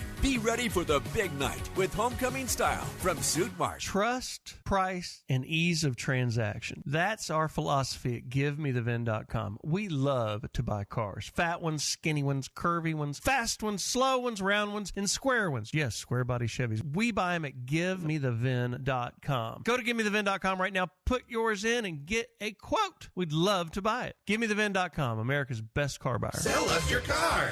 GiveMeTheVin.com. So easy you can do it in your underwear.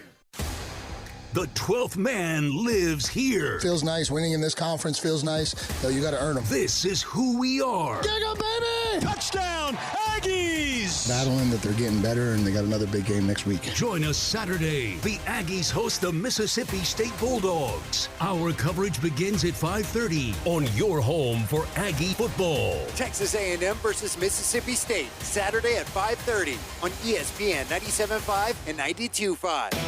Sunday on Compass Media Network's coverage of the NFL, the Big Cats clash in Cincinnati as the Bengals host the Detroit Lions. Hi, this is Chris Carino. Join me alongside Brian Baldinger in the Queen City. Jared Goff and the Lions have been ferocious, clawing their way to the top of the NFC North. Can Jamar Chase and the Bengals meet the challenge? It's the Lions and the Bengals. If it's the NFL, it's right here. Coverage begins Sunday at 3 on ESPN 97.5 and 92.5.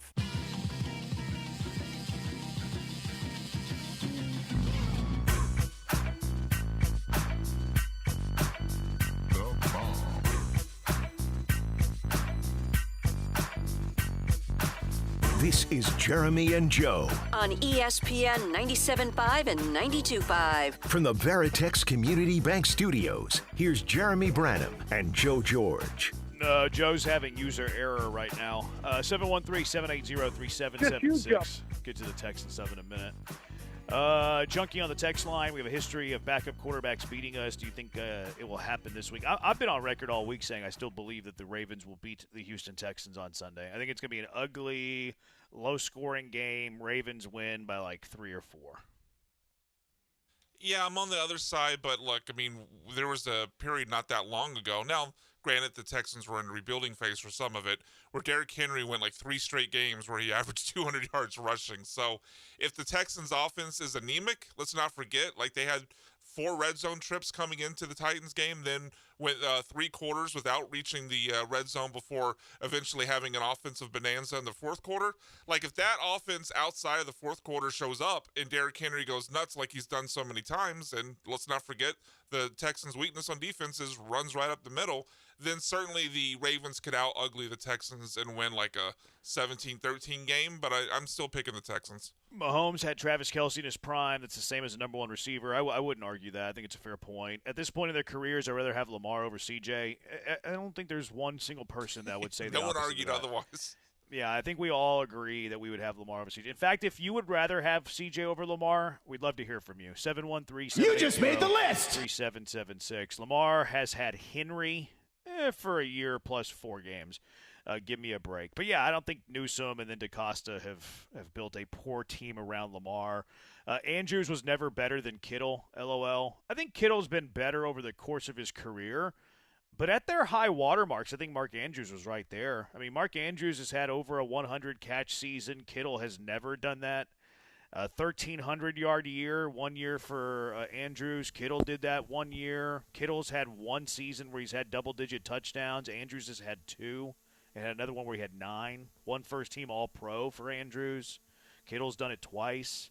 I think Kittle's probably had the better career. I wouldn't push back on that. But their pinnacle, their peak, I think pretty even between Andrews and Kittle. What do you think, Joe? I like Kittle over Andrews personally. I think Their Andrews peak?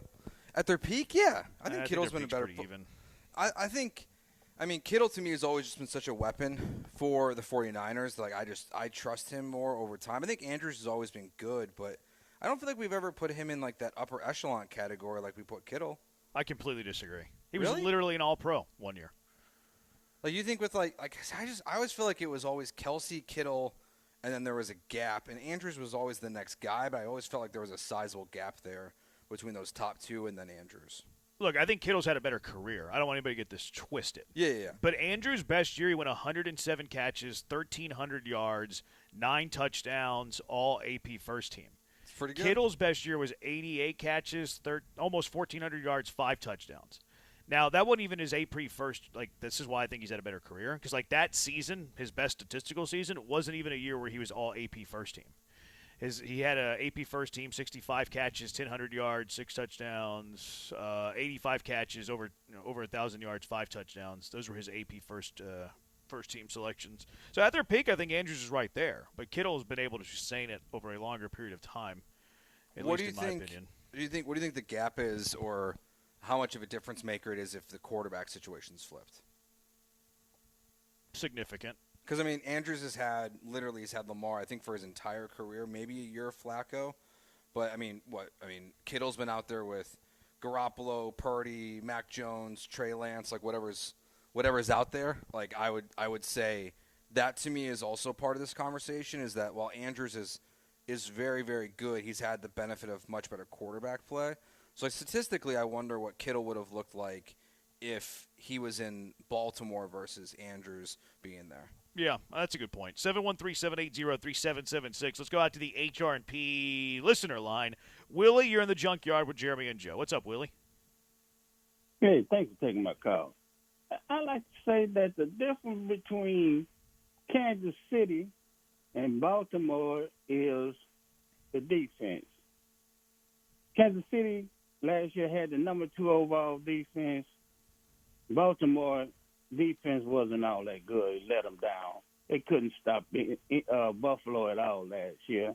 And this year, they wanted the worst defense in the team. They got to be able to stop somebody before Lamar's going to win. They never had any cornerbacks. Stanley, he sucked. Then nobody want him but Baltimore. And whenever they get some linebackers besides Woquan, maybe they'll start winning. And thank you. Yeah, I mean, I don't know. I get where Willie's coming from, Jeremy, but I don't necessarily totally agree, to be honest with you. No, I disagree, actually. I think that's probably a prisoner of the moment take because they had the worst defense in the NFL this year. I just pulled up since Lamar Jackson took over as, like, their dude, which was 2019. That was the first year he led Baltimore in receiving yards, and, like, he's been their quarterback since 2019. Took over for Flacco. He's the guy, 2019 and on. Their defenses have been third best, second best, 19th best, third best, first best, 9th best, 32nd this year. So in all but 2 of his years, they've had a top 10 defense. In 4 of those years, they've had a top 3 defense. Yeah, and now, but even those top years, I can't remember which years it is exactly, but I mean they've had some playoff moments where I do feel like in the playoffs the defense has let them down for sure. Like it hasn't been to be as expected. But yeah, I mean even when they were a good defense and then they went and got Roquan Smith a couple years ago. Like they've always had dudes out there. This year, I don't know if this year is all injuries or if there's some aging happening. I think it's a combo. I know what they brought in, Jair Alexander this offseason. Like they've tried to fix this defense and add to it. Just hasn't looked good this year. This is the first time where I feel like they're a detriment to Lamar. Even though you said one of those years they were the 19th best defense in the NFL. Yeah. Even that year, I would imagine like if we look at it overall, like it's not anywhere close to this. This year, it's dreadful. They missed the playoffs that year too. They went 8-9 that year. Lamar probably got hurt that year. Yeah, he only played in 4 games. That was the year that he got hurt. So like he got hurt, bad defense. They were 8-9. Lamar Jackson's he's lost. Like he's been in 5 playoffs in his entire career. He's been eliminated in all 5 of those because he's never won a Super Bowl or has been to a Super Bowl. I just pulled up the game that they got eliminated in. They got eliminated his first playoff game, or not his first playoff game, his first playoff elimination. They got beaten by the Titans. Mike Vrabel, Derrick Henry, they beat them 28-12. That's offense. The next year they got eliminated by Buffalo. They lost 17-3. That's offense. His next playoff exit, they lost to the Bengals 24-17. Scored 7 points in the second half. That's probably more offense. Their best year when they had the number 1 defense in the NFL, I think this is the Zay Flowers game. Kansas City beat Baltimore 17-10 in Baltimore. That's on the offense. They only scored 3 points in the second, third, and fourth quarter combined. Offense. Last year, 27-25, that was the Mark Andrews drop 2-point conversion. That one probably can't pin on the offense. But every playoff elimination that Lamar Jackson's had in his career, the offense has been the reason to blame other than last season. And that's why Lamar Jackson's been, I think, rightfully criticized so much. People have called him James Harden for MVPs and not showing up in the playoffs. And I think that last year helped that narrative. But overall, I get it. I get why people view it that way. All right, 713-780-3776. Let's get to the Texans side of this. C.J. Stroud's being criticized for his comments yesterday about putting on muscle, and he's a little bit slower now. How about Matt Burke? He might not call plays on Sunday. 713-780-3776. It's Jeremy and Joe on ESPN 97.5 and ESPN 92.5. Look, you need a new vehicle, right? You need a pre-owned vehicle. Well, Monument Chevrolet is the place to do it. You've been pushing it off all week. Yeah, we'll worry about that on the weekend. That's fine. Go out to Monument Chevrolet, 225 and Beltway 8. They'll be happy you stopped on by. If you're in the market for a new vehicle, Monument Chevrolet is the dealer you can trust. You don't like to do the car shopping. It's stressful. The salesman's trying to pull one over on you. They're trying to tack on all these additional warranties you don't know whether you should have, whether or not you should have. They're going to pressure you. They're going to hard sell you. That doesn't happen at Monument Chevrolet. You're going to be at ease. You're going to have peace of mind. They're transparent, and they're not going to hassle you with all that stuff. That's why Monument Chevrolet's been in business for 5 decades. It's why they've helped generations of families get into new vehicles. And then word of mouth, these families keep coming back. Friends of the family, they're going to Monument Chevrolet. It's just this cycle of goodness. It's a family feel there, friendly atmosphere. They hire great people, which leads to a great culture. And you can feel it the moment you step foot in their showroom. You can feel it the moment you step foot on their lot. It's a welcoming feeling. Get a fair deal and a fast deal without wasting your time in these aggravating, stressful negotiations that no one wants to do. No tricks, no time wasting, no hidden charges with Monument Chevrolet. If you've been waiting to upgrade your ride, now's the time to do it. Visit them online, monumentchevrolet.com. Check out their entire inventory at monumentchevrolet.com, or just go visit them in person, 225 and Beltway 8. They'll be glad you did it. Monument Chevrolet. Chevrolet, together, let's drive. ESPN 97.5. Hi, this is Sean with Greenlight Offer, and I buy houses cash. If you own a house and want to sell it fast at a fair price, I'm your guy. Call me at 832-779-4000. I can pay cash and close in as little as 3 days. I buy houses in any condition, any price range, and any location in the Houston area. I'm a local real estate investor who buys several houses a month, and I want to buy more. I buy inherited houses, vacant houses, behind in payment houses. I even buy my tenant won't pay me the rent houses. Do you own a house that is trash and needs thousands of dollars in repairs? That's fantastic, because I love buying junk houses too. Skip all the hassle and headache of listing, dealing with agents, showings, and who knows what else. If you own a house and want to sell it fast, give me a call today. Sean at Greenlight Offer, buying houses. Call me at 832-779-4000. That's 832-779-4000. Call for Sean with Greenlight Offer, and I'll get your Greenlight number on your house today. Woo! The Hall of Fame with Booker T and Brad Gilmore is on ESPN 97.5 and 92.5. That's the ease at which you get information. You want it, you get it. Like that. Ask your phone. Group chat. Smartphone. You're always connected and informed in real time. No waiting. So if you're diabetic and still using finger sticks to read your blood sugar, what are you waiting for? Knowing your blood sugar levels instantly is important for managing diabetes. Call US Med at 888-665-0696.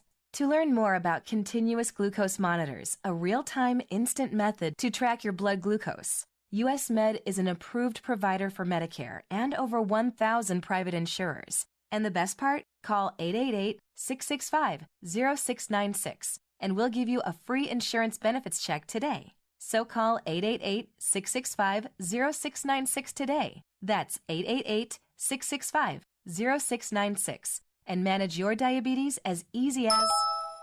ESPN 97.5, presented by Zadok Jewelers. KFNC 97.9 HD2 Mont Bellevue, Houston, a Gal media station.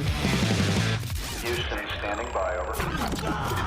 Jeremy and Joe starts now. On ESPN 97.5 and 92.5. Live from the Veritex Community Bank Studios, here's Jeremy Branham and Joe George. Yeah, we started over an hour ago. 713-780-3776. Jeremy and Joe, ESPN 975, ESPN 925. Fake Tony Stark. Hey, guys, good show yesterday. How about today, Fake Tony Stark? Great seeing y'all at Brick House. Good seeing you, too. Thank you to Brick House for having us out. Excited I won tickets to the Houston-Texas Tech game. Had to get my Love You Blue shirt today. We call it Houston Blue, Fake Tony Stark, but that's okay. Go Cougs. Did you see Tex AD? Houston's basically like Lubbock East or whatever he said. No, I didn't see that. Yeah, he said that Houston's their second home, basically. Yeah, I mean, who would want to live in Lubbock? So I don't blame them. They've all moved here after they graduate. You don't like Lubbock? I've never been. Yeah, it just doesn't look great. It doesn't look like. I mean, like it looks like a fun college town, but I don't know if I've been there a few times.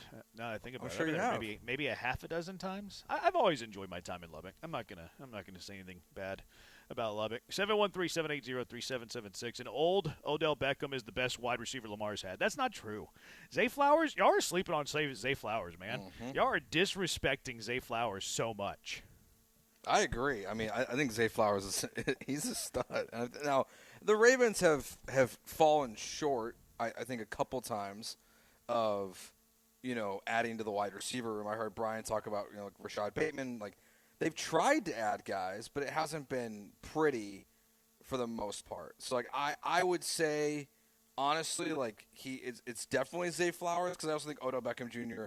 has turned into this, like, mythological figure in the NFL in a weird way, where like he has those great one-handed catches in New York, but like overall, like what has he really done? Like he wasn't that great outside of a couple years. He was good with the Rams there at the end before he got hurt, but like he was never anything I would say special in Baltimore or anything like that. So it's definitely Zay Flowers. Yeah. Odell's career is weird. Like he bursted onto the scene and was like really, really good for like his first 3 or 4 years, and then like kind of got injured and kind of just started to fade away a little bit.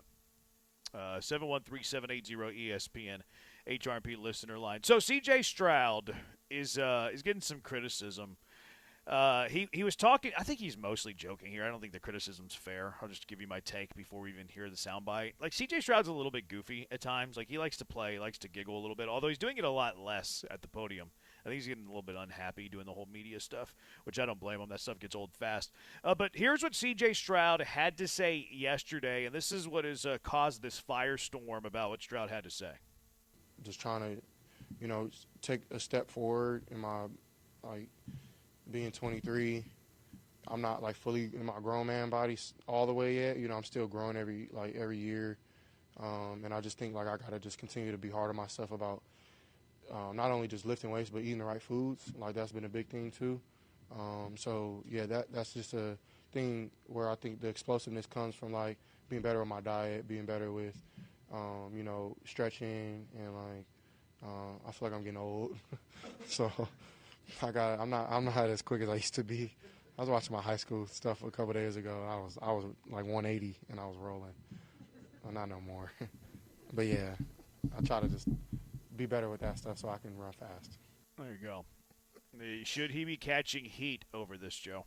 I mean, no. I have a lot of questions, though, to be honest with you. Why are you watching a high school tape, first of all? That's my first question. That stood out to me, too. That's the first thing I want to know is why are you watching your high school tape? Is that what the Texans' offense is? Are we doing a mix of C.J. Stroud high school film versus mid-2000s Patriots? Is that what they're trying to roll out there on Sundays? Because that would make sense why it's so atrocious. I don't really know how much more he's growing at 23. I think the quote, that the way it's being clipped, in writing online, looks a lot worse than it sounds, because you can hear he's joking. He's giggling. He's giggling. I guess when you do, you see these players, as they get older, they put on more muscle and things like that. They slow down.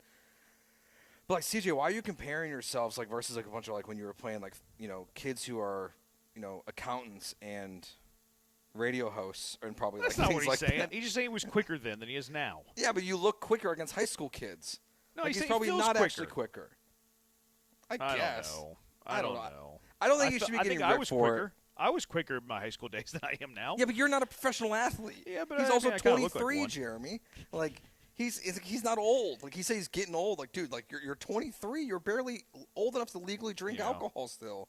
You're not he's getting gonna get old. bigger though. You're making it sound like he's gonna be done growing at 23. I mean, I think he's still going to mature into his body. Well, yes, but I just don't think it's gonna be enough to slow you down to where you're concerned about it at this point. So I think the clip is when you hear it, it's way different than it's written out by Bleacher Report. It looks much worse when it's written that way and it's out of context versus, and that's why he's getting ripped for it, right? And CJ's also he's kind of turned himself into a punching bag, honestly. And some of it's his fault, some of it's not. So I mean, I think the Caleb stuff from last year, he's getting ripped for that pretty much constantly. Naming himself a top 5 quarterback after his rookie year, he's getting ripped for. He's kind of the hats too. Yeah, the hats. He's kind of turned himself into a punching bag by his words and his actions, and I don't think it's intentional. I don't think he's meant to do all these things, but he's kind of an easy target, I think, for people to rip online right now, and some of that's fair with the way the team's playing, to be honest with you. Yeah, I thought that the firestorm over it was ridiculous. He's giggling throughout of it. If you listen to the soundbite, you take it in full context. I don't think that you really think anything of it. I'm with you. I thought that the lead was buried. I thought the lead was him watching his old high school film during the week. What are you doing, dude? I mean, I had 400 in high school. The water tower has a picture of me, but I don't watch my old high school clips ever. Ever. I don't watch those 2 hits ever. I never do that. So I thought that was very weird. He was watching his – to me, that was actually the lead. That's what I gathered from the whole quote. Not that he was giggling about being slower than he was in high school or that he's going to grow into his grown man body. To me, it was what you said. To me, it was he's watching his old high school clips like he's Al Bundy. That's kind of weird. That's kind of odd. But anyways, I thought it was a firestorm that was – really silly. Now, Matt Burke was talking yesterday. I went back and listened to this this morning, actually. He was asked if he was going to call the plays. He said he doesn't know. He just does things one day at a time, but no clear answer on who will be calling plays on Sunday, Joe. Yeah, I just think it's – I guess I'm just confused on all of it, like why there was the change and they didn't publicly say it, and then why he's not sure what the plan is going forward.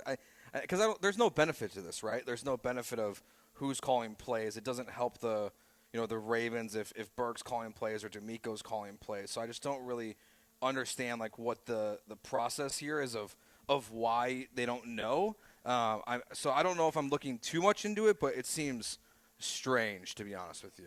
Yeah, I personally think you're looking too much into it. I think Matthew Burke's just going to call plays on Sunday, and I think that this is mostly gamesmanship. Just like Harbaugh's like, yeah, I'm not going to announce that Lamar Jackson's out. We'll all get the injury report, and then you play it all the way down to the final injury report. I think it's gamesmanship. Now, unless D'Amico's calling play Sunday, then I think it's bizarre. If D'Amico's actually calling play Sunday, I think it's weird. But I think this right now is just kind of like we're not going to tip our hand because that's just not what we do as an organization. But we all know that Matt Burke's actually going to call plays. Yeah, but it doesn't benefit them, right? But why? It's just what they believe in. They don't believe in giving out information. Like they have shown you that consistently in their entire tenure that we're just not going to willy-nilly give you info. Yeah, because I just don't know, like, of all the things that you can provide to another team, and you're right, like they don't overly share anything that's going to give someone an advantage. I think that even, to me, it kind of circles back to some of the injury stuff that we've seen, like the way that they've approached it. But it's just I'm hoping that this is just that. I don't know if I give them the benefit of the doubt, Jeremy, that they for sure have this exact plan of who's calling plays and. Like, was it just a 1-week trial so D'Amico could focus on, things with Nick Caley during the game and see how it goes? Because they did disrespect they felt so little about the Titans last week that they treated it like a preseason game. I'm assuming it's not that. It's just, it's not the answer I was expecting to hear when I was listening to the press conference and I heard the question be asked about calling plays. I didn't expect him to say, I don't know yet. He's also not the head coach. Like, he's also not the head coach and like wants to flex that authority, That's true. I guess no one asked D'Amico this week. Maybe he would have been asked today. He should have been asked, but maybe he wasn't. Yeah, I haven't heard it. It would be weird to ask only Burke that question, but obviously you never know who's going to be there. And everyone's not there every single day. But it is kind of strange to not get that clarification from D'Amico and instead only ask Burke. But then again, I think when people ask Burke that question, the assumption of the answer was going to be is, yes, I'm calling plays going forward. Yeah. It's only weird to me if he doesn't call plays on Sunday. Mm-hmm. If he just calls plays on Sunday, he's just answering as a defensive coordinator that doesn't want to give intel, and he didn't feel like it was his place to say, which I think is very normal given this organization's history on things.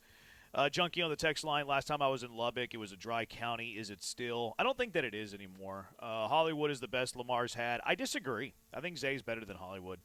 Red Raider alum here. Lubbock, much to look at. Of course not, but surprisingly always a good time and some phenomenal places to eat. Best time of my life when I go to Lubbock, except for the winter. It gets really cold there. I was in an ice storm once in Lubbock and, skating around on the tires and stuff. That was not fun. That's not fun. Without the catch, Odell is an average receiver at best. That's not true. Odell Beckham had some phenomenal years early in his career. Even if he didn't have the catch, I mean, look at his first 3 years. He went 91 catches, 1,300 yards, 12 touchdowns. His second year, 96 catches, 1,400 yards, 13 touchdowns. His third year, 100 catches, almost 1,400 yards, 10 touchdowns. That's not an average receiver. That is a top-tier receiver. Now, those were the best 3 years of his life. And was never the same after his first 3 seasons. But his first 3 seasons were a very, very high-level player. Yeah, I mean, he was a stud. Like, it's just gotten to the point where after that it hasn't been as good since, and that's been injuries and everything. I think that's why what I was trying to say too is I think people put Odell in the category of they try to elevate him into the Justin Jefferson conversation of what Jefferson's done through his career so far, Jamar Chase, and I just think Odell just hasn't been. He wasn't as good for as long. It was really, really exciting for a short amount of time. But then the drop-off was pretty steep. Yeah, he had 3 years that were unbelievable right out of the gate. And then he had injuries and stuff like that. Junkie on the text line, they have Zay, Andrews. Even before Henry, they had a good running game between Lamar, Dobbins, the Gus bus. People need to stop making excuses for Lamar. Junkie on the text line about Stroud. I'm sure he didn't actually watch his high school tape. It just makes the story sound better. I don't know, man. Like, he kind of – I don't know. That's even more strange. I know. He's joking around about it. I agree. Yeah. Both things are strange. Watching your own high school footage or claiming you're watching your high school footage, both are equally weird. That's something I expect someone that is like a high school football coach to do, is to be watching their high school tape to remember the good old days, not an NFL starting quarterback. No, it's Al Bundy, man. Yeah. It's Al Bundy. Like, here you go. Watch me back in the day whenever I was running for a bunch of touchdowns. It was Booby Miles back in the day. Didn't Lamar have DeAndre Hopkins at one point? Yes, literally now. He literally has DeAndre right now. Junkie on the text line, at least he's watching some film. And then this one, does C.J. Stroud come off to you as socially awkward? A little bit. He doesn't come off to me as socially awkward. To me, socially awkward is not what it is for me. Socially unaware? Maybe just unaware. Yeah, I mean, I specifically the Caleb moment is where I would say he's a little unaware. But I think he was also just feeling himself a lot last year, going into last season. Yeah, text line has the Twitchers have a different thought on what it is, but I'll leave that to them. They're toxic. 713-780-3776. Willabits coming up next. You never know what you're going to get. You just know that it's going to be great. It's Jeremy and Joe on ESPN 97.5, ESPN 92.5. Coming up tomorrow and Saturday, it is Oktoberfest at the Kemah Boardwalk. You can catch Sean and Brian there. They'll be doing a show from noon to 2 tomorrow at the Kemah Boardwalk. They should be right in the middle of all the madness that's going on. This event is free to the public to attend and to walk around, and you can purchase beer tickets, beer steins, and food tickets online right now or at the event today. They'll have plenty of beer. Bell's Oktoberfest, Shiner Oktoberfest, the Blue Moon, Voodoo Ranger, Juicy Haze IPA, Sam Adams Oktoberfest, Eureka Heights will be there. Tons of great food options as well. There'll be cornhole tournaments on both Saturday and Sunday. Polka dance performances Saturday and Sunday, plus live music Saturday night from 6 to 10 and Sunday from 5 to 9. You can see the full schedule of events and catch Brian and Sean tomorrow from noon to 2 at KemahBoardwalk.com. You're listening to ESPN 97.5. Sunday on Compass Media Network's coverage of the NFL, the Big Cats clash in Cincinnati as the Bengals host the Detroit Lions. Hi, this is Chris Carino. Join me alongside Brian Baldinger in the Queen City. Jared Goff and the Lions have been ferocious, clawing their way to the top of the NFC North. Can Jamar Chase and the Bengals meet the challenge? It's the Lions and the Bengals. If it's the NFL, it's right here. Coverage begins Sunday at 3 on ESPN 97.5 and 92.5. Get in on exciting gaming action at La Berge Casino Resort Lake Charles. Introducing our new exclusive statewide table progressives. We've linked our table game progressives between 4 pen play destinations in Louisiana. That means our big payouts just got bigger. No matter which location you choose, you have a shot at these combined jackpots. Get to La Berge Lake Charles or Baton Rouge, Boomtown, New Orleans, or Margaritaville, Bossier City, and get ready for big payouts. Must be 21 or older. Gambling problem? Call 1-800-522-4700. Opa! The original Greek festival is back. Thursday, October 2nd through Saturday, October 4th at the Annunciation Greek Orthodox Cathedral in Montrose. Authentic Greek food, wine, folk dancing, music, crafts, gifts, and more. Bring the whole family. There'll be plenty of fun and activities for all. Starting this Thursday through Saturday at the Annunciation Greek Orthodox Cathedral in Montrose. Visit GreekFestival.org for details. That's GreekFestival.org. Opa! Houston's only FM sports stations, ESPN 97.5 and 92.5. Attention taxpayers, if you owe $5,000 or more and back taxes to the IRS, don't wait for the October 15th extension deadline. Your problems will only continue to grow. The IRS is using advanced AI tools to identify and collect unpaid taxes faster than ever, meaning tax debt collections will become increasingly aggressive. Call Priority Tax Relief now. Their experts fight back fast and are saving their clients millions in tax debt every month. After speaking on my behalf with the IRS, my entire debt of $25,000 will be eliminated. I owed over $50,000, and they settled it for pennies on the dollar. These guys are as legit as they come. If you miss another tax deadline, you're stacking more debt on top of what you already owe. With increasing penalties and interest, you now owe more today than you did yesterday. Call for your free consultation. Priority Tax Relief. Let's make your taxes our priority. Call 800-418-1404. 800-418-1404. 800-418-1404. Priority Tax Relief. You're still glowing, flirting, grooving. You still got it. But your immune system weakens as you age, making it harder to fight flu, pneumococcal pneumonia, RSV, and COVID-19. Vaccines are a key part of any health routine and help strengthen your immune response. Ask your doctor or pharmacist which vaccines you need. Schedule in minutes at vaxassist.com. Sponsored by Pfizer. Find what you love, love what you find. A Total Wine and More. There's so much waiting for you. Spirits and beer, thousands of wines. Guides in the know and prices so low. It just might blow your mind. You're gonna find what you love and love what you find. With curbside pickup and delivery available, you'll always find what you love, only at Total Wine and More. Drink responsibly, B21. You're back with Jeremy and Joe, and I honestly have no idea what's happening next. Could it be the next great food debate? Jeremy being a giant buzzkill? Joe trying to do math? Carry the one, Joe. Carry the one. Or maybe they'll recklessly label people as casuals. Let's find out. It's time for the Wheel of Bits. Oh my goodness, would you look at this? What an enormous spin. Let's hear some dumb questions at press conferences. Oh, I love this one. Thank you, British voice lady, for suggesting this idea. But not thank you to Michael Carroll. Well, you're not good at math. I know, but like you have to put it in the open. I mean, it's fair though, Joe. I know it's. I'm not denying it's we not don't hide fair. things here. We're a very honest. And transparent honestly, I'll show. take that bullet. I wrote the script. Oh, B-Mac. Who do we recklessly call casuals, though? I feel like it's very carefully calling people casuals. Well, it's more fun to say that we recklessly call people casuals than to say we justifiably call people casuals. Oh, so we're doing it for good theater. Yeah, I'm not don't ruin opposed the to bit. that. Okay, I'm not opposed to that. All right, so dumb questions at pressers or scrums or whatever. How about this one that Manny Machado took yesterday after they were eliminated by our Cubs in the playoffs? I know it just ended, but how do you assess a season like this? I mean, what type of question is that, dude? My guy. How do I assess the season? We just lost.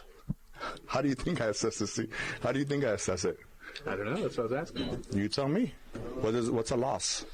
We lost. How do you assess it? It's a loss. You lost. Fair enough. Come on, dude. I mean, you could ask better questions than that. Let's go.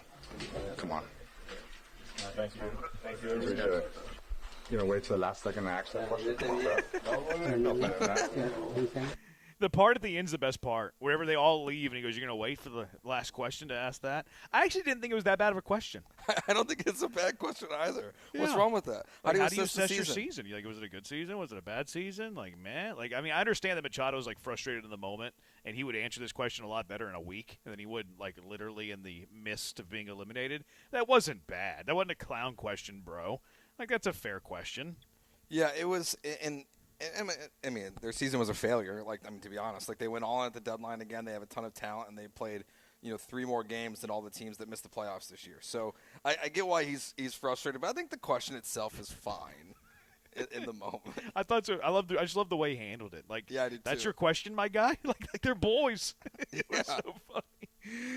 D'Amico got one the other day from Landry, actually. D'Amico's not a fan of the MJ Stewart, quote-unquote, filling in for C.J. Gardner-Johnson. What'd you see from MJ Stewart filling in for Gardner-Johnson? Yeah, MJ wasn't filling in for anyone. MJ, he started. He played really well for us. He did what we asked him to do, and he played fast. He played physical. He communicated really well on the back end. There you go. Yeah. If you release a guy, the next guy that's going to take his spot, I don't think a coach is going to take too kindly to the filling in part of that. Yeah, I guess that like filling in is more if C.J. Gardner-Johnson was still on the team and maybe he actually had a torn ACL. Yeah. Then you're filling in for C.J. Gardner-Johnson. Yeah, probably should have just been like, "Hey, how'd you think MJ Stewart played?" Like less is more in these things, man. You know what happens, and we're all guilty of this, is that people who ask the questions are trying to like sound educated and sound smart. They're trying to show off a little bit. The reality is less is more If you want to know how MJ Stewart played, hey, Coach, how did MJ Stewart play? Answer. I mean, the greatest interviewer of all time is known for asking one-word questions. Dan Patrick? Yep. That's where I learned that from, Joe. He just goes, why? Yeah. Like he's interviewing, and I mean he's the GOAT when it comes to interviewing. It's not even particularly close, because I love how when he doesn't get the answer that he wants, he just like awkwardly sits there and he plays chicken with the guest, because he knows the longer he waits to talk, the player specifically is going to give him more than what he's looking for, because the player is going to cave before Dan does. And but you're right, less is more is better. And when you ask long questions, you give them time to think. You give them time to think, because usually the question's right away, and then you'll add your tidbit to try to make yourself look smart, and then it gives them time to kind of like comprehend what they're going to say. It blows my mind. Like, I think the best question askers say very little. They ask very, very few words. And plus, you're not like, they're the guest. They're the main attraction. They don't want to hear from you. They want to hear from the interviewer or the interviewee, the subject. I think also times they will respond to your thought versus your question. Sometimes, like they'll disagree or agree directly with your opinion versus giving their answer. They just respond directly to what you said.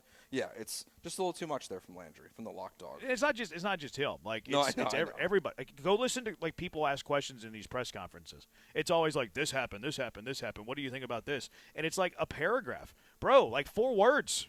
4 words. What did you think of C.J. Stroud today?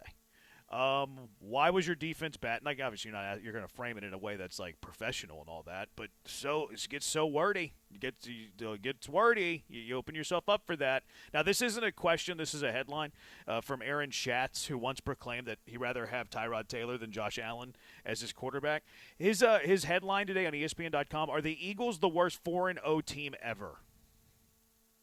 Brother, they're the defending champions. They're 4-0. Are they the worst 4-0 team ever? No. And you know what's even worse about this is that he did it based on DVOA. And if you scroll down and actually read this clickbait article, which I did, his own answer is no.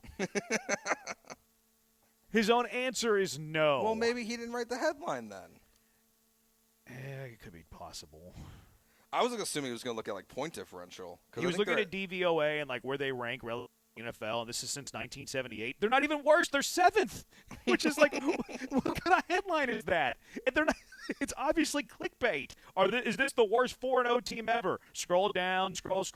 Nope, they're 7th. Thanks a lot. Yeah, I don't.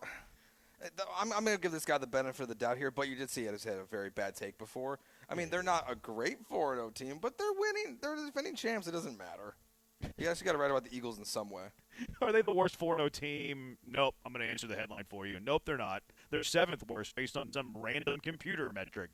But anyways, those are the dumb questions at pressers. NFL stuff, though. Bucky Irving missing this week, potentially one more. This is heartbreaking if you're a Bucky Irving fantasy owner of his, because he's been very, very good. Now, if you've been storing Rachaad White, it could open up some things for him. Yeah, I mean, I'm in a league where I'm losing Bucky Irving this week, and I'm in trouble. To be honest, sorry for your loss. I'm in big time trouble, because I'm also missing the next guy you're about to talk about as well. So.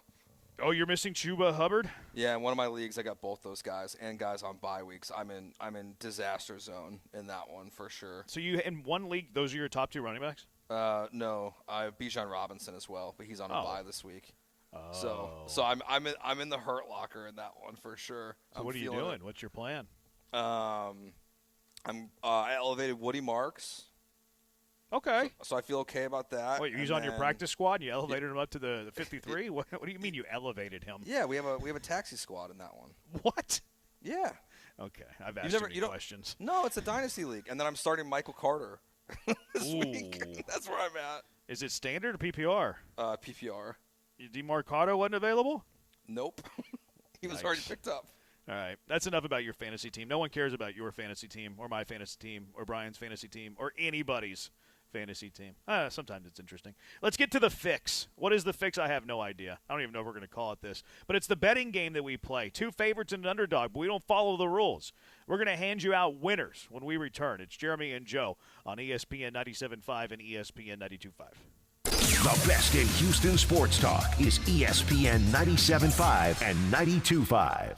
Football season is in full swing, and Underdog is the best place to get in on all the action. You can make picks and win money right now in Texas. You already know that Underdog is my favorite app, and playing on Underdog is so easy. Just pick whether your favorite players would go higher or lower on stats like rushing yards, receptions, touchdowns, and more. Get your picks right, and you can win up to 5,000 times your cash. So much to play, so much fun to be had, and so much money to win. Whether it's Monday Night Football, Thursday Night Football, or the full Sunday slate, Underdog is the place to be. Stroud higher or lower on passing yards. You know ball, prove it with your picks on Underdog. Download the app today, sign up with promo code KILLERB to score $100 in bonus funds or entries when you play your first $5. That's promo code KILLERB, KILLERB. Underdog. Make picks, win money. Must be 18 or older and present in Texas. Terms apply. See assets.underdogfantasy.com/web/play and get terms _DFS_.html for details. Concerned with your play, call 1-800-GAMBLER or visit ncpgambling.org. John Renato here with Yanni Damaris, talking football season now. I got a few suggestions for you, Yanni. Why don't we do a Thursday night steak night? You know, that sounds great. How about Saturday, all-you-can-eat ribs? That also sounds awesome. We got 16 TVs where you can watch your games all day long and eat Yanni's ribs. What about on Sundays to watch the hometown team? How about a little happy hour? How about a football happy hour? It's all going on at 18th Street in the West Loop. I don't mind giving the business away. It ain't mine. It's great barbecue and a whole lot more. Damaris Barbecue. Houston's independent voice for sports talk. Howdy, Ags. Bucky Richardson here from my friends at HR&P, a proud partner of Texas A&M Athletics. Winning 2 Southwest Conference championships required protection up front and a wrecking crew defense. And that's what HR&P provides for Aggie-owned businesses. HR&P protects and defends Aggie businesses from the burdens of HR compliance, benefits administration, and payroll. If you're an Aggie-owned business, let HR&P customize a plan for you. Visit hrp.net/AGS. That's hrp.net/AGS today. Are you size conscious? We can make you bigger. At the Erection and Enhancement Center in the Woodlands, get more girth with HA fillers starting at $2,500 or PMMA filler for $59.99. Gain 1 to 2 inches in girth. Financing available. Go to erectioncenter.com. That's erectioncenter.com. Or call or text 972-355-3771. That's 972-355-3771. Get started today and get results immediately. This is Chance McClain reminding you that you can always put off getting a heritage film. Your dad, you know the guy you love more than anything? The guy that taught you right from wrong and had it hard as a kid so you wouldn't have to? He's going to live forever. So there's absolutely no rush. You know what they say, there's always tomorrow. No need to go to yourheritagefilm.com and contact us about making a feature-length documentary film of this extraordinary man. Yourheritagefilm.com, no rush, people are immortal.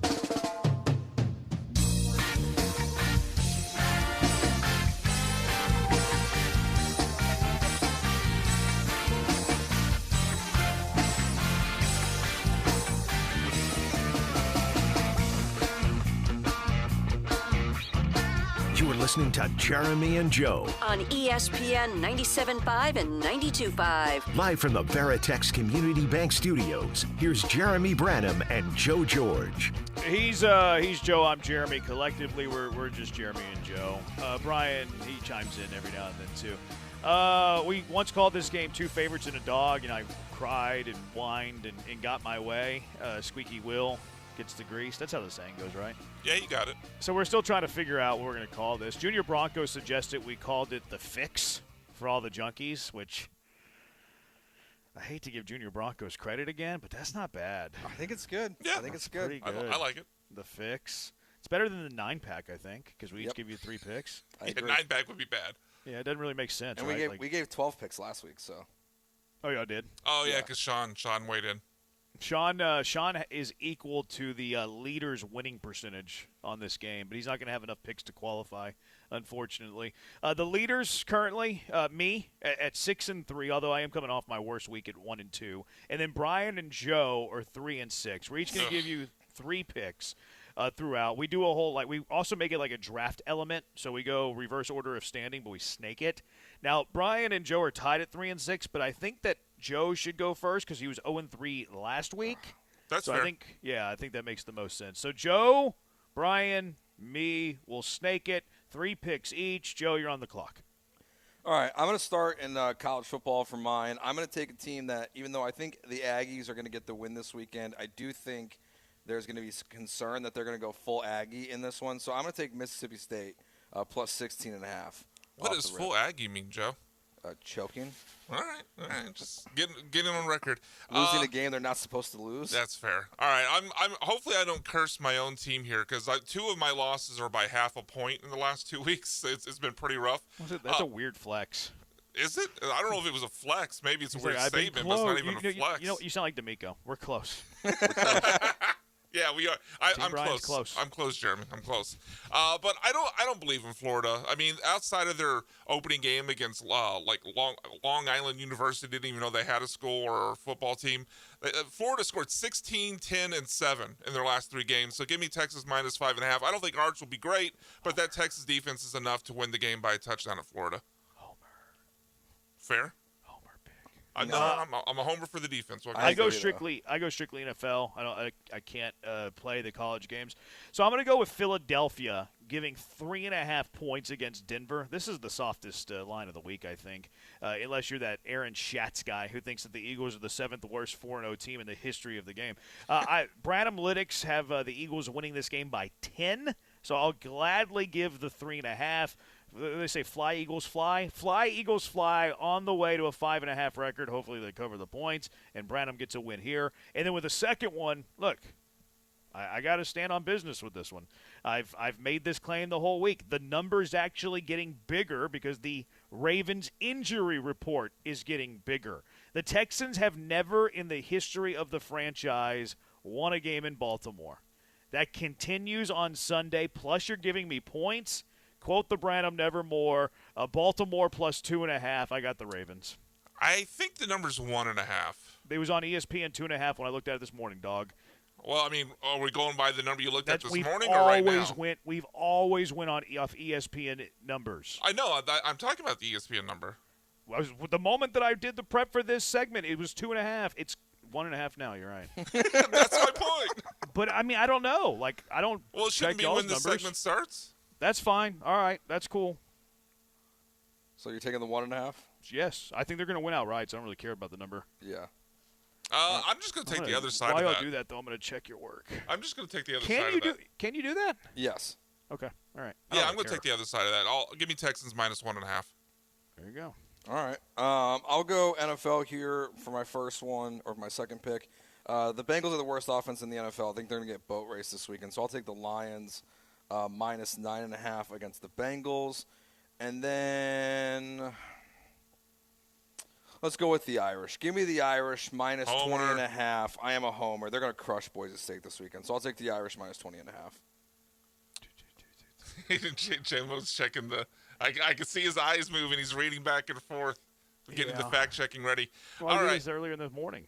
All right, so I've got a couple of games that I'm debating between here. 1 pro and 2 college. It's really a coin toss, but I'm going to take the lowest number since I've had bad luck with Oregon and big numbers, and give me Iowa State, who's a road dog in Cincinnati. I don't really understand this one. I thought Rocco Becht might be hurt when I first saw this line, but Iowa State, number 14 in the nation, is a 1.5-point dog at Cincinnati. Give me the Cyclones.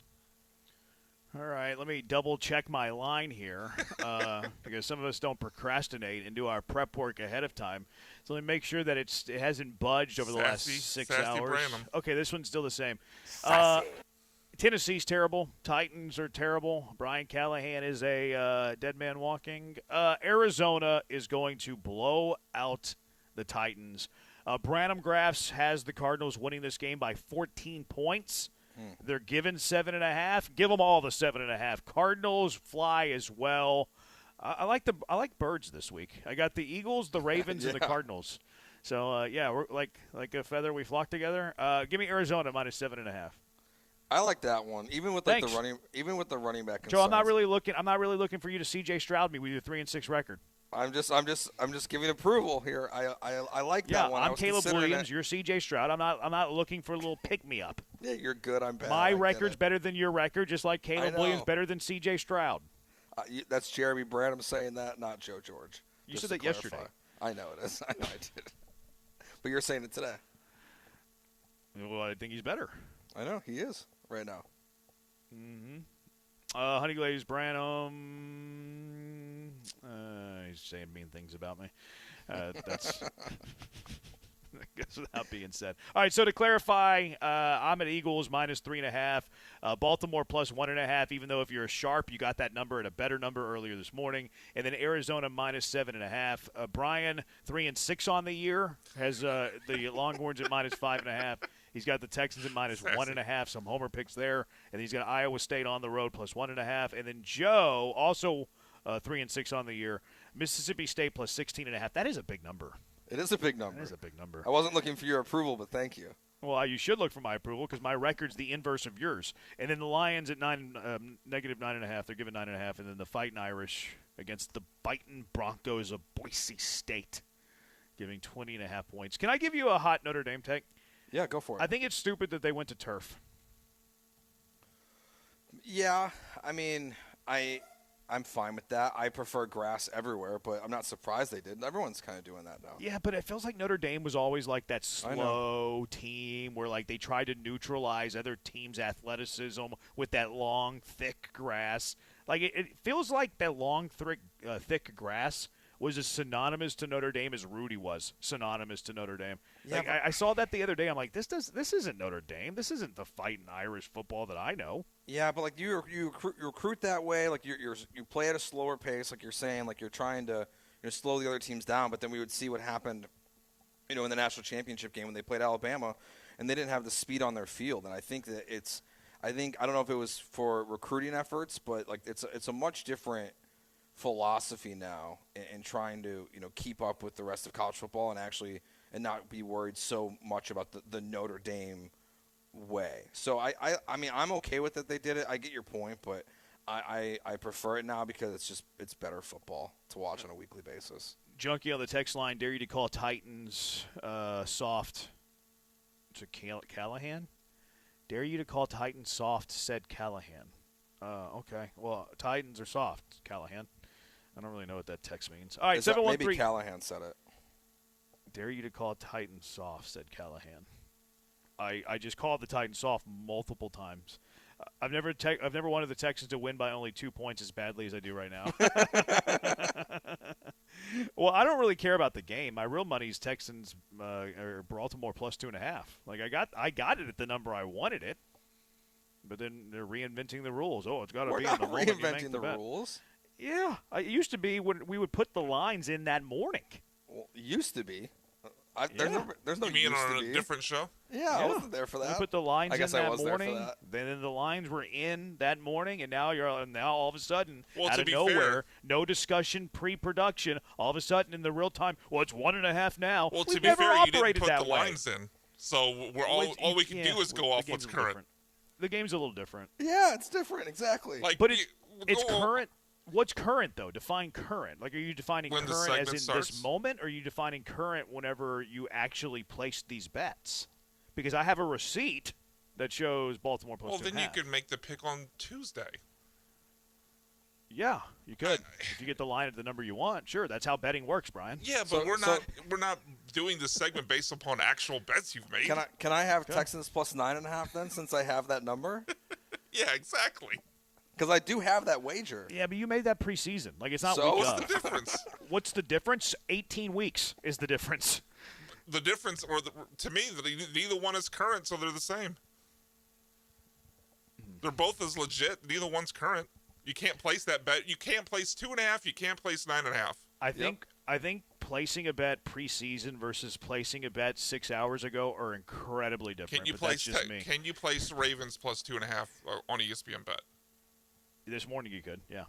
Can you do it right now? Yeah, you'd have to tease it. There you go. No, you'd have to tease it. But how that's similar to 18 weeks ago is not remotely Well, if the you same. want to lock in the numbers, post them in the Google Doc. They weren't in there this morning. No, I really don't care that much. I'm just learning learning the new rules. I'm just learning the new rules. I haven't been introduced these new rules at all. Like it's fine. Like we can play the golf course. That's fine. I just didn't know this is the golf course we were playing. I didn't know which tees we were playing from. You guys are playing from the lady tees. I'm playing from the tips anyways with my 6-3 record. Says the guy who wants the better number. What are the top college games of the weekend? What are you most looking forward to in your college football? 713-780-3776. 713-780-ESPN. Jeremy and Joe on ESPN 97.5 and ESPN 92.5. Do you ever have your coworkers and your cohorts just changing things up on you without even knowing? Do you ever have them just blindsiding you with new things that are causing you stress and anxiety? I bet you do. Well, escape all of that for a few days and get out to Two Creeks Crossing Resort on Lake Livingston and leave those troubles behind, from the stress and anxiety of traffic, the work life, cohorts that just don't tell you what's going on, new things. Get out to Two Creeks Crossing Resort and get away from all that and enjoy the great rest and relaxation. Escape the city, enjoy the relaxing great outdoors at twocreekscrossingresort.com. Book that stay now, twocreekscrossingresort.com. From open green spaces, wildlife, beautiful, majestic trees. The weather is going to get good here pretty soon, and also some of the best fishing in Texas. They got the Two Creeks right there. They got the big pond in the middle of the property, which is catch and release, which is great for the kiddos, teach them how to fish. But it's awesome, and it's only 90 minutes from Houston, too, so you can escape the city without traveling too far. You can get there before the sun goes down. Get off work on a Friday, and you're there before the sun sets. Plus, you're not traveling all the way across the state, multi-state. You're not worrying about airports, TSA. All that stuff's annoying. Why would you waste your valuable time off doing all that? And get out to your place of paradise without going too far. Just 90 minutes from downtown Houston. You can hike their 92 acres of property, do some kayaking, play some pickleball.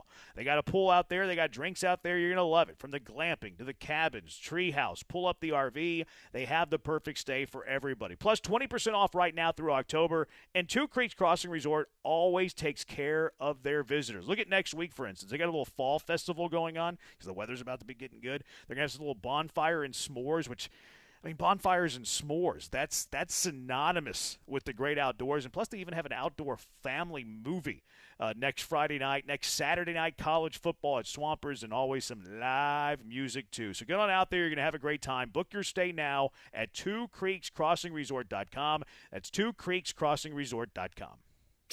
You're listening to ESPN 97.5. We're taking a break. Okay. That's cool. Attention taxpayers, if you owe $5,000 or more in back taxes to the IRS, don't wait for the October 15th extension deadline. Your problems will only continue to grow. The IRS is using advanced AI tools to identify and collect unpaid taxes faster than ever, meaning tax debt collections will become increasingly aggressive. Call Priority Tax Relief now. Their experts fight back fast and are saving their clients millions in tax debt every month. After speaking on my behalf with the IRS, my entire debt of $25,000 will be eliminated. I owed over $50,000 and they settled it for pennies on the dollar. These guys are as legit as they come. If you miss another tax deadline, you're stacking more debt on top of what you already owe with increasing penalties and interest. You now owe more today than you did yesterday. Call for your free consultation. Priority Tax Relief. Let's make your taxes our priority. Call 800-418-1404. 800-418-1404. 800-418-1404. Priority Tax Relief. Your home for sports is ESPN 97.5 and 92.5. Let's hydrate. Grab a Rambler Sparkling Water, the official sparkling water of ESPN 97.5 and 92.5. A Texas mineral blend available in original lemon lime, grapefruit, satsuma, blackberry, and now wild cherry. Get Ramblin', Houston. It's Dewberry Farm's annual Fall Festival, September 13th through November 9th. Bring the whole family for a day filled with pumpkins, great food, and over 40 exciting rides and attractions. Explore the Texas-sized pumpkin patch. Take photos by a life-size pumpkin house. Meet our friendly barnyard animals and get lost in our corn maze. Celebrating 9-time CMA award-winning artist Lainey Wilson. Stay late for Dewberry Farm's spooky Halloween event, Boo-rific Nights, featuring 3 creepy haunts and thousands of glowing jack-o'-lanterns. Get tickets and info at dewberryfarm.com. Houston is Soccer City, USA, and World Cup 2026 is coming our way. Join me, Glenn Davis, every Tuesday and Wednesday, 6 Central Time, for Soccer Matters ESPN 97.5, presented by the Daspit Law Firm.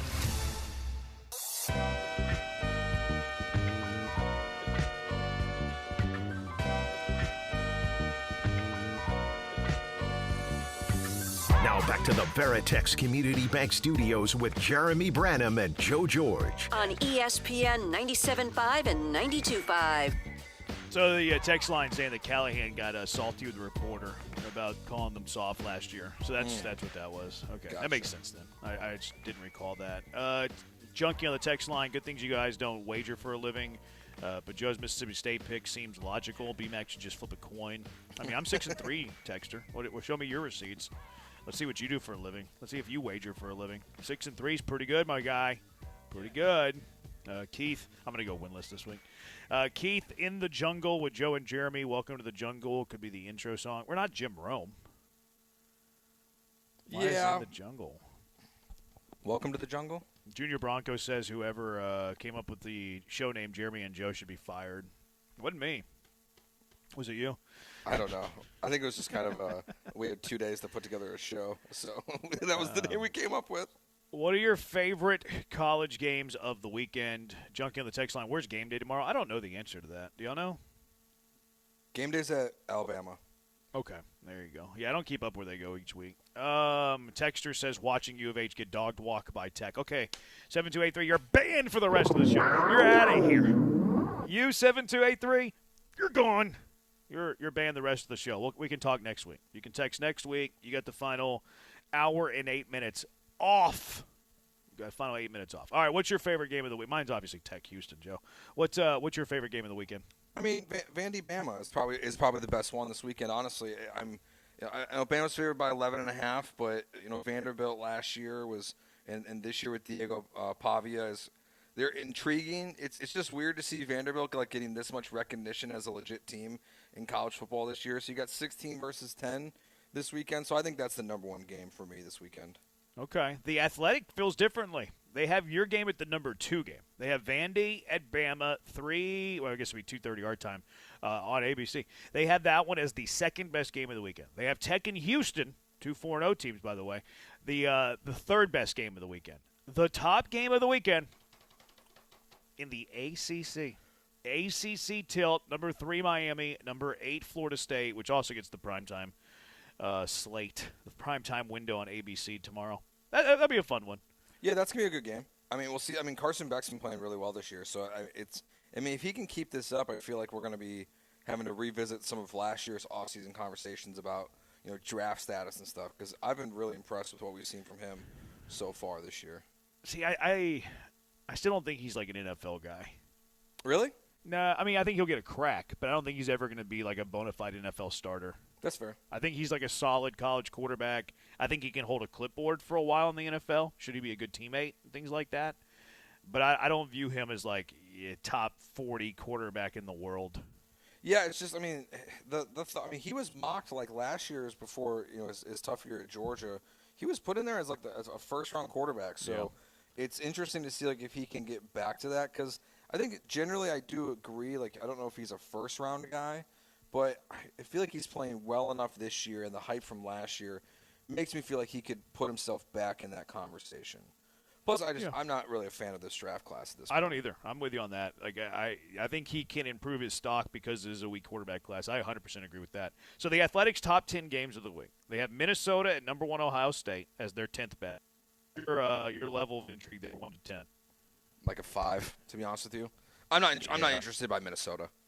Yeah, I'm like it at 3. I like PJ Fleck, but row the boat, do that whole thing. He was on the sideline, like that's cool. Interviewed him once, like I like him, but I'm not a big like Golden Gopher believer. Like I think this is a 40-point game. The line's 24. Like I don't think there's a whole lot of intrigue there. 9 at Boise State at Notre Dame. Boise State 3-1, Notre Dame 2-2. Let's do the NBC game. Level of intrigue here, being a Golden Domer. Well, I'm not a Golden Domer. I don't claim to be one, but I am a fan, so I'll go 10. 10? Yeah, it's a Notre Dame game. It's a 10 for me. Is it a 10 for you for U of H this weekend? Yeah. So then, I mean, I would say like then it's a 10 for me. Like I'm a 10 for Notre Dame this weekend. Okay, that's fine. I think that you think Boise State has any chance here? No, I don't think Boise State has any chance this weekend. Interesting. Number 9, they have Texas at Florida. Number 8, rather. Texas is the number 9 team in the country. Texas at Florida. I would say I'm still fascinated by this Arch Manning saga that's playing out this way. So I'm still at like an 8 for this game because I just can't imagine it's going to be this bad all year. And if not, if it is, I was heard Bear, Chris Felico was on with Ryan Russillo, and he was saying that people within the University of Texas, team are kind of viewing this as a make or break game. And if he's saying that publicly, it does make me wonder if Arch is bad in this game if we see a quarterback change. So that kind of piques my interest a little bit. I wonder how bad it has to get. What it's been? I mean, does it have to be much worse? It's been largely non-competitive from him, except the Little Sisters of the Poor. So if they're in a close game versus Florida, and the reason why it's close is because of Arch, it wouldn't shock me if he's the one, if they yank him in this game if he's not playing well. Yeah. See, I think that Texas has a good chance of not doing much offensively, but at the same time, I don't see how Florida scores. I agree. This to me is a very low-scoring game. I think Texas actually wins this game kind of maybe a little bit of a sweat early, but then they end up pulling away with it and kind of win in 24-10, something like that. But that might even be a good time to yank Arch if it's a defensive slugfest and you need a spark here. I mean, that might be the right time, honestly, to make a change if you're going to this year. And honestly, and part of it's just is how does that play out after? That's the problem because Oklahoma's the following week. Honestly, I was thinking more from what is Archie saying publicly if they bench Arch? He wouldn't say anything. The Mannings are professionals. I mean, he was already saying he's going to be back next year at Texas before the season even started. Yeah, but that's not making noise. I don't think that they would be a problem. I mean, I think they also recognize how bad it's been this year for Arch. So, I don't think they would be like Manziel's dad. No. I think that'd be okay. Washington at Maryland, their 7th best game of the week. And what's your intrigue level there? Like a 2. Yeah, I wonder if Maryland's for real. I mean, they're running. He's a freshman, right? Their quarterback they're rolling out there right now, 5-star.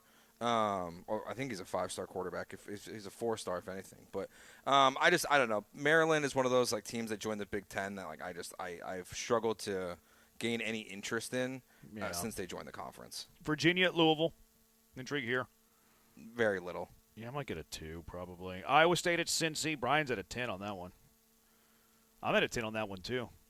Big 12 That's a football, big game. Baby. It's a big game. I mean, Iowa State. This is where. So I put this one at an 8 for me.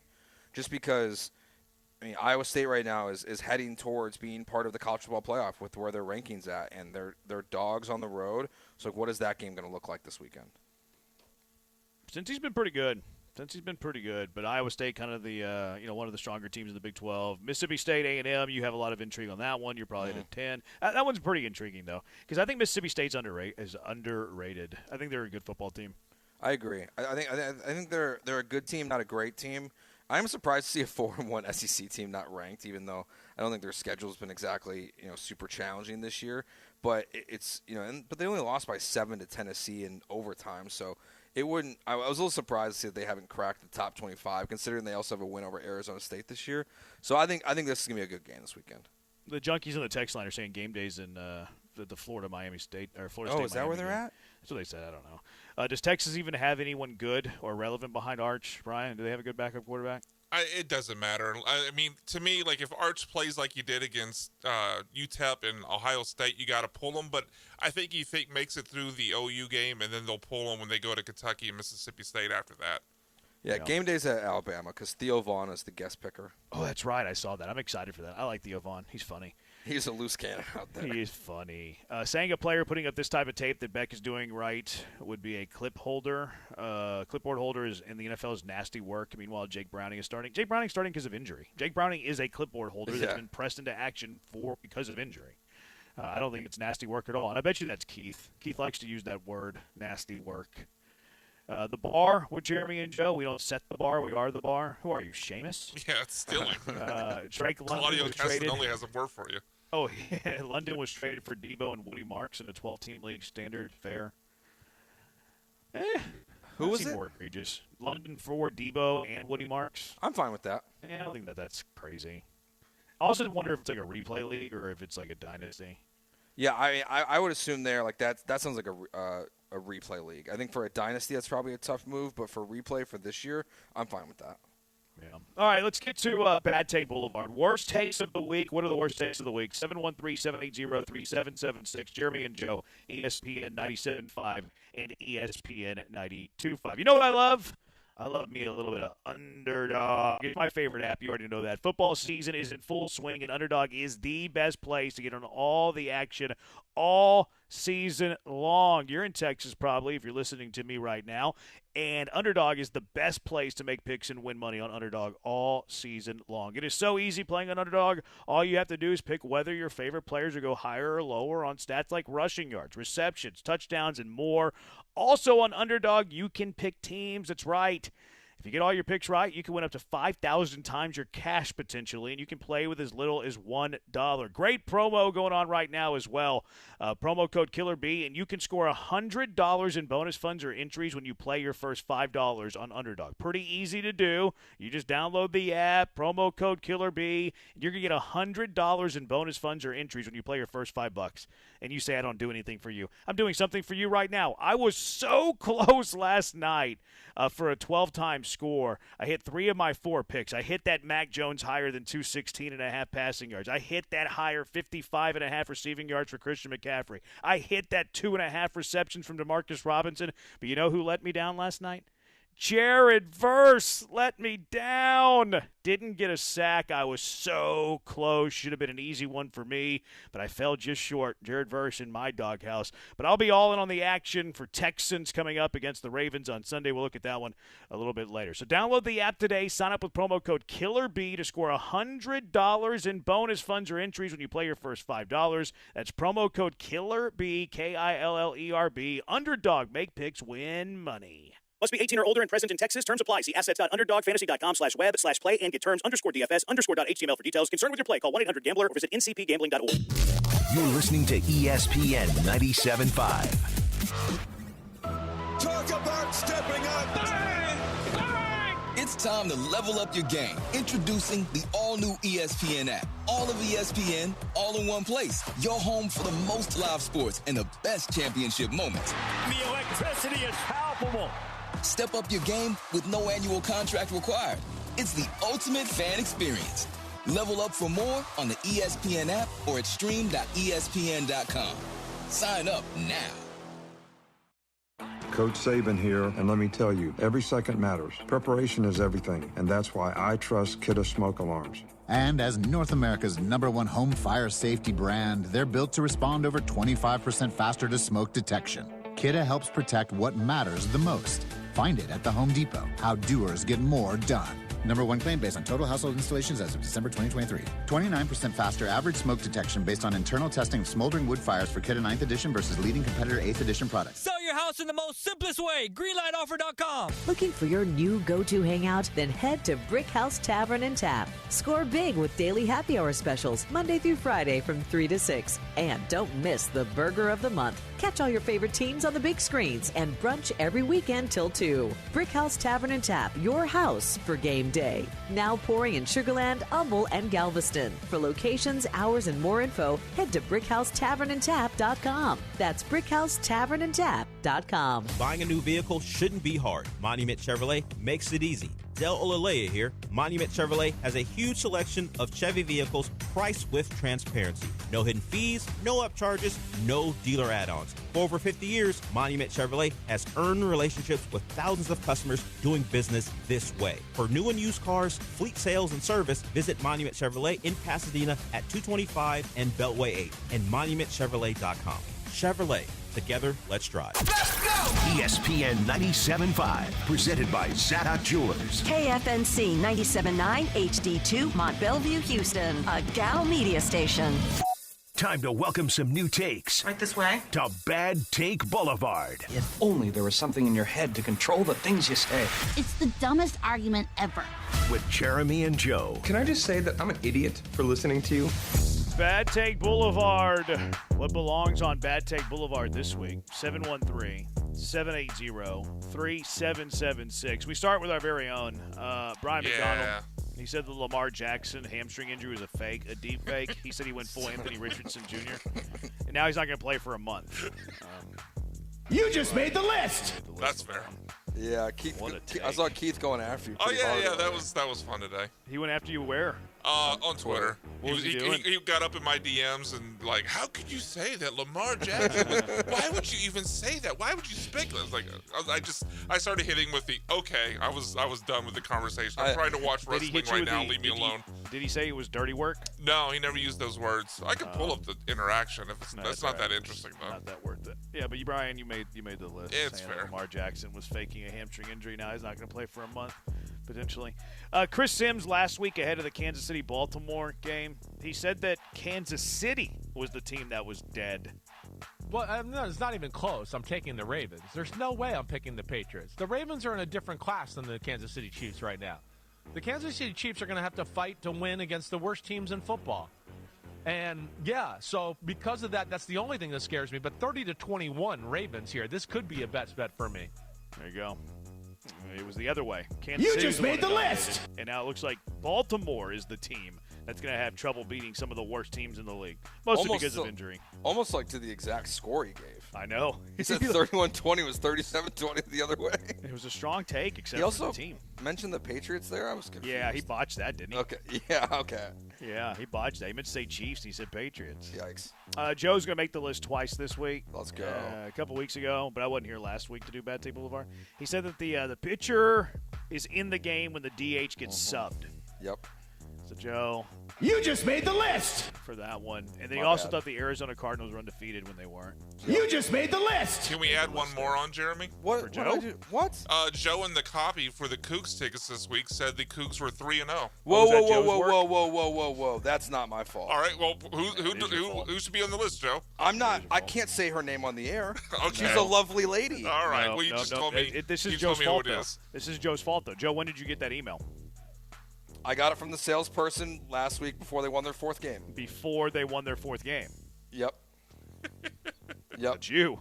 It's not. There's 3 people involved in the situation. I think I'm the least. I mean, proofreading.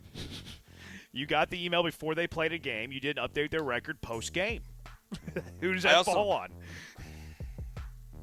Yep. You just made the list. I can't argue with it. Like I don't agree it's my fault, but I also get your point why it's also my fault. You know what they say about journalists, Joe? They're always supposed to check the work. I'm not a journalist. I took a class at U of H, Go Cougs, finest institution in all the land, where the entire class was like double-checking facts. Like they would give you like an article, and then you would have to go in and say which facts were wrong. And I think it heightened my skill in that area. That sounds awful. It was actually kind of fun. I enjoyed it. You had to find the pieces of the article that were wrong. So, like, I mean, I was kind of trained to do this. Some people have a specific set of skills. These are mine. And then you didn't fact check your Ravens line. So, drop the ball there. Well, that's a bit different. That's a bit different because in the history of playing betting games on this show or shows prior to this, it's always been the moment you made the bet, not the moment that – I know, but we did this a couple of weeks. We've done this for a couple of weeks, and it wasn't this way. It's fine that we're doing it this way. It just hadn't been this way yet, and I wasn't clued in on it. That's still a big deal. Right. Who put this Lincoln Riley one in here?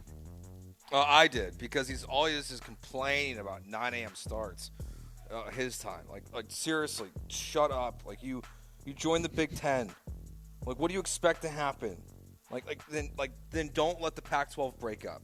I know you're just the coach and you're not in charge. Well, he can't stop that. No, but they signed. All these coaches signed off on it. Like, it's just anyone that is involved with any Pac-12 school that's now playing in the Big Ten or some other conference, whether it's Cal in the ACC or anyone, and they're complaining about game times. It is stupid. It's what you get. Disagree. Why? Because you shouldn't be playing at 9 a.m. local start time. But the Big Ten shouldn't have to change everything for 2 schools. It's not that hard to have them kick off in the 3:30 Eastern window or play at a primetime game. That's not when Illinois played. They yeah, played but I mean, 11. look what happens to the NFL. We don't start games at 10 a.m. local time there. We put them in the afternoon window. Yeah, Which but West Coast games start at noon? Yeah, but there's 4 teams. Like, you're going to change the schedule every single week. That's going to put the best games in the 11 o'clock window because we're making sure that Washington, Oregon, and those schools who don't belong in the Big Ten, that their schedules are only half of their games. And they invited them in. Like, Big Ten to me can't complain about that because you invited them in. But that's why the Big Ten's not complaining. Like, they accepted the invite. Your school's the problem. You offered the invite. I mean, you offered the invite. They accepted it. Yeah, so they shouldn't, like, the Big Ten's saying deal with it. This is the way we do things. They shouldn't have to change for those 4 schools. I That's disagree. a them problem. I disagree here. Completely disagree. Like, USC playing a home game should not have an 11 Central kick. That doesn't make any sense. It wasn't a home game. Oh, so he's complaining about it on a road game? Yeah. Oh, they played at Illinois this week. Oh, so he's just complaining about their body clock and all that. Yeah. They're okay. That Yeah, that makes some sense. Yeah. No, road game. No. I don't think you should be playing 9 o'clock in the morning on the West Coast. I think that would be a bad idea. Yeah, I thought that's what you were Jeremy saying. and I were both under the same impression there. Yeah, Okay. sorry. No, I'm saying, like, don't complain about road games. I Like, would agree to that. Yeah, I don't think that LA game should be starting at 9 in the morning. Yeah, no, that they're not doing. I don't Yeah. think. If they're doing that, then the Big Ten deserves to be on Bad Take Boulevard. Jared Carrabis and all his Boston Red Sox Section 10 cronies, they land on the list. Jared, Steve, You just Coley, made the Tyler, list! Jake, they all had the Red Sox sweeping the Yankees in the wild card series 2-0. Not only did they not sweep, but they did not advance. So Jared, Steve, Coley, Tyler, Jake, all you Section 10 jabronis, you made the list. You just made the list. Dave Portnoy also makes the list for similar series. You know what's crazy? There's a whole generation of kids who just expect the Red Sox to always beat the Yankees when it counts, no matter the situation. The Red Sox always do. We own this team and franchise. They lost the final 2 games. Did you see, not to sidetrack, but did you say Dave Portnoy's take from the Big Noon kickoff last week about lightning delays and how they should exist? That wasn't a real take. They should just stay in the stadium and play it out. That was not a real take. I mean, he said it. That's a Stu Gotts. I'm just going to say something radical. And Probably, but I mean, he had a national Big Noon kickoff platform to say it. It's different than saying it on a podcast. He's being an entertainer there. That's not a real take. Ben Verlander's World Series prediction. This one kind of hurts. Braves over the Astros. Oof. Neither team made the playoffs. I mean, I don't. You just made the list. His entire predictions is on here. I mean, the Braves didn't make the playoffs. The Astros didn't make the playoffs. He had the Dodgers losing to the Braves. The Rangers didn't make the playoffs. The Orioles didn't make the playoffs. This list is atrocious. The Mets. Yeah. Yeah. Ben Verlander made the list. Ben Verlander doesn't know ball. I mean, his brother got all the baseball in that family. Baseball prowess, baseball knowing, all of it. Ben Verlander gets it. I was farming engagement earlier this year on May 1st, and I asked the people, Lance McCullers over under 4.41 ERA the rest of 2025. This is whenever he was making his debut in the 2025 season. Lance McCullers, who famously had a 6.5 ERA on the year. Whenever I posted this, over under 4.41 ERA, Ari said under, Space City Sports, under purely because the Astros always find a way, Astros locker, under.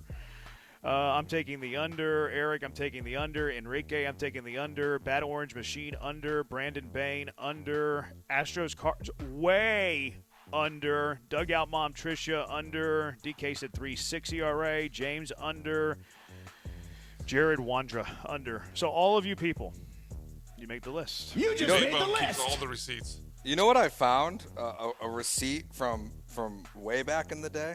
What's that? When I was the producer of the show. What's that? At the very bottom of the Google Doc, we once upon a time did a Lance McCullers guess the date. Yeah, that was like in the 24 season.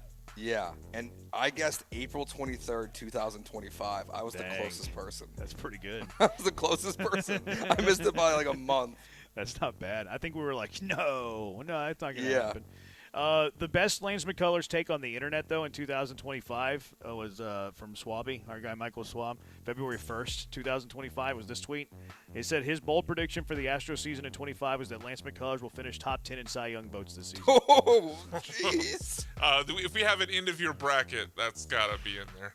You just made the list. That's got to be up there. Makes the list there. I think we might have two. I think that one and I think BMAC. I think you might make I'm the definitely year in the bracket. I'm definitely in the bracket. You should just go with the Portnoy, where like I was just being silly. Like I was having a fake take for a reaction. I'll own it. I was serious. PGA Matt, Europe is overconfident. Think they've won. Not today. Not in the United States of America, the greatest country in the world. PGA Matt, you make the list. You just made the list. Europe rolled. Although the Americans gave it a little surge on Sunday. Phil Mickelson, who's known for his bad takes, which we should know. I mean, there's a reason he piled up millions of dollars in debt. It wasn't because he knows ball. He goes, I know Team USA is down 5 points, but Captain Keegan nailed the afternoon pairings, and they're going to make a strong run. USA. No, they did not. Hopefully Phil is no longer gambling because You just made the list. First, drinking addictions, now gambling and debt. These Jeremy's things are calling public everybody out. information. Public information's okay to speak upon publicly. Aaron Schatz, just an oldie but a goodie, because we brought him up earlier, said he would rather have Tyrod Taylor quarterbacking my team over the next 4 years than Josh Allen. You just made the list. 2018, actually. That's Schatz. Aaron Schatz, you got it. That's an You made the all-timer. list. It's an all-timer. Because even like what's that. I don't. Even when Josh Allen was struggling, like Tyrod Taylor was never that good. Yeah, that's the thing. Like, even if you don't believe in Josh Allen, like the other side of that was Tyrod Taylor. When did you ever believe so much in Tyrod Taylor that you wanted him starting? Yeah, it's brutal. All right, that does it for Bad Take Boulevard. All you people made the list. Any objection to these quarter poll awards? We're a quarter of the way through the NFL season. What do you think of these awards are out there? Who's your quarter poll MVP, Rookie of the Year, all of that? It's Jeremy and Joe on ESPN 97.5 and ESPN 92.5. ESPN 97.5. I assumed you knew. Attention taxpayers, if you owe $5,000 or more in back taxes to the IRS, don't wait for the October 15th extension deadline. Your problems will only continue to grow. The IRS is using advanced AI tools to identify and collect unpaid taxes faster than ever, meaning tax debt collections will become increasingly aggressive. Call Priority Tax Relief now. Their experts fight back fast and are saving their clients millions in tax debt every month. After speaking on my behalf with the IRS, my entire debt of $25,000 will be eliminated. I owed over $50,000, and they settled it for pennies on the dollar. These guys are as legit as they come. If you miss another tax deadline, you're stacking more debt on top of what you already owe with increasing penalties and interest. You now owe more today than you did yesterday. Call for your free consultation. Priority Tax Relief. Let's make your taxes our priority. Call 800-418-1404. 800-418-1404. 800-418-1404. Priority Tax Relief. The annual Katie Rice Harvest Festival is happening October 11th and 12th in Katy Historic Town Square. Check out country music artists like Sawyer Brown, Kylie Fry, and more performing free outdoor concerts. Plus, the carnival is back. Get all day or weekend unlimited ride carnival passes now. For the adults, visit the Sports Zone and enjoy adult bevs while you watch the big rivalry game between Texas and Oklahoma on Saturday. Get advance tickets and carnival passes now at KatieRiceHarvestFestival.com. That's KatieRiceHarvestFestival.com. John and Lance, weekday mornings from 7 to 10. Summers in Texas are hot, but not for me, John Granado, because I have Coors Light. And Coors Light is all about keeping Texas chill. Do you want to beat the summer heat? I recommend cold, clean, crisp, refreshing Coors Light. Grab a 12-pack or case so that you've got your home base covered. And when you're hanging at your favorite watering hole, order a bottle or a bucket with those beautiful blue mountains. I love me some Coors Light. You will too. Choose chill. Choose Coors Light. This message is approved by the man of the people, John Granado. $5,000. That's the average amount of money people in the U.S. are now spending on gas in a year. $5,000. That's crazy. If you drive, you have to download Upside, the free app that gives you cash back every time you get gas. That's right. You can earn real cash back with Upside just by buying the gas you're already buying. You can literally start earning cash back today. I use Upside every time I fill up, and I've already made around $300. You're putting gas in your car anyway. Why not get real cash back? If you like free money, download Upside. I'm saving the cash I earn from using Upside to help pay for a vacation later this year. Download the free Upside app now to earn cash back every time you buy gas. Use promo code COOL to get an extra 25 cents per gallon on your first tank. You can cash out anytime right to your bank, PayPal, or a gift card for Amazon and other brands. Just download the free Upside app and use promo code COOL for a 25 cents per gallon bonus on your first tank. That's code COOL for a 25 cents per gallon bonus.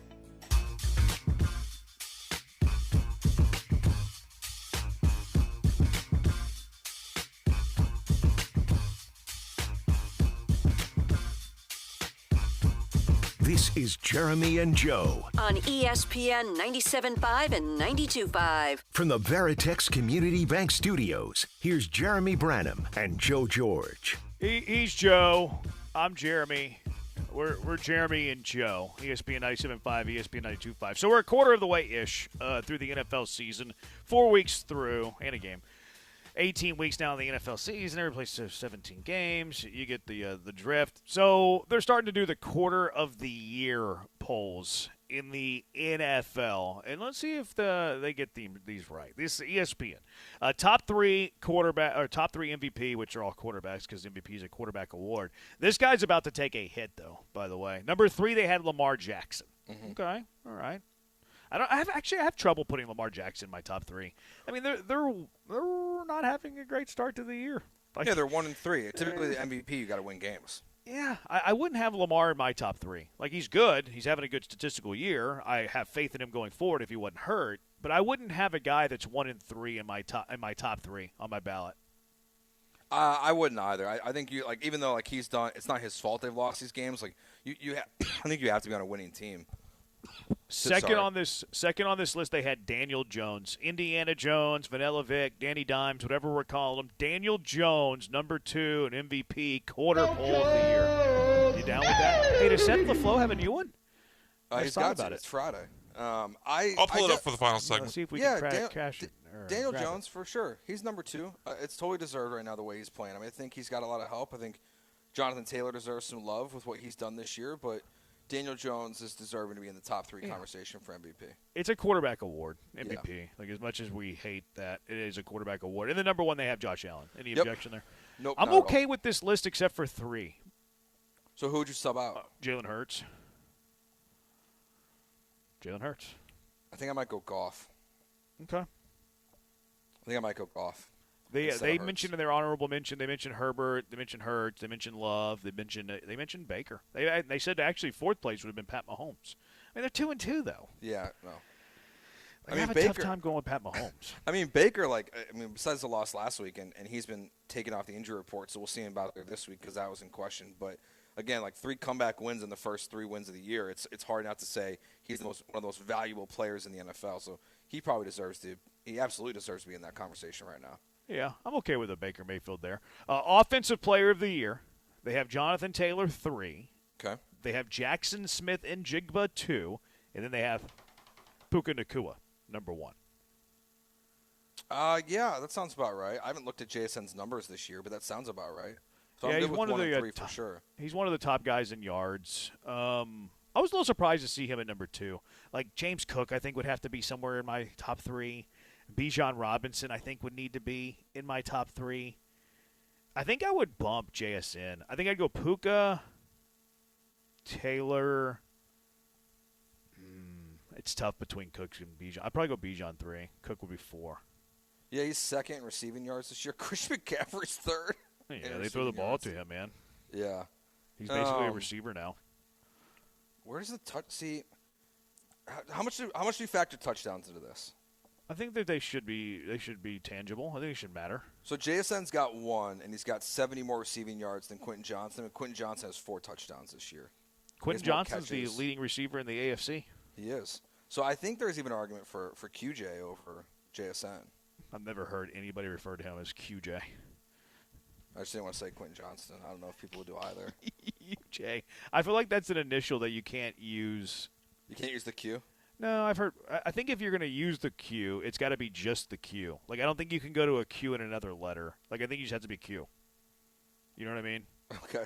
You can't be like Q additional letter. Like, if you're gonna use the initial Q, I think you just have to be Q. Like, I bet you Quentin Johnson doesn't go by QJ. I bet you he goes Q. Yeah, you're probably right. So I'll just call him Q from now on. Yeah, I don't think anybody's ever been a second initial with Q. Because Q, you got the weird, like, QU thing, you know, like when you play Scrabble, like, and no words exist unless it's QU. Are you a big Scrabble player? No. Okay, I'm not. No. I don't think I've ever played Scrabble. I've played it maybe 3 or 4 times. Yeah, it's just I have no interest. But I know the QU are there. You know, there's no Q words that are spelled without the QU. I think that's why you can't use a second initial when you have the first initial being Q. You're just Q. All right, anyways, Defensive Player of the Year, Jeffrey Simmons 3, Myles Garrett 2, and then Nick Bonito, number 1. I really don't have any objection there. Yeah, no objections. They mentioned Verse. They mentioned Young, Byron Young, who we saw yesterday. They mentioned Surtain. I mean, does the kid from Minnesota deserve to be on this list? I can't remember his name. Jonathan Grenard? No, the defensive back The guy who had the 99.9 score the other day? Yeah. Because I think he got a turnover last week, too. So, like, he's had his 2-game sample Rodgers? size. I think it's Rodgers. I think so, yeah. Isaiah Rodgers, maybe? That might be right. Yeah, he had the 99.9 score. That's insane. Yeah, I mean, he had, 2 picks, a forced fumble, a touchdown, all in one half of a game. So it's hard to, it's unsustainable. That's why he's probably not on this list. The last one, and this was before yesterday, so I think it might influence this, actually. They had Sean McVay 3, Coach of the Year. Shane Steichen 2, Dan Campbell 1. I think you got to bump McVay for at least Shanahan. Shanahan just went into L.A. and beat McVay with his backup quarterback in a depleted roster. And McVay made a bad decision or bad play call on 4th down. Okay, so for this award, I like to reward teams that improve. Okay. I think Liam Cohen should be on this list. How far? 3? 3. Because, I mean, the Colts have improved. Would you have Steichen 1? Yeah. And you go, see, I think I would too. Selfishly, I want Dan Campbell to win the award, though, because I made 2 Coach of the Year bets at the start of the year. Mm-hmm. One was Dan Campbell. So please win Dan Campbell. And then the other one was Kyle Shanahan. Yeah, so if I was going to do my 3, it would be Steichen, Mike McDonald from Seattle. Yeah, he's been good. And then I would go Liam Cohen 3rd. Because I like Dan Campbell, he lost both of his coordinators. He lost a bunch of position coaches, and I think he does deserve credit for that. But they were good last year. I think Coach of the Year should be someone that takes over or is on a team that was bad last year and they significantly improve. To me, that's what the standard should be for Coach of the Year. It shouldn't just be like, oh, you've been good for 3 years, cool. You're good for a 4th straight year, awesome. Like it's just about making a team that's struggling and getting better and improving. Yeah, no, I hear you on that. Offensive Rookie of the Year, they had Gray Zabel at number 3, which is crazy. I mean, I guess. I don't know. They Mecca Igbuka 2, and then they had the Tyler Warren 1. I have Ibuka 1, but I know you have him over Warren. Yeah, I know Warren's been a monster, but I would take Ibuka. I'm probably biased here, but I think I would go awesome. Warren. I would go Warren. Warren's pretty awesome. Gray Zabel 3 is insane. Offensive lineman. Yeah. How about Omari and Hampton? How about Ashton Genty? I mean, but Genty, besides this last game, has been pretty mid. But that's part of the equation. So is Hampton, honestly. I'd have him ahead of Gray Zabel. Here's Set the Flow's latest banger.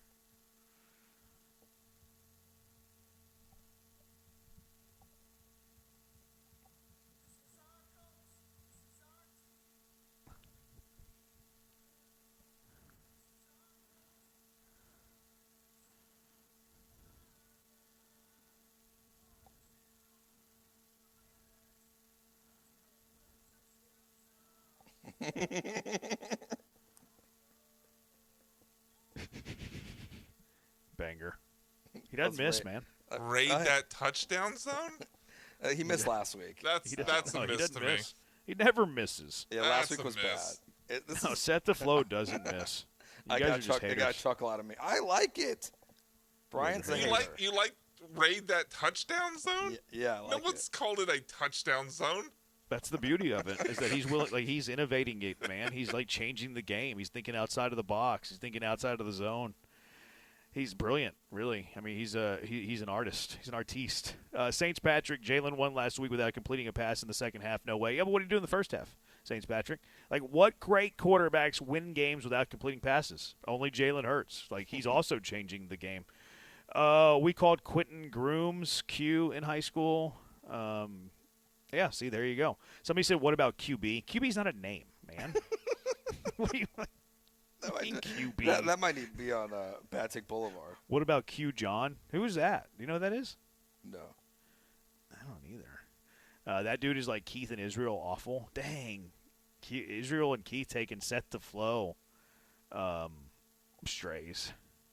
Oh, he's saying that should be the nickname for Q. Is Q John. Quentin Johnston. Oh, Q John. Q John. I don't know if I like that. I don't like that. But whenever I Googled Q John to see if I was missing something obvious, you know what popped up? The movie John Q. I don't think I've seen John Q. It stars Denzel Washington. I think his son's in the hospital or whatever, and he takes the hospital hostage to operate on his son.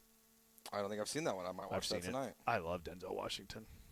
I think he might be my favorite actor. Okay, there's this Barstool podcast I listen to, and I'm not surprised because this guy's name is White Sox Dave. He's one of the dumbest people on the planet. But he has this take that Denzel Washington is the same in every single movie. I don't think that's that crazy of a take. Yeah. Because I do feel like he's not that different from, like, Gladiator 2 to like, Training Day. Like Liam Neeson is, like, always the same guy, you know? Yeah. I mean, there's little, like, he played American, one of my, like, he played, what was it, John Lucas? No, it wasn't John Lucas. John Lucas is the Rockets guy. Greg Lucas. No, wait, that's the Fox guy. Something Lucas. Frank Lucas. I think it was Frank Lucas. I said every Houston. Greg Lucas. I haven't heard that name in forever. I think it was Frank Lucas. But he's like a former gangster, blah, blah, blah, blah, blah. And then, like, you know, in Training Day, which is another great movie, he plays, like, that crooked cop. So, like, they're in the same vein.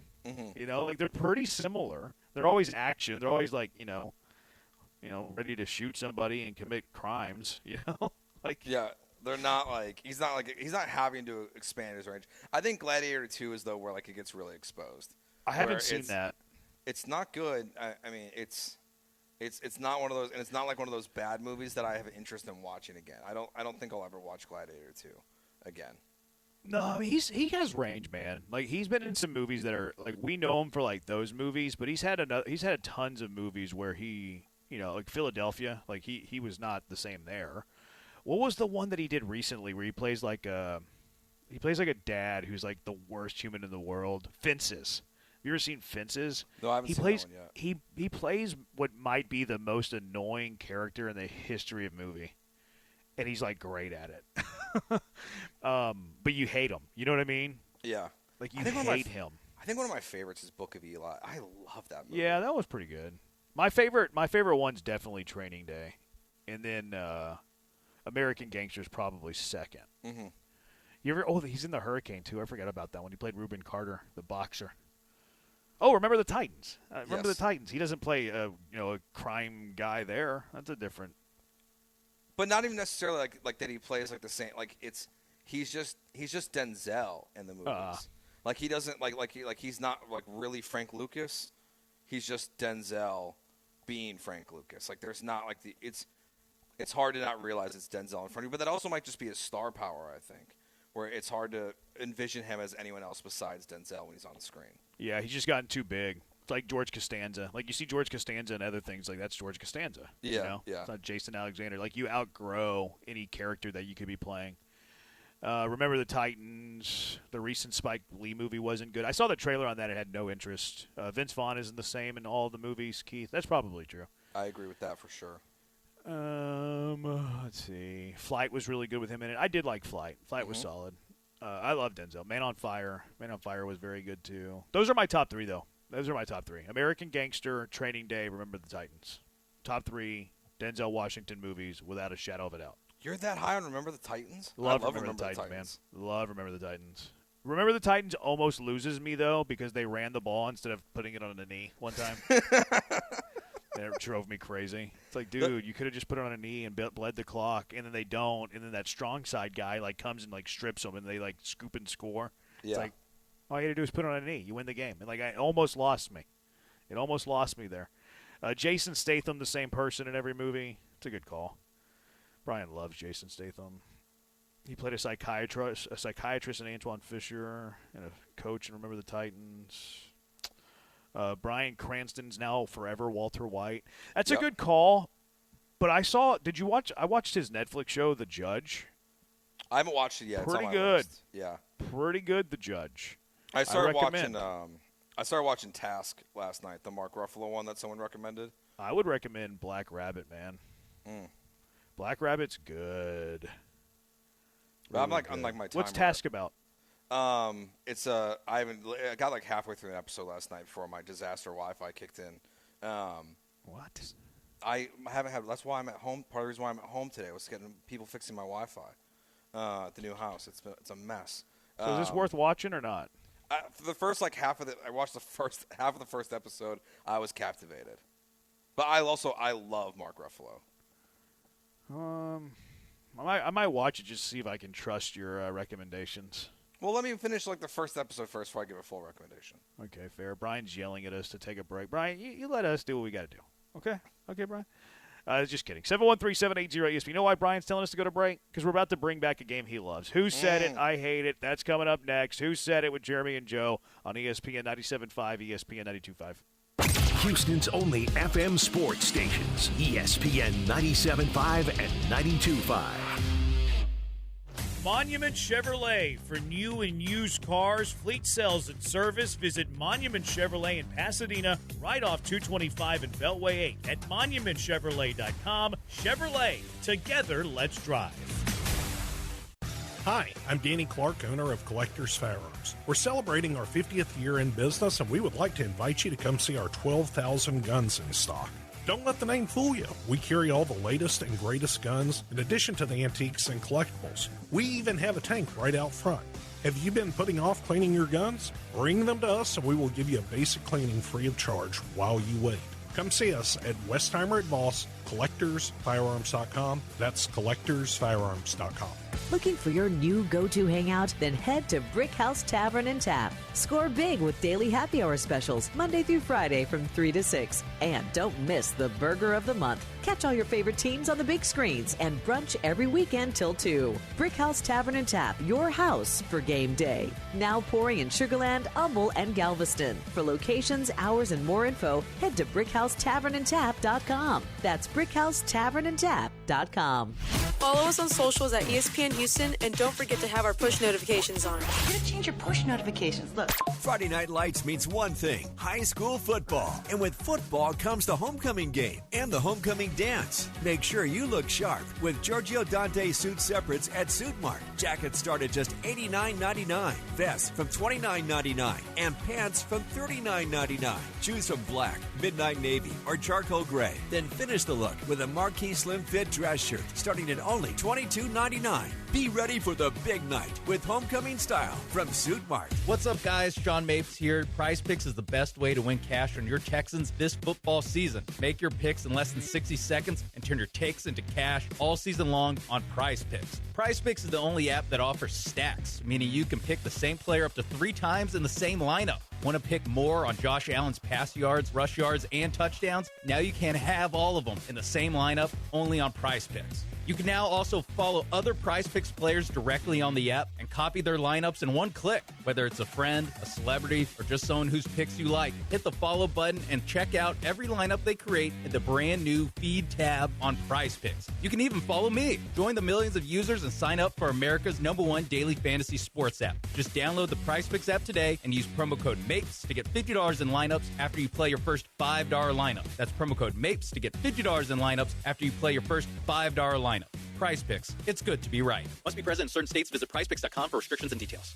Your go-to source for all things Houston Texans is Swarmcast with Will Kunkel and Joe George. Listen Thursday nights at 6 on ESPN 97.5 and 92.5 or on our YouTube channel, ESPN Houston. Brought to you by Blue Star Tequila. Smooth and always game ready. It's now time for super producer Brian McDonald, a.k.a. Tremac. I'm Groot. To do his best to stump Jeremy and Joe. Well, I'm stumped. It's everyone's favorite segment. Because everyone Yeah, loves it. everyone loves it. I know. Right, exactly. Yes. Who Said It? He said it! He said it! With Jeremy Branham and Joe George. Is this the first time we've had Tremac and Stump in the Who Said It together? Yeah, I think it might be. Maybe a fill-in opportunity, but... Texture says it's called Your Honor, not Judge. That's my fault. I remember things in weird ways. That Bryan Cranston show is definitely called Your Honor, not Judge, but it's still equally enjoyable. All right, what new rules do we need to know, Brian, that you don't like to share? Still the best out of 5. The only additional rule now, or I guess Tweet's rule, is who's eligible. We now obviously have a different lineup. So Lance, John, Dell, Mapes, and Rich Eisen are your eligible voices. How good do you think you're going to be at this game, Joe? Not good. I would think Let's bad. intentionally tank it so we don't have to ever play again. No, I want W's. Okay, cool. You try hard. I want to eat W's. Quote 1. What have they done? I think I don't think anyone's ever done less with more talent ever than Aaron Boone, and he continues to keep his job. I mean, they had Juan Soto, and they had Juan Soto and Aaron Judge at the same time, right? For a season. You know they had that team. They actually had those guys for a season and couldn't win. Rich Eisen? I don't know. Does he talk baseball? I know. Does anybody else talk non-Astro baseball? He is a Yankees fan. I mean, he would talk. He's more likely to talk baseball than any of our shows, right? I was thinking John. John or Rich? Yeah. I think we go Rich. Okay, let's go Rich. What have they done? I think I don't think anyone's ever done less with more talent ever than Aaron Boone, and he continues to keep his job.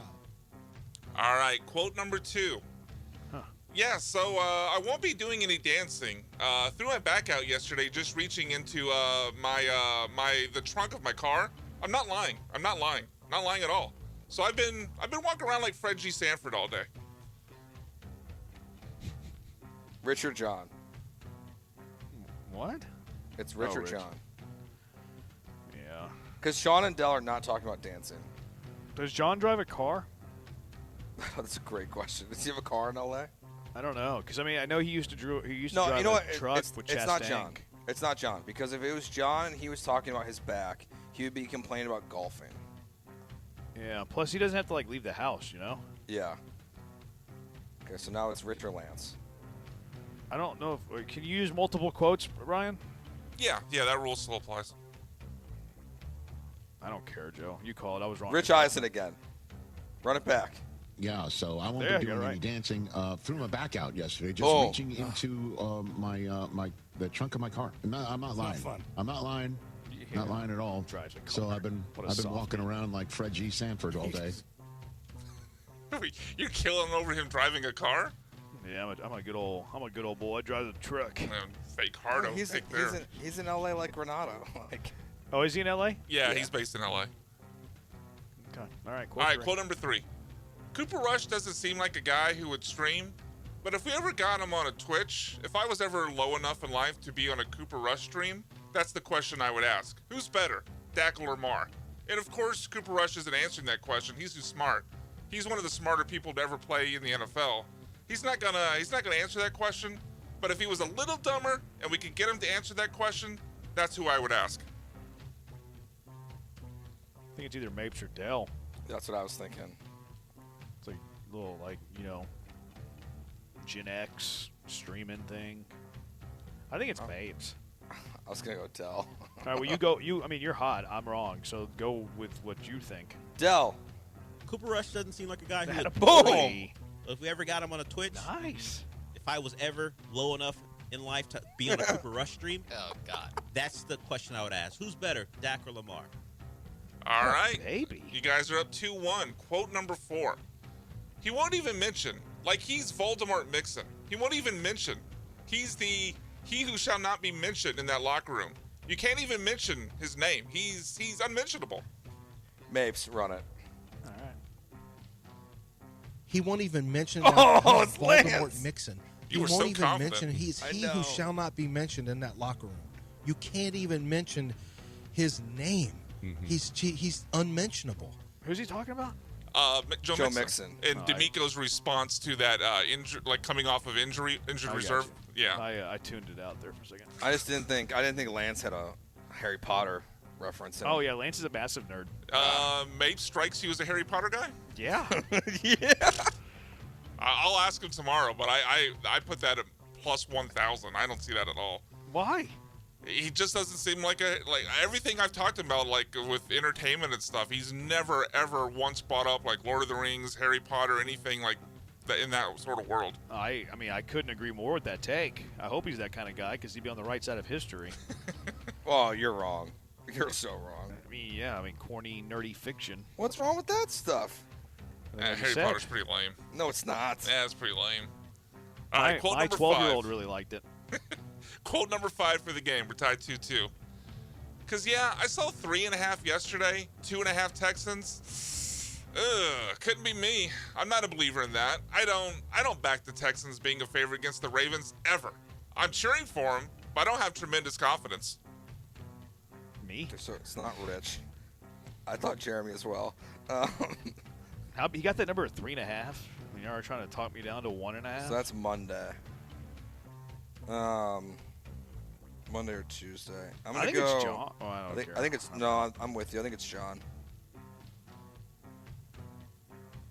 Because I saw 3.5 yesterday. 2.5. 3 Lances. Yeah. Brian plays this couldn't game be very me. Bush League, Joe. You'll learn. I'm not a believer in that. You didn't move. I don't back the Texans being a favorite against the Ravens ever. We're not. I'm cheering for them, but I don't have tremendous confidence. Lance knows ball. Yeah, Brian likes to do Bush League things like that, Joe. Why was that Bush League? You have 5 options. It could be one of those 5 people. He's trying to justify. Now you sound like someone who used to work here. Bush League behavior. It's not a good look. 3 Lances is not a good look. There's no content from Mapes. No content from Granado. I mean, Granado's a Hall of Famer. There Brian. will be. It just depends on what I hear while I'm driving around. Brian, Granado's a Hall of Famer. How dare you disrespect? So was Lance. I gave him his proper due. That's true. 3 times. Yeah, I think it's a majority of those quotes are from Lance. Like, stop being a fanboy, Brian. Are you saying that Lance is the reason why John's a Hall of Famer? By what you did today? I'm not saying it. Yeah, he's calling Lance Lamar Jackson, and he's calling Granado Rashad Bateman. Okay. Granado is Lance's Bateman to Lance's Lamar. Who's their coach? Never been said before. John Harbaugh. There you go. I'm never gonna forget that. Like, I'm golden now. I'm for real. That exercise. Like, I need to check in occasionally, though. I forget like little itty bitty like random things, but if I get a little mnemonic device, I am golden. Golden for good. All right, 713-780-3776. Let's get to all the mean text you've said to us these last couple of weeks. There's still time to do it, too. 713-780-3776. Mean text. The mean things you say to us all week long. It's Jeremy and Joe on ESPN 97.5 and ESPN 92.5. Despite all of those mean things you might say to us all week long, wherever it's at, I'm still going to give you $100 in bonus funds or entries when you play your first $5 on Underdog. Download the Underdog app, put in the promo code KillerB, and $100 in bonus funds or entries is yours. What are you waiting for? Also, right now, it's Boostober on Underdog. That's right. They're giving an unlimited 30% profit boost. Who does that? Underdog does that. That's the greatness of Underdog. An unlimited 30% profit boost. So download that Underdog app, enter the promo code KillerB, and they get $100 in entries or bonus funds on top of that. Football season's in full swing, and Underdog is the best place to make those picks all football season long. Playing on Underdog is so easy to do. It's my favorite app. You already know that. All you have to do is pick whether your favorite players will go higher or lower on a bunch of different stats like rushing yards, receiving yards, passing yards, even field goals made if you like EME, even tackles and sacks. Yeah, it's awesome. And you can pick teams on Underdog as well. Get your picks right. You could win up to 5,000 times your cash, and you can play with as little as $1. Still a couple of days to get in on this Texans-Ravens, but a few of these popular picks right now. Derrick Henry with no Lamar Jackson. His rushing yards, higher or lower, 86.5. You know ball, go prove it. Nico Collins, 72.5 receiving yards. Do you like the higher there? Or do you like the lower there? You know ball, go prove it. C.J. Stroud, he hasn't hit over 300 yards in a while. You don't have to worry about that, though. How about 210.5 passing yards against Baltimore on Sunday? You like the higher or lower there? And then Woody Marks, RB1. 54.5 rushing yards, higher or lower there. You know ball, go prove it on Underdog. Download the app right now. Sign up with promo code KillerB to score $100 in bonus funds or entries when you play your first $5. Promo code KillerB, KILLERB. Underdog, make picks, win money. Must be 18 or older and present in Texas. Terms apply. See assets.underdogfantasy.com/web/play and get terms _DFS_.html for details. Concerned with your play, call 1-800-GAMBLER or visit ncpgambling.org. ESPN 97.5. This is Ron Ansana with your market scoreboard report on ESPN 97.5. Stocks closed off the highs of the day, even though the Dow and the S&P managed to advance, while the NASDAQ gave back some ground as key technology stocks like Palantir fell sharply at the end of the week. It's been a pretty strong week for stocks anyway, but the failure to reopen the government today going into a long weekend in which Hamas also has to make a decision on whether or not it accepts the peace agreement that Israel and the United States agreed to, all of that in the hopper today and moving the markets around just a little bit. Still, after rallying 500 points, the Dow closed off the highs, finished with a 238-point gain to 46,758. S&P edged a little bit higher, about a half point to 67.15. NASDAQ slipped 63.5 points to 22,780. Long-term interest rates moved higher to 4.12%, while the dollar weakened on the day. Oil, a little short covering there, up 16 cents to $60.64 a barrel, and gold comfortably closed above $3,900, up more than $43 to $3,911 the ounce, as we go into a weekend where, again, there's hopes for a government reopening, but no sign that that is imminent. Attention taxpayers, if you owe $5,000 or more in back taxes to the IRS, don't wait for the October 15th extension deadline. Your problems will only continue to grow. The IRS is using advanced AI tools to identify and collect unpaid taxes faster than ever, meaning tax debt collections will become increasingly aggressive. Call Priority Tax Relief now. Their experts fight back fast and are saving their clients millions in tax debt every month. After speaking on my behalf with the IRS, my entire debt of $25,000 will be eliminated. I owed over $50,000 and they settled it for pennies on the dollar. These guys are as legit as they come. If you miss another tax deadline, you're stacking more debt on top of what you already owe with increasing penalties and interest. You now owe more today than you did yesterday. Call for your free consultation. Priority Tax Relief. Let's make your taxes our priority. Call 800-418-1404. 800-418-1404. 800-418-1404. Priority Tax Relief. Sell your house fast for cash at greenlightoffer.com. The 12th man lives here. Feels nice. Winning in this conference feels nice. Though you got to earn them. This is who we are. Digga, baby! Touchdown, Aggies! Battling that they're getting better, and they got another big game next week. Join us Saturday. The Aggies host the Mississippi State Bulldogs. Our coverage begins at 5:30 on your home for Aggie football. Texas A&M versus Mississippi State, Saturday at 5:30 on ESPN 97.5 and 92.5.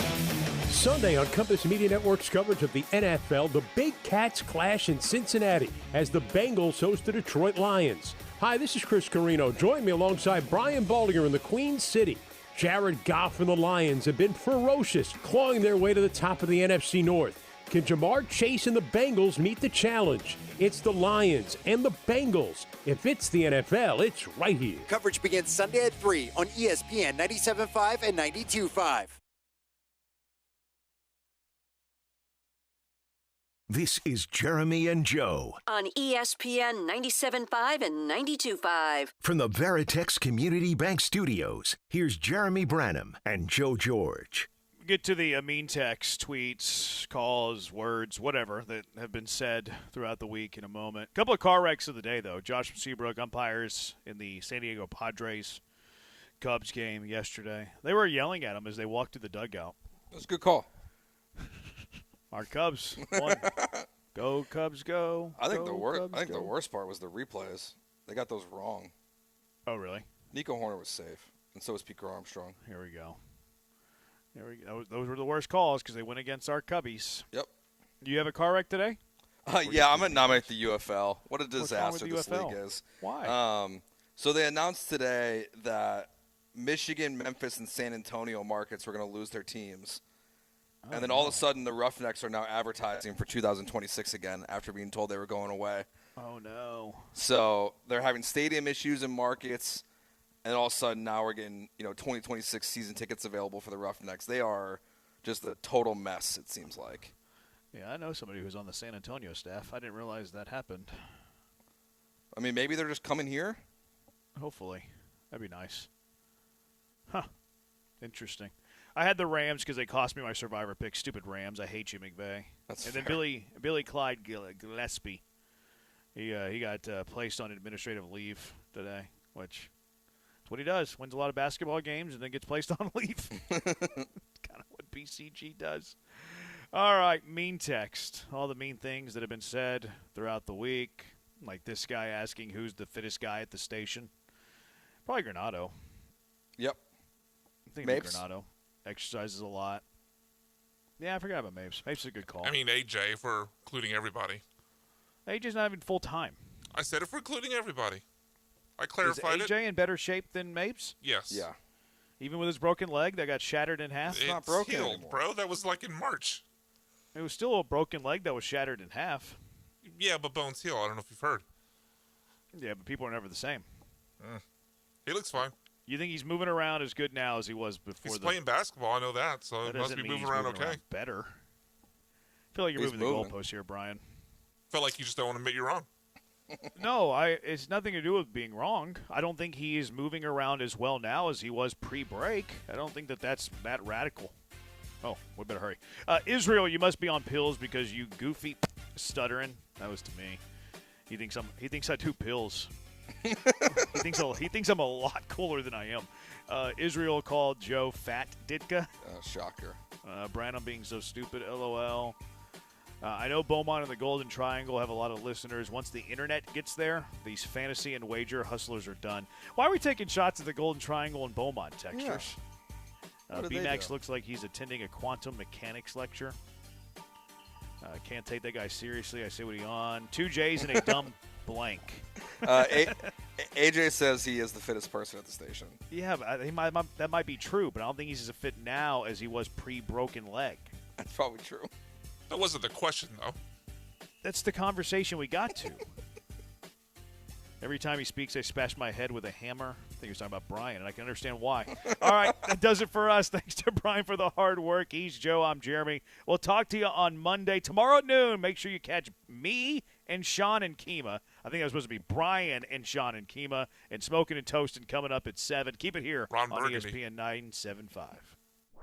Houston's independent voice for sports talk.